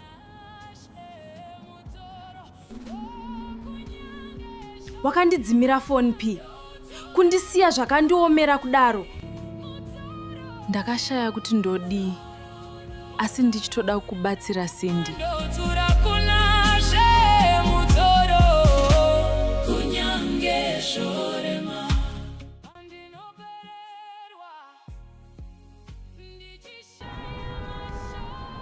Pane zviri kuitika saka ndaitotya chaikosha, sorry. Zviko zviri kunetsa. You were scared of what zvekuti ungandirasawo inini? Handina kukuudza zvese. Pandimire pakaoma. Ari kutiko naiwe? What are you talking about? I've been dealing with things on my own. Ndainyara kuzvitaura ini. Kunyara chi? Zvangu zvese ndokuudza wani. What are you talking about? Ndakazviparira. I made choices I wish I could change. Something still doesn't add up. Haasi kutaura nyaya chaiyo.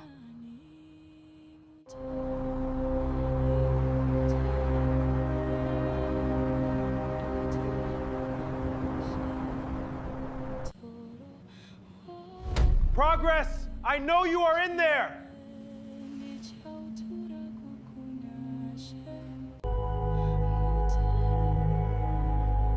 Oh no.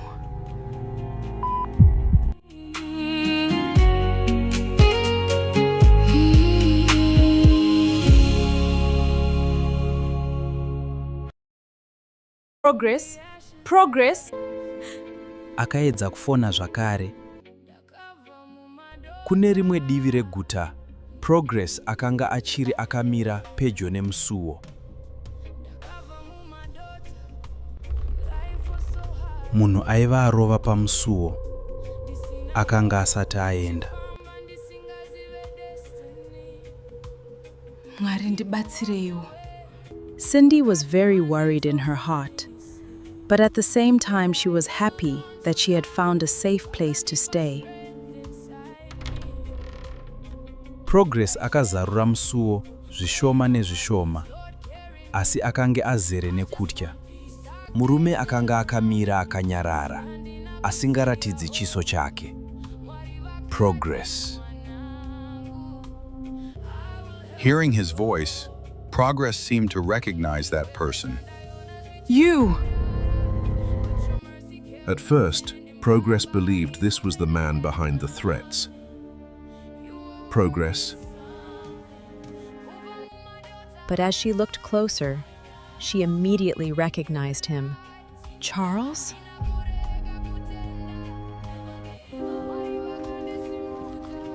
How did you find me? Progress, you really spent years trying to stay invisible. Why are you here, Charles? I'm here because Nathan is looking for you.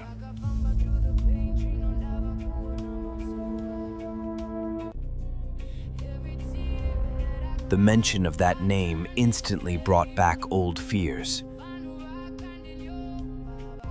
Believe me when I say, he never stopped.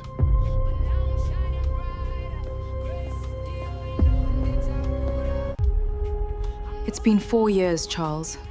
I secretly hoped he would let go.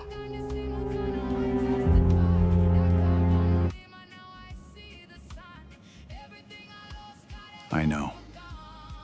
I hoped so too. You should have stopped him.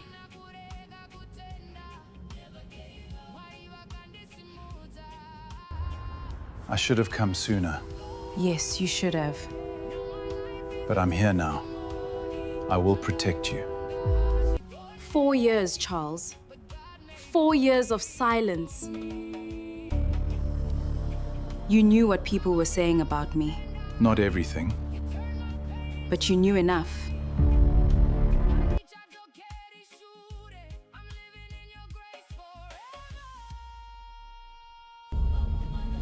I lost friends, I lost opportunities, I lost peace.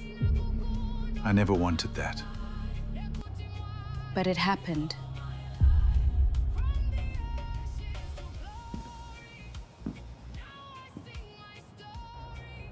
Nathan saw a picture. What picture? A friend posted you on social media. He recognized you immediately. After all these years? He never forgot.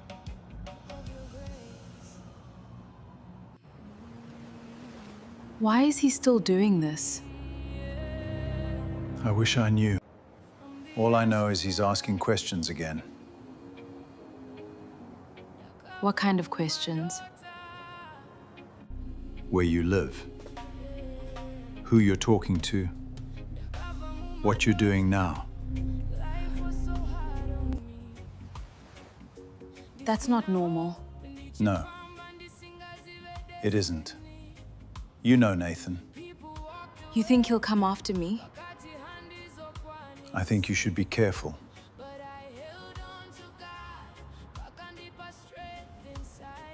That's why I came. I've arranged security.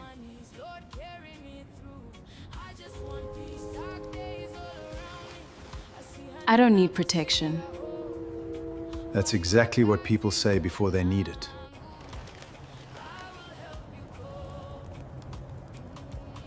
I don't want to go back to living in fear. Then don't. Just stay safe.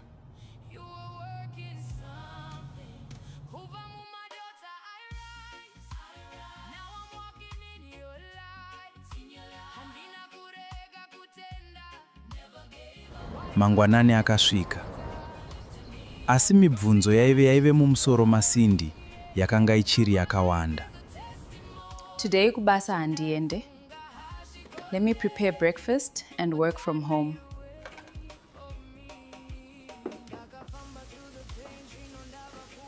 Wakarara here usiku iwe, you look tired.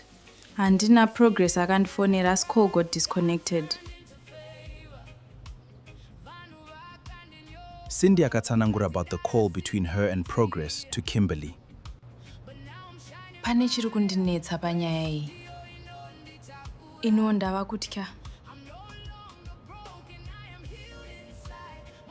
Saka pakasvika munhu aidedzera nehasha. Ehe, ndakazvinzwa pafoni. Asi aive nehasha murume iyeye. Izvi hazvina kujeka. Akatamba nevanhu vakaipa chete. Wamboedza kumufonera zvakare here? Kakawanda. Asi foni iri kungorira.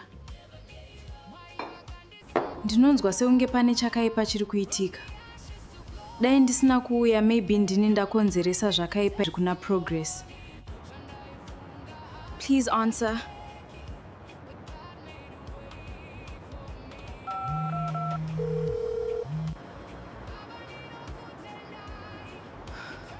Uripiko naye Progress?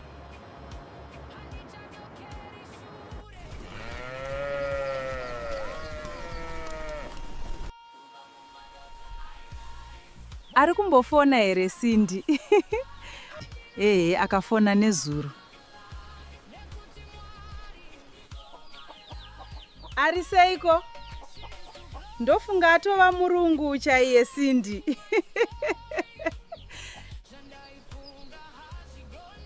Ari kuzama. Ndoziva kuti ari strong kupfuura zvaanofunga.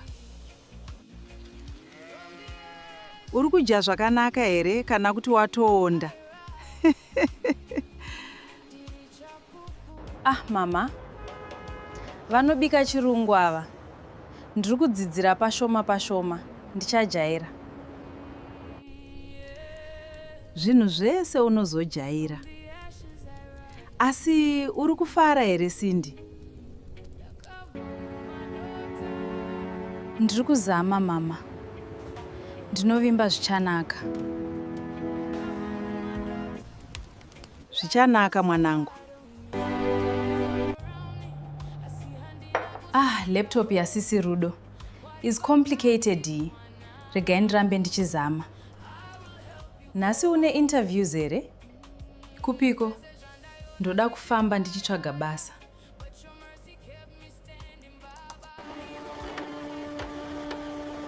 Mwari ndibatsireiwo ndiwane basa. Kumba vari kutemba neni. Take these sandwiches ungafa nenzara. Thank you. Mandigonera. Kim playing big sis role.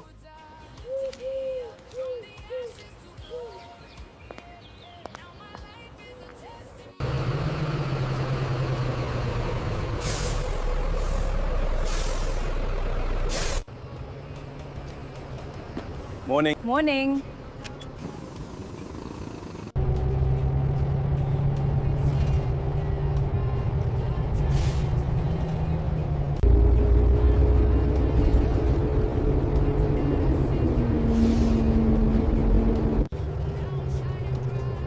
Please let today be different.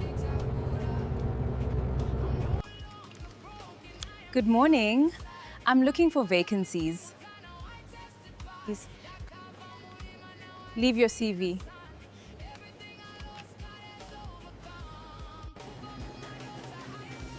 We'll call if something opens.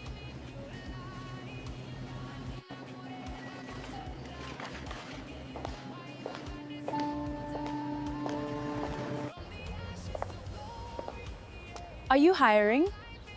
No vacancies. Try again next month.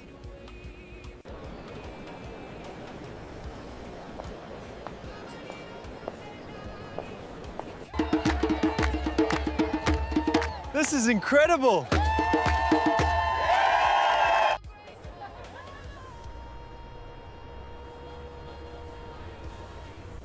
I'm looking for work. Leave your CV.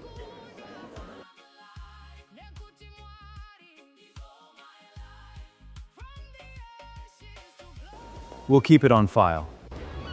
This city is beautiful. I thought it was over. Hoped he would stop looking for me. We will find a way. My brother never lets things go. What if he finds Cindy?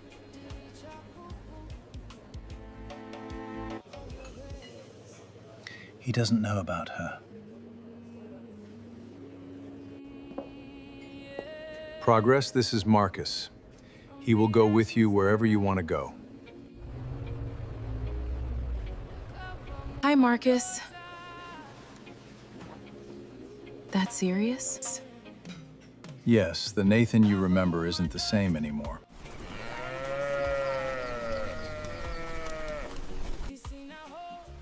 Zviri nani akawana pekugara Cindy wangu. Maswera sei mai Cindy? Ndaswera hangu, maswerawo. John inochinja vanhu. Cindy achadzoka apanduka. Kwete wangu mwana, Cindy ane tsika, anodzoka akadzikama.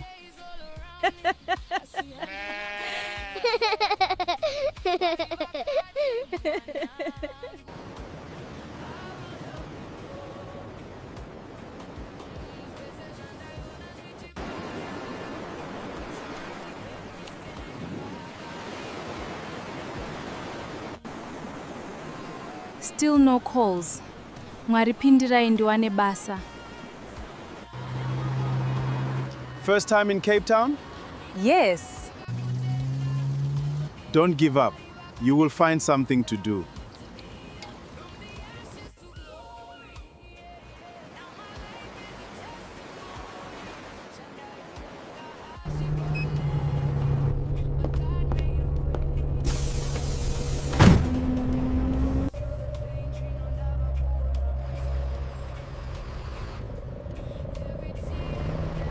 Hey babes, are you winning? Hakuna kana promise mfunge. Don't worry Cindy, it takes time, uchawana basa. Mangwana ndozama futi. That's the spirit.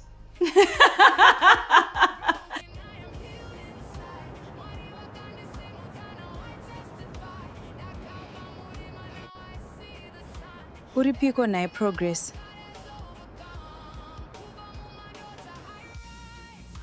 I need to tell her. She is probably worried. Not yet. We don't have to stress her. I know she means a lot to you. Progress?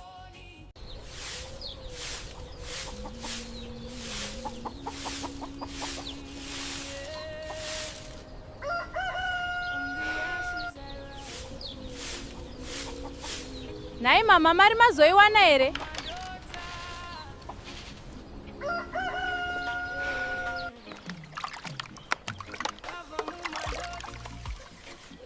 Rega ndizoverenga kuti kwasara mari kuti ikwane Cindy mwanangu. Handigute zvishoma izvi.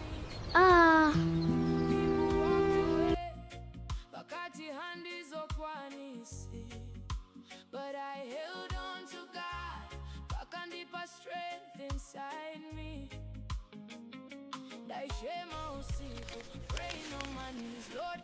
Mwari, itai zviite mwana wangu aende. Look to these hills, my child. You must never lose your hope. Your future is bright. Mwanangu Cindy, Cindy, fambira kunoshanda, urambe uchinamata. Mwari havakurasi.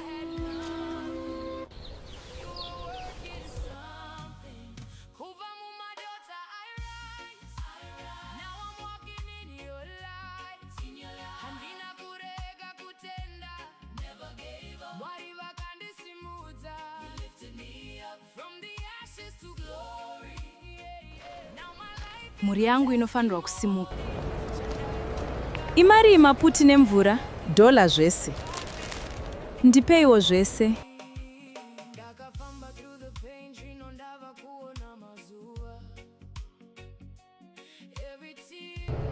Tenzi, fambai neni.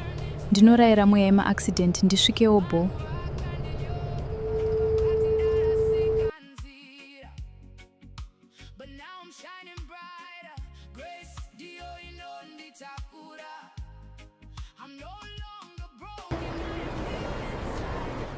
Let me tell Progi kuti ndasvika auye to pick me up.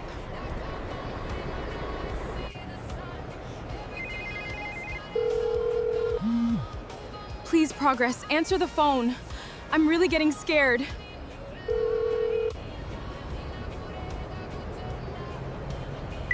Naye Mwari, zvino akasadayira foni ndodii?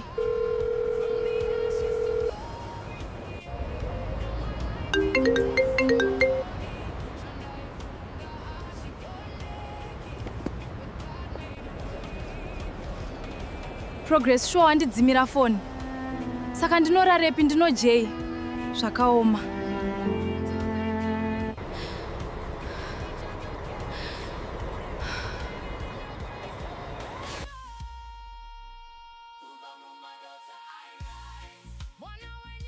From the ashes to glory, yeah, yeah. Hezvo atoema kuseni. Nzvimbo ino inotonhora yohwe. Akange ave mangwanani, asi Cindy asina kwekuenda. Mwanasikana akange apererwa.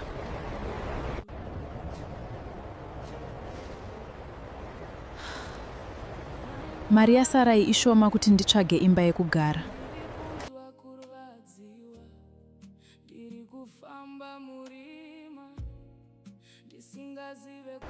Namon Satan, mari yasarai ishoma. Nzara yakange yomubvunza mutupo, asi zano ainge asina zvake Cindy.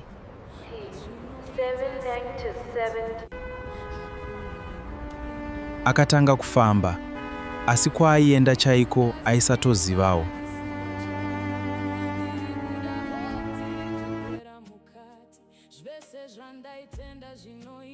Ndaiti ndikabudawo muZimbabwe zvanaka.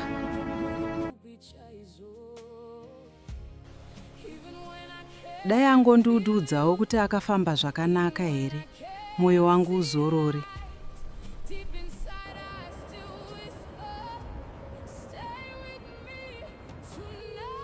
Progress, toitawo chigunduru here shuwa.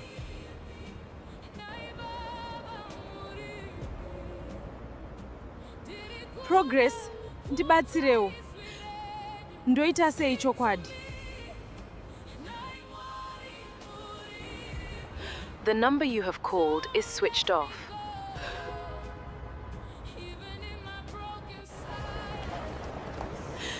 Mwari, torai nzvimbo yenyu. Iye zvino. Ndega ndave kutya.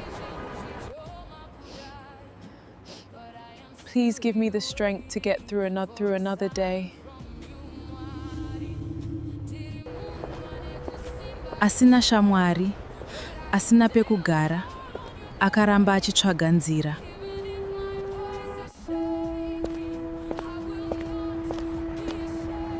Pakutongoda kuita gindagoria, ndikumbire help.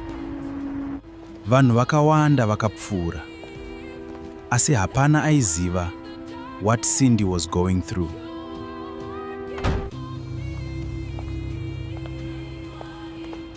Kwazwai, sis? Is everything okay? Ndauya kuCape Town kuzotsvaga basa, asi munhu wandaivimba naye haasi kubatika. Zvinotika kakawanda izvi, asi ndichakubatsira.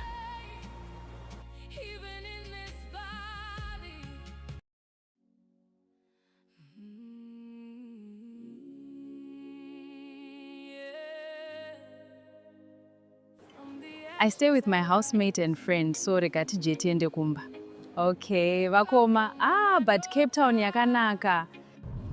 Ini place inondaifarira kwakanaka. Cape Town is beautiful, dear. Asi ukaita zvekutamba unofa usina chinhu. Be careful, ushandoine maplans. After a long night, Cindy finally had a roof over her head. Unogara nene a few days. Thank you. Mune rudo sezita renyu. Rudo, who is this? Hesi Kimberly, let's sit and talk.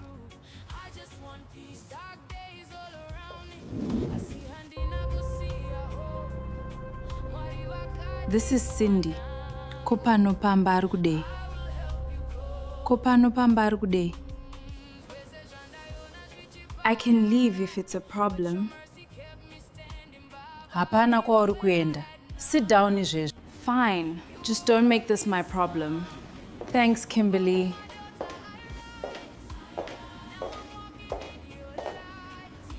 Cindy aifara zvese nekutya.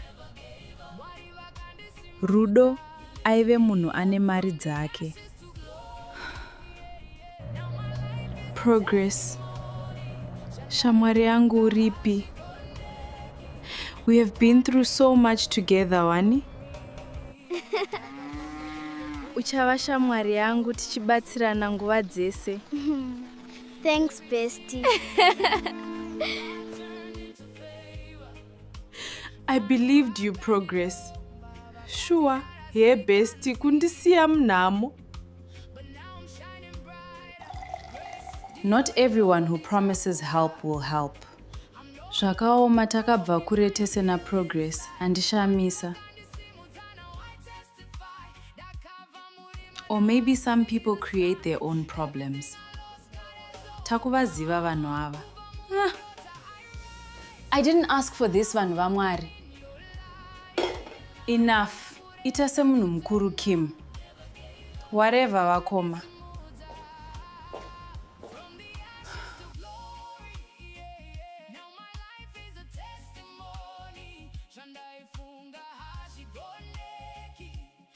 Cape Town looked beautiful, but inside, she felt lost.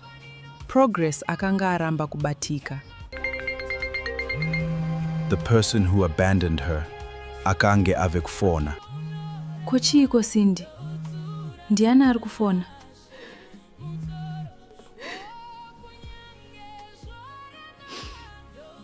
Vakoma, ndi Progress. Ari kudei chaizvo iye akandidzimira foni. Manje ukasadaira unoziva sei? Mudaire ataure nyaya yake.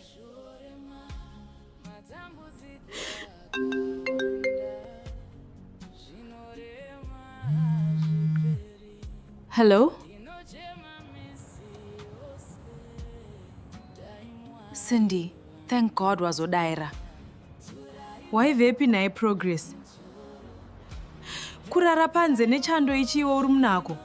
Ruregerero shamwari. It's complicated zvekutodaro. You left me, wewe. Munyika yandisina wandinoziva kunze kwako P. Sorry, Cindy, ndinoziva ndakakutadzira sawira wangu. I trusted you, Progress. Wakaita hutsinye.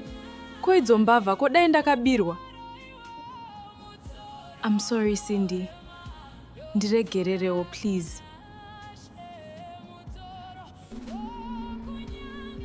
Wakandidzimira phone P. Kundisiya zvakandiomera kudaro. Ndakashaya kuti ndodii. Asi ndichitoda kubatsira Cindy.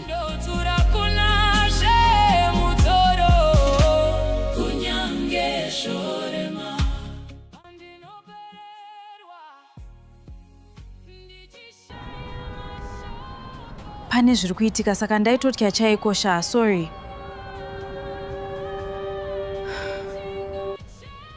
Zviko zviri kunetsa. You were scared of what zvekuti ungandirasawo inini? Handina kukuudza zvese. Pandimire pakaoma. Ari kutiko naiwe? What are you talking about? I've been dealing with things on my own. Ndainyara kuzvitaura ini. Kunyara chi? Zvangu zvese ndokuudza Wani. What are you talking about? Ndakazviparira.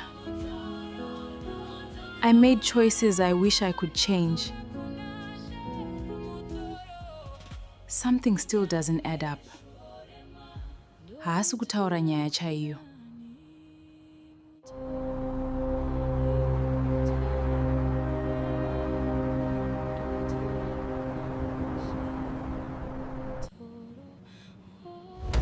Progress, I know you are in there.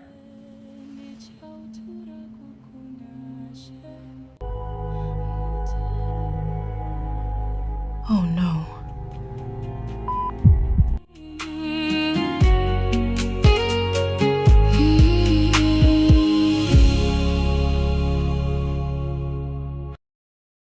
Progress? Progress? Akaedza kufona zvakare. Kune rimwe divi reguta, Progress akanga achiri akamira pedyo nemusuwo. Munhu aiva arova pamusuwo akanga asati aenda. Mwari ndibatsireiwo. Cindy was very worried in her heart, but at the same time she was happy that she had found a safe place to stay. Progress akazarura musuwo zvishoma nezvishoma, asi akange azere nekutya. Murume akanga akamira akanyarara, asingaratidzi chiso chake. Progress. Hearing his voice, Progress seemed to recognize that person. You! At first, Progress believed this was the man behind the threats. Progress. But as she looked closer, she immediately recognized him. Charles?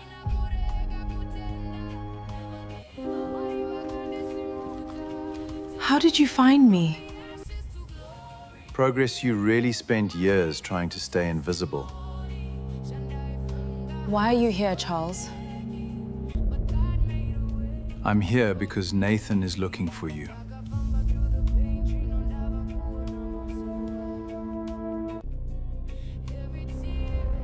The mention of that name instantly brought back old fears. Believe me when I say, he never stopped.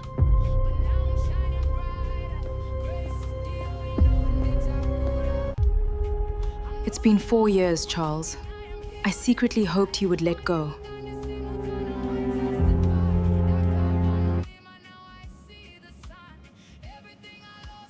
I know. I hoped so too. You should have stopped him.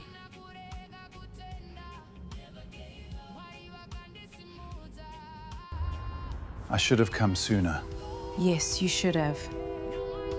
but I'm here now. I will protect you. 4 years, Charles. 4 years of silence. You knew what people were saying about me, Not everything. but you knew enough.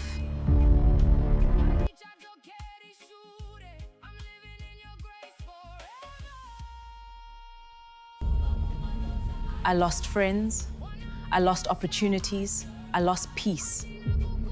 I never wanted that. But it happened.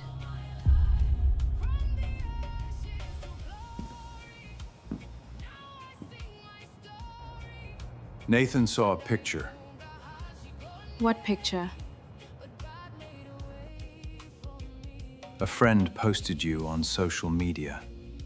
He recognized you immediately.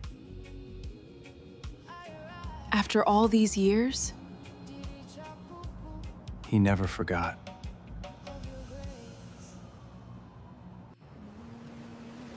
Why is he still doing this? I wish I knew. All I know is he's asking questions again. What kind of questions? Where you live, who you're talking to, what you're doing now. That's not normal. No, it isn't. You know Nathan. You think he'll come after me? I think you should be careful.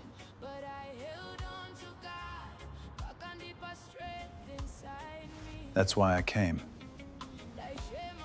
I've arranged security.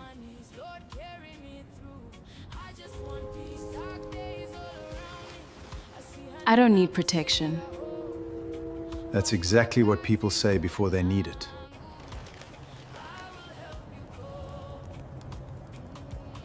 I don't want to go back to living in fear. Then don't. Just stay safe.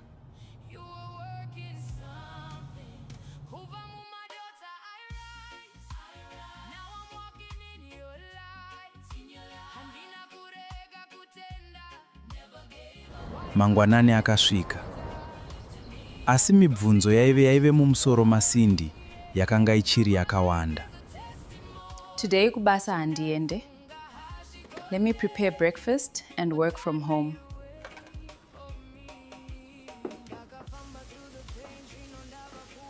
Wakarara here usiku iwe, you look tired. Handina progress akandifonera as call got disconnected. Sindy akatsanangura about the call between her and Progress to Kimberly.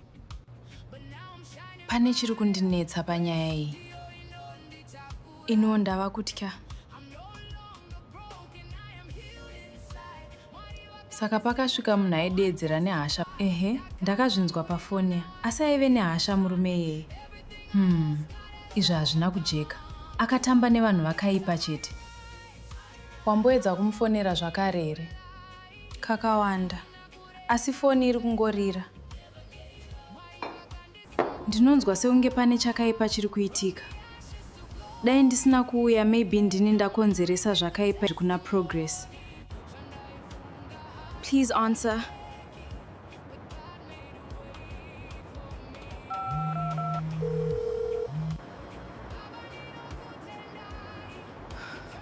Uripiko naye Progress?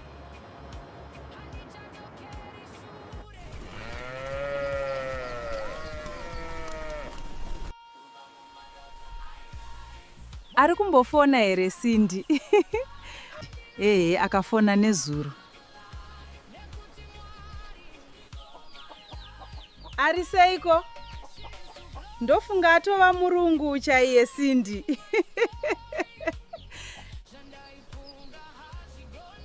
Ari kuzama. Ndoziva kuti ari strong kupfuura zvaanofunga. Uri kudya zvakanaka here kana kuti watoonda? Mama. Vanobika chirungu ava. Ndiri kudzidzira pashoma. Ndichajaira. Zvinhu zvese unozojaira. Asi uri kufara here Sindy? Ndiri kuzama mama. Ndinovimba zvichanaka. Zvichanaka mwanangu. Laptop yasisi Rudo is complicated. Regai ndirambe ndichizama. Nhasi une interviews here? Kupiko? Ndoda kufamba ndichitsvaga basa.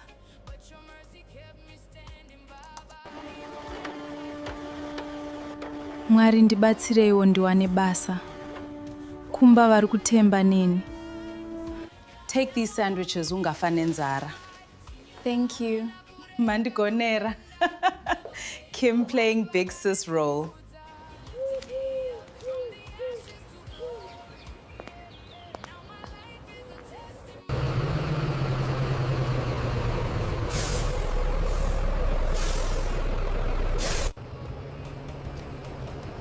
Morning. Morning.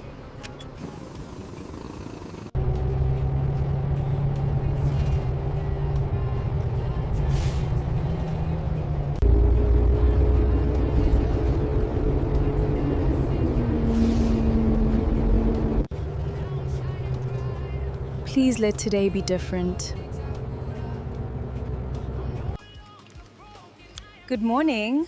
I'm looking for vacancies. Please. Leave your CV.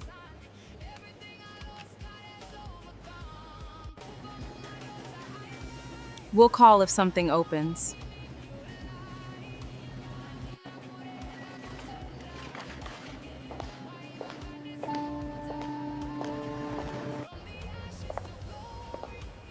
Are you hiring? No vacancies. Try again next month.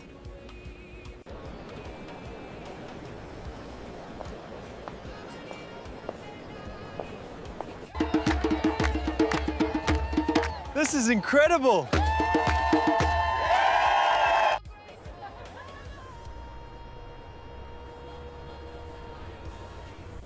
I'm looking for work. Leave your CV.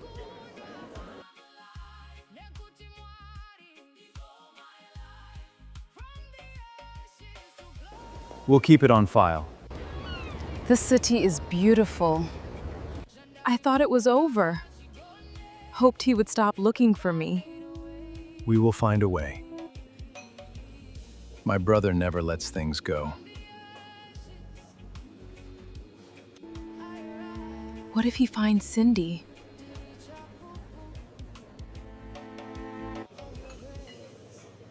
He doesn't know about her.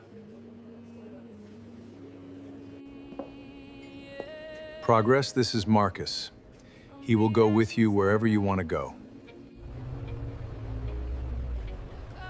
Hi, Marcus. That serious? Yes, the Nathan you remember isn't the same anymore.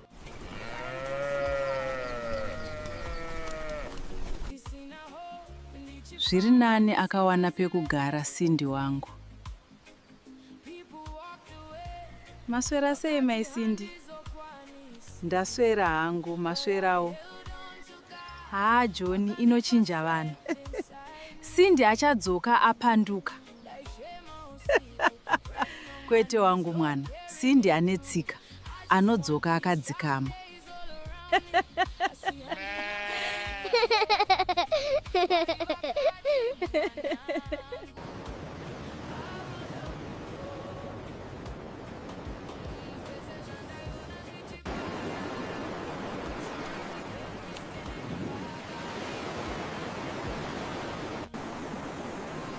Still no calls. Mwaripindirai ndiwane basa. First time in Cape Town? Yes. Don't give up. You will find something to do.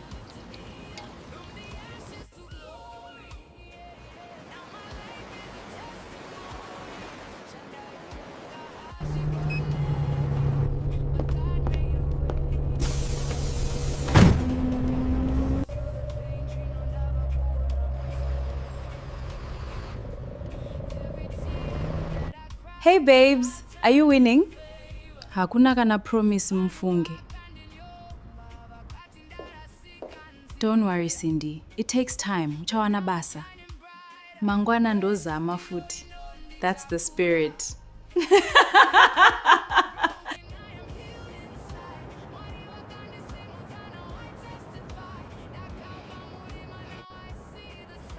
Uripiko nae Progress.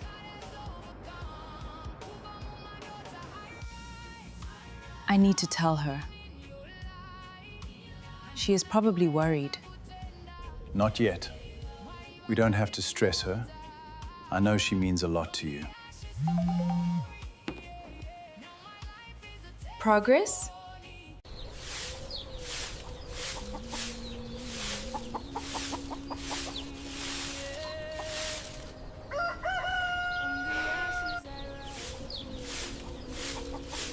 Nai mama mari mazoiwana here?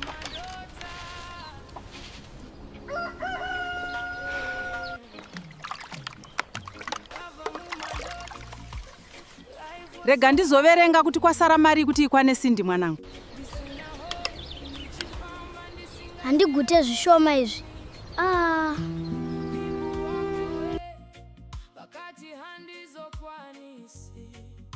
But I held on to God, pakandipa strength inside me.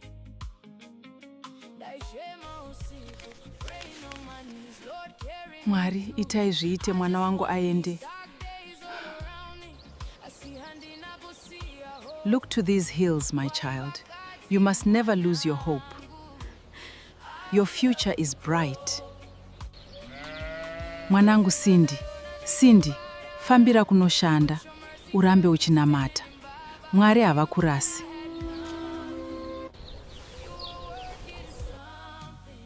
Kubva Mumadota, I rise. Now I'm walking in your light. Handina kurega kutenda. Never gave up. Mwari vakandisimudza. You lifted me up from the ashes to glory. Now my life. Mhuri yangu inofanirwa kusimuka. Imari maputi nemvura, dola zvese. Ndipeiwo zvese.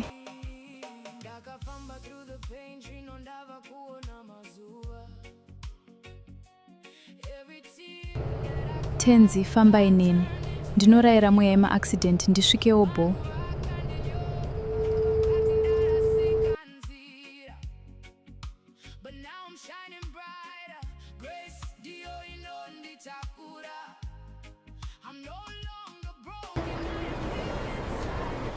Let me tell Progi kuti ndasvika auye to pick me up.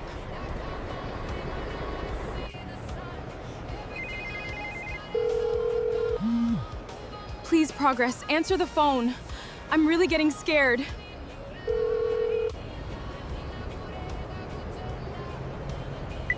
Naye Mwari, zvino akasadayira foni ndodii?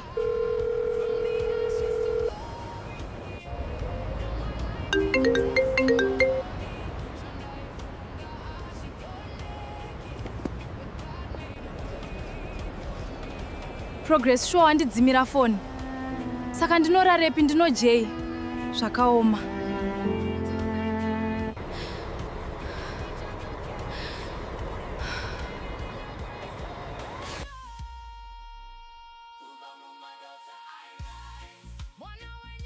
From the ashes to glory. Hezvo atove makuseni. Nzvimbo ino inotonhora yohwe. Akange ave mangwanani, asi Cindy asina kwekuenda. Mwanasikana akange apererwa.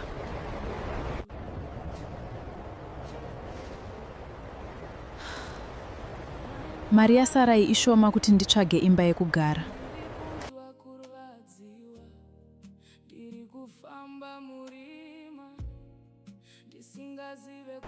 Namon Satan, mari yasarai ishoma. Nzara yakange yomubvunza mutupo, asi zano ainge asina zvake Cindy.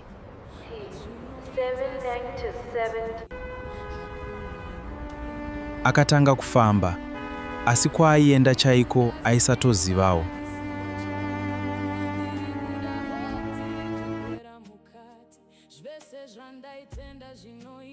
Ndaiti ndikabudawo muZimbabwe zvanaka.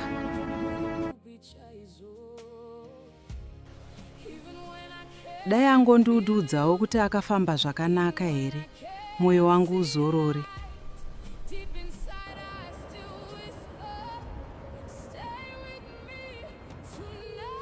Progress, toitawo chigunduru here shuwa.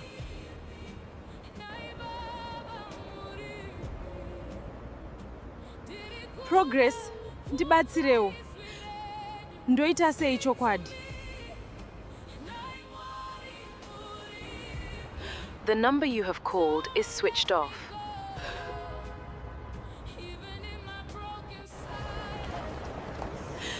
Mwari, torai nzvimbo yenyu. Iye zvino. Ndega ndave kutya. Please give me the strength to get through another day. Asina shamwari, asina pekugara, akaramba achitsvaga nzira.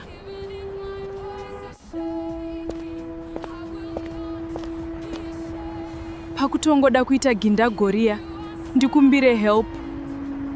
Vanhu vakawanda vakapfuura, asi hapana aiziva what Cindy was going through.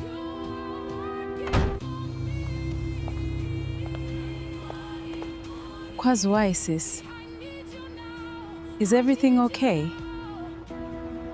Ndauya kuCape Town kuzotsvaga basa, asi munhu wandaivimba naye haasi kubatika. Zvinotika kakawanda izvi. asi ndichakubatsira.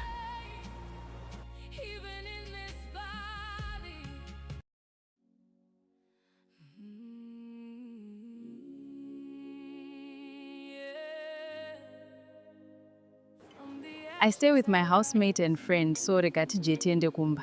Okay, vakoma. But Cape Town yakanaka. Ini place inondaifarira kwakanaka. Cape Town is beautiful, dear. Asi ukaita zvekutamba unofa usina chinhu. Be careful, ushandoine maplans.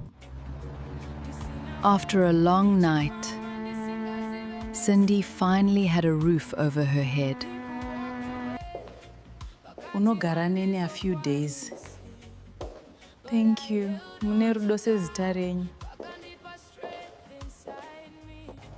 Rudo, who is this? Hesi Kimberly, let's sit and talk.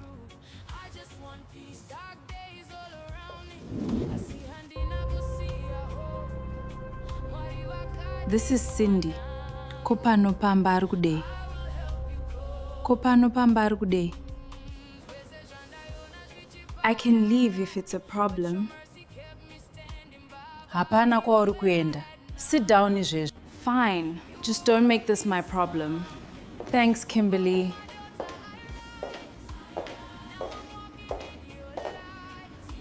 Cindy aifara zvese nekutya. Rudo aive munhu ane mari dzake. Progress. Shamwari yangu uripi. We have been through so much together, Wani. Uchava shamwari yangu tichibatsirana nguva dzese. Thanks, bestie. I believed you, Progress. Sure, hey bestie, kundisiya mnamo. Not everyone who promises help will help. Zvakaoma takabva kure tese na Progress, andishamisa. Or maybe some people create their own problems. Takuvaziva vanhu ava. I didn't ask for this vanhu vamwari. Enough. Ita semunhu mukuru Kim. Whatever vakoma.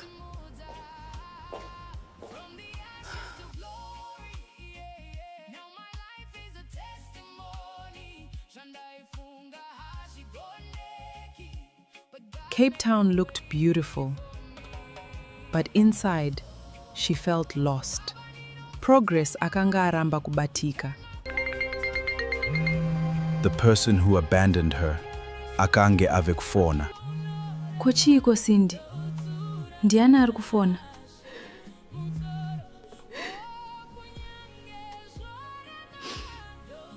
Vakoma ndi Progress. Ari kudei chaizvo iye akandidzimira foni. Manje ukasadaira unoziva sei. Mudaire ataure nyaya yake.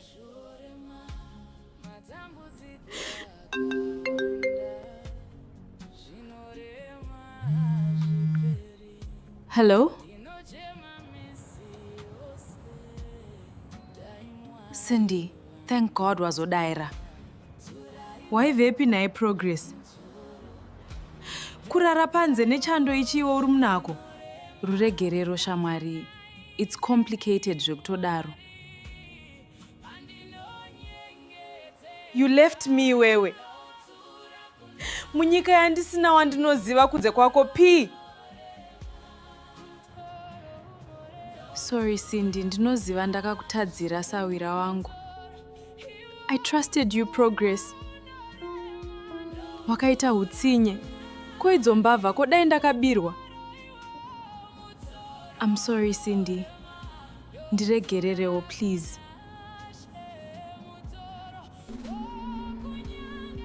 Wakandidzimira phone P. Kundisiya zvakandiomera kudaro. Ndakashaya kuti ndodii. Asi ndichitoda kukubatsira Cindy.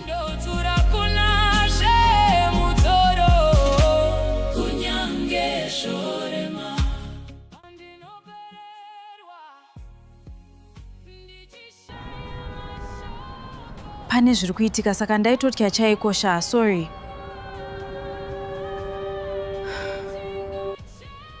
Zviko zviri kunetsa. You were scared of what zvekuti ungandirasawo inini? Handina kukuudza zvese. Pandimire pakaoma. Ari kutiko naiwe? What are you talking about? I've been dealing with things on my own. Ndainyara kuzvitaura ini. Kunyara chi? Zvangu zvese ndokuudza wani. What are you talking about? Ndakazviparira. I made choices I wish I could change. Something still doesn't add up. Haasi kutaura nyaya chaiyo.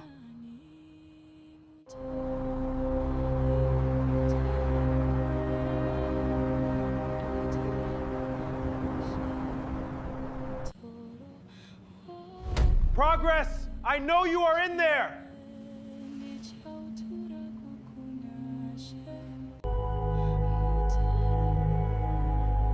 Oh no.